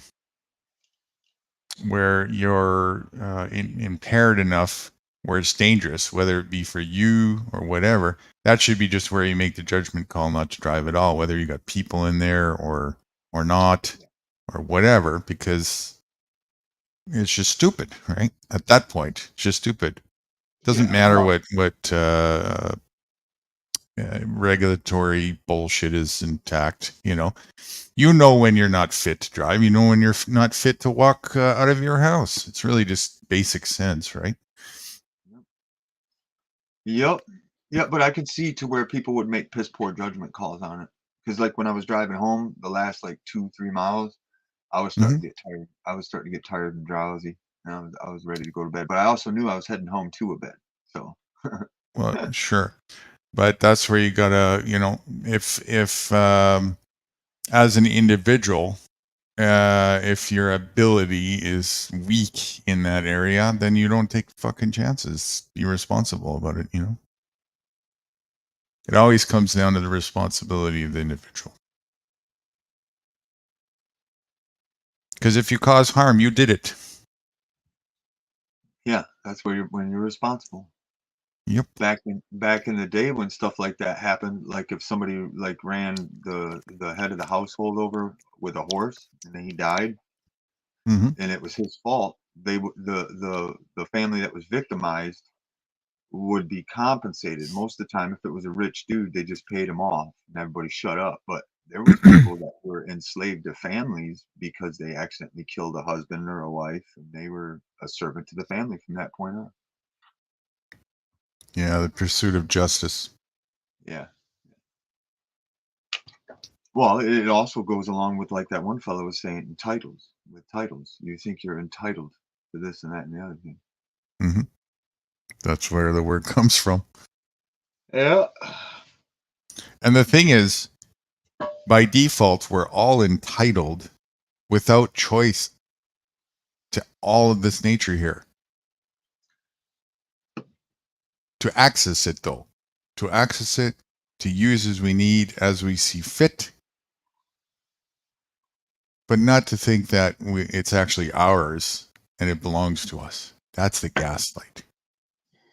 We're here to, it's part of us working with us in this fashion temporarily here. This is a bus terminal. So the idea that anything here is ours, it's like trying to make your home in a bus terminal and not even knowing that it's a transition in a bus terminal. And you totally missed the point then. And that's what it does. It gets people in a psychological mind trap to not be able to develop their potential because now all the rest of the bullshit falls into place. And now the stage is right for not feeling the connection to go out and do what you need to do wherever you need to do it at the moment you need to do it, with the trees and with the birds and with the fruit that's being offered, and sit there and be connected with that and allow the rest of our anatomy and nature and everything that is self-evolving to transpire, because there's nothing in the way of it doing so. That's what was supposed to happen, you see. And of course, if that could be hindered, and it is, then those who are also hindered, because nobody who isn't hindered from that would have any inclination to want to take advantage of other people. There would be no reason to. It's an opposition to that, and it not only does it make no sense, it doesn't. You can't do it when it would be like the reversal of that. So it's just blind people taking advantage of blind people who can't see the truth, totally wrapped up in darkness to epic levels. And in huge levels of fear state, performing all these kinds of crazy, insane things. And it's just the duality of the equation, right? You got consciousness duality, light duality, enlightenment, whatever you want to call it. And then you got dark and darkenment, dark part of duality. And both sides of the equation are one pole. And then you got us as an individual. What side are we going to rest and stay fit on? Which side do we want to have our evolutionary experience as an individual divine being? Both of them are divine. They are. But one of them is healthy and one of them is not for us as an individual being. And it's so obvious which one it is, you know.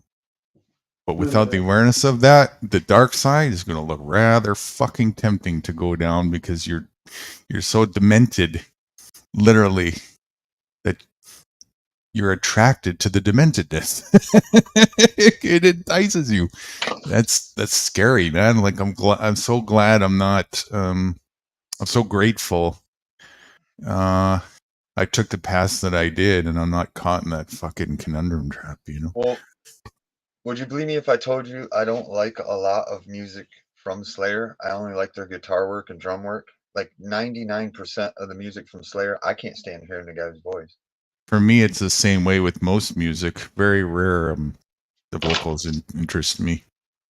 But the thing is, I caught onto the vibration. I was doing research into water memory and vibration work and stuff. And the thing is, I found out that a lot of what they're doing with the TV and music is vibration to morph with the pharmakia to morph people over time. It changes your physical structure. Right. Remember what we said before about what is spell casting? What is it literally? Hypnosis, right? And hypnosis on a fundamental level is vibratory. That's what's going on here. But anyways, I've seen that, and that's when I stopped music. I'd say it was probably 2015, 16, somewhere in there. Connect the dots with that hypnosis that I'm talking about, though, and that morphing.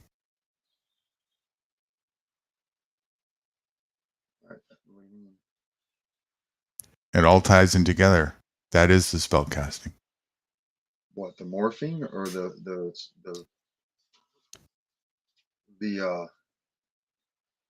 vibration spell casting?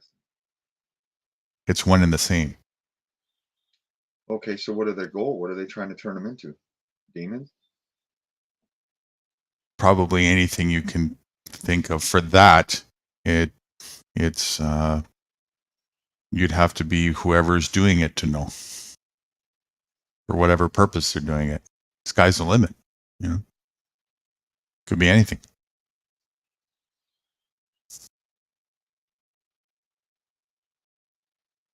It's just working with energies and the different potentials that comes with working with energy and understanding that if you check out water memory, you understand what I'm saying. That's just it, though. The vibration of the word spoken or the song, vibration tone, it literally mutates the body cell, the water cell in the body.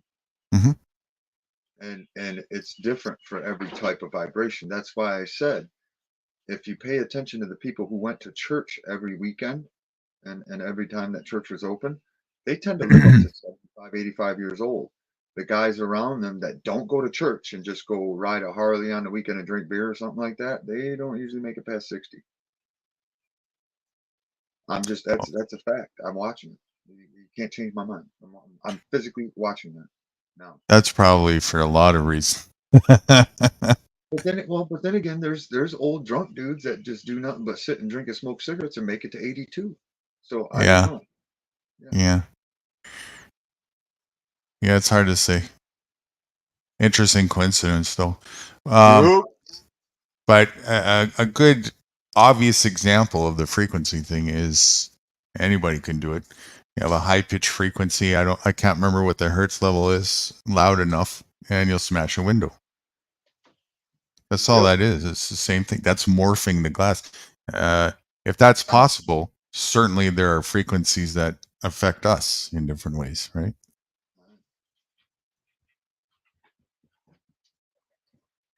Now, if we discover what those frequencies are and what they can do, then you're working with energies.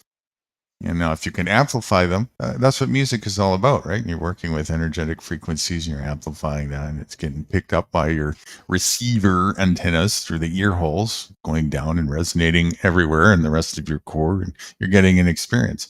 Sometimes it's dissonant, sometimes harmonious, and you know as well as I do what I'm talking about when I say when you're playing, especially you get in the zone. You know what I'm saying? You get in that zone and you're just fucking high. And when you stop, you can't talk to anybody because it takes you a fucking half an hour before you can put two words together to have a real conversation with somebody, right? It's all energy, vibratory states that we're in. That's why that's such a beautiful experience, right? That's a fast track way to get into a pretty harmonious, energetic vibration level. It's through playing. I'll keep that in mind. I do that a lot by myself too. That explains a lot because I had a weird habit. Like I'd work until 1 in the morning and have to be back to work at 7 or 8 in the morning. And I'd come back to the hotel room and I'd sit up for 2 hours and practice every night, no matter what. And my uncle and my buddies would be like, dude, man, what the fuck is wrong with you? And I'm like, what? It's called discipline, motherfucker. You know? Right. And when it's a true from the heart, you're not even practicing. You couldn't not do it, right? It just, next thing you know, 8 hours goes by. Music has been one of my loves for sure. I started when I was 4. I got a dime bag right next to me with an Eddie Van Halen 5150. I can touch it right now. Love it. Yeah, that's another weird thing. I've never learned anybody else's music because growing up, my whole life is a musician or playing guitar, it doesn't take any effort or skill to copy somebody else's music, but to create your own, you have to be skilled. Yeah, it's a different thing altogether, for sure. So that was always my outlook on it, and I never learned anybody's music, man. I think I know a little bit of Iron Man. I could play a little bit of Iron Man, and that's about it. I can't think of any other shit. I think a couple licks from Slayer, and I know a couple licks from. I don't really think I know anything from Pantera. Wow. Yeah, and that's my main guy. I know most of the repertoire. That's one of my foundations for chops. Well, I know every song by them and everything, but I just don't know it on guitar. I don't play anybody else's music. Is what I'm saying. And that's what's shocking to me. A lot of people are like, "What?" They're like, "You don't." And these people know me, and they know I've been playing guitar for over 20 years. Since they've known me, they know that's my thing. And they're like, "Play something we know." I don't know nothing, you know. What? I don't know nothing, you know. I make all my stuff. Oh, you got to do this. I don't have. Yeah, but then they that's go right such a closed-minded request. Well, that's just it, though. They go right into you have to do this, you have to do that. Right. I just look at them. Right. I just look at them and I was like, that's where you're wrong. This is my guitar, and I don't have to do shit but what I want to. There is no good musician that didn't say fuck the rules. What rules? No, man, I get it. I learned a lot of repertoires. I studied a lot of repertoires, even classically studied and whatnot. But when I really I really started pursuing the creative aspect and writing a little bit in my teens and a lot more in my mid-20s. I got to the point where it's just that's all I could focus on. It just flew and flew and flew. But in order to make that happen, like really happen, where like I didn't want to sound copycat or nothing, you had to ditch it all. You had to leave it all, right? And find what is it that's you that's coming out. And so if you don't have that repertoire, I see the advantage of that. It's much you're just going straight into that. Yeah. And you know what's funny though is when I'm playing, doing certain stuff, and I learn something else. Sometimes I'll run across a song that somebody, famous song, and it's like, Yeah. oh wow, yeah. And the thing is though, I don't continue playing it. It's like, oh wow, that's how they did it. And I might run through it once or twice, through my fingers, but it's like, oh, that's cool, and then I move on. Yeah. Yeah.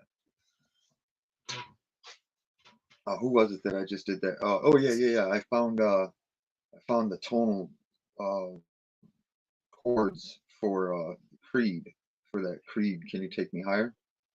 I Right. found that the other. Yeah, and I was like, oh man, that's cheesy, too simple. I was like, really? Is that what that faggot's doing? And I kept doing it, and I'm like, oh man, that guy's gay, dude. You know, who made that guy out to be such a big deal? But you know what's funny? That guy from That's Creed. just pop culture, man. I would fall asleep playing that shit. Yeah, well, check this out. The guy that I studied from for years was the same guy that plays and taught that guy from Creed, Mark Tremonti.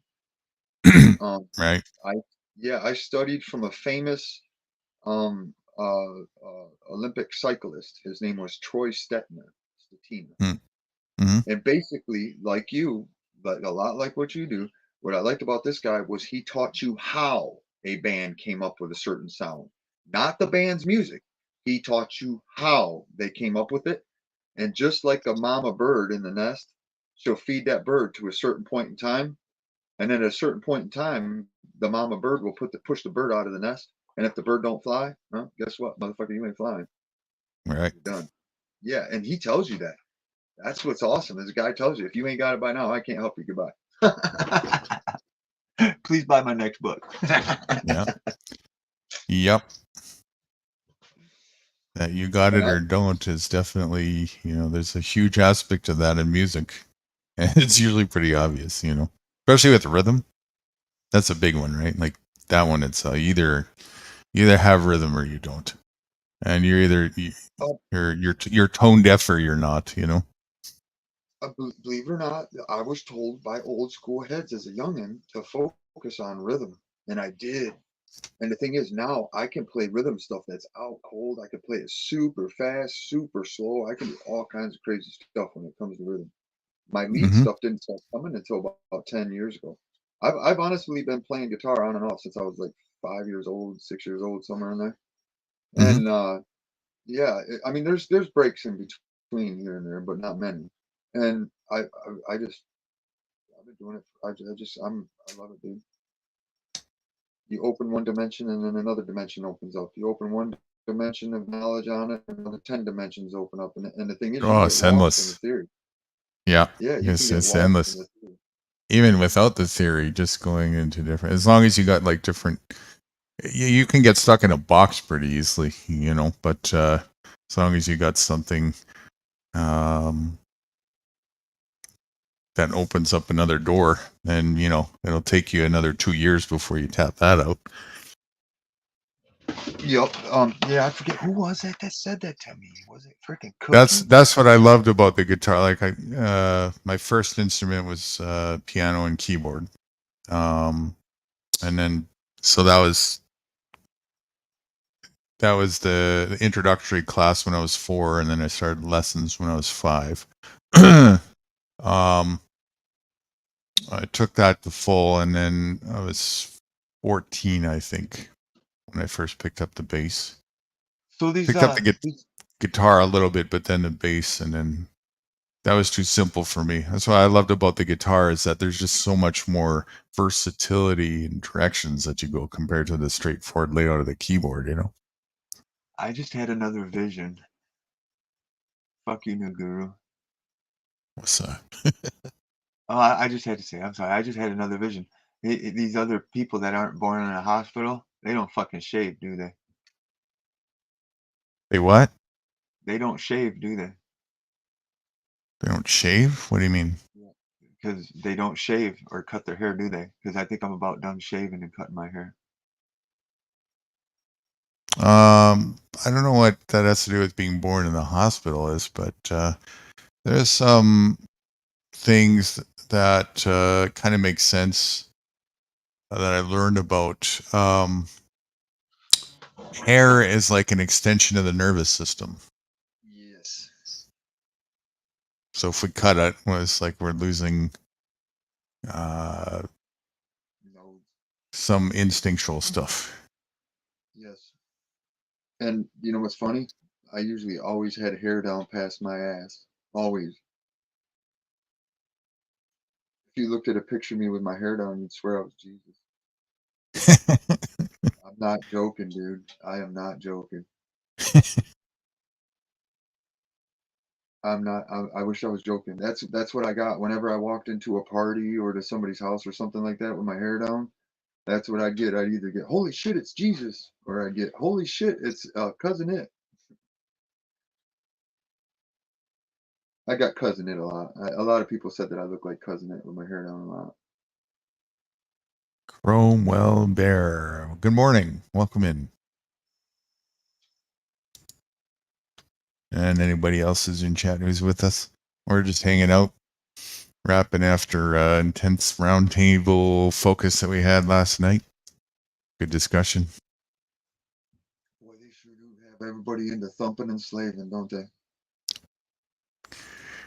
Like there's no tomorrow. Oh my gosh. I am so grateful. I was talking with that one lady a lot. Like, no, you misunderstand me guffing a lot. I was like, trust me, I wake up smiling every day. And, like I'm sitting here right now thinking, thank you, Creator, because I don't have to go do but what I want to go do. And ain't nobody can go climb in my ass and yell at me even. And if they do, I'll just look at them and be like, you must be fucked up or something. But I did. I actually, yeah, that was something I was meditating on earlier. After when I broke off earlier, the words. I have to focus on the words I'm using. Though some of these words that I'm using are no bueno, and they're just stuck to me because it's what I grew up with, and I got to get rid of them.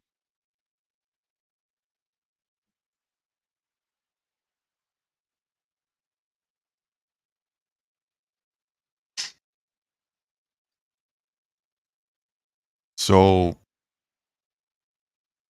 I think it must have been another drummer that you were thinking of.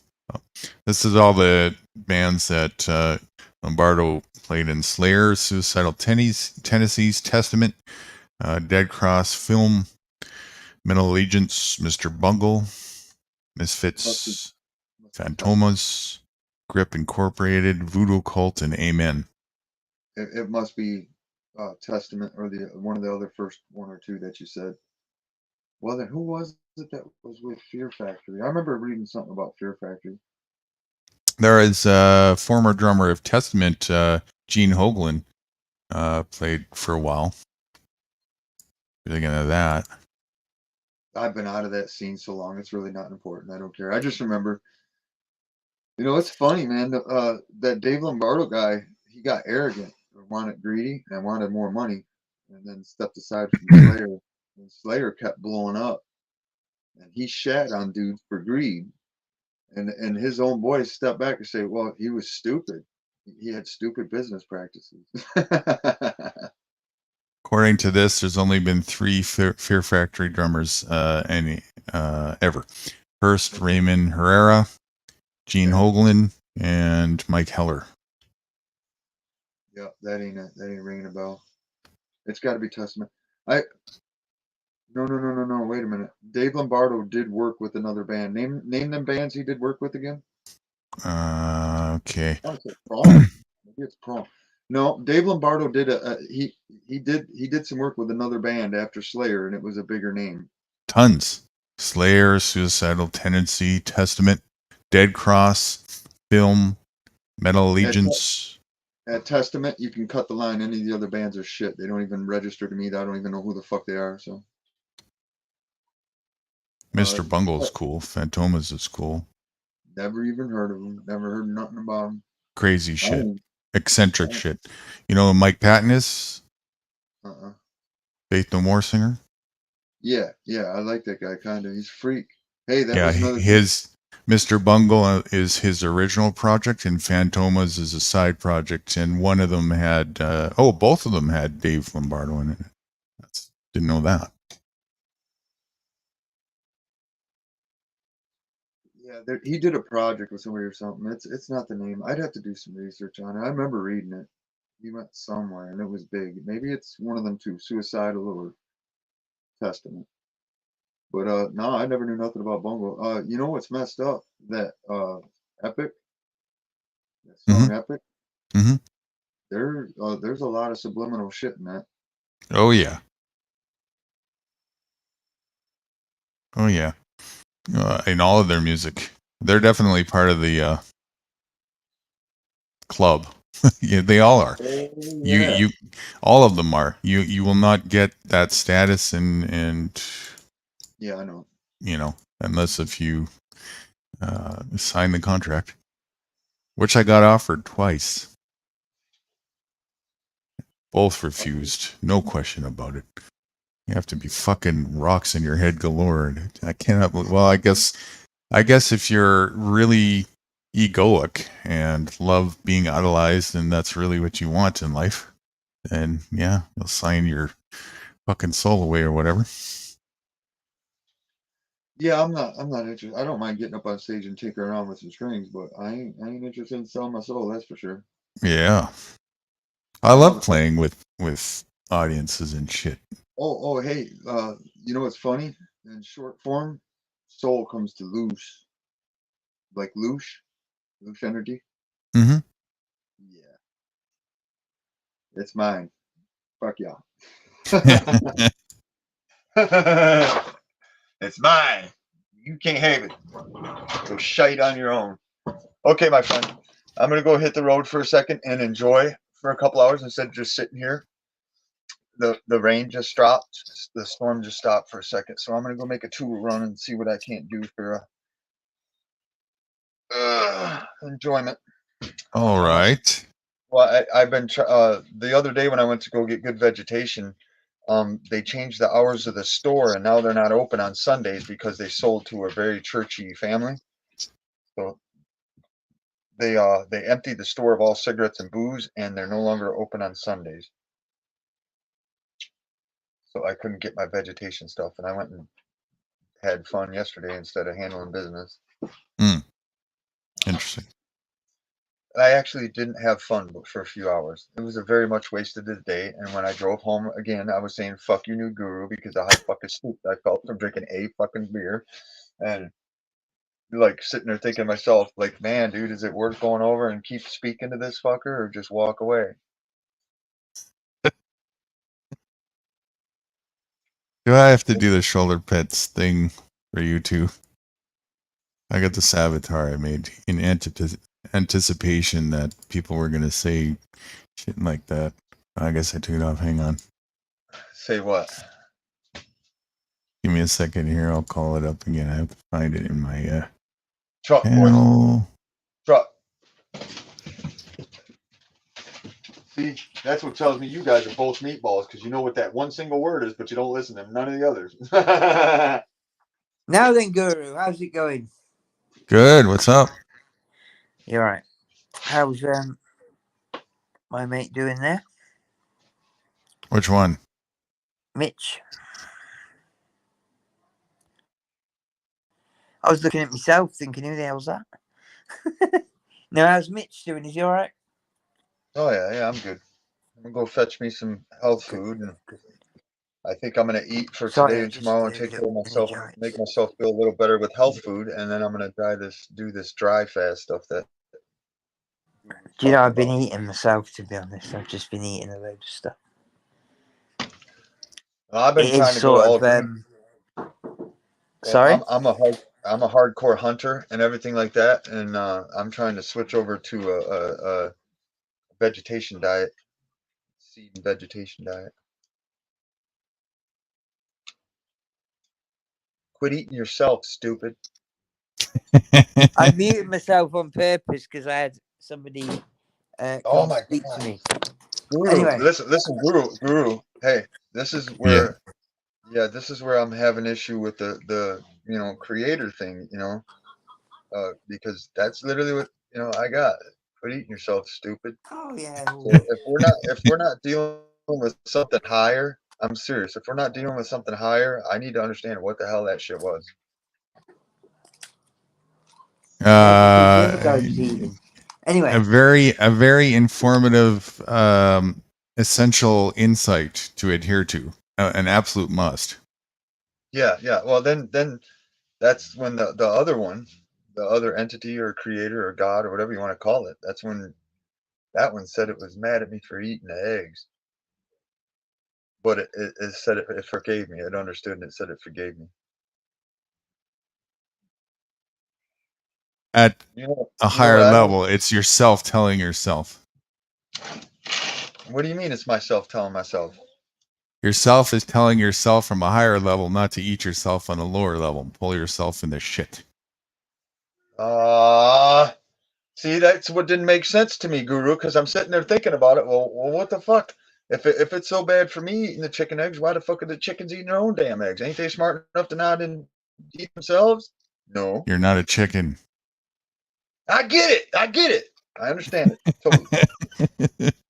But I'm I mean, just if you still want saying. to, if you want to act like a lizard or a frog and go eat insects and see what it's like to try and be something you're not, just to make it more obvious, go for it with your tongue. So is that what they're doing? Is terraforming everybody to eat meat so they turn into a lizard? Experimenting the shit to see what happens, and God knows why. Oh my gosh. Well, I had a vision on that too. And that's where the adrenochrome stuff comes in. Wow. Okay, let me go get some veggies. I'll start a stream later there, Guru, if you're interested in coming. You only got what? An hour or so. How long are you going to be on here? I don't know. Just playing it by ear right now. So we see. I'm definitely not going to extend past 12 for sure, if I even make it that long here. Okay, because I need to go get my run in now so that I can finish so up some is stuff. there any more questions, Guru? What do you mean? Any more questions? Well, you know, you had things you were asking. And... Oh, you mean from earlier? No, we concluded that. We concluded Yeah, that. We Brilliant. got the last one. say if Good you were stuff. paying attention, he said we're going to conclude that, and then we're going to go into an Oh, open chat. I didn't hear that bit because I've had lots of calls coming in, stuff like that.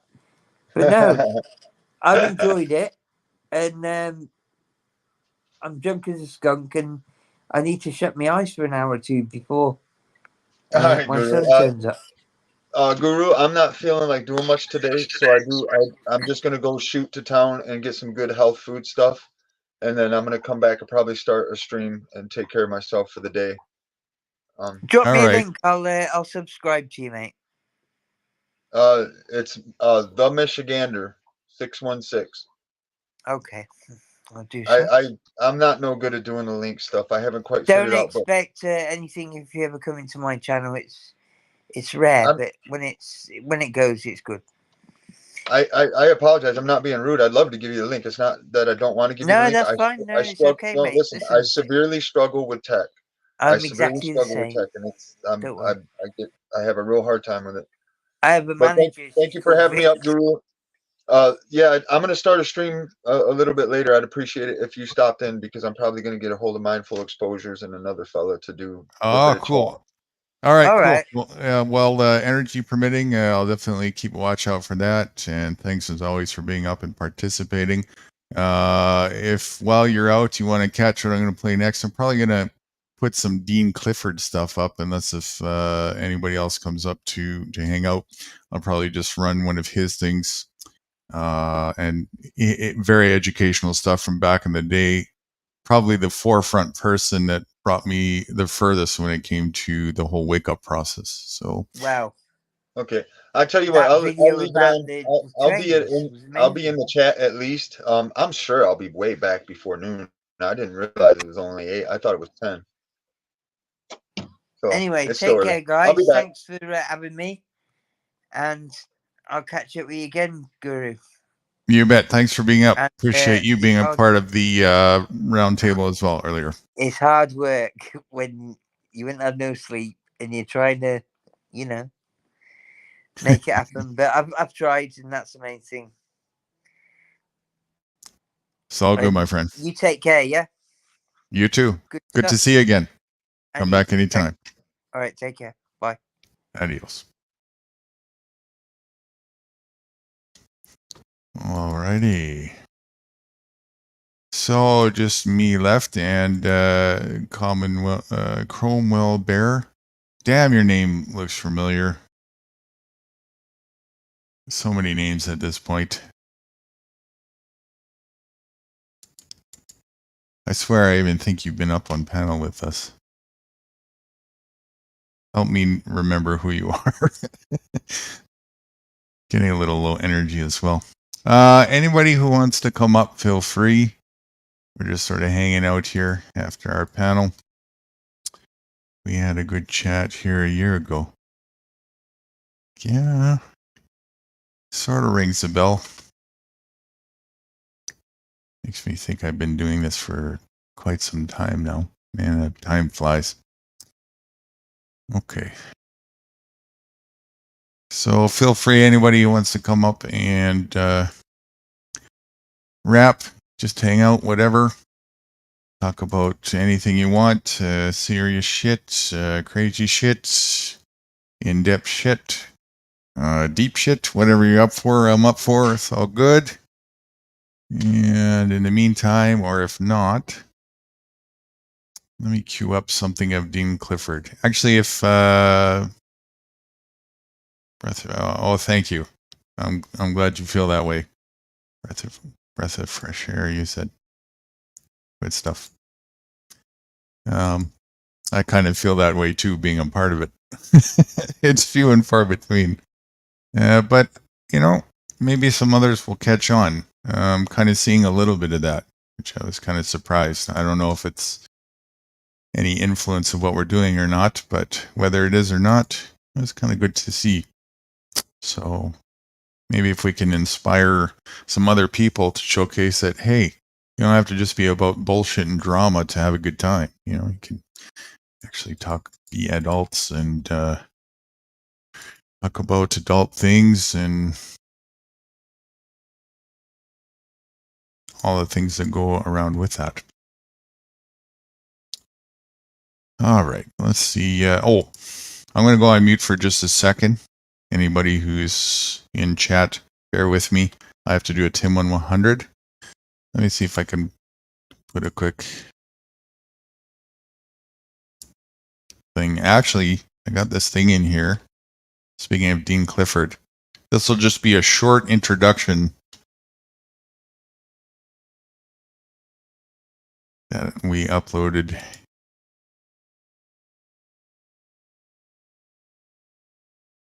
You can say that again. Cromwell, we sure can.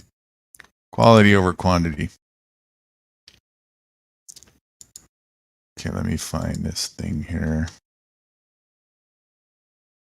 All right, this is 2.5 minutes. That'll give me enough time. I'm going to play this out. This is the first thing I'll showcase of Dean Clifford. This fella here, he's still a bit of a statist or whatnot, but this fella here, way back in the day, I studied him hard. He had some really good, excellent material about how the system worked, and really good way of explaining it. He used several different approaches, and he went into detail about it, and it all made sense. I found myself having to rewatch it several times over until it really sunk in, but you know, it was worth the effort. And he was the furthest individual that actually got to a point of, from my studies, that actually got to a point of thinking about divesting out of the system and starting like different segue out communities and stuff like that. He actually took that initiative, and he had a lot of struggles with that, but just seeing somebody go to that distance and being willing to take on that challenge and not be afraid of the backlash or any resistance to that was really, really good to see. And then from there, there was a whole, I sort of got to a pinnacle where it's like any study I did was a repeat movie. And so, but it took me to a plateau that got me to be able to see so much of where I can see today. So here is Mr. Dean Clifford. He's very outspoken. He's very blunt, just like myself, even more so. He's actually kind of arrogant a lot of times, which is quite humorous to watch. That's just part of his personality, whatever. So take it for as it is. And same thing with our environment here. We don't do sugarcoating. If you want sugarcoating, go eat a donut. I'll be back in a couple minutes. So there's so many better things we can do. And also, that's not even a threat anymore. What are they going to do? Are they going to kick 10 million people out of their homes in the United States? Are they going to have 10 million empty homes with nobody making mortgage payments around the United States?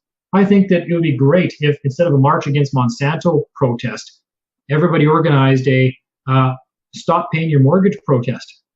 And 10 million people got together and stopped paying their mortgages altogether. That would pretty much settle the problem in one night. It's done. The whole mortgage scam would be over. Every bank in fucking North America would go bankrupt in one fucking day. Why aren't we doing that instead of marching against Monsanto?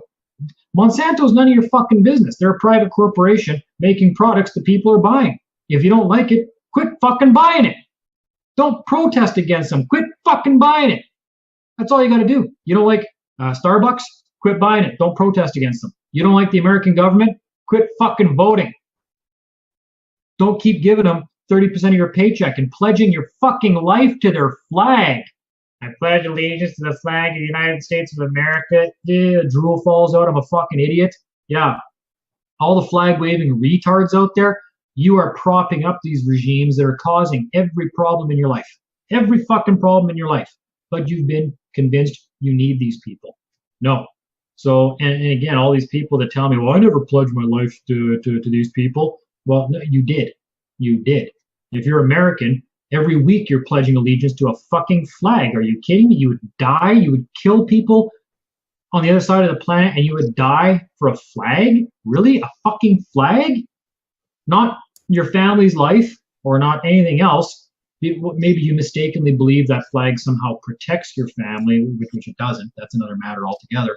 But these are the kind of things that need to be addressed. So you need to realize the scam that's going on, which is your continued participation in these events. And these political debates are part of the circus. They're part of the show. I think they even call it that. It's a political circus. It's meant to entertain you and keep you talking about them because now they're relevant in your life. They have some relevancy. You believe they are something to you. All right. So there's just so much value in that short clip. It never gets old. I'll play that till the end of the time. I'll see it many more times here. That last part especially. Without the intention, and if people just got this and nothing else, without giving the distraction any attention, and the distraction meaning all the corporate world, the political Muppet show, that facade that it is, the theater that it is, all the costume actors in the corporate world, the blue collars, the white collars, the green collars, i.e. military, blah, blah, blah. If you don't give it any fucking attention, it's not relevant in your life. Now, that's not to say to ignore the fact that that the Muppet Show is there, and there's a huge fight to gain your attention and focus, and there's a reason for that. It's because that's what keeps it relevant, keeps it operating, and keeps it a thing. Without that attention that you give it, it isn't a thing. If everybody just stopped paying attention to it, again, big theory, that's not going to happen. It's just high in the sky, but just so you get the gist of it, if everybody did, it wouldn't exist anymore. It would just be gone. That's it. That's all it would take. So, nonetheless, take the wisdom from that and don't feed the beast your energy and make it something. Starve the beast by divesting your energy outside, focusing on your health, taking care of yourself, taking responsibility for yourself, and learning how to segue out into a self-reliant environment and doing whatever it takes to get there so that you're instead delegating your energy towards this fictional entity, just throwing it away into a fairy tale, an imaginary fairy tale for nothing, weakening yourself. Instead, delegate and put it into an investment into yourself. Divest out of that and invest into yourself in whatever way, shape you have to do to get there, with your health as the number one priority. And if you do that, all the rest of the pieces of the equation will, in one way or another, start to fall in place, at least for you. Not for humanity as a whole, because that's not what it's about. The idea to fix humanity as a whole is part of the distraction to keep you from doing what you need to do for you. So that's not the idea behind it. If you do what you need to do for you, you did your part for you, and you really did a job disempowering that conglomerate thing, whatever you want to call it, beast energy, whatever you want to call it, a lot more than you probably realize. And you're very much so, in so many ways, better off for doing so. So that's the huge kind of takeaway from that, other than the rest of it, which is just, we talk about it so much on here. The whole thing with government and blah, blah, blah, is that there really isn't one. It's just all a fiction in the imagination. There, it's all a fairy tale. It's all a belief. It's all a religion. It's all a cult. And it's unnecessary. It's not good for you. It's not healthy. But it's all up to you. And if you want to buy into the belief of it and of the religion, believe that it's there for your benefit and it's good for you, you can do that. And you can do that for the rest of your life and make excuses for that, like so many millions of the conditioned masses do. And you get to have and deserve the consequences and the rewards for either path that you choose. So, it's totally up to you. That being said, if you do want to embark down the path of healthiness in every way, shape, or form, every aspect of your life, you want to take self-reliant responsibility for yourself, learn how to do that. I'm interested in connecting if you want, and helping you out with that if you need, giving you guidance, information, suggestions, consult. That's my activism. That's what I do. That's what I love to do.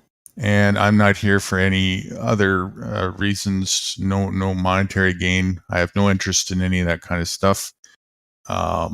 It's simply just the enjoyment and the compassion and the value that I see in showing people what it's like to actually care about each other when they have a sincere interest in taking responsibility for themselves and allying together, and showing what paths that can lead down, what kind of roads that will result in.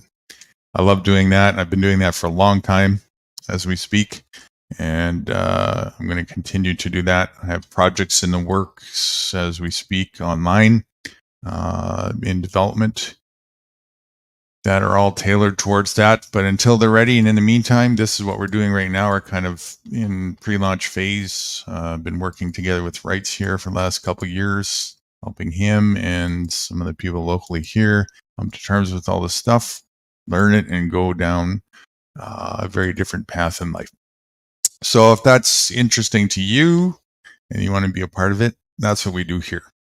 We showcase the opportunities that people can realize and discover, and all the different things it entails to meet the challenges that may come in either part and parcel with, and also in addition in resistance and opposition to, because there is challenges. That's just reality, no matter what path you take in life, but to meet them with solutions, how to overcome those. Believe it or not, I'm nowhere near the first person who's gone down this path, and that was a breath of fresh air to find out. There's been hundreds of thousands of others, probably millions before my time, and the know-how is a wheel that's already solid, and there's really no reason to reinvent the wheel or anything. All the information has always been available to us. It's still there, and it always will be. So if you want to get access to that, or access to me, feel free to participate in our panels here. We do a lot of educational focuses. We're starting this class 1 that we've been doing a little bit experimenting with lately. We did an actual formal class about a week ago. We're going to do class 2, I think, coming up this week. So it's an online panel class, solutions-based focused. Feel free to watch out for that and have an opportunity to participate. In addition to that, I'll put a little later on my links in the chat, both my pre-launch website link and channel link as well. And there's many ways to get in touch and get a hold of me if you feel so inclined to do so. Doors wide open, feel free. Again, there's no hidden agendas or catches like you see in so many places elsewhere. I'll never ask you for anything in return or ask you for a dime other than bringing sincerity. That's the only thing I ask, is that I'm interested in focusing because time is short in life with the mind of an individual who is truly sincere. Even if it's just in the inquisitive phase, it doesn't matter, as long as there's sincerity when it comes to the topic at hand and going down the path of solutions. That's all that I ask. Other than that, though, nothing else in return. All right, so let's once again, if anybody's just joining us in chat, feel free to come up on panel. I'm just hanging out here. Just kind of chilling after the focus discussion roundtable that we had earlier. And the link's pinned in the top. Feel free and come up to hang out if you want. And in the meantime, or if not, I'm going to continue with showcasing, out of all the people that I studied, the individual that took me the furthest when it comes to learning how the system worked, what's really going on in details, and how people are getting fucked over by the system, and what not to do.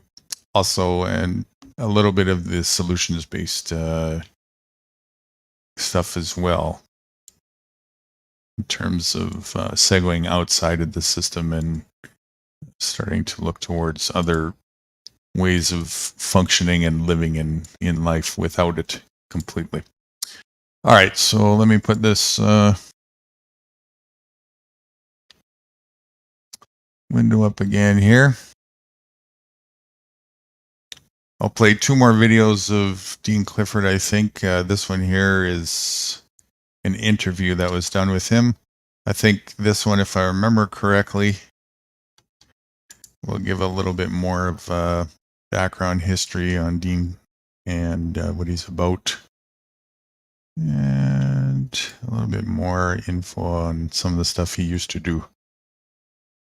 Not sure when this was actually from. This video here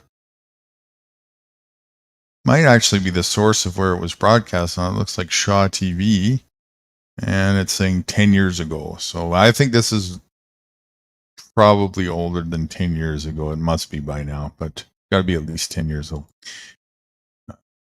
But anyway, here we go. Once again, Mr. Dean Clifford. He doesn't pay property taxes, doesn't file income taxes, refuses to get a driver's license, and his vehicles don't always have government-issued plates. I do have a license plate for my construction company that I use when I'm contracting, just because I don't need any problems while I'm out there. And he's had his share of problems. Don't get into a giant legal argument. Well, no, but hang on, just tell me if this makes sense to you. The Bill of Rights. Dean Clifford from Winnipeg has been arrested several times and has had vehicles impounded. Despite that, he continues to run a construction company and travels the country speaking to Canadians about our rights. Dean Clifford is part of a growing movement called Free Men on the Land. Free men believe the laws of the state are a contract citizens can choose to opt out of. Hello, everybody. Dean Clifford here again. How many people are taught their fundamental basic human rights in school? When you're a kid, are you taught that you have the right to life, liberty, and property? No, they don't want you to know your rights. And they want you to believe it's so complicated you couldn't possibly understand it. So you better go get a lawyer. After his recent seminar in Victoria, we sat down with Dean where he told us that his rebellious attitude began about 16 years ago, after Canada Revenue informed him that he owed what Dean believed to be was an unfair amount of taxes. I was trying to figure out how Canada Revenue Agency could possibly have so much power to just step in and seize bank accounts and put liens on houses, and it just seemed like nobody they were just this all-powerful thing that could just come in and just destroy you, which was really shattered my illusions about what a country was supposed to be and what government is supposed to be. We could take you in somewhere where you can get insurance, okay? And then instead of me towing your vehicle, I know you're worried about me seizing your vehicle, which I don't want to do if I don't have to. Well, and I believe you don't. Well, nothing I do is illegal because I already have the right to do it. So you cannot license a right, because if it's a right, then it's not illegal. We didn't get our rights from the government. The government recognizes that they were pre-existing. It means they were here before government, they'll be here after government, which means we didn't get them from the government, which means the government can't take my rights away from me. I'm not a lawyer that's Yep. going to argue. Now, actually, Section 52 actually clearly states that the Charter is the supreme law of Canada. Yep. So I got reading into it a lot more, and I discovered, well, it turns out that I have the right to drive. There are roads. We built them. It was our money. It's our land. I don't need permission to be on my own roads. And I was right. I win that every time. I've had no license for a couple of years now. Actually, it's about 6 years. He spent over 2 weeks in jail, but has never been convicted. And he's not afraid of getting arrested again. Well, I better just do what they say because I'm scared they're going to come and kick my door in and throw me in jail or beat me up or maybe taser me to death. Okay? That's not what freedom is supposed to be. We're not supposed to fear our government. So I got over that fear and I said, well, you know what? They may come and do that, but I may be stabbed tomorrow on the street. I might die of a heart attack. There's a lot of things that might happen. So I'm going to stop worrying about what might happen, and I'm just going to exercise what I know are my rights. This will be the continuation of the video where I'm going to start to teach everybody out there where law comes from. People have fought and died by the millions for freedom. If the worst we have to worry about in this day and age is a couple of weeks in jail to stand up for yourselves, our forefathers would be ashamed of us if we were scared of that compared to what they went through to try to make sure that we live free. But what if we all start to follow Dean's lead? If we all stop paying property taxes and putting plates on our vehicles, who will pay for Medicare, road repairs, garbage pickup? Government is too big. They take in too much money. They waste too much money. It's not my duty or my obligation to fund a bloated, ineffective government structure. They can downsize and they can provide us with the essential services that they were mandated to provide us in the first place. Gasoline taxes pay for the roads. Okay, importing and exporting tariffs, excise taxes, and things like royalties paid on the resources that are mined and forested and fished are supposed to pay for the essential services. Why is it my responsibility to keep giving them more money because they can't live within their mandate? It's not. It's actually my duty to cut them off when I think they're being irresponsible. Dean discourages protests and acts of violence. Instead, he wants Canadians to educate themselves. Don't take my word for it. Go and look it up yourself. And don't take their word for it. Go look it up yourself. Always be wary of the man that claims to be your savior. Yeah. He's trying to sail you up the river. And some people could say the same thing about you. They'd be watching this and they go, well, this sounds pretty good. I'm going to stop. Yeah, I'm going to do what Dean's doing. I'm going to stop paying this and paying that too. Except I'm not claiming to be anybody's savior. In Victoria, I'm Dan Kahn. Thinking to start cutting carbs, I need to drop my belly fat. If you want to drop this, start eating more.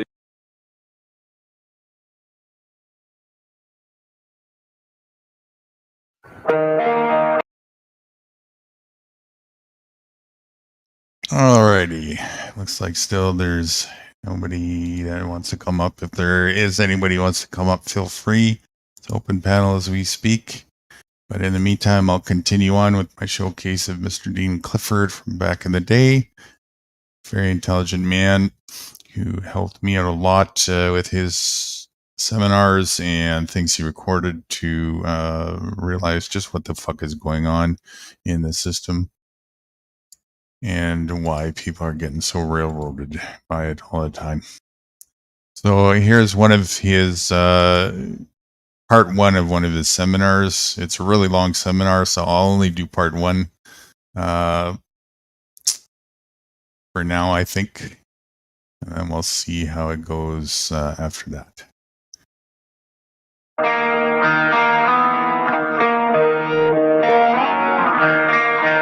If we can give him a warm welcome and thank him for coming all the way from Winnipeg to do a presentation. Praise not really due, but thank you.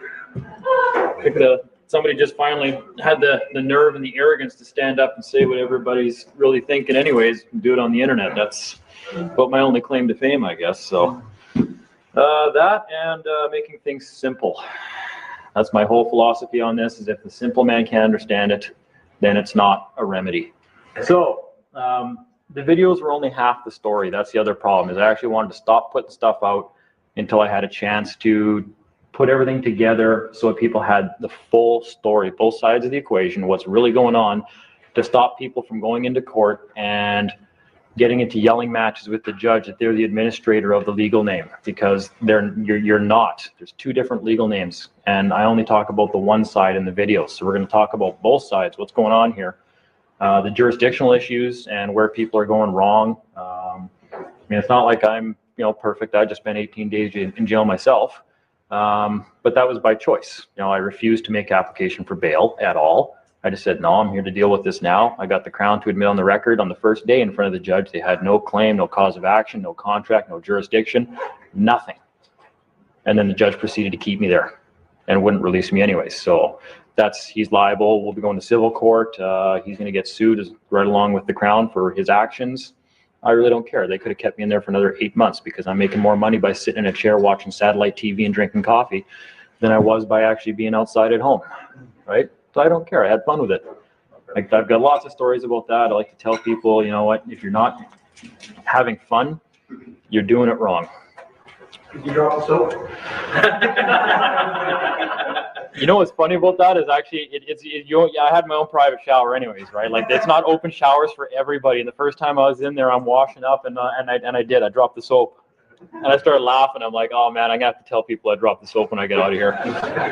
And it broke into a couple pieces on the floor. And I'm like, oh, I don't know if I want to use that soap now. It's touched the floor of the shower. So yeah, I was just like, oh, I left it there. But anyways, yeah, not the cleanliest of place. You gotta have fun when you're doing it. And I have fun. Like when I'm in jail, I'm like, yeah, whatever. And it's true. I had a whole file I like to bring and show people just so they know I'm not lying. Where when I start drafting all my legal documents or any papers I'm going to write, I wrote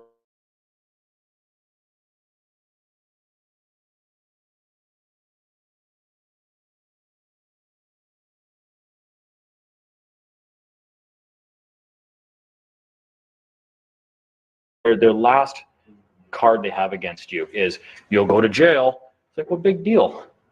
That's the worst you got. I can go to jail? Give me a break. I mean, if I'm not free to travel the highways and do what I want, I'm in jail already. That's just a smaller room. That's it. So I don't care. And they have to know that. They have to know you're not afraid of them. Because it's a bit of a pissing match in jail, in court. It's a battle. It's a war zone. It is.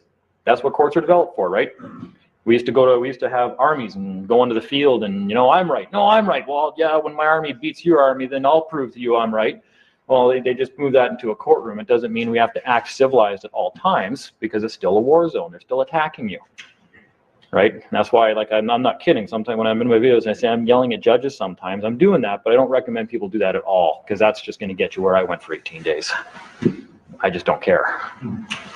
So we'll go over what I started touching on in the videos, which is one side of the equation. I don't know what everybody's background is, but I already know that everybody is just mass confusion on what the name is.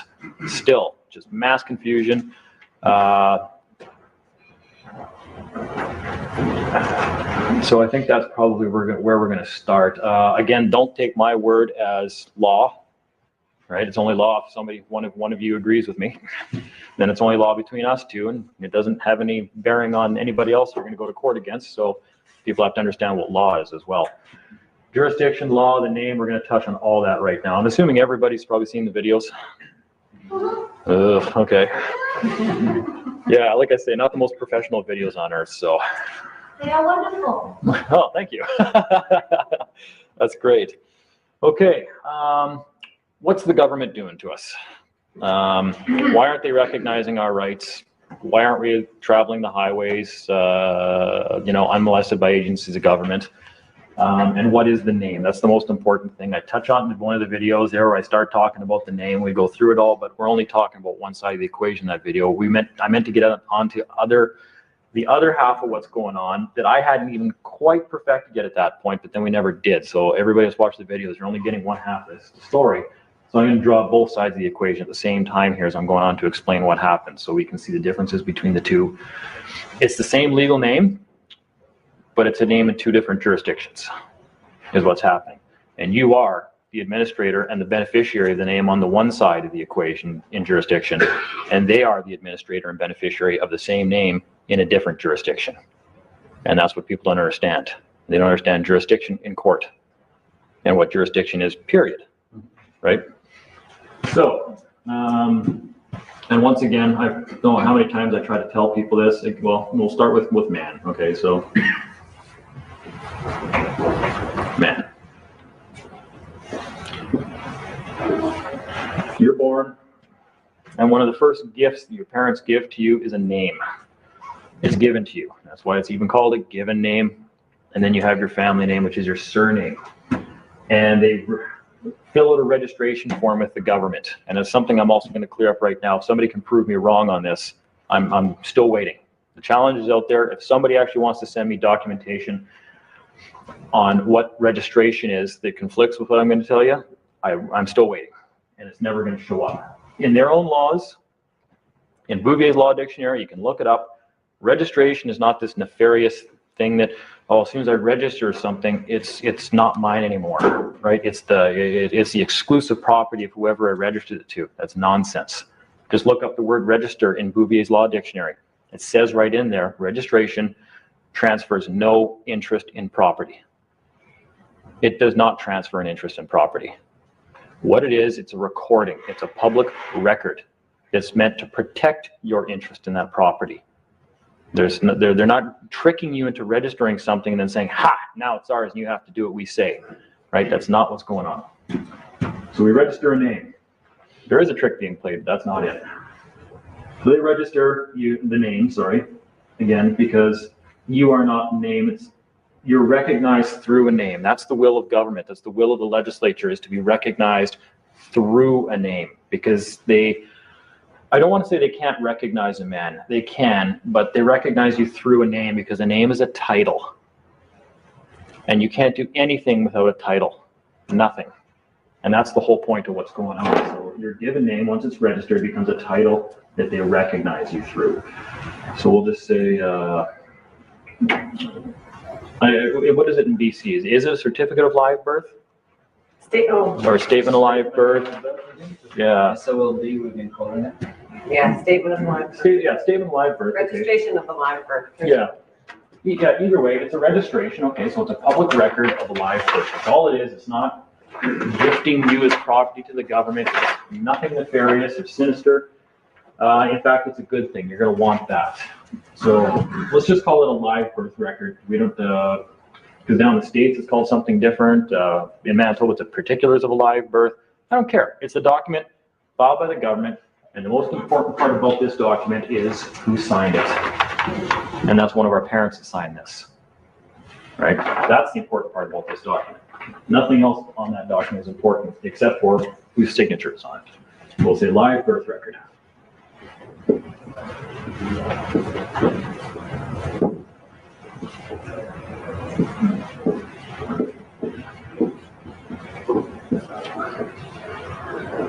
just going to draw a line down here. We'll just call that line jurisdiction. So we have the live birth record. And on this live birth record is the signature of one of our parents. And that's very important because that means that our parents created that by their signature. So that's a creation of theirs that gave us a title, a name to be recognized through. So let's start with the points, the difference between the document. So a live birth record is created by our parents.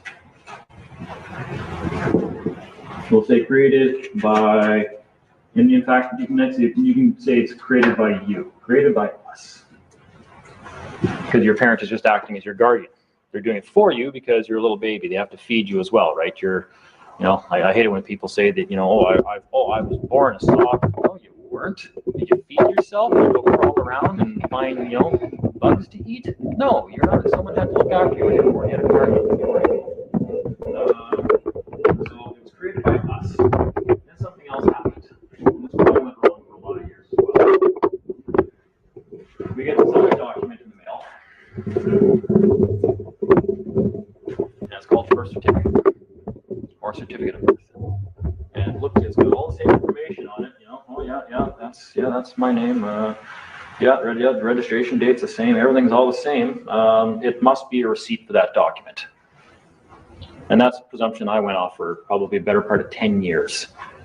And I did, and I even tell people never operate on presumptions. And when you operate off somebody else's work, you should always question their work, right? Instead of just saying, okay, well, this person came to this conclusion, so then I'm going to come to a different conclusion based, working off somebody else's work just perpetuates myths and all the other nonsense that's out there. And that's why we're in such the mess we are. So I thought the same thing. Okay, well, this is my receipt. Oh, yeah, bill of lading, UCC. We went through all that crap. And that's what it is. It's just crap. That's nonsense. It makes absolutely no sense. This is not a receipt for that. It is linked to it, but not the way we think it is. It's not a receipt for it. If it was, they would just send us a shrink copy of that document. So clearly something else is going on. And the other problem is, this is a live birth record, and that one just says certificate of birth. If it was an extract of that document, it would say certificate of live birth. It doesn't. The titles are different. That's very important. We're going to call it birth certificate over here.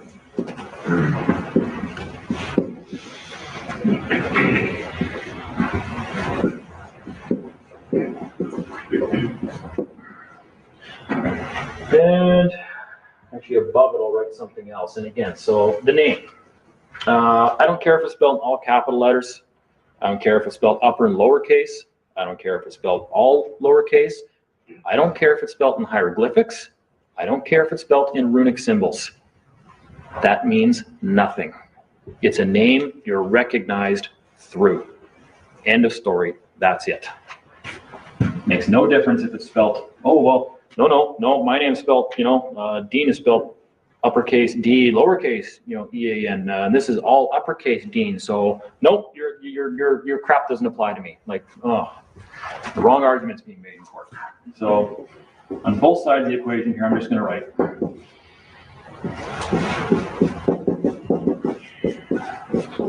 Dean Clifford.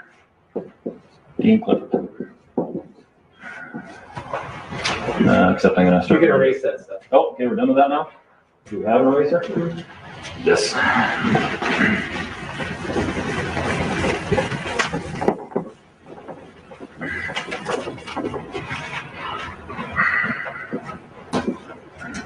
Shake here.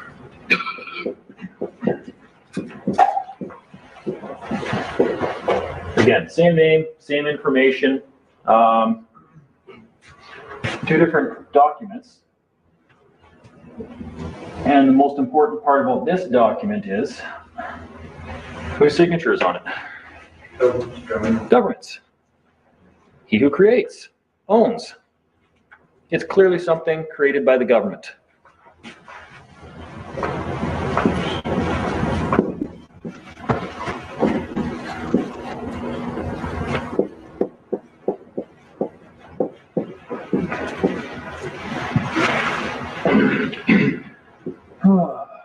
I'm going to think here for a second before I go on, because I haven't perfected explaining this to people yet, but so we'll just go on with the differences between the document and what's really going on here. So, and we got to explain title, I think, at this point. We'll just leave it with this for now. We know they both have the same name on it, except obviously one says given names and then surname, given or Christian name. Either way, it's a name you're recognized through. It's the same name that's on the birth certificate. People have to understand the concept of title. and what a title is and what creates a trust. Okay, everything is done by title. I mean, that goes back to the time of kings and queens and all kind of stuff. What was your title? Your title is your status. What's your status in society? And that's very important, especially once you get into trust law as well, because now do people know what creates a trust? Right? Yeah, when something is granted. And more specifically, what happens is when you have title to a piece of property, and there's two titles to property. There's legal title and there's equitable title. A trust is created when those titles are split, and one party is sent one title and another party retains the other title. So that means when legal title is sent to one party, they become the trustee of that legal title. And whoever is the equitable title holder remains the equitable title holder, and that's who the beneficiary of the trust is. That's how trust law works. So those videos were absolutely correct on trust law. The problem was I was only ever talking about this side right here because I was trying to get people to understand who they are and why they have so much power and value attached to them. So when your parents sent in this document with their signature, the original, this is the legal title to the name you were granted by your parents. This was sent to the government. That made them the trustee of this legal title and created a trust. And this is the evidence of that trust. Okay? You always were the equitable title holder of that trust. And that's why you're the beneficiary over here. Okay? So the legal title was split. Sorry, the title was split. Correct that right away. Government got the legal title. They still earned possession of it. And what that does, that gave them the right of use of the name. And there's other words I haven't brought up yet in any of the meetings I've been talking with people. If you guys want a real interesting word to go up and look in a dictionary, go look up usufruct. Yeah. And who the usufruct and who the usufructuary is. Right? So what you've done is you've granted the government permission or the right of usufruct to the name. How do you spell that? USURFRUCT, I think. Usufruct. I think I put an extra R in there. USU, there you go. So, and it's even funny the way it sounds too, because if you don't understand usufruct.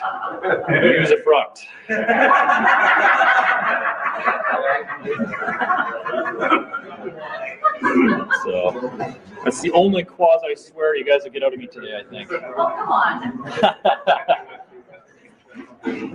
I promised drop a couple bombs later, don't worry. I always start to get a little bit more worked up and passionate, even though I promised I wouldn't today. So that's not really important. It's a concept, but you should probably read it just for shits and giggles there to understand the mindset of the people that we're dealing with, right? And I have it on pretty good authority. They don't like it when you start talking about usufruct and who's usufructuary of the name when you go into court, for a very good reason. So, and that's just a right of use of something, right? So, our birthright is recognized through this document. It's not secured by it. Again, it's just evidence of something, right? We were born in this land. That's our birthright.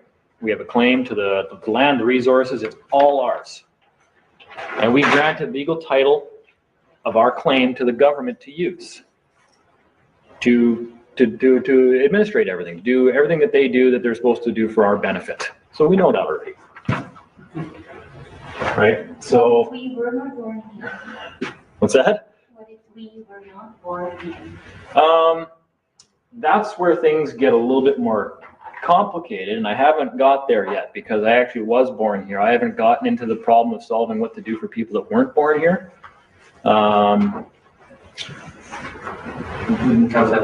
We could probably cover that one later and try to reverse engineer what happens there as well. Again, everybody has to realize that we've been doing this all by reverse engineering what we're left with in the end. And that's sometimes the hardest thing you can possibly do is to then, oh, well, why does this work? And oh, you get a shock. Nope, don't do that again. And that explains the common law movement for the last 15 years. Okay, so on this side of the equation, because it was created by us, we are the beneficiary of what was created.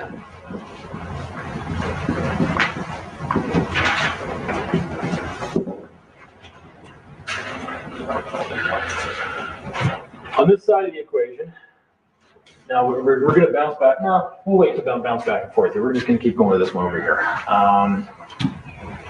So we sent them the legal title to the evidence of our estate, if you want to call it that. And I'm not saying it is an estate. I'm not saying it is a trust. It's evidence of something. Then you can go on to define whatever you want to call it from there. An evidence and a trust are basically, an estate and a trust are almost the same thing. There's differences. There's different kinds of trusts and there's different types of estates, but just generally speaking, so everybody understands, just has the big picture here, what's going on, I just refer to it as a trust or an estate, just broadly, in its most broad and vague terms.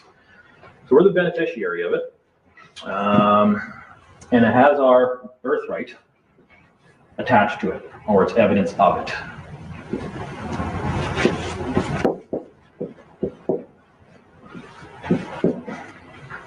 Okay. And what's our birthright? Our birthright as a man is Live free, unmolested. our common law rights, right? Inherent freedoms, inherent rights. I love the word inherent because that's one of the jurisdictions of the courts, is inherent law. So let's just call it inherent rights over here. God-given, inherent, natural, common law rights. They're pretty much synonymous terms. Inherent rights. One of those rights is to conduct commerce. Period. I even had a recent argument with somebody on this because the belief is still out there that government, by some act of magic, simply has jurisdiction over all commerce everywhere at all terms, at all times. Sorry, that is incorrect. Absolutely, because it's a right. It's a right to be able to conduct business, your own business. And that's what it is, your own business. Anytime you're doing it, I don't care if you're out on the roads, I don't care if you have a store somewhere and you have the public coming in, that's still your own private business. Unless you get a business license, of course. Then that changes a little bit. So I'm still going to put business commerce down here. You still have the right to do that.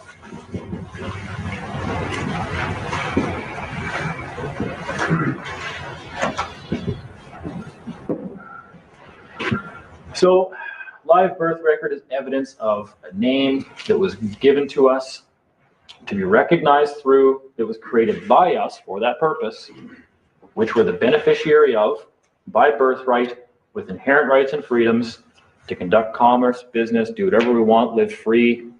Hallelujah. So what's going wrong? We get this guy in the middle. And we know, okay, well, it's got their signature on it. So it's something created by them. It's not a good or a bad thing. It's just a thing. It's just and in fact, it says usually right on it, doesn't it say it's a certified extract from registration of birth record at the Parliament. What does it not say? Live. It doesn't say that it's an extract of a registration from a live birth record at the Parliament.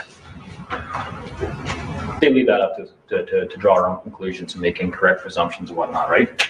And even if it was, even if they did create it from that document, it's still not the same as that document, which means it's something new and it's something different. And it is. So created by them. I dropped the cap, and that's okay. If the government is the trustee of the document that we sent them, and we're the beneficiary, what does that mean for the document they sent us back and told us to put in a safe place and never use as ID? It's got their signature on it, and they sent it to us. We're trustees of that document, if you want to explain it in terms of trust law. And if we're the trustees of the document they sent us because they created something new and they split title, who's the beneficiary? They are.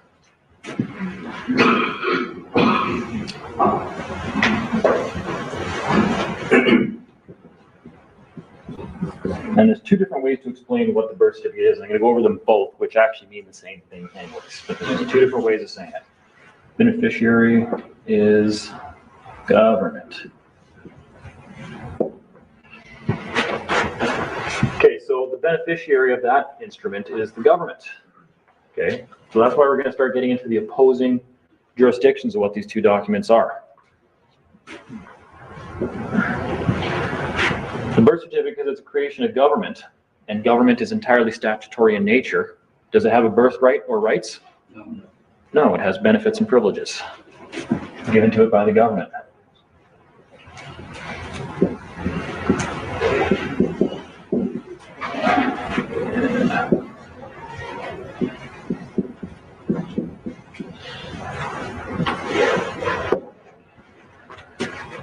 Yo, Mr. Clifford, it's a privilege to be driving on the highways. Oh, is it? Only to that guy.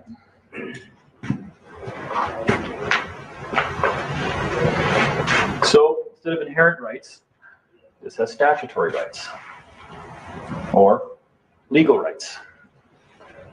We'll just stick with statutory though.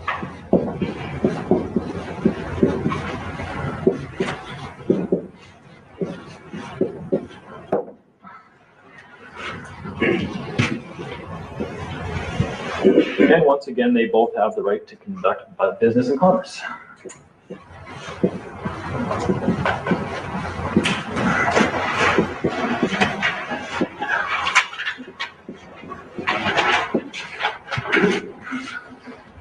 So there is similarities and there's not similarities.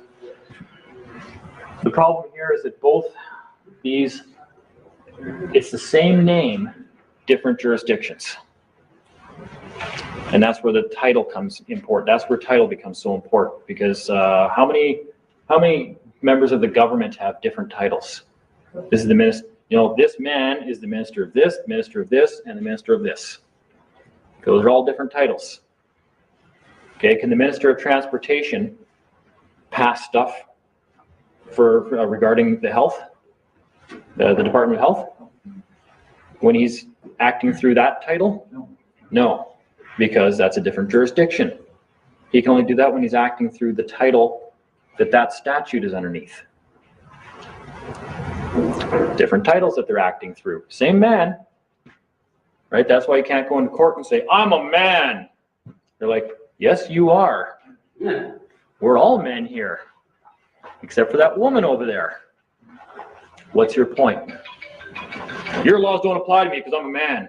Well, of course they don't apply to a man. They apply to the title that you're acting through.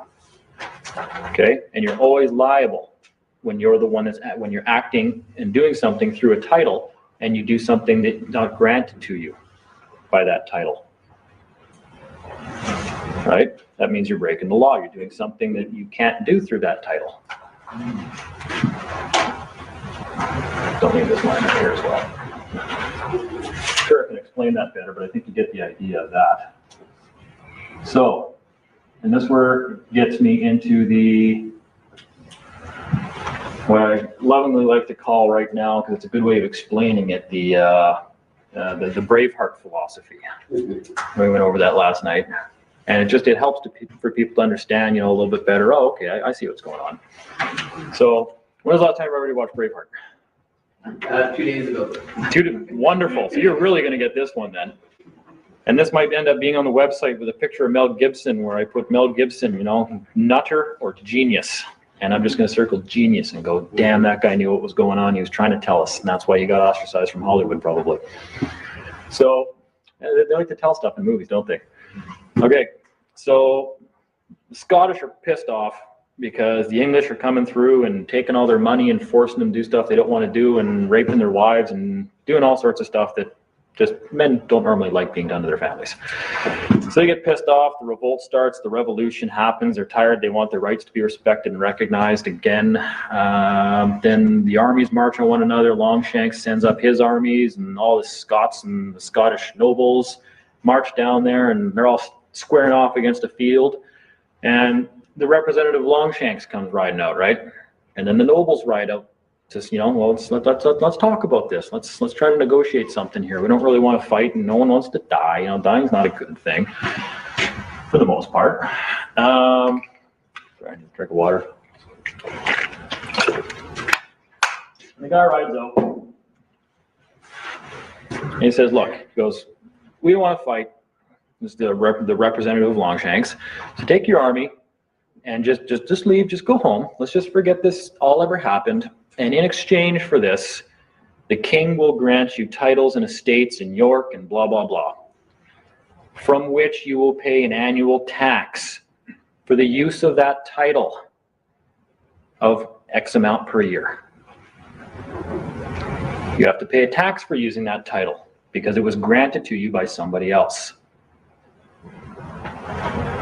And that's when, of course, Wallace rides up, I have an offer for you. No, fuck off. Take your army, you march the other way, and we'll let you live. That's my counteroffer. And if you don't, every one of you will die here today. And of course, then the battle happens, because obviously they couldn't reach a peaceful conflict resolution at that particular moment. So, and then later on in the movie, my favorite scene, I'm probably going to wind up putting that on the internet too, where he's talking to one of the nobles there. I think the guy ends up being the King of Scotland there, and he's telling him, he's like, look, he goes, we have this birthright. It's ours. This belongs to us. And he's saying, like, for Christ's sakes, he's like, help yourselves. Like, don't just take what's yours. Robert de Bruce. There you go. All right. And that's what he's trying to tell us. Look, you got this birthright. Take it. It's yours. And you owe nothing to anybody when you're using your birthright. And that's a title. Your birthright is a title. And this is evidence of that title right here. So if they would have just taken their own country and did what he said and fought with him, they would have had their own country that they would owe taxes to nobody and not be under the thumb of anybody else. And of course, they screwed him over and took the titles that had liabilities attached to it, and were stuck paying taxes and all that kind of shit until they finally did actually, I think, separate later anyways. But so very important concept.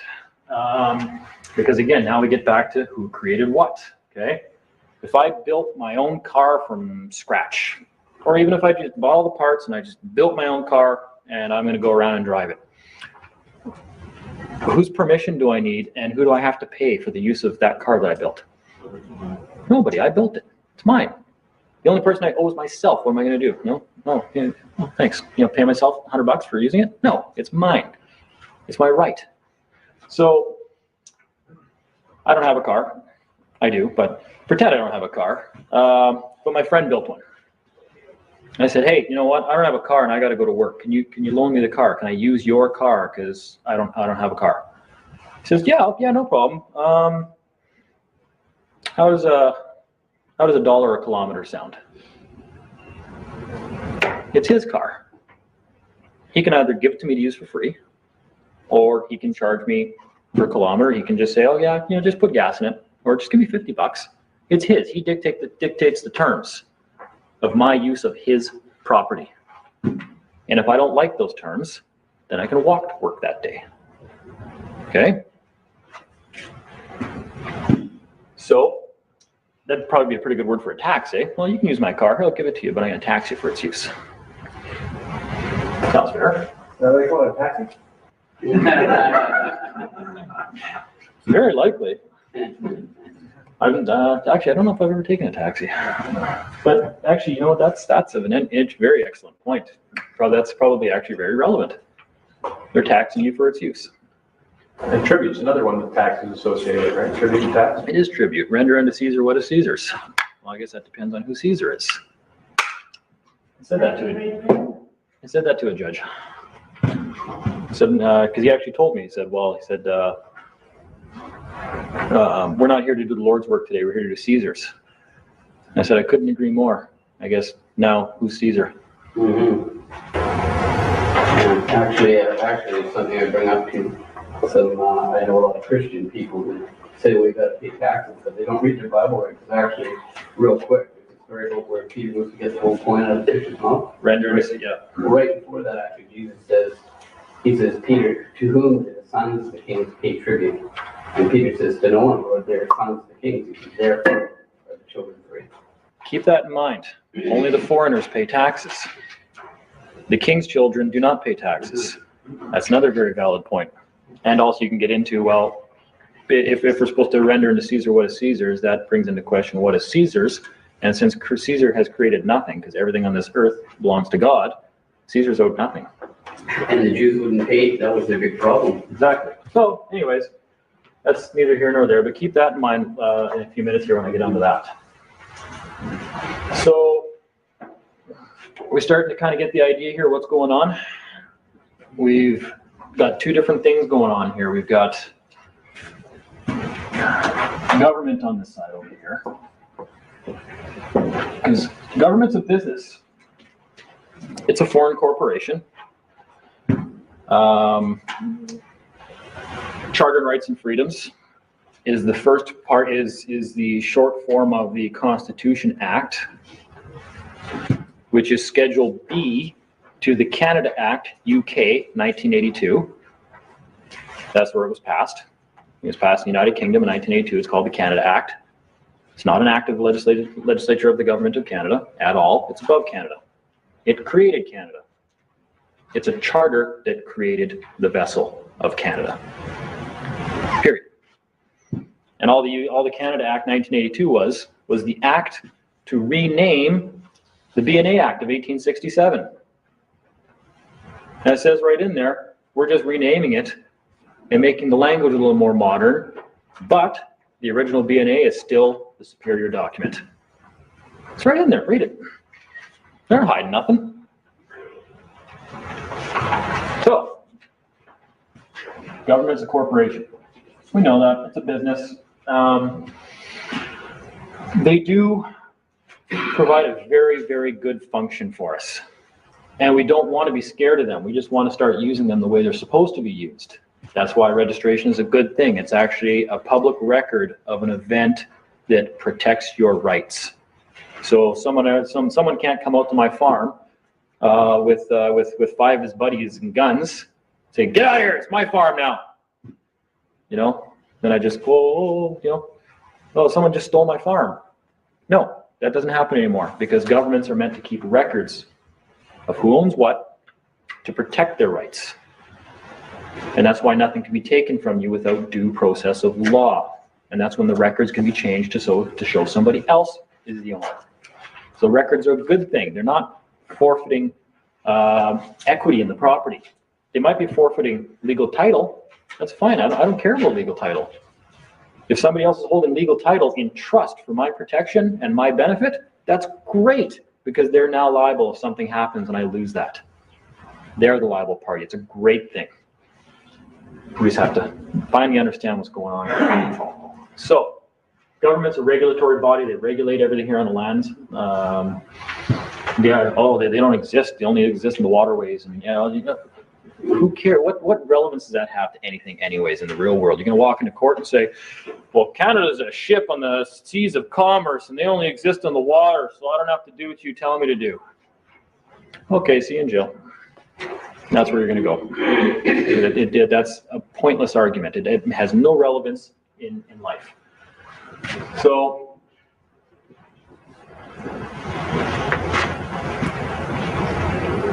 going beyond that, because, okay, turns out government is a good thing.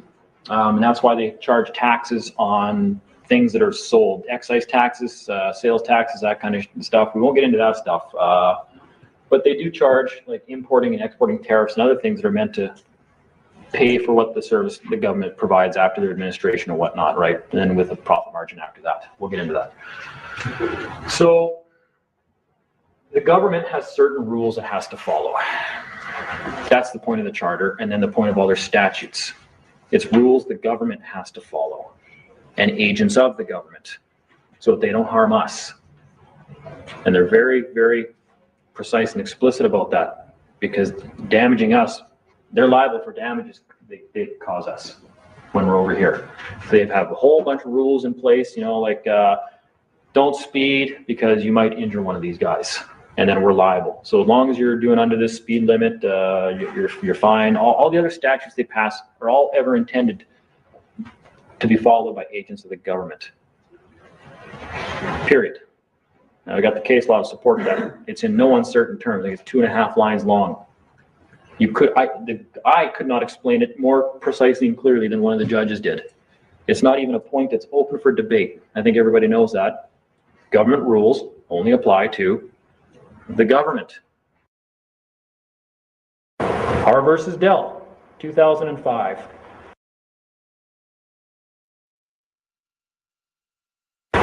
The Charter does not apply to interactions between private citizens except where the private citizen acts as an agent of the state or is performing a government function.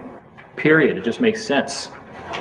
So, among one of our many, many birthrights, this is where it gets good. We have the right, because we were born here and we allow the government to operate here, we have the right to work for the government if we want to be an agent of the government. So they gave us that. They said, okay, one of your birthrights, and now that we know that you have a birthright on file, we're going to create a government agent identity for you that you can work as an agent of the government if you want to. Everybody needs to earn a living. Everybody needs to earn a living. That's what they did. They sent us that in the mail and said, you're certified, just because you were born on this land, you're certified to work for us. It's a birth certificate, right? I have a diploma at home. I graduated high school. Apparently I'm now certified to do something. The qualifications for being an agent of the government are somewhat more lax. It includes being born here. That's a right. Because we allow them to do business here and conduct their affairs on our land and control the resources that they're supposed to be benefiting us. So they allow us to, don't allow us, it's a right that we then can act as an agent of that government and be paid for our services. So you could call it a license, I don't call it a license. It's a title that you can act through. Same thing, I can be, the same man can be the Minister of Finance or the Minister of this or the Minister of that. Those are all titles that they act through. And when they're acting through that title, they can do certain things and they cannot do certain things. It all depends on what the title represents. And that's all that's going on here. We've got two titles. We've got one title over here. It's recorded with the government. And through that title, we have all these rights, inherent birthrights afforded to us by our Creator. And that's simply the document that is a record of you being born here. And the government is there because they're the trustees of that document. They're actually the ones that are supposed to be protecting that birthright. That's the whole point of them being here. But shortly after we filed that, our parents filed it for us, we disappeared. They've never heard from us ever again. It's just an abandoned claim that they have legal title to and can use all the value attached to that title for profit, for gain, control the resources, everything.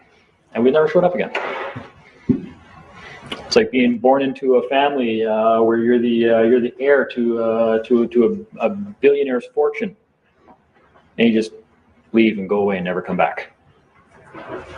Now, don't misconstrue that. I'm not trying to say there's an account somewhere where you're going to be able to access billions of dollars.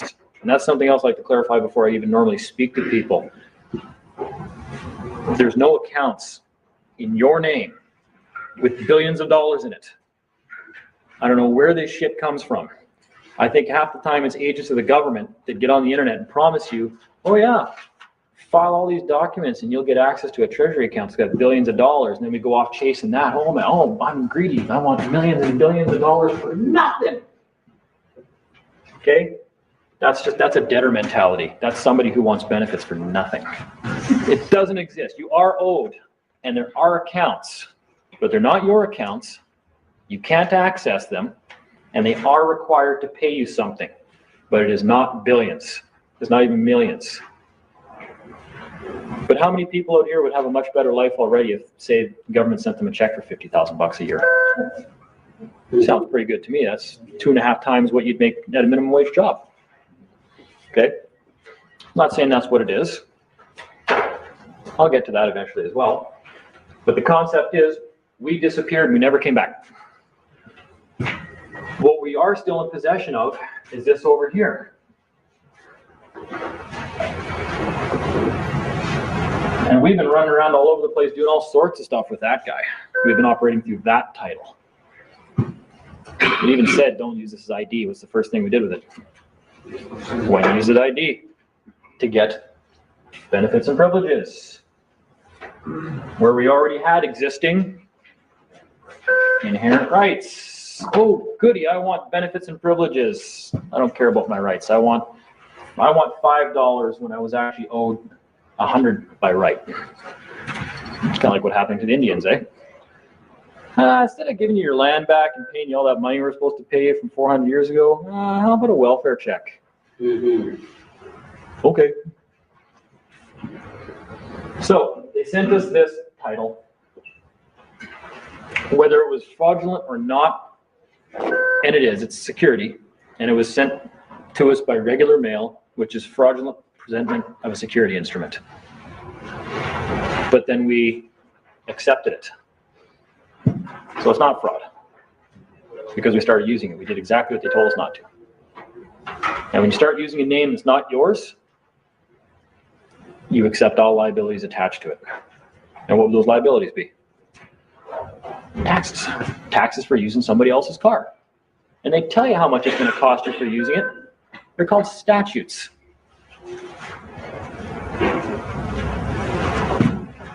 Yeah, Frank, no problem. I'll loan you my car, but if you drive over 50, I'm going to give you a bill for $50. Because I don't want you taking my car over 50 kilometers an hour. It's my car. I created it. I'm going to let you use it. And when you use it, you're going to obey my rules because you're in my house now. So that's all that's going on. It's nothing nefarious, nothing sinister, and it doesn't get more simple or complicated than that. Actually, it does get more simple, but it doesn't get more complicated than that. You can make it complicated. I could probably draw a chart on here that would fill this wall explaining more of this, but what's the point? This is actually what's going on, right? But the problem is, and this is my philosophy on this, is even though we have, okay, so you go out and you use this ID, you use it as ID, it's not, it's a record of an event. You have the legal title to it, so you can go and use that legal title to get things and do things. The same way the government's using our legal title to allow corporations to go and rape all the resources off the planet for free. Okay? They were told not to do that. So that's where some of our remedy starts to come in. But either way, that's what we're just doing what they're doing. Same thing. Government mirrors us. As is above, so is below. It's a mirror. It's a reflection. Government does everything that we do. We get the government that we deserve. You know, all these people are protesting down at Toronto, or went in Wall Street too, bitching at the government, Wall Street, for giving us what we asked for. I almost can't blame the government for going in and kicking these people in the teeth. We've been demanding these things from us for 100 years, and we gave it to you. And now you're pissed off that we did it. What do you want? What the hell's wrong with you? We do this. It's not fault though. We're ignorant, right? This is kind of the purpose of my tour, is the war against ignorance, I guess we'll call it. And I was there myself. So we go and get a driver's license. You can only get a driver's license by producing this, the title that the government gave you. Because over here, you wouldn't need one. We go and get a SIN number, and then go and start working for somebody. And the SIN number you can only get by having one of these. It's attached to this. So as soon as you put that SIN number on an employer ID form, you've just identified who's working. It's not the social insurance number that taxes you. The social insurance number is evidence that you're operating through this title, and they can tax this title. That's all they're doing. They're taxing the name. When people think they're paying property taxes on the land, no. You're paying for this title's use of the land. It's always attached to the name. So you get pulled over and you produce a driver's license. License registration, please. And you pass it over. Yeah, okay. Driver's license attached to this title. It's statutory. It must pay taxes.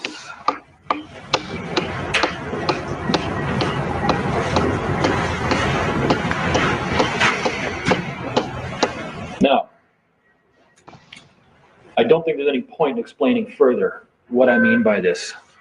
I'm guessing that's pretty clear now? Terrifyingly clear and simple? To the point of, are you kidding me? That's all it's been so far. We left and never came back and decided to live our lives as an agent of the government. Not very smart, because they don't pay well. And I don't like them. In fact, they don't pay at all. And that's partly where our remedy comes from. Okay? Can you be forced to work for free?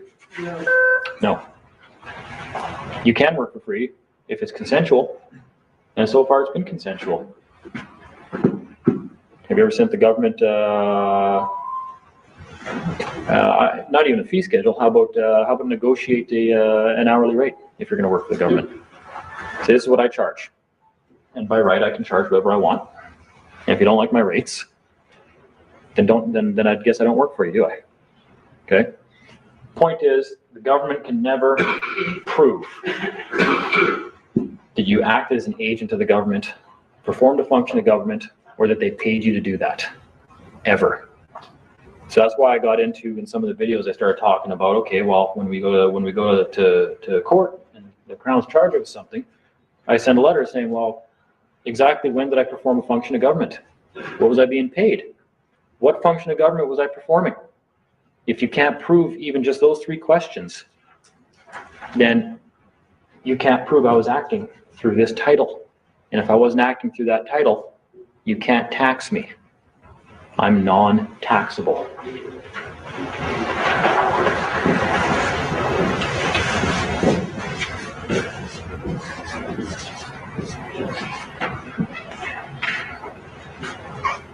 You're only taxable over here. And they can never prove you're acting through that title. They need you to do it or to not rebut their claim. So then it stands. But I think there's a case law surrounding Section 21 of the Canada Evidence Act stating that the burden is on the Crown to prove all this stuff. All of it. Especially if you say, well, hey, if we know what's going on now we can say, well, hey, wait a minute. At the time of the complaint, when this officer says I was speeding, was I acting as an agent of the Crown? Because I don't remember getting paid. So if you're claiming I worked for the Crown that day, I need you to let me know how many hours I worked. Because unless you can provide a contract where I agreed to work for $7 an hour, my going rate is $1 million an hour. Unless you can prove otherwise. Otherwise, you're welcome to just admit I wasn't acting as an agent of the government, and then I won't send you a bill for $1 million for the 1 hour you're claiming I worked.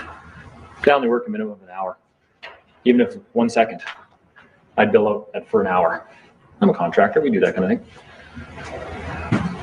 All sorts of arguments you can bring up with the Crown now before you go to court. Wonderful arguments. So that is the gist of what's going on. And I like to explain it in terms of this.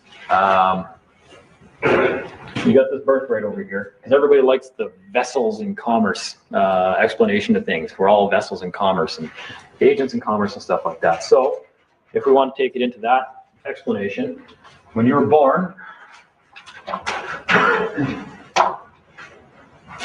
it was black to signify death, and that's how they gained jurisdiction over you. No. You were born, your parents were master craftsmen, and they built you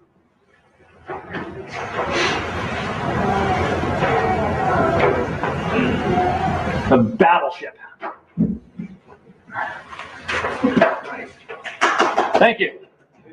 That's my expert art abilities. If my brother was here, he could actually draw a battleship with this marker that would look more real than a real battleship. He got all the skills on that end. I got the good looks and the brains.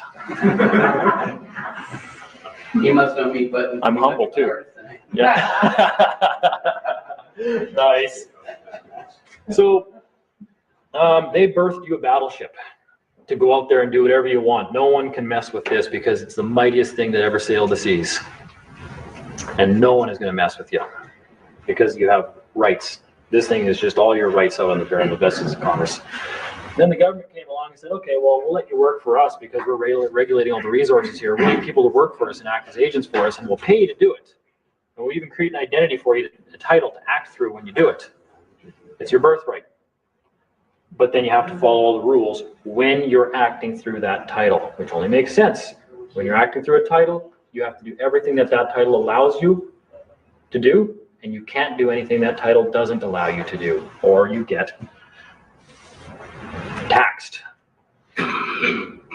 And we want taxes. Taxes are great. I love taxes. I'm not kidding. I think every single one of you should go out and work your asses off and pay all the taxes the government's going to send you a bill for, because they're owed to me on this side. That's what the government's doing. They're supposed to be collecting taxes, revenue,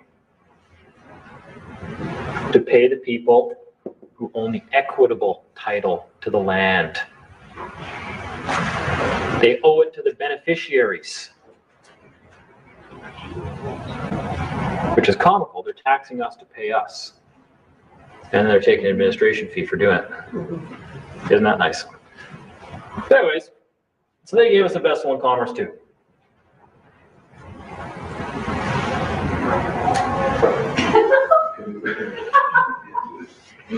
Here's my paddle.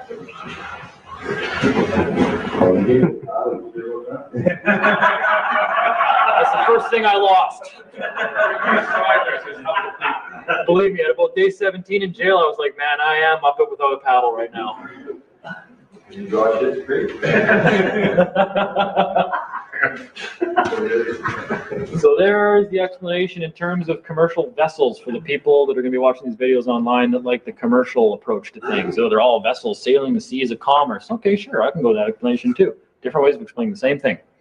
Except over here, my parents gave me a battleship that no one can just come up and we're coming aboard. We're going to steal all your property on the battleship, whatever you're transporting. No, you're not, dude. Don't you see this gun? I'm going to blow you out of the water because this gun represents my rights. And then the government came along and said, okay, well, we got an idea. Come and work for us and we'll give you a canoe. But it isn't using. I mean, when you're in jail, you muster up for dinner. They use all sailing terms there. It's all done military. You know, Clifford, Dean, muster up for dinner. And then they go and they walk you right through the door. It says Sallyport to go eat. So yeah, this stuff all does have its basis in commercial admiralty law. There's no question. Do we need to know commercial admiralty law to understand any of this? No, we don't. Because as long as we show up and we claim what is ours, for Christ's sakes, help yourselves. Claim what is yours. And you don't need to know all that other bullshit. That's their stuff. That's trustee law. I don't care about trustee law. That's for trustees. That's for the government. I don't care who you're taxing. Just make sure I get my share of the profits. And they're not profits, right? It's earnings off of all our resources being squandered and the use of our land and stuff that's ours by birthright. We're letting them use it, but they're supposed to be paying us for it. And they haven't been because we disappeared and never came back and went paddling around on a stupid canoe they could tax every time you drop your paddle. That's it. That's what's going on. Any questions about that? It's kind of funny that anytime we watch a movie on the military, their protocol is that you have to ask permission to come on board their ship. Yep. We have permission to come on board their ship. It's right here. They gave it to us in the mail. Yeah, they asked permission to come on our stuff.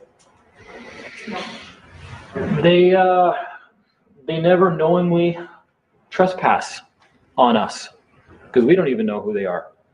They're not obligated to tell us we're owed anything or who we are. That's the beauty of it. I'm not obligated to tell. As a contractor, would I be a good businessman if I drew up a contract with somebody? I'm going to build you a house. I'm going to charge you this much money, and this is what I'm going to do for the work. And you read it all, and you go, yeah, okay, I'm pretty good with that. And you're about to sign, and the person's about to sign it, my customer. And I say, whoa, hang on a sec there. Before you sign that, I just want you to know I am completely screwing you over in this deal. Go ahead and sign. I just felt obligated to tell you that if you sign that, you're a moron. But go ahead. There, yeah, that would be full disclosure. Wouldn't be very good businessman if I did that. No, I don't screw anybody over, right? My contracts are always on the level, but that's what that has the effect of. They're not obligated to tell you you're being screwed over. Why would they be? See your hand. When you were asking, or when you were mentioning about them having to prove that you were working for them as an agent, I guess if you get pulled over for something and you give them your license, that's the proof right there, is it not? It creates a presumption, right? The presumption is you're acting as an agent to the government because you just produce government ID. Okay. So then if you get a ticket and you discuss with Crown and say you're gonna have to prove that I was working for you as an agent, can they not just say, well, you handed over you get out of jail free card? They could say that, of course. And that's when I would say, well, okay, just because I have a license to do something, does that mean I was operating under it at the time? Can a cop go to a restaurant with his family when he's off duty and pull out his badge and operate through that badge? No, he's not on duty. That has no force effect. He's just a man. He's not at work under that title, right? Just because I have permission to do something doesn't mean I'm doing it at that time. Just because they ask for a license, oh yeah, I got one of those. Oh, okay. If I wanted to act in that capacity, which I'm not, I have one, here it is. But they presume you do, because they very quickly take down the license number. Everything after that is just a presumption that you were operating under that title that obligates you to obey all the statutes attached to it. But we never make that argument. We show up in court saying, I'm a man, I don't have to pay that. You know, and the judge just goes, oh, geez, another one of you guys. You're also in one of their government vehicles. It's a vehicle's license. It's not a government vehicle. But it's got a title. Of course. I registered it. I sent them legal title, and I kept equitable title. That's another trust arrangement. They're actually trustee. They're supposed to protect my interest in that property. I can use my property all I want. That's my right. Now, you license it and you give it the ability to perform a function of government and carry on commerce through the agent name. Does that mean you're doing it at the time of the complaint? It doesn't mean that, but it's what judge is going to side with you with that argument. I don't care about a judge siding with me. The Crown's going to agree with me that I'm not performing a function of government because they're not going to provide any facts or evidence to the contrary. My claim stands. I don't give a shit what that guy on the bench says. And I tell them that. Mr. Clifford, it's my opinion that the Criminal Code of Canada applies to you in this matter. Say, well, that's your opinion, and as soon as you can provide me one law or one fact or piece of evidence that compels me to give a shit about your opinion, is when I'll care about your opinion. That was the conversation. That's the conversation I had with the last federal judge I went in front of. Seriously, what do I care about his opinion? He's there to say, did your adversary respond to you? They did not reply. We have agreement of the parties. I was not performing a function of government at the time of the complaint. They have no facts or evidence to support that. Dismiss. Motion to dismiss everything right now. I don't care what the judge's opinion is. If you believe them, that's fine. You know, that's. And I'm not talking like that to be derogatory or belittling or anything like that. It's usually how I get my point across when I'm talking to people. Could there be a difference if I got pulled over one time and didn't have my license on me, and I thought the guy was going to say, okay, well, come with me then. But as a matter of fact, that happened more than once to me, and they let me go both times. It's possible that there's something in that. If you don't carry your license, then you're actually. Of course. Well, let me ask you a question. Everybody carries around their birth certificate and pulls it out every time they're asked for ID for any reason. And it's not ID, it's just a record of something to be recognized through. What would be another really good idea to do? Or why recreate the wheel? Everybody's out there trying to create wills and estates and a new entity and all this. I've got these letters patent, and here's a 400-page document the Attorney General for the province didn't reply to, so he's recognized I've got this new whatever and all this crap. You know what? I got a better idea. You've already got a document that is recognized by the government. You didn't force them to recognize it. You didn't get it by way of non-response. It's even got their stamp on it. But it's not convenient. I need a bigger pocket. Exactly. That's exactly it. Yeah. Oh, well, this one's bigger, so I just take the smaller one with me. So how do you get your live birth record back? You don't want you'll never get the original back. Now, sorry, there's actually one, you did have your hand up a minute ago. Well, I'm just going to point out the BC driver's license on the back of it. So this card remains a property of the issuing party. Yeah, of course, it's their. Of course not. It's their creation. This is your license. He's like, no. That's just it. Well, I've made that argument too. Well, I carry this around with me, but it's not mine. It's my understanding it's the property of the province. Would you like it back? There you go. I don't care. I don't need it anyways. I don't even know why they sent it to me. I returned it to them and I tell them that I don't want to contact with them anymore. And since 3 years without Yeah. Well, you don't have to. You could just put the driver's license away in a cupboard and never use it ever again, right? It's just a tool. It's just. You said you have to surrender it. Yeah. So once you surrender it, you no longer license. Then it's gone. And the reason for that is when you surrender it, again, the driver's license is just legal title to something that was another new thing that was created, right? It's all linked through the birth certificate.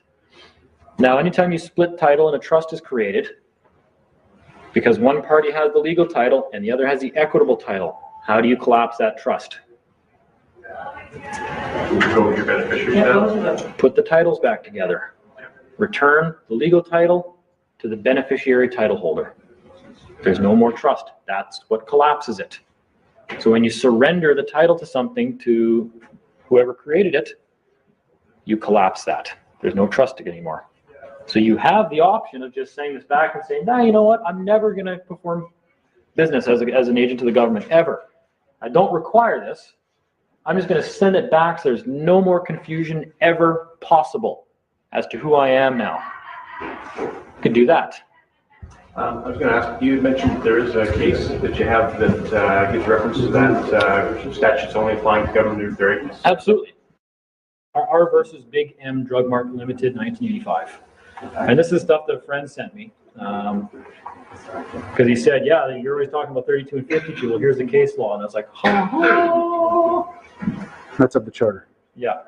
Well, Section 52 is the Constitution, is part of the Constitution Act of Canada. So Section 52 sets out the fundamental principle of constitutional law that the Constitution is supreme. The undoubted corollary to be drawn from this principle is that no one can be convicted of an offense under an unconstitutional law. Any accused, whether corporate or individual, may defend a criminal charge by arguing that the law under which the charge is brought is constitutionally invalid. And both the purpose and effects of legislation are relevant in assessing its constitutionality, and either an unconstitutional purpose or an unconstitutional effect can invalidate the legislation. A court not only has the power, but the duty to regard legislation found to be inconsistent with the Charter to the extent of the inconsistency as being no longer of force or effect. That's why I said earlier, they will pass laws that violate it, but that means they are of no force or effect. That doesn't mean they have to strike the law. It just means they can't actually prosecute you with it. They'll leave it on the law books, believe me, or they'll change names and they'll reword it a little bit. But so from there, then we go to R versus Dell. And R versus Dell. Now, this isn't part of the case law, or this isn't part of the decision. This is part of the writings of the book here, talking about number 32, and then I'll read the case law because it's only 2 lines long. The mere fact that an entity performs a public function, or that an activity may be described as public in nature, is not enough to bring it within government for Section 32 Charter purposes. For the Charter to apply to a private entity, not person, not man, not corporation, any kind of an entity. For the charter to apply to a private entity, it must be found to be implementing a specific government policy or program. An entity may also be government not because of the nature of the entity, but because of the nature of the activity. So it doesn't matter who you are, you have to be, no matter what entity it is, it must be found implementing a specific function of government to be included in what they call government. R versus Dell, 2005.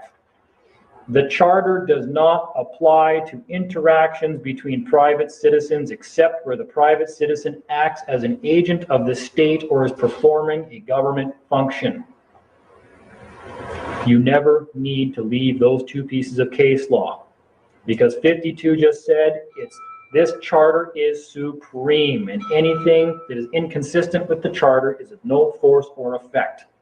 And they have the duty to make sure that they can't prosecute you with that at that point. Then we skip back to 32 right here, which just said the charter does not apply to interactions between private citizens except for the private citizen acts as an agent of the state or is performing a function of government. If the charter does not apply to interactions between the private individual, and it's the supreme law of Canada, how could any other law that they pass apply to the private citizen? Or a person or an entity, a man, woman, anything. This is even just saying citizen. So even a citizen cannot have things done to it. That's even that. And that's when we get into the Bill of Rights thing I think somebody was bringing up earlier. What about the Bill of Rights? Well, yeah, it still all applies because they still can't do the things that they do against you even when you're that. But they're doing it over here to you as well. So you never need to go on, and that's pretty cut and dry. That's from the Supreme Court. Is there a way to interpret that in a way that government can say, no, I think we can still come into your home and take your kids? No, absolutely not. So I don't need to go beyond that. That's it. So that's why I say I don't even get into any case law or statutes or anything in statutes, because if it's below these two things I just mentioned, then I don't care because it does not apply, including definitions of words or anything. They have to prove I am implementing a specific government policy or program paid by the government for the government. Can't get more clear than that, so I'm going to stop beating that into people's heads now. Doesn't the Charter of Rights and Freedoms in itself say it belongs to Parliament? Absolutely. And again, I talk about this in the videos. This is the Supreme Court sites that back up what I say. And I didn't even have those back then. I just, and actually another friend back in Manitoba put me onto that. We were reading through it and he's like, and we're like, okay, well, 52 says it's the supreme law of Canada. And this charter is it. This is the supreme law of Canada. Clearly, it's what created Canada. That's its mandate. That's its will. It has to obey that. Hang on a sec.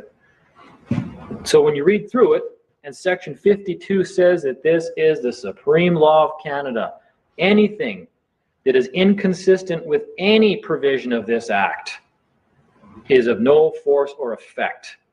Now, let's get something straight. Does that mean the government is not going to pass laws that conflict with that? It doesn't say they can't pass laws that conflict with it. They say that whatever laws they do pass are of no force or effect because of that, but only if you mention that. They pass all sorts of shit. Pretty soon they're going to be, your toilet paper roll is going to be a bill. It already is. Yeah, it basically already is. Okay? Does that mean it has any force or effect? No, it exists, but it is inconsistent with the charter. So even though they passed it, it has no force or effect whatsoever if it is inconsistent due to the inconsistency. That's in the Supreme Court ruling. That's 2.5 lines long. Okay? The other one that's 2.5 lines long is regarding section 32 of the Act. So you go backwards. This is a supreme law. Anything that is inconsistent with anything in this is of no force or effect, even if passed and made an act. Then you go back to 32 and it says, this charter only applies to the government. If the charter is the supreme law of Canada. And nothing can be inconsistent with that law. And it only applies to the government. How can anything passed underneath it, how can any subordinate act ever apply to something that is not the government? It can't. It's of no force or effect, which is just common sense to most of us. What do I give a shit about what they pass? How does that possibly compel performance from me in this title? Because they'll pass anything for this one. They have every right to. If I want to give somebody my car and tell them, yeah, you can use my car, but it's going to cost you $1 million up front and $1 million a kilometer, I am the idiot if I agree to use the car at that point. The choice is mine. We've always had a choice. We're never forced to do anything, ever. And you better believe they know this shit, because last time I got arrested, it was, oh, sir, this, oh, sir, that. Would you please step out of the truck now after they smashed my window out? And I'm like, I never said I wouldn't get out. I'm just using their own shit against them, right? I like doing that. I said, you never asked me to get out. I said, not only that, I said I'd get out if you could provide one law that compels performance from me. I said, on the public, I'm just a private man driving around here doing my thing. Anyway, it doesn't matter. They got me out, and this is before I sent in the government to notice that I'm onto it now. I now know what you guys are doing. It took me a while, and I must look pretty stupid at times. I apologize for that. Forgive me. Okay?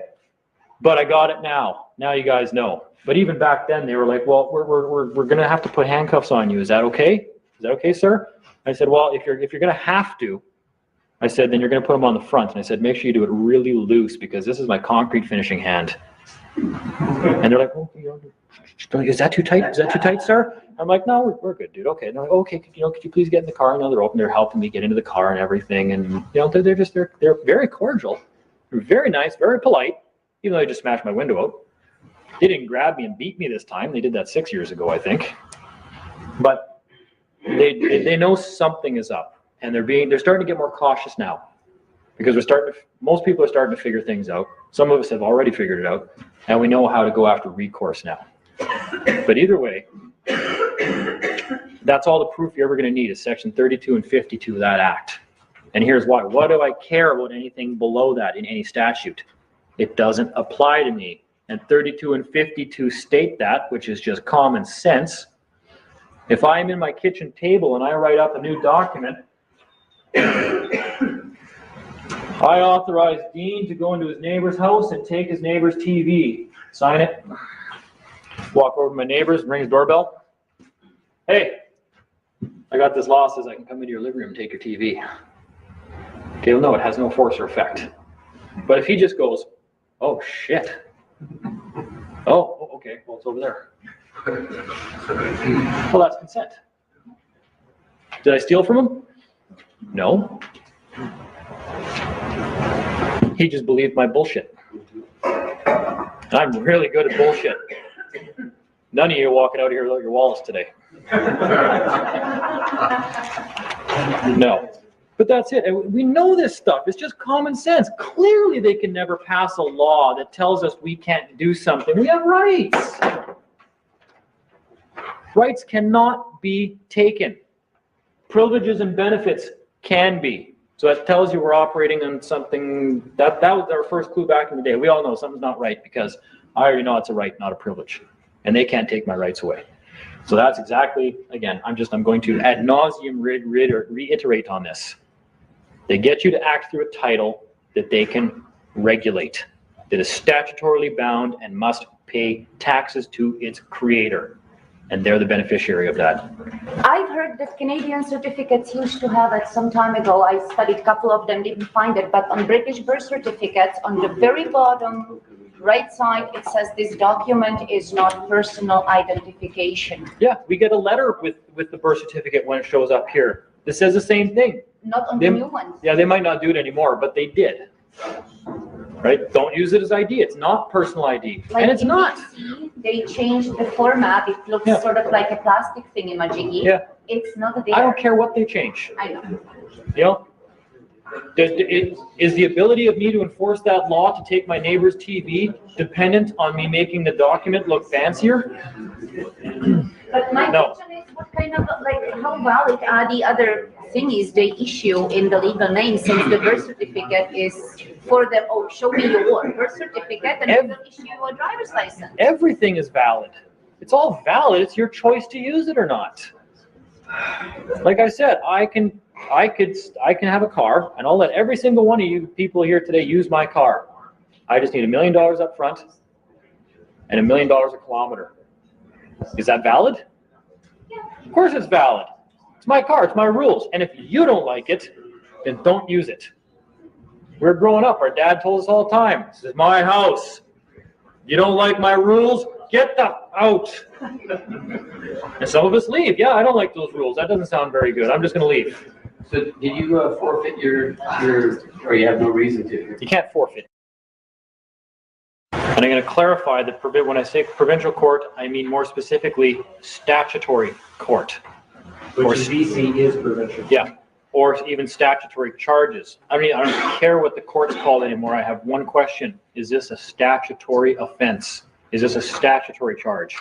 If the answer is yes, I already know we're in the wrong jurisdiction now. Whoa, hang on a second here. I'm non-taxable. If you're taxing me, you can only tax over here. That means we're in the wrong jurisdiction. Period. This is a jurisdictional boundary that cannot be crossed. That'd be a breach of trust. This is a firewall. It's more of a mirror, actually. That's why you can't pass it. You can't go through it to the other side. It's basically just a mirror of one side to the other. Different way of explaining the same thing. Over here, you are not the administrator or executor or beneficiary of the name. They are. They are all three? No, we're the trustee. They're the administrator and executor are the same thing, basically, and they're the beneficiary. You cannot show up in their courtroom and administrate this name. And if you're in statutory court, this is the title being heard. It's a court hearing for this title if it's statutory in nature. And in this title, they are the beneficiary, and you pay the tax. You can't administrate the title in statutory court. I'm trying to think of how many more ways I could possibly rephrase that. And the judges, and so this is the evidence the judges know what's going on. Some of them do. Some of them actually just don't. And again, so that's why we shouldn't be getting mad at some of these people. I think some of them actually just don't legitimately know. Almost no crowns do. Maybe a couple of like the deputy attorney general. That guy would definitely know. The attorney general will not. He doesn't know anything. He's voted into office. He probably took commerce at university. He's voted in. It's his first job of doing nothing and getting paid well to do it.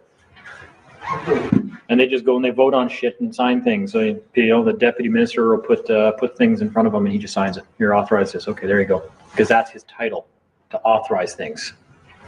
So he does. The judge will, and this again, I always like to bring up my brother's stories, and there's been another one since. And he was in the courtroom and said, I'm the administrator for that, and I'm here for that matter. I'm the administrator of the name. That's before I had a chance to sit down with him and explain the differences. And I still wasn't quite clear on the actual jurisdictional boundaries until it hit me one day.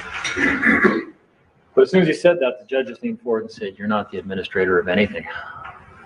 And he was right.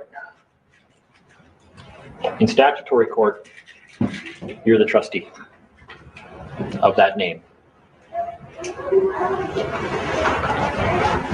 Now, that's why you cannot use constitutional arguments in statutory court. They can't see it. It doesn't exist because it's outside of Canada. It's above Canada. It created Canada. You can't take, I've heard people already say, no, you can take a constitutional challenge to a statutory court. No, you can't. They won't hear it. But what they will do is realize that they're messing somebody with over here. and either withdraw charges or dismiss and just start to leave you alone.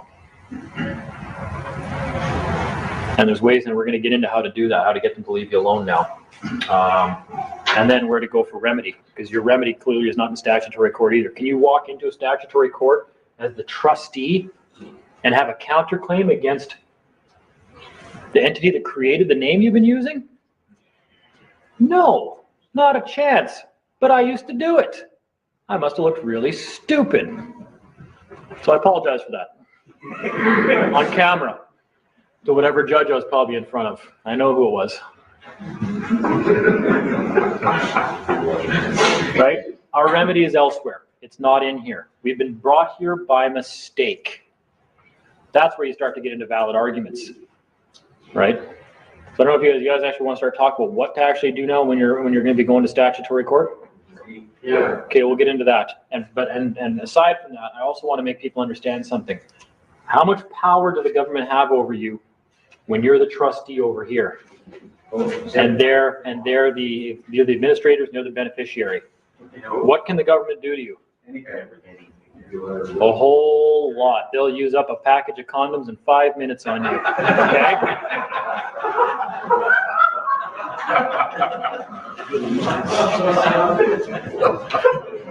So, I'm glad you like that one. And that's the large pack. That's the Costco pack.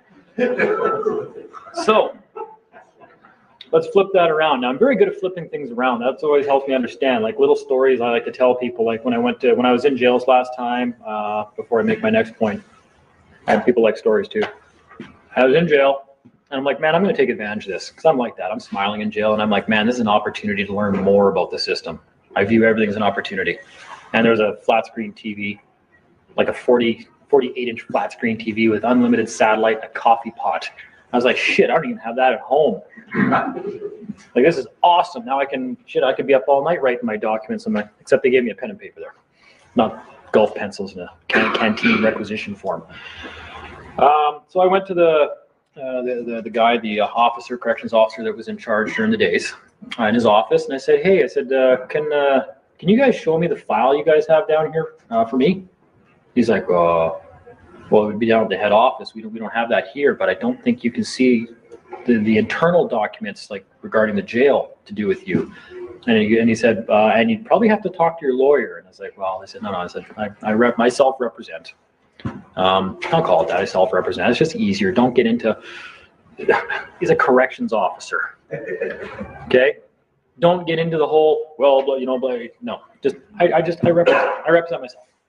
So obviously, I'm not going to have a lawyer do that. And he goes, oh, okay. Well, if you're representing yourself, then I guess by right we have to show you that stuff. And I'm like, yeah, that's right.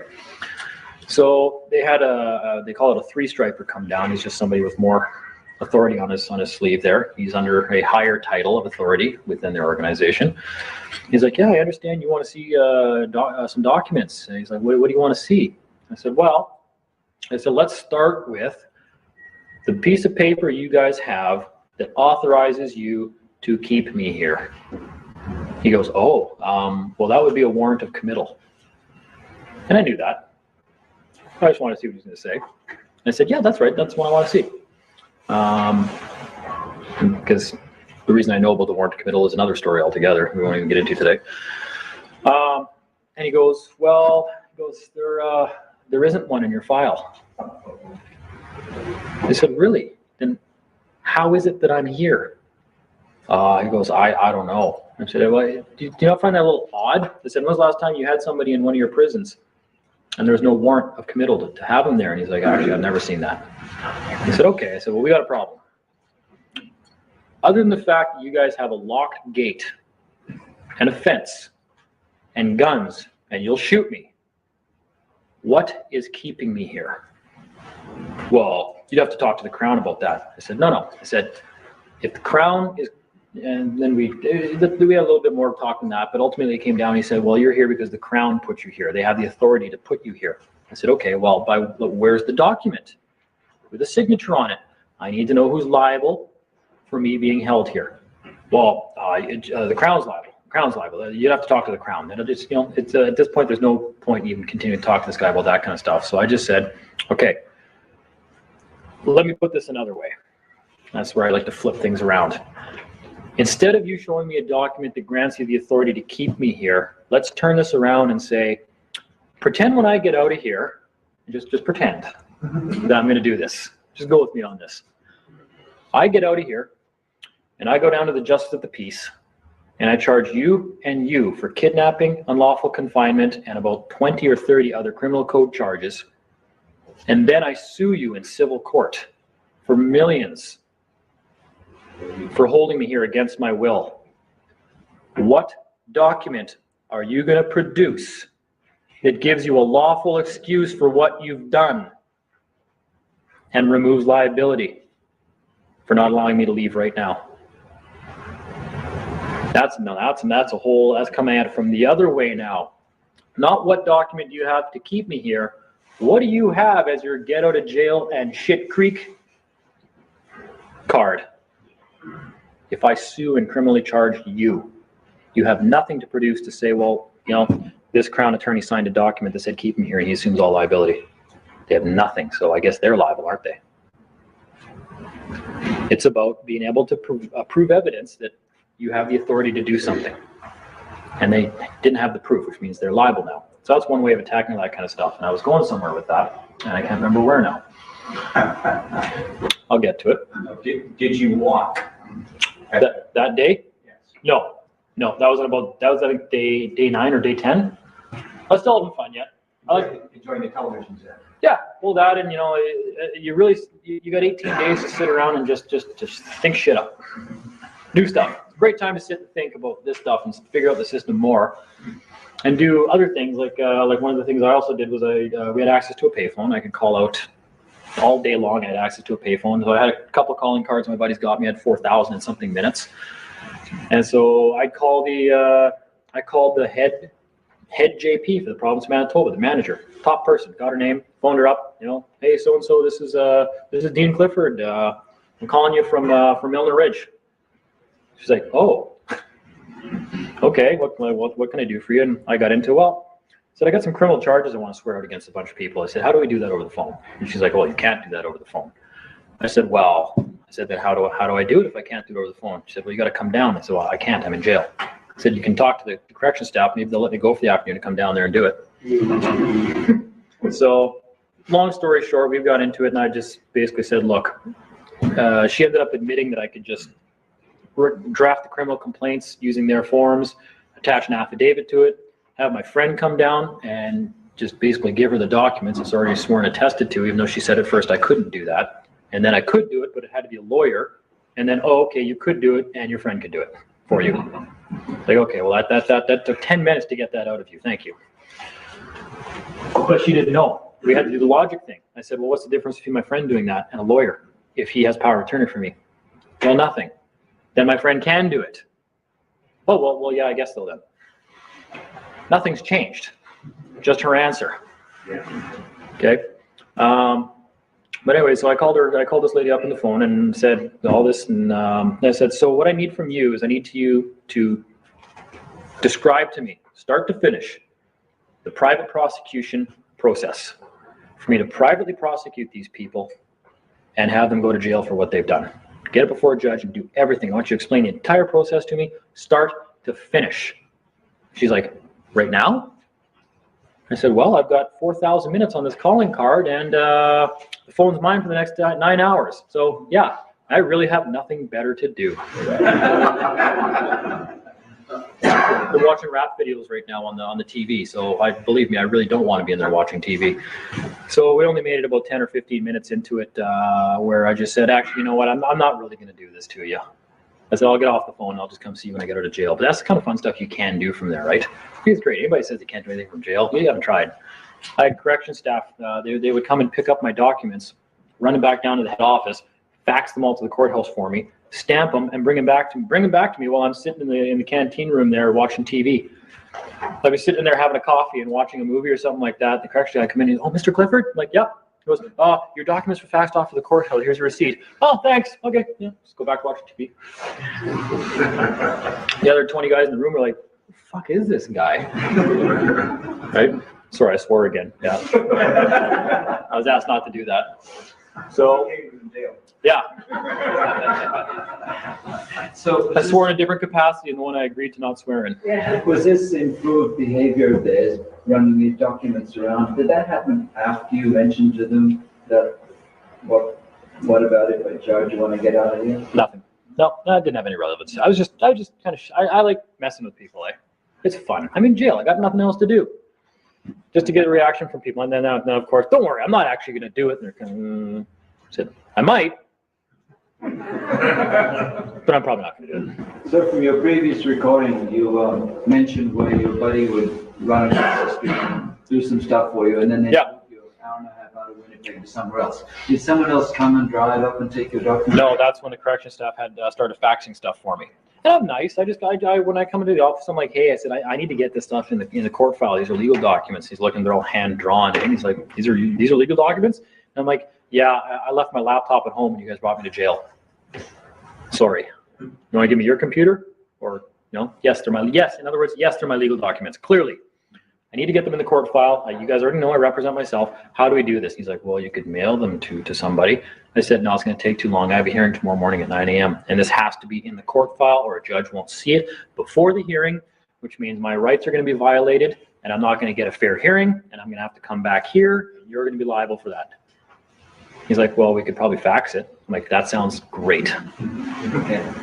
So so after that, I just would go into the office every other day with a handful of new papers. Say, here you go. These need to be in the court file by 2 o'clock today. Could you please fax them off? Yeah, okay, yeah, I'll have somebody come down right away. Buddy comes running down from the main office, like whatever, 500 yards away, and takes them in a little courier. It was fun, right? It's great.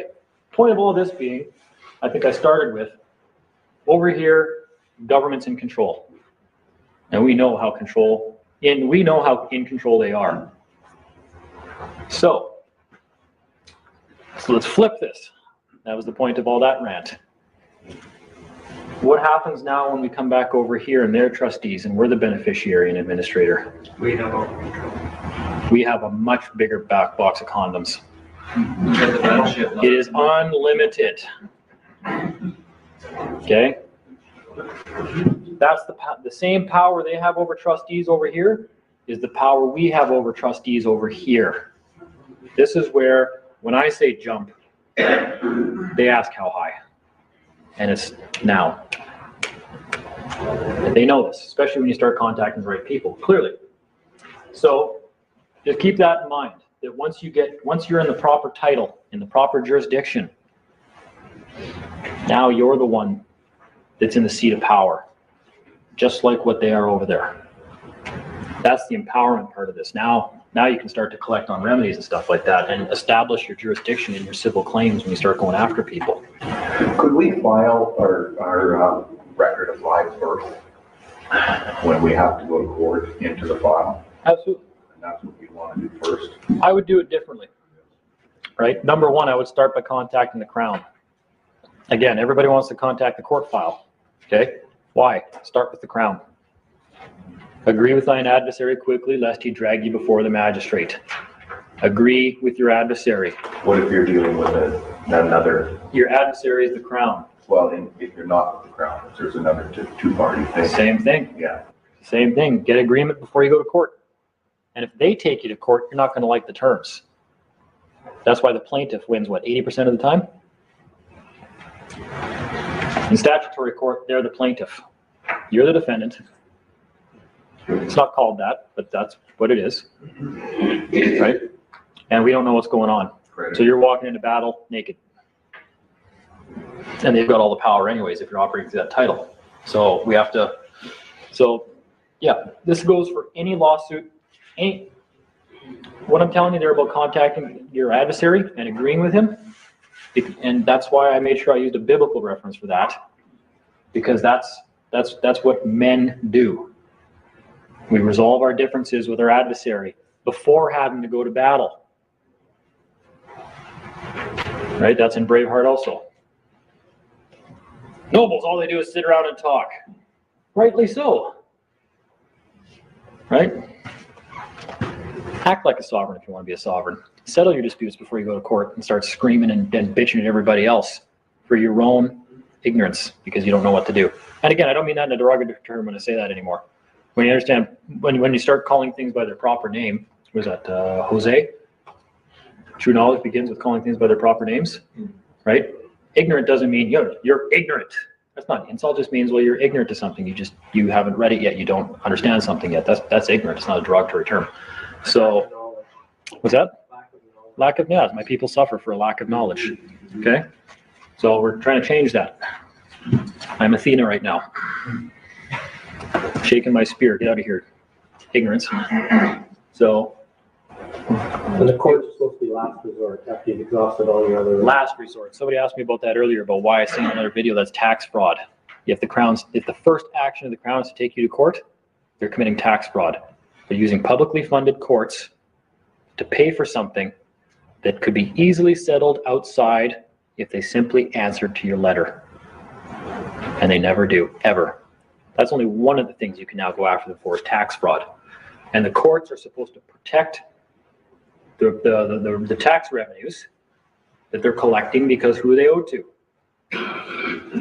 Beneficiary. They have a fiduciary responsibility to protect what they're supposed to be collecting for us. Okay? So maybe remind them of that in the letter you send to the court, if it winds up going to court because the Crown doesn't reply to you and they choose not to back off. And again, all agreeing with your adversary means is get agreement to the parties. Does that mean to agree with whatever they said against you? You're a pedophile. Well, I agree on the condition that you blah, blah, like, I'm going to do a conditional acceptance on that? No.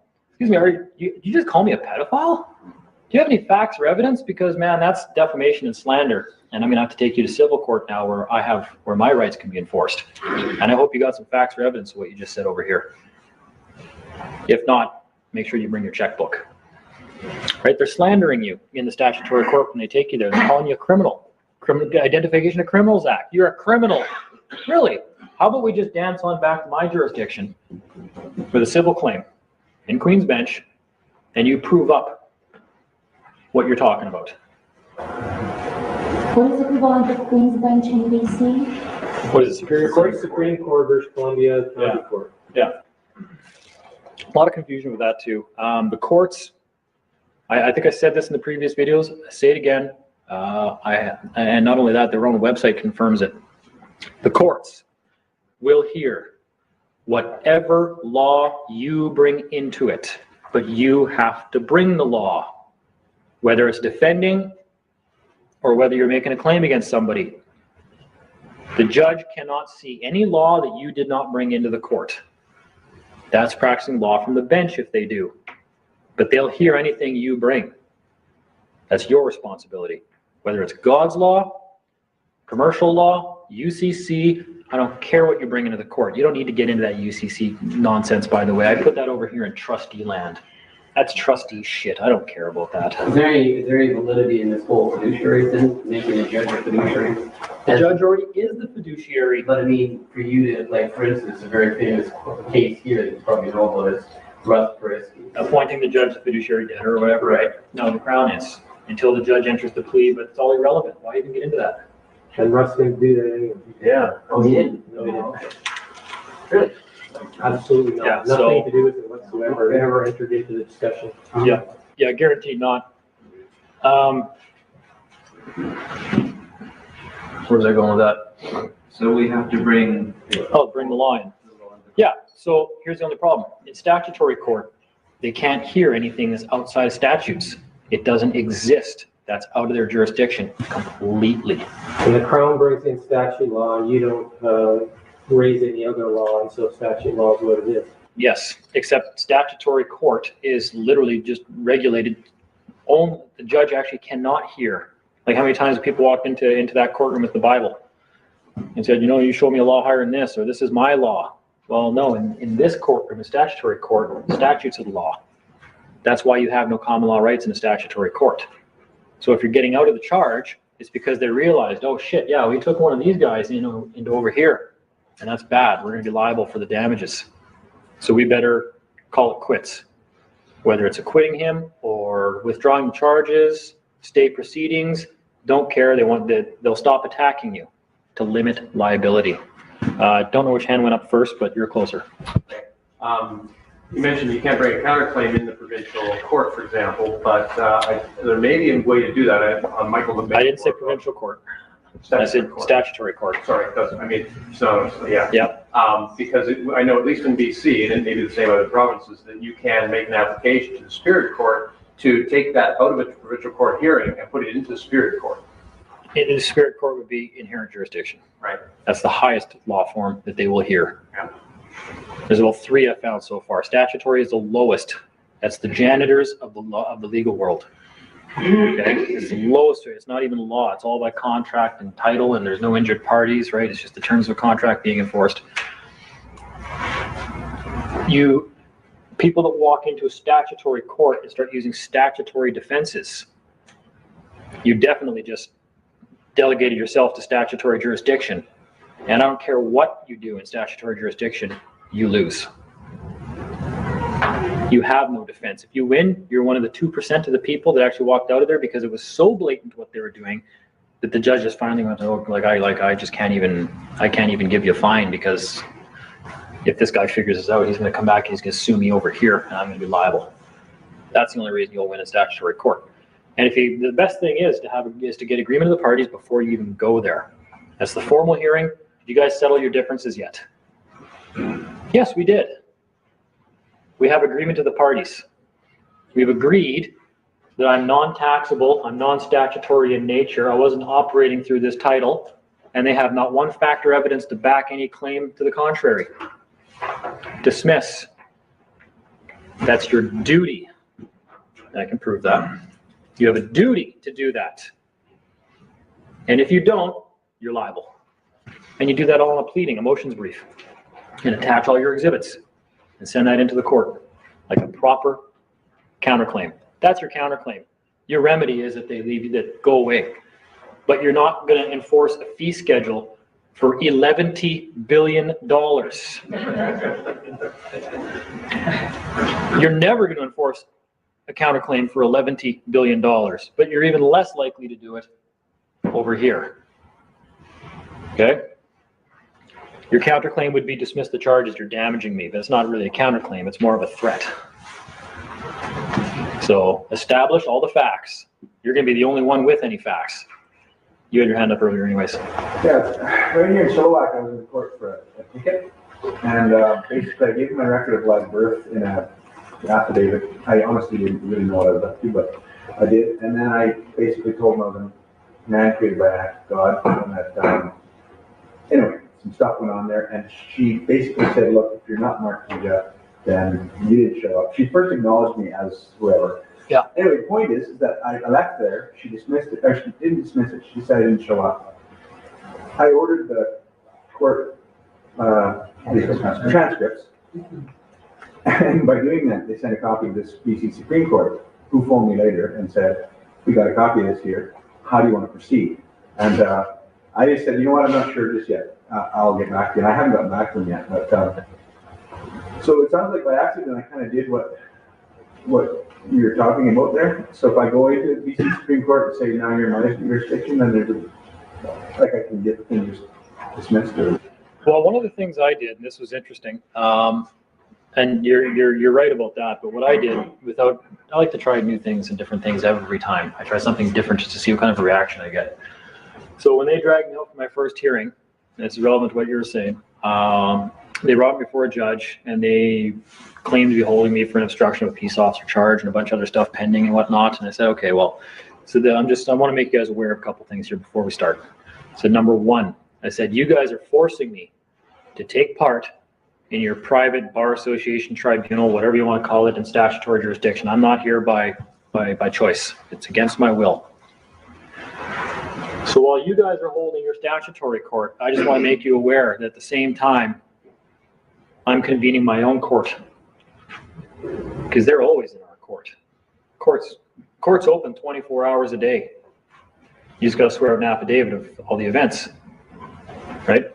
Your life is a matter of record if you make a record of something that happened. So you guys are voluntarily taking part right now in my court, because I'm of a different jurisdiction. You can't mix the two, but you exist under mine.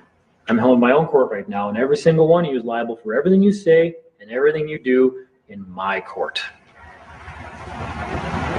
Having said that, I accept your oath of office. And now, for the record, I'd like you all to know that I affirm before God that I'm innocent as a man of all these charges, and I have caused no harm, and I've broken no contract. I have no contract with these people. There's no injury, no statement of claim. There's no cause of action. They don't have jurisdiction over me because I'm not an agent of the government. I was a little angry when I was saying it too, right? I'm in chains. You know, my ankles are chained together, and I got wrist cuffs on, and I'm pissed off already, and I got 2 sheriffs on each side of me, and I'm saying it with a little bit more of a strong voice and pointing with my handcuffs on. I'm just like, is anybody rebutting anything I just said? And the judge just goes, he's pretending to write in a piece of paper that's not on his desk. He's not even looking at me.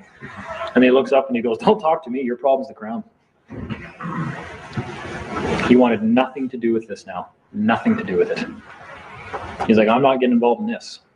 I just told him, you're liable for anything you say or do, because I'm going to come back and I'm going to make a civil claim. And I'm going to name you, and you're going to be in the affidavit, and you're going to be dragged into my jurisdiction to answer for what you did over here. Because you guys can do whatever you want. I didn't say this, but they know this. You're free to do anything you want, but you will never escape the consequences of your actions. You will always be liable for what you do.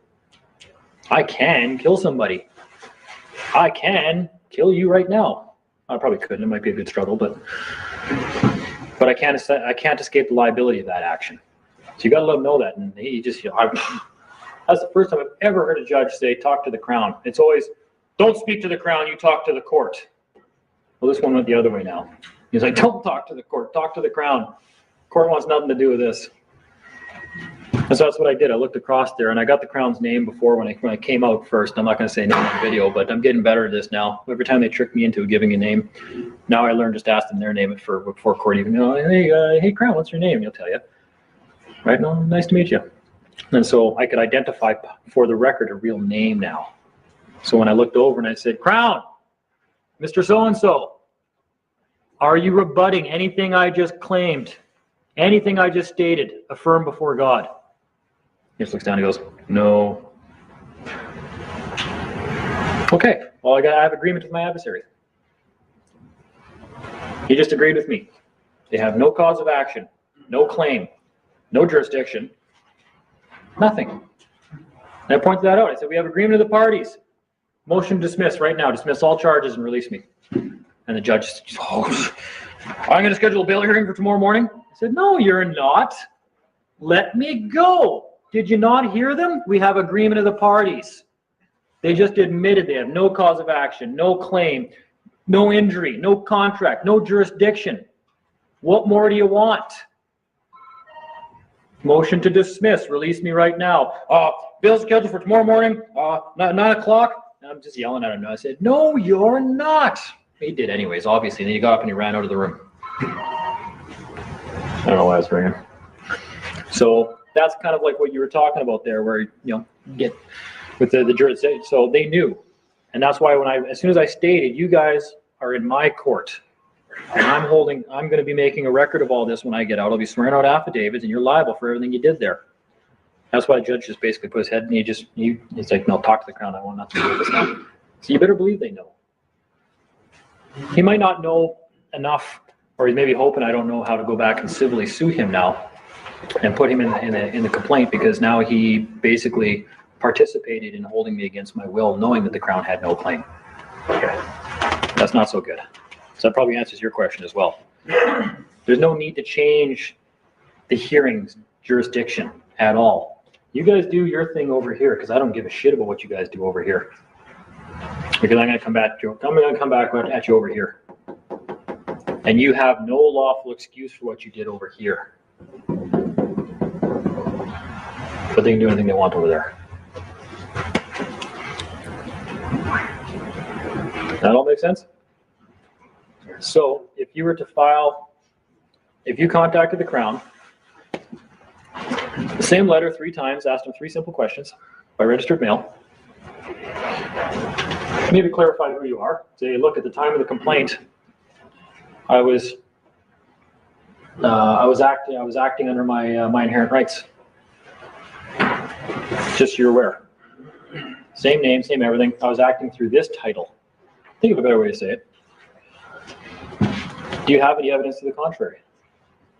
Can you provide payroll records, a contract, an affidavit, or any evidence of any kind that would demonstrate that I was performing a function of government or acting as an agent of the Crown at the time of the complaint? That goes for income taxes too. When I made this money, I'm not disputing I made money. Absolutely, I engaged in commerce. Guess why? It's an inherent right, and I don't give a shit what money somebody paid me with. That's not a valid argument. If somebody pays me with Bank of Canada notes, that's what they paid me with. Jurisdiction does not follow money. Or, oh, well, you used our money, therefore you're under our... No, nonsense. That's nonsense. It's about as big of nonsense as the belief that you haven't been paid because the money's not backed by gold. People used to get me to, well, oh, have you been paid? Huh? I said, well, I used the $10 to go buy food. I'm pretty sure it's worth something. I hate that argument. If I ever hear that again, I'm just going to snap and go monkey shit and start killing people. Okay? Well, money's not worth anything. It's not backed by silver or gold. Say, hey, can you go buy a car with it? Can you go buy gold with it? Can you go and exchange it for food? Yes, to all the above? Then it's worth something. Don't tell me it's not. I hate that. Okay. Until I can't exchange it for anything, then it's worthless. That's why I can't pay you with a promissory note that I drafted, just my signature. That's a lie. I'm working on that. I think we can get there. But in the meantime, yeah, it clearly has value. But that's not what drags you in over here. In fact, government, with creating the money, was trying to streamline our ability to do commerce. They're actually trying to do something that benefits us, not this kind of a benefit. This kind of a benefit. They're trying to create a system for our benefit that allows us to conduct commerce and do things streamlined. It's great. Let's use it. Right? Do I want to be driving around a horse and carriage for the rest of my life if the government says, well, no, now we can do commerce this way? Okay, great. Does that mean does that attach a liability to me, statutorily speaking? No, how could it? Are they going to argue that? Are they going to go into a court and say, well, Your Honor, he wasn't performing a function of government. We have no jurisdiction over him at all. But he used a Bank of Canada note. So he's liable. So he has to do everything government says. Come on, that guy would sound about as stupid as I did 10 years ago. Difference is they are that stupid. Almost every, most of these guys at lower levels, sorry guys, you are pretty ignorant. I won't use the word stupid anymore. You're ignorant. You're very ignorant. And that's dangerous. That's like giving a kid an Uzi. These crowns, they got a lot of authority over here. And they don't know who the hell they are or what's even going on. And they admit that. Half of them say, I have no idea what you're talking about when I even start talking about this stuff. So they're kids that were given an Uzi in that jurisdiction. There's judges that wrote papers on that. How 99% of the litigators that are churned out of law schools are hopelessly incompetent to the level that they should not even be in a courtroom. Those are judges writing those papers. They know these people are stupid. So you're not. They were litigators once. What's that? They were litigators once. Yeah, exactly. So they know. Yeah. Well, they're the 1% that were competent that did make it somewhere. Right. So they are trying to help you a lot of times in the courtroom. Some of them, but they are limited in their jurisdiction. And if you're being belligerent, you don't know the difference here, and you're arguing through this title, and you're trying to claim rights and stuff that you don't have, and you're being a jerk about it, you're going to find out how much power they have. Right? So again, a properly filed motion, whatever criminal charge you're dealing with, that was where I was going with all this. Income taxes are the same thing.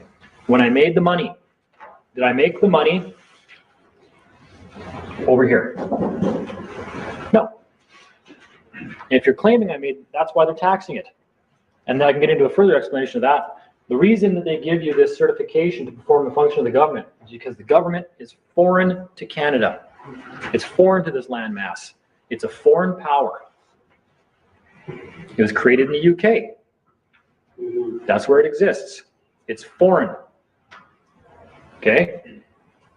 That's why they had to certify us in order to work for them, to create an agent that we could work for them as a foreign agency. Over here, we are basically the indigenous people of this land. We are foreign to them. We're indigenous to this land. When we act as an agent of the government, we become foreigners to the land.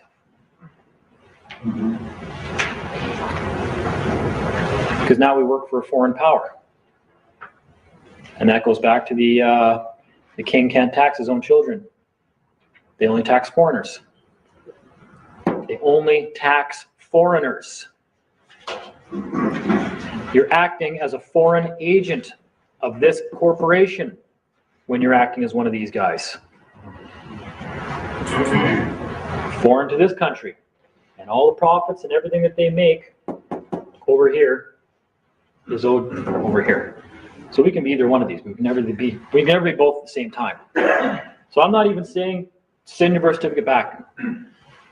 You may actually want to work for the government at some point in time. I don't know, like people that actually do work for government agencies. Yeah, you're taxable. Yeah, laws apply to you when you're on duty. And guess what? If you don't like it, then find a different job. Okay, make it a living elsewhere. It's as simple as it gets. That's why they're pissed off coming after us, because they don't like having to pay taxes and we don't. Exactly. Yeah, that's the most amount of resistance I've ever gotten from people is they don't care that I'm not paying taxes. They're pissed off that they still have to, and that's why they're mad. You have to pay taxes because I'm too much of a wimp to stand up and do it myself. So I'm going to get angry at you because of my failings as a human being. How Freudian of you. Okay? Yeah, they get angry at this kind of stuff. So taxes are great. I think they should up taxes. I'm going to petition the government to increase the income tax rate. I think it should be 100%. Yeah, we're tax protesters. Thank you. Shame I go. That's brilliant. I love that. Yeah, you should. Yep. That's great. And then as soon as we figure out how to come back and collect all our stuff, I got a lot of theory. We're still talking about criminals, so we'll stick with that, okay? So now you've got your adversary to agree with you, and that's what agreeing with thine adversary quickly means, to turn things around. I always like to flip things. Doesn't mean I agree with what they're saying, it means I got to get agreement. Let's resolve this. Can you guys prove up your claim? At all. Can you provide one factor evidence that demonstrates anything you need to prove I was acting as an agent of government? No, they can't. Do it 3 times, default them, registered mail, give them an or else in there as well. They don't like that, okay? An or else. You know what an or else is? No? So when my dad says, do that, or else, okay? He'd tell me 6 times to do something, but I didn't do it until he said or else. Then I knew, oh shit. Consequences. Something's coming down the pipe now if I don't do what I'm told. See, it's all related. This is all natural law. That's what natural law means. I'm not going to do something until my dad tells me he's going to kick my ass if I don't. They're not going to do something if you don't tell them. You're going to kick their ass if they don't. That's called natural law.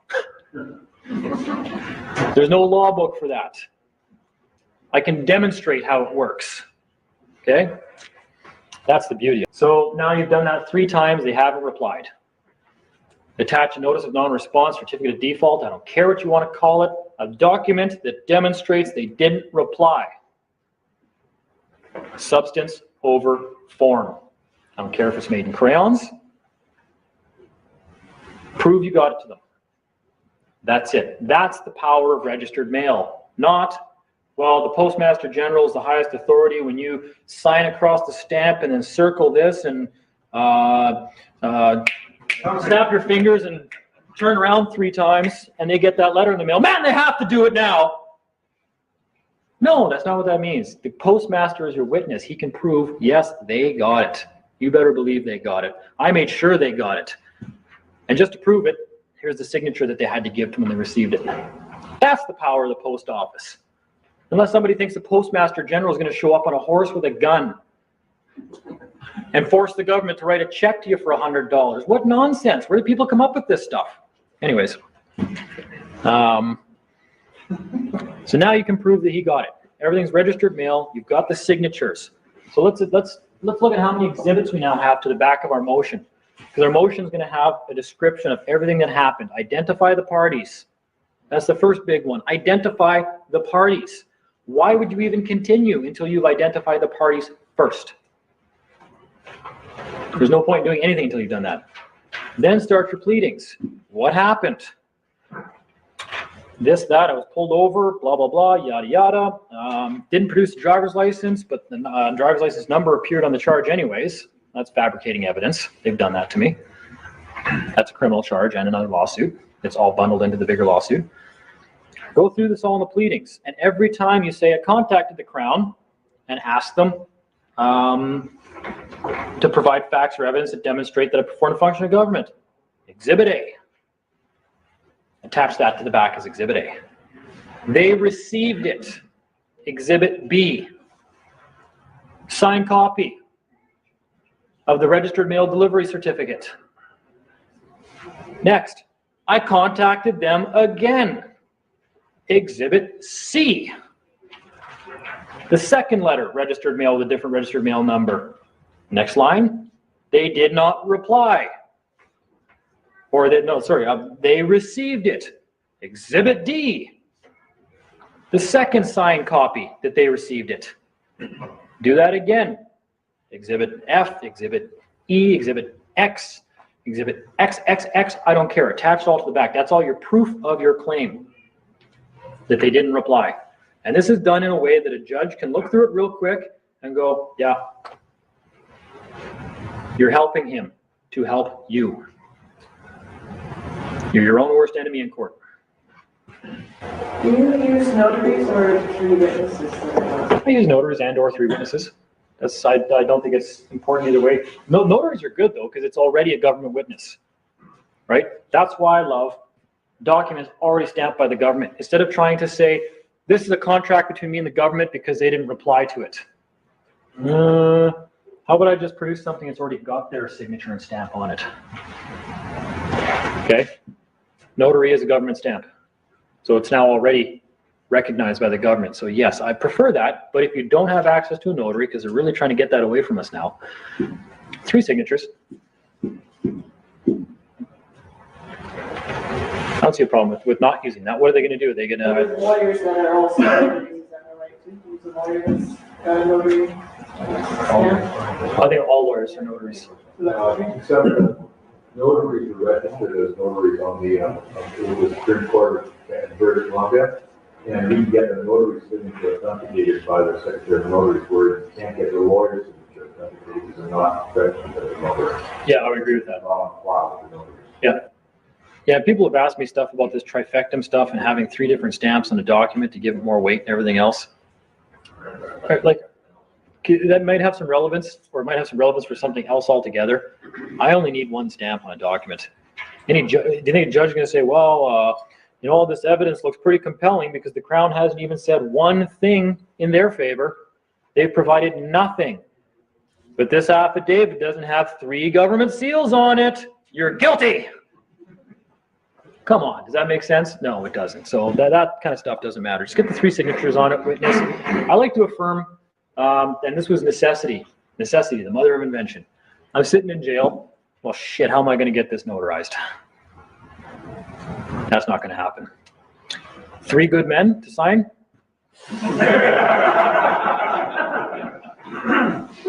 Nope. What do I do? Who's the best witness I could ever call or swear something in front of? God. Just bing, light bulb went off. Shit, okay. I affirm before God the following statement is true and accurate and correct and blah, blah, blah. Upon pain of God smiting me with a thunderbolt from heaven. Like, I don't care what you phrase on there, right? He's now your witness. You're swearing to your creator. And that also helps to confirm who you are. It's evidence. That's all we're ever providing is evidence. There's no document that says, this is my right. We can only ever provide evidence of things. Right? It's that same theory. How do you know God walked by? You see him? No. You see his footprints in the sand. That's the evidence. You're just collecting evidence. That's it. You want lots of evidence.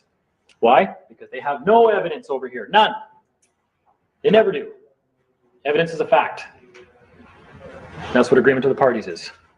One question in relation to notaries, they generally want to provide identification, which is generally predicated on that fact. Yep. So now how does that with other stuff? So would you go with the live birth record as your identification then and not a driver's license? Absolutely. Okay. I have yet to see a notary say, well, that's not a government document. Really? That's not a government document? British Columbia. Copy of a registered document signed and stamped by Vital Statistics. They go, sure. Then make your own photo ID. Put your photo on a piece of paper like I did. Use the hat and the cigar, which is on my photo ID. It's at home, I might add. That I then affirmed who I was and attached it to that photo. And I love using that photo for ID. They pulled out, they look at it, it's like, what the hell is wrong with this guy? If this is your ID, yeah, you got a problem with it? Let's see yours. I like mine a lot better than yours. So there's always ways around this. And if they won't notarize something for you until you produce government ID, you can always ask them too, well, what law says I'm compelled to produce specifically government ID? Because again, where do you get photo ID from? Right? More so than that, what do you have to produce to the government to get photo ID? Birth certificate. Does that have a photo on it? No. So how could a driver's license be more powerful than the document that it came from simply because it has your photo on it? Yeah. I don't know about in provincial courts or Supreme Court, but I know in federal court, I've got a case going on there. They've notarized my affidavits right there. The clerks are also the JPs. So they'll do it right there today. If it pertains to that case anyway, they wouldn't do something that was unrelated to matter, but they said if it's to do with this case, no charge, free notarization, there you go. Of course, everything for free at the courthouse down for you. And that's another point I'm going to get to. When you leave the land of benefits and privileges you have to pay for,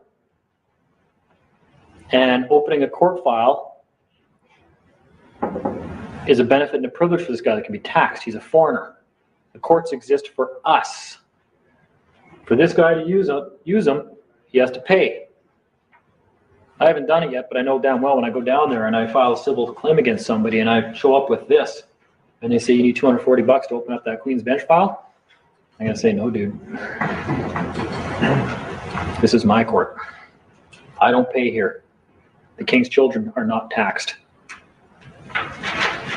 My tax funds already pay for this. This is where the free stuff starts to come in. Now, you're not going to get free cars delivered just because you pull this out, go to a car dealership and pull this out and say, oh, there's no title for this, everything's prepaid, money doesn't exist anyways, and here's my live birth record, I want that Ferrari. Right, he's going to look at you the same way I'd look at you, just go, I'm going to call the cops in about 30 seconds if you don't get out of here. And that's rightly so. He's well within his right to do that. Okay, so your motion into the statutory court then, now it has all the pleadings of everything that happened, explaining what happened from the time you got pulled over to the time you then put this pleading together, the motion, and it's going to be just motion to dismiss all charges with prejudice. And then have your or else in there. Maybe put that in the document. Don't tell the judge or else kind of thing. You'd want to tell the Crown or else in the documents. When you're contacting the Crown, withdraw or else. They're committing a trespass on your rights with the charge that they're doing. They're in your house trying to tell you what to do. Get out of my house or else. Withdraw. Leave. That's the threat, or I'm going to sue the shit out of you. And I'm going to attach your bar licenses in the collateral schedule. And then I'm going to hire a private investigator to find your house and where you live. And I'm going to attach that to the lawsuit. And I'm also going to name the Attorney General because he's liable for all you people anyways, and then hold the province as collateral. All the government buildings, all that kind of stuff. Like that's, and put that all in there. Let the Crown know that. What about discharge instead of dismiss? Doesn't discharge cancel it and dismiss puts it into some other? Yeah, I like discharge too, actually. That's a really good one. You can dismiss, you can discharge, they can withdraw. I think there's a different status that they go into. The discharge is final, whereas the dismiss is some sort of legal of some sort. I'm not too sure on that. I mean, again, you could go by military, when you're dismissed from the, you're discharged as opposed to dismissed. You're Okay. right. Yeah, I'm going to agree with that. Except, to be honest with you, I don't give a shit what they do to it in this system as long as they leave me alone. Just stop. I don't care if you stay proceedings for the next millennia. I don't care. Just stop what you're doing. Don't come and arrest me because I didn't show up in your courtroom and accommodate the name of something that is of diminished capacity that I wasn't operating at the time of the complaint. Because you may get me over here, but I'm going to get you over here. And this has a much bigger stick. And you're liable for what you did. Right? That's the O.J. Simpson thing, right? They found him criminally not responsible, but then they got him civilly. Just kind of the same thing. You can still be found guilty over here. Because it's not you. They claim you're acting to that title.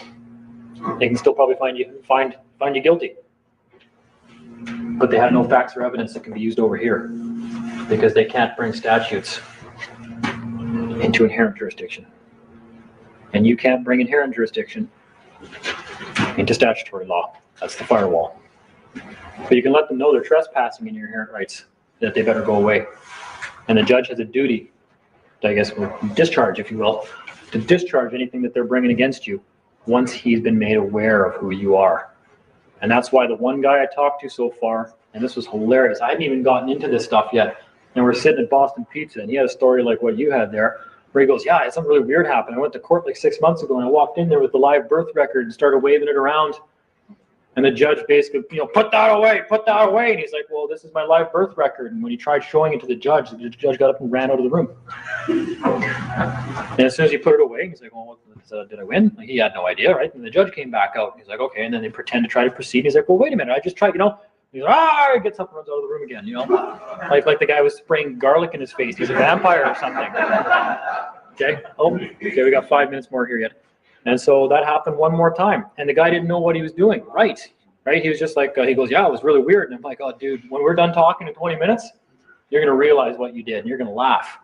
As soon as the judge sees the evidence of your claim, he now has a duty to protect you. Because over here, you're an ally of Her Majesty in inherent jurisdiction. Over here, you're subject to. Be a good idea then, they come in their regalia. Why don't you just have a t-shirt made with your live birth certificate on it? Yeah. Well, you can even do it all verbally too. You can, if you don't have the document, which is only evidence anyways, all you have to do is even just say for the record, And there's a couple of things we'll go over what you can say in court to not enter the jurisdiction, but to be there to speak to the matter. You can do that, and you don't get the problem where they say, you didn't appear, we're going to arrest you. That doesn't happen. You got to know what to do, though. I think you were going to ask something. Are you creating a common law court for yourself, as opposed to statutory? We're in common law court right now. You're eliminating the presumption of statute by stating that you're common law, and that's where you establish the common law. Okay. Yes, but that doesn't mean you're invoking common law in that courtroom. That just means that they have no jurisdiction over you. Well, you guys can't drag me in here and charge me because I'm a common law jurisdiction. So common law jurisdiction is wherever you are? Is that what you just said? Well, as opposed to a room? This is court though. Like if I have a problem with one of you guys right now, I just swear out an affidavit that this guy did something wrong. I'd find a couple of witnesses, right? And that's the jurisdiction we're in right now, right? So that's why I say I don't mean literally I'm always holding court, but I am always holding court. Period, because we're living it. So after the lunch break, we'll do more details on that for sure. But what I'd like you to cover, you glossed over it. You said that the government is foreign to Canada or this country. Can you just give Foreign, like where are they? They're foreign. Well, what I mean by foreign is they're a foreign jurisdiction. Remember, it all comes down to jurisdiction. Clearly, they're here on this land. But where's their jurisdiction come from? Where's their powers come from? Our government exists by warrant of the Queen. England. Warrant. I asked a couple of RCMP at Starbucks the other day, a month or two ago, because I've been studying a lot of the students, and I just wanted to confirm it, and I said, they came in and you're going to get the coffee, and I said, can I talk to you for a minute? Yeah. I said, I want to ask you a few questions. I said, one of them was, I said, I want to know, when you were sworn in, I said, did you swear allegiance to the Constitution of Canada or to the Crown? And every time I asked them a question, they hesitated and looked at each other, no kidding. Of course. I said, to the Crown. And I said, are you police officers or are you military, are you soldiers? They swear 3 oaths, 3 separate oaths. British soldiers.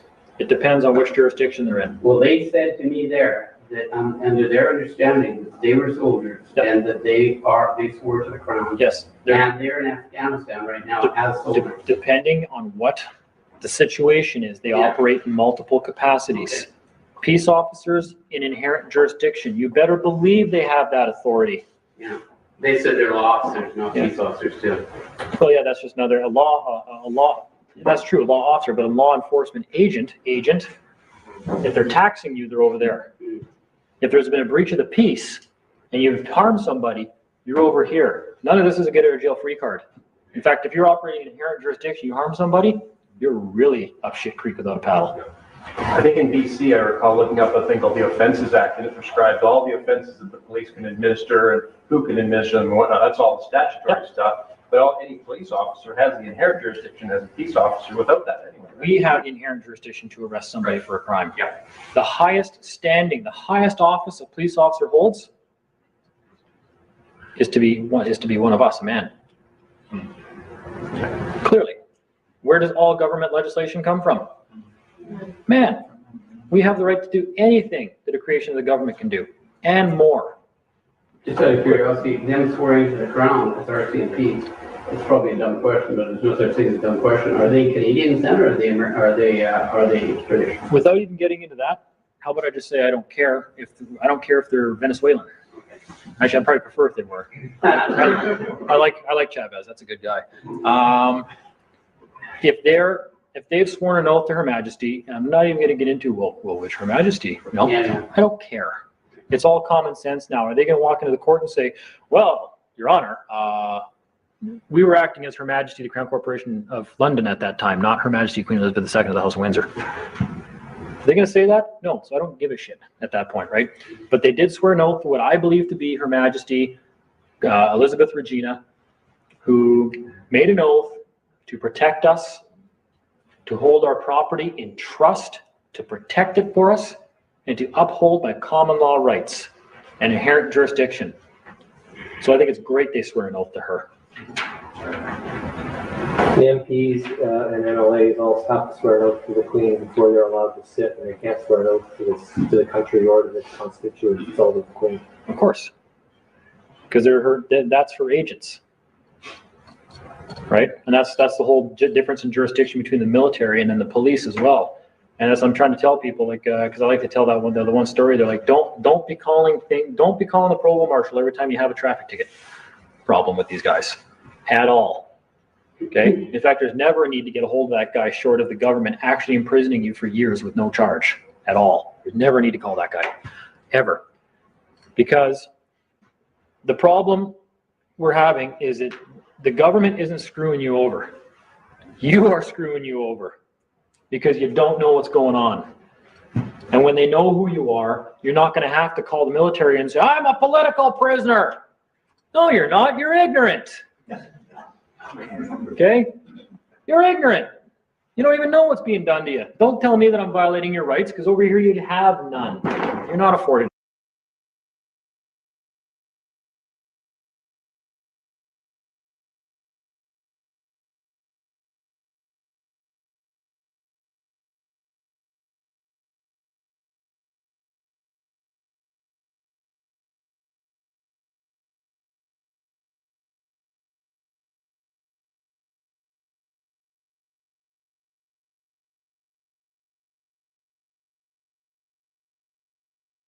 Hey, nude. You're awake.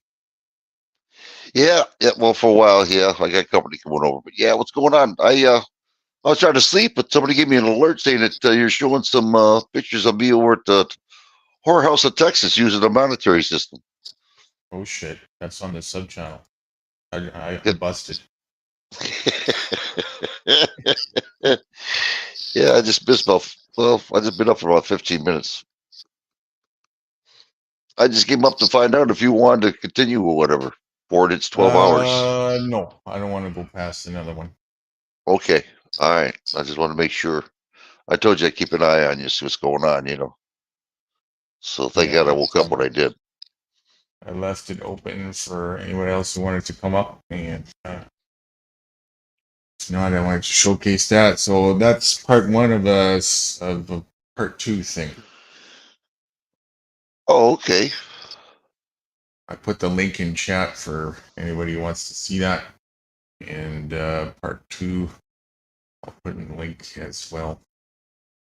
Part two, I think, is even longer. I think it's like 3 hours or something like that.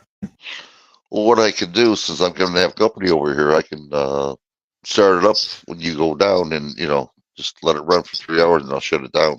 How's that?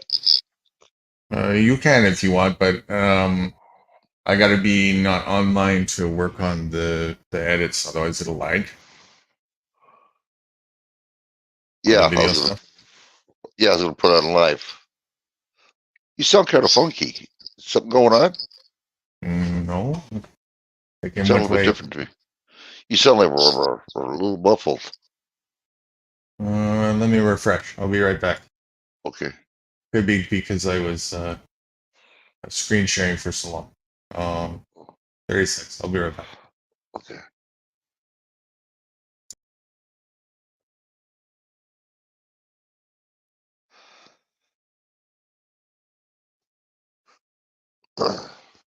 So who's all here now? We got Freedom. Angel Jackson, SD, yes. We got Cromwell. How you doing, Cromwell? Oh. Hold on here. There we go. Let's see what you sound like. How's that? Any better? No, still the same. You're crackling a little bit. Nothing bad, but you're crackling though. You know, like you're in an echo. Really? Let me listen to it on the stream side and make sure.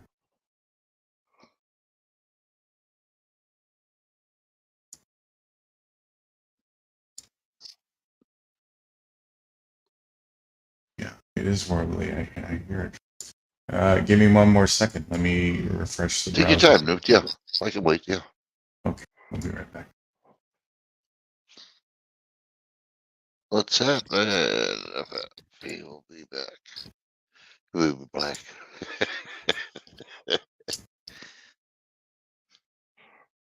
Yeah, you miss it, Dan. Again, that's it. You're fired. You're not doing your job. Terrible situations. Yeah, we thought we'd let you sleep. See what kind of good friends you have? We leave you alone. You and Reggie. Make you guys sleep well, you know.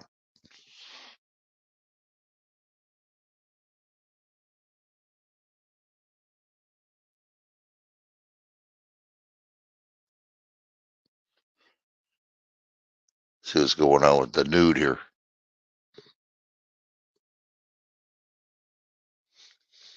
Tell you the truth, I didn't think he's going to be up this long, but he surprised me when I woke up. He's up.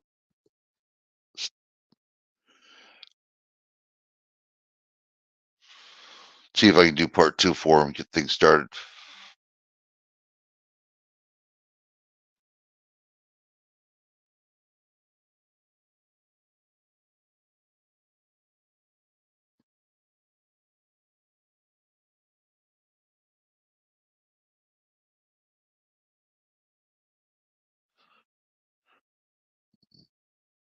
I was just telling Nude I found out why I'm smoking now. Smoking cigarettes. How I started. The doctor told me if I wanted to quit chewing gum, just start smoking, so I did.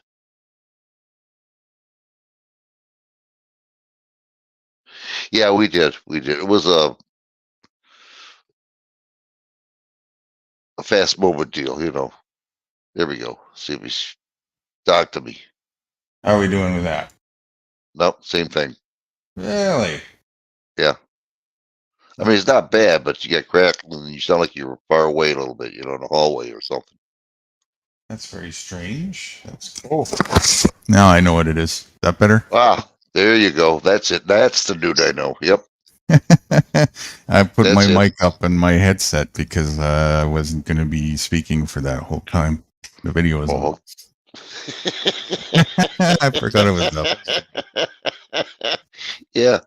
Well, did you want me to start it up for you, the part 2? No, it's okay. I'll just I can hang out to the end of this one, and then I'll get off in another one. What's your plans now? What are you up to? Well, I got 2 visitors coming over to see my wife, so I'll be a little bit busy today. You know, they got to remember I said you about what's going to happen. Mm-hmm. So yeah, I got to be doing that, and we might be lucky. I think our daughter's coming over here, so you and me and her can talk live. You know, right? So she's looking forward to that. Probably once I tell her we're going live, so she'll like that. So we'll send you a link if you want to go live. You know. All right, what time is that at? Do you think? I'm not exactly sure. Probably about you'll be sleeping. Probably, you know. It's hard to say. Probably about 6 our time.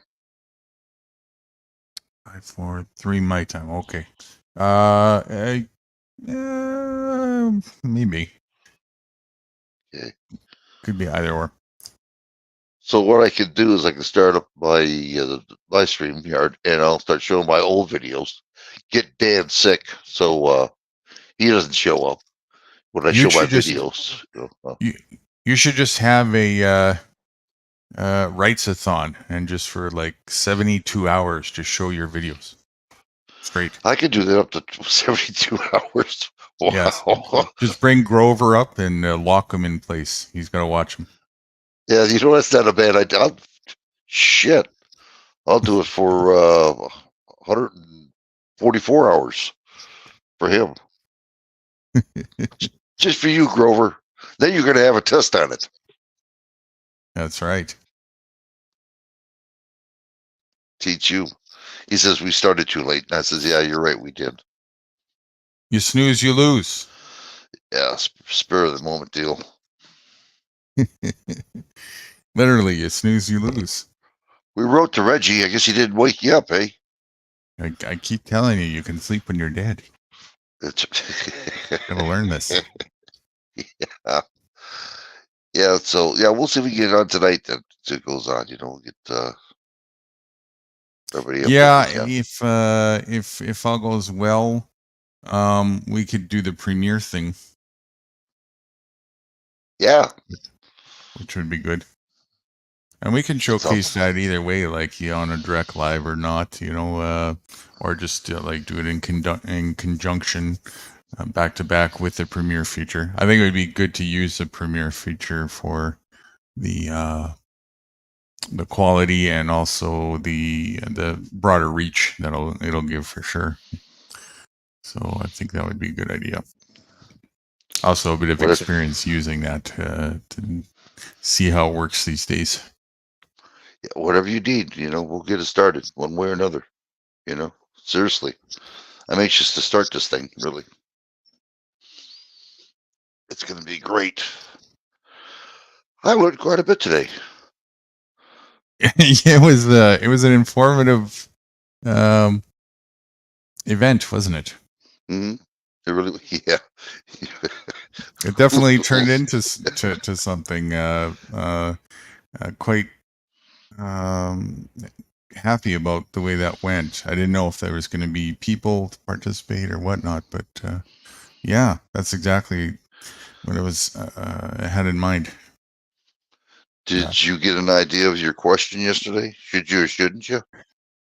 Yeah, a little bit, and I'm getting more of the inclination, the insight that I don't think it's really a concern for ill-intended people because it'll just blow up in their face, really. I got to do more deep thinking on that and meditative stuff just to really be sure, of course, but all things are really pointing to that. It just doesn't really make sense that, it's, if somebody wants to start their own country and just do the same thing that's already happened now and make it a repeat movie, good luck to you. Go for it. Right. Speaking of starting your own country, are you ready to start our own courts? Our own courts? Yeah. Court system? Just court it all. All right. Did you catch the tail end of after? How long were you up for? About 10 minutes. 10 minutes. Oh, 10, 15 minutes. Yeah. Okay. Plus, I was doing stuff when I was listening. I wasn't really paying attention that much. I was trying to do some other stuff or trying to get caught up. But yeah. I see. It's all right. I can always go back and look at it. Morning, Joe. Yeah, this is from last night. Oh no, is that Joe Cool? You're damn right it is. From last night. Oh shit, we're in trouble now. He's black. He's back. Oh, somebody. Mitchie's back. What's up, Mitch? Hello. Sitting at the bed.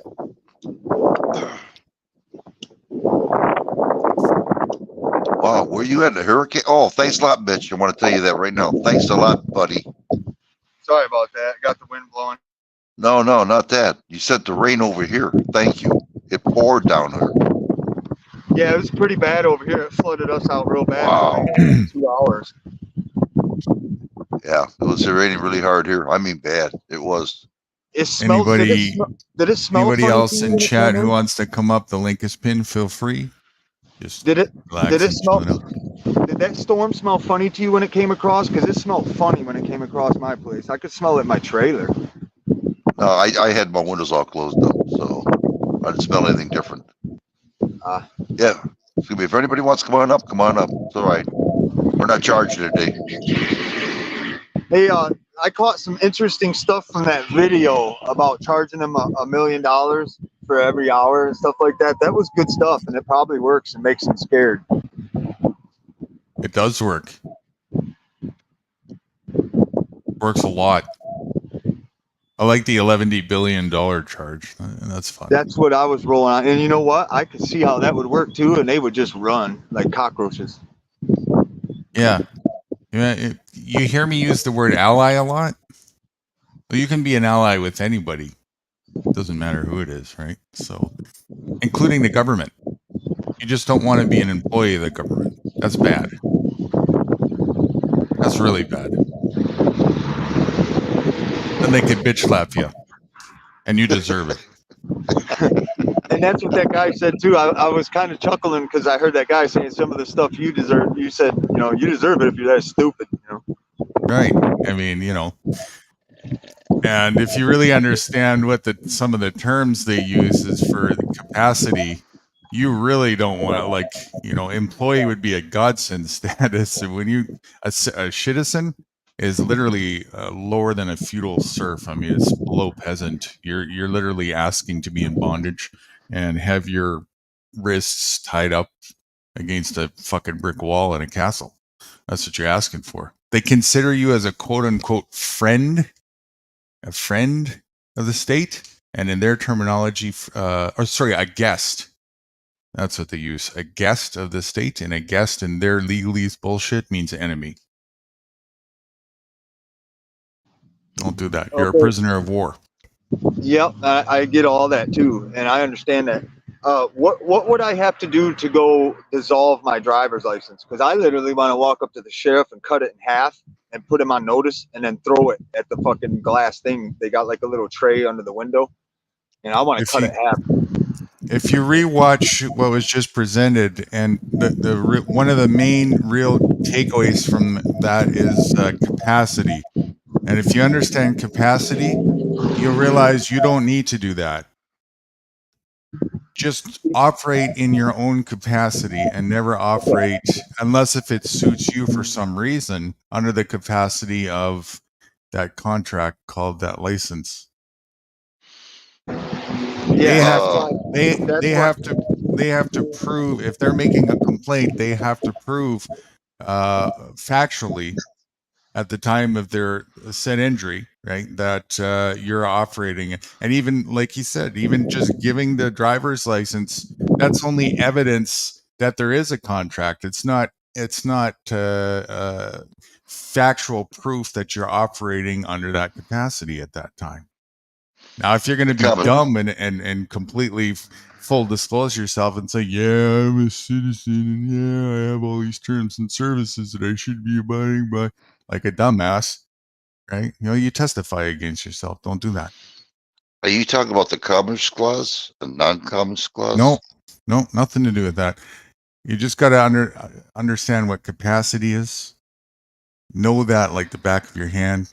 In a nutshell, capacity just means position you're playing in a game, or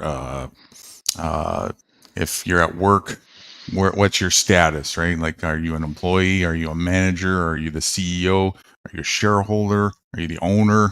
Are you the president? Are you God? Right? So you got to understand capacity. And if you're operating under a capacity, is there a contract that is attached to that capacity that you're operating under at the time of said injury that you're breaching? What they're trying to do when they ask for your license is they're trying to make you give evidence so that they can prove that you breached a contract and get you by the balls for liability of breach of contract. That's all that's going on. So you produce the license, and that's why they ask you all the questions. Tell me where you're coming from, where you're going, right? They want to get you to submit testimony on record that you're on the clock right now. You bring that into court, boom, that's it. You testify against yourself and you're up Schitt's Creek, and you get the fines and you get the tickets. Now, if you want to maybe negotiate down, they don't care. They're getting paid double time. They're getting paid for the fact that they're on the clock, and the bonus of you paying the ticket.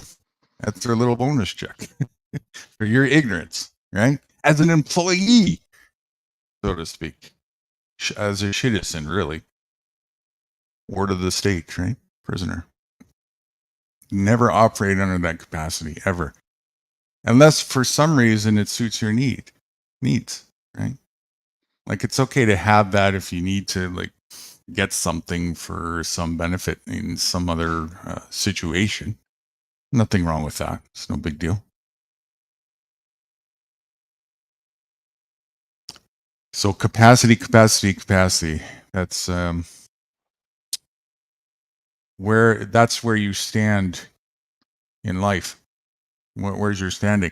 And by default, your capacity is in the real world, not the fictional world of corporate bullshit. What does that mean? It's you're God.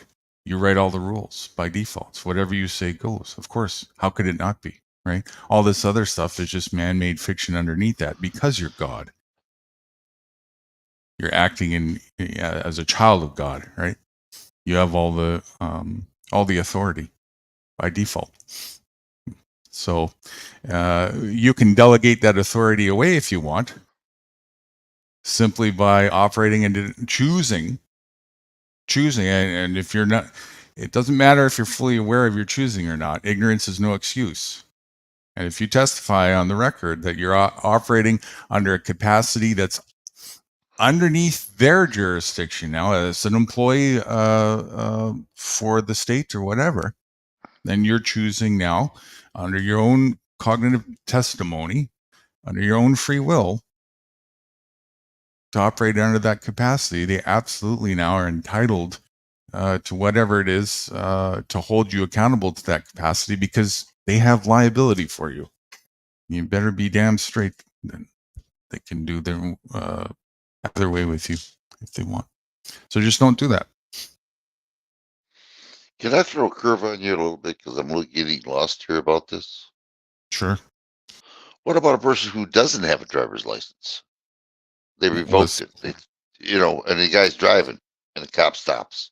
Mm-hmm. Is that would be the same way? The capacity? You're more or less saying There's I have no less there's less evidence now, but so they're still gonna what they're gonna try and do now is they're gonna still try and get you to testify that you're acting under a contract that is right now null and void and expired. So now you're doubly in breach of contract. So now you especially don't want to operate under the capacity, because that means that you breach the contract to make sure that your license is renewed and kept up to date and your insurance is up to date, right? Because again, they have liability for you. So if you're breaching that contract, you're a liability to them. We have to make sure that you're, up to par. Jeez, oh man, they got you coming and going. Fucking you left and right. You know that? I'm freaking real. No, you fuck you left and right. Yeah. Well, yeah. I mean, What's annoying to me is to listen to this stuff and to see how bad and severe they've enslaved and brainwashed everybody. Because even I learned a few things from listening to this. But one of the biggest things that I learned is never sign anything. You don't have to, certainly, right? Unless if it suits your needs. It's really dyslexitis, dyslexopia. Everything is just flipped upside down. If you just turn it back on the other side, everything is perfectly straight and makes perfect sense. Just don't cross into their jurisdiction. Don't admit on the record that you're operating as a ward of the state. Just don't do that. I also just read a thing here. I don't know if it's where you're at, but here in Michigan, like if the cop writes you a ticket and stuff like that and you refuse to sign it, I guess down the road that cop has to pay that. That's why they get so violent. The reason why they really get it is because of two reasons. Number one, they don't get to get their little bonus cookie crumb when you pay it. That goes to them. That's their commission. Number two, they need every single ounce of thing on record that they can to produce testimony to get their funding every single year. So the more records they can have, that's why it's so important they get that documentation, right? That's the common thing that you hear when they say, you ask them, what do you mean need my license for this? Oh, so that I can document my encounter with you. I engage you. Why is it so important for them to do that? Because those statistics are what they hand in and submit for their funding. They need that. Hey, I'm looking at three of them little evergreen trees that this vet has planted, and it's close to their Wi-Fi thingy, and they're dying. They're all dying. Yeah, I wouldn't sit under there. I'm just saying, it's right by their Wi-Fi routers and stuff. The ones that are by their routers are almost dead completely, and the one by the tower is next. Wow. I could show you literally right now. But yeah, I'm done with all that. Like I said, I'd rather sit in jail and deal with them that way than to even handle my license anymore. Right. I remember it's actually not your license. It's theirs. Yeah, I get it. Right. They just give it to you. So it's like when you go sign up for any company that you work for and you get like that card that you hang around your neck. It's your employee identification card. Right. And it gives you access to like certain halls and stuff like that. That's what your driver's license is. Right. It's just that little card. The government is a corporation. That's all. You have to understand. It's a business. It's like a pass in school to go through the hallway. Right. And are you obligated first and foremost to be an employee of any business in life? No. Right. Of course not. That would be ludicrous, right? And if you are an employee of a business or you have a status of employee, is that 24/7? No. No. When is it? When you're there. When you're there. When are you there?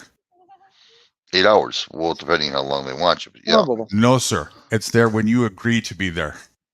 What's I'm saying? When you want. Well, yeah. Okay. I understand when you what you're choose saying. to be there. Right? Right. Right. Even if they give you a shift schedule, you have to agree to that.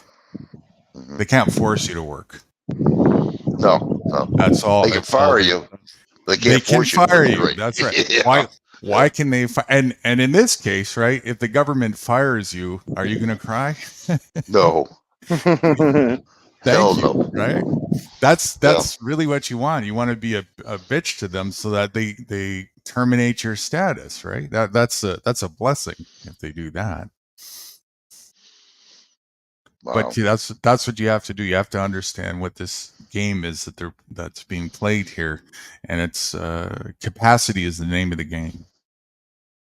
That's the name of the game. Capacity and jurisdiction. I'm still getting a little bit confused about this commerce. Now, I've seen a guy that says, I'm not driving under the commerce law. You know, the guy was fighting with the cop, and the cop finally broke down and says, all right, here, take your license back, you know. All He walked that's away. all that's only relevant in that capacity. At that time, you mean? No, just whenever you're operating in that capacity, because the Constitution document is a constitution for a corporation that outlines basically three things: how the corporation is functions in terms of the hierarchy status. In other words, we're going to have a CEO, board of directors, blah blah blah. The ideology behind the corporation and its function, what it's going to be used for, and the rules and regulations for those who are the staff of the corporation, so that they don't actually cause liability to the corporation by harming somebody. So anybody who operates as in capacity as a staff for the corporation signs an agreement and says, I'm going to adhere to these terms of service, because if they do something wrong, it's the corporation that has to assume liability for them, right? So this is what's going on here, the exact same thing. That same constitution applies for only all those people, and all those codes and statutes and acts and all of those are only for those who are in the staff of government. And that's you if you operate in the capacity of citizen. That's you. What's up, Musi? Not too much, man. I've been listening to the show since I think 5 o'clock in the morning, 5:30. So I had a question about that gentleman that was talking about going through the courts and correcting the record and stuff and making sure that they didn't defame him. Is that guy still alive? The guy that was presenting, Dean Clifford? Yeah, he's still alive. Yeah, Okay, his name is cool. Dean Clifford. Dean Clifford. All right. Yeah, so I'm like I'm blown away by all the stuff that like was presented today. There's too much for me to go over in my brain. I'm gonna have to listen to this thing again, but Yeah, I that's just just wanted to one. say And thank you. this stuff is kind of outdated too. Like, and there's a lot of it that like I just let it play through. But normally I would I don't know if you heard me earlier. This is one individual that took me the farthest of all the people that I studied back in the day, and then after that, I was sort of like nobody else. It's all a repeat movie, and the rest of the way I was a process of discovery on my own. And since then, it's been, you go back and you look and you can see that people in their journey, what they were getting correct and what they were getting wrong, and so there's definitely some stuff that's either not relevant anymore or incorrect when it comes to that. So normally I actually would pause and do that. But the one key takeaway in there, the main takeaway that will always remain relevant is capacity. What position are you in life? What acting status are you in life? And by default, the answer is none. And if it's none, that means you're invisible to the corporate world of bullshit. But by default, you're immune to all this shit. Of course you are. How could you not be? Right? It starts out with you, and then all this fictional stuff happens after. And it's just a matter if you choose to be a part of it or not. Do you have to be a part of it? Absolutely not. And that's me. I stay in that. It's like the fictional world of bullshit is a clusterfuck circle. Draw a circle, and all this fictional jargon that is just bullshit, the legal bullshit that is made up. That's just a clusterfuck. But by default, me and you and everybody as a living being is outside that clusterfuck. And if you're dumb enough to go inside that clusterfuck, well, then you're good to get your ass handed. Oh, Nude, you disappeared. Hope you can hear me. Nude? You're not He, a, you he know, was You cutting in and disappeared. out. shit. Where did I leave off? Am I back? You're back. Yeah. Okay. So you're not a citizen of any clusterfuck nation. You're not a, you know, you're not a ward of any clusterfuck state. You're not a part of any of that bullshit.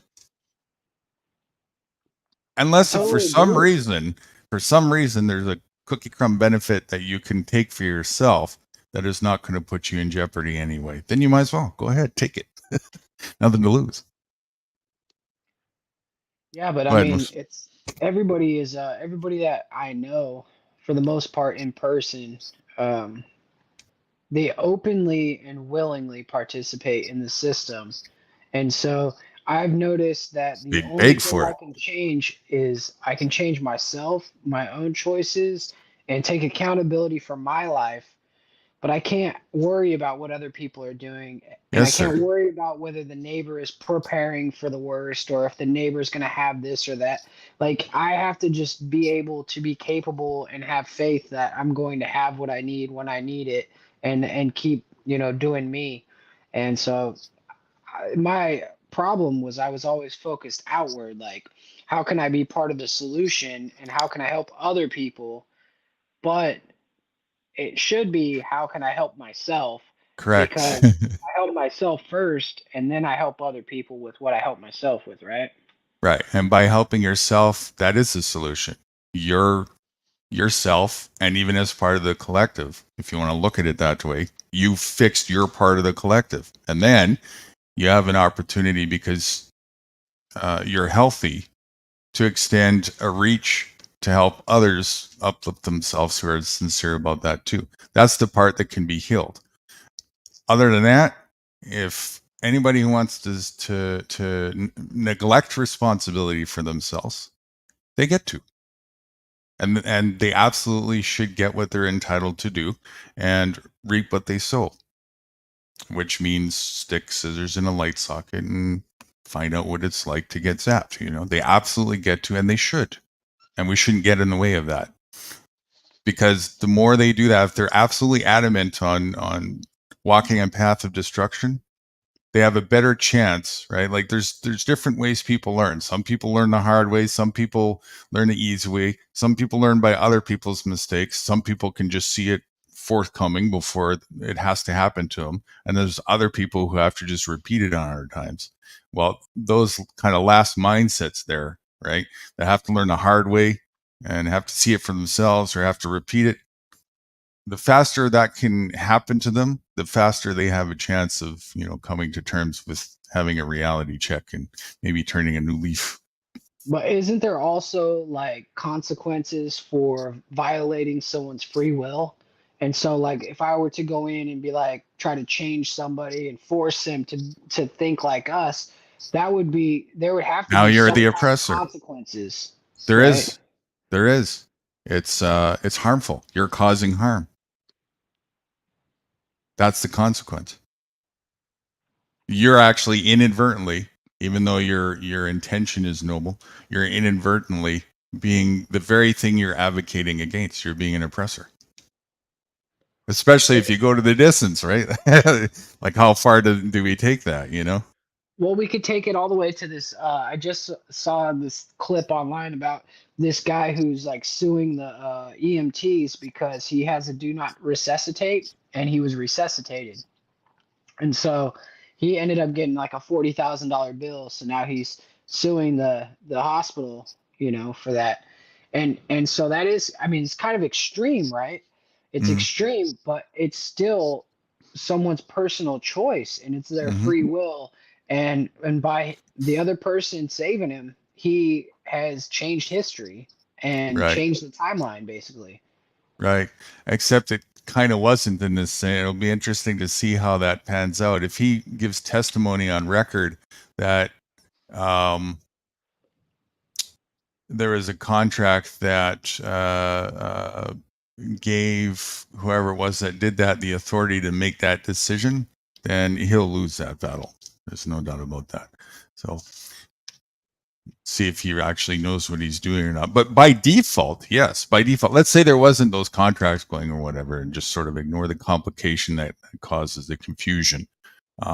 Just in the default world where it's just man to man or whatnot, absolutely, absolutely, he would be violated, and that's wrong.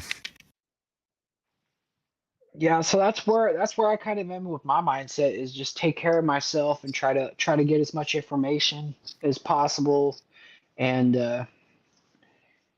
I'm kind of staying away from like places like Jack Talcott's now and all that because it's like all I can see is that we're going in a loop, we're going in a circle. It's in like what is that dragon that eats its own tail? It's pretty much that, and people that aren't going to take accountability for their life, they're just not going to take accountability for their life. And so Right. I should stop trying to force them to take accountability for things. And I should stop trying to force my way into being friends with these people because that's not, I need to find people like you who are self sufficient, who have the mindset that, like, hey, we got to do things for ourselves, the government go fuck itself kind of thing. And that's basically where I've taken things now. I've backed out of all these crazy holes that I've been digging myself. And Where are you located at? Not to interrupt yours. oh man, I'm out in Maine. What's up, Michigander? Not a lot of sitting at the vet with my dog. Man, that's hopefully your dog's all right. I know what it's like. My Yeah, dog has epilepsy. Yeah, he'll be okay. There leftover remnants of a porcupine fight. Oh man, that's never good. He's all right. He's all right. He's a tough dog. He's a rescue pit from Detroit. He's kind of tired.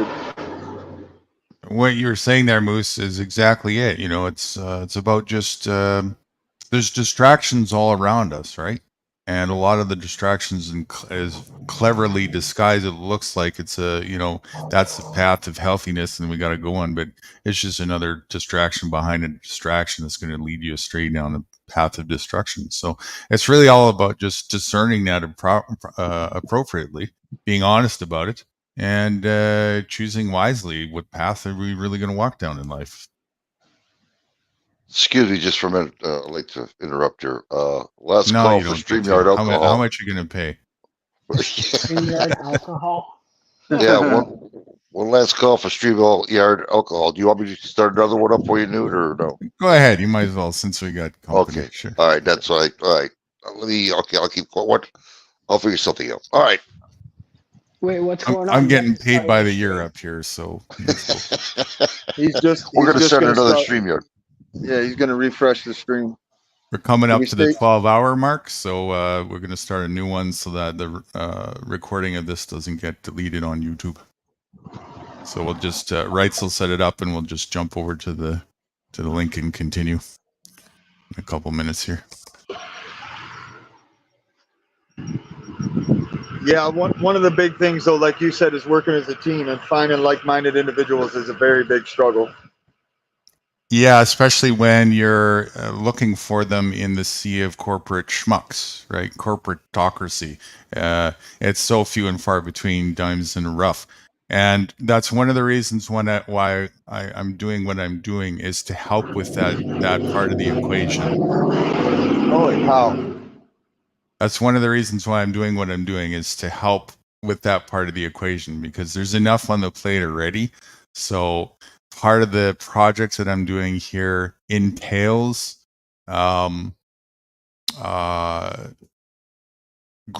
this network of people of like mind here, and this will continue, right? So that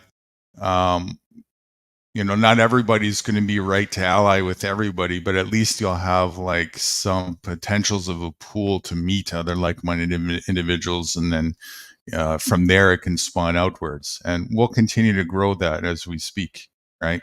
So this whole thing is part of that is centered on that, I'm intentionally doing this and designing it. If it's hasn't been noticed already, it doesn't attract the drama heads, right? This is not interesting for them.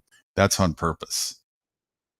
Yeah, I mean, it's not going to attract the people that want to sit in the back of the class and like throw spit wads and shit like that. It's going to Right. attract the people that sit in the front of the class and are trying to take notes and and maybe it will get the middle of the class, too. But definitely, it's going to be mainly the kids at the front that actually want to learn. Well, not Yeah. only that, the only type of head button that I notice in these types of panels is agent provocateurs that try to sidewind you.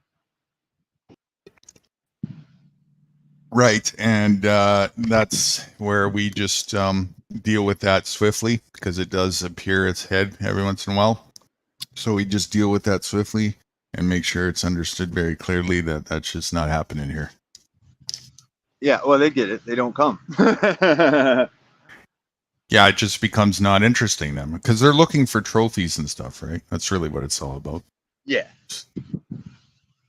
I was talking to Gen X Jeff about this, I think last night, and we were talking about like starting like a men's accountability group, and it kind of goes with what you were saying because I was trying to talk about how to relate to each other. Well, we should all have like a mutual respect for each other because everybody that I envision being part of that is going to be someone who wants to better themselves. And so you take those people and you put them into smaller groups that they actually resonate with. You know what I mean? Instead of putting, everybody in one group, if this dude doesn't like that dude and they just don't get along, but they're great people aside from each other and they can contribute, individually in their own ways, I think it could work. It probably is going to take a shit ton of work to get things going. We're getting close. Like this is we're taking things to the next level of the preliminary stuff here as we speak. That's why we're getting into the. Were you there last week when we had the class 1 moose? I don't know if you saw that or not. It's about a week ago now. We did the first of starting a class series focus. Oh yeah, I think I was actually there because it was like, all right, guys, we got to keep this on topic with like. Yeah, that's the one. Yeah, I was there. Yeah, so that's going to turn into quite an extensive series as we speak here. So we're doing that in conjunction with like these focus panel type things, and also once in a while in between there, just to relax, hang out or whatever, just to chill and have fun and blah blah blah. But minimalized. So we're getting more serious about it, so to speak, as we speak. Things are at that point, which is great to see and fun. I'm enjoying the process and the growth, and also who we have, the energy and everybody who's participating. Go ahead, Mitch. It is getting better, and the people are getting better too. Yeah, and that'll continue, right? The more tight-knit that gets, the more it just becomes like for anybody who comes in to see it down the road, it becomes more like very crystal clear when they see it. Either that's for me or it's not, Well, I just from personal experience, like with Joe Cool cracking on the other fella every time he cutting everybody off or rolling off in the left field. I used to do that cracking off stuff too, and I noticed that even I've calmed down on that. The cracking off? With the other fella that was interrupting a lot earlier this morning when Joe Cool was here. The oh yeah, that stuff, right. Yeah, and I noticed that the only one that was really cracking off was Joe Cool. Right, and even that, like I may have tolerated a little too far, So sometimes it's everything's a process and a learning curve. Guys, you're gonna have to get off fast. Did you post the link? The link's on there, yeah. I'll come back in a few. Okay. All right.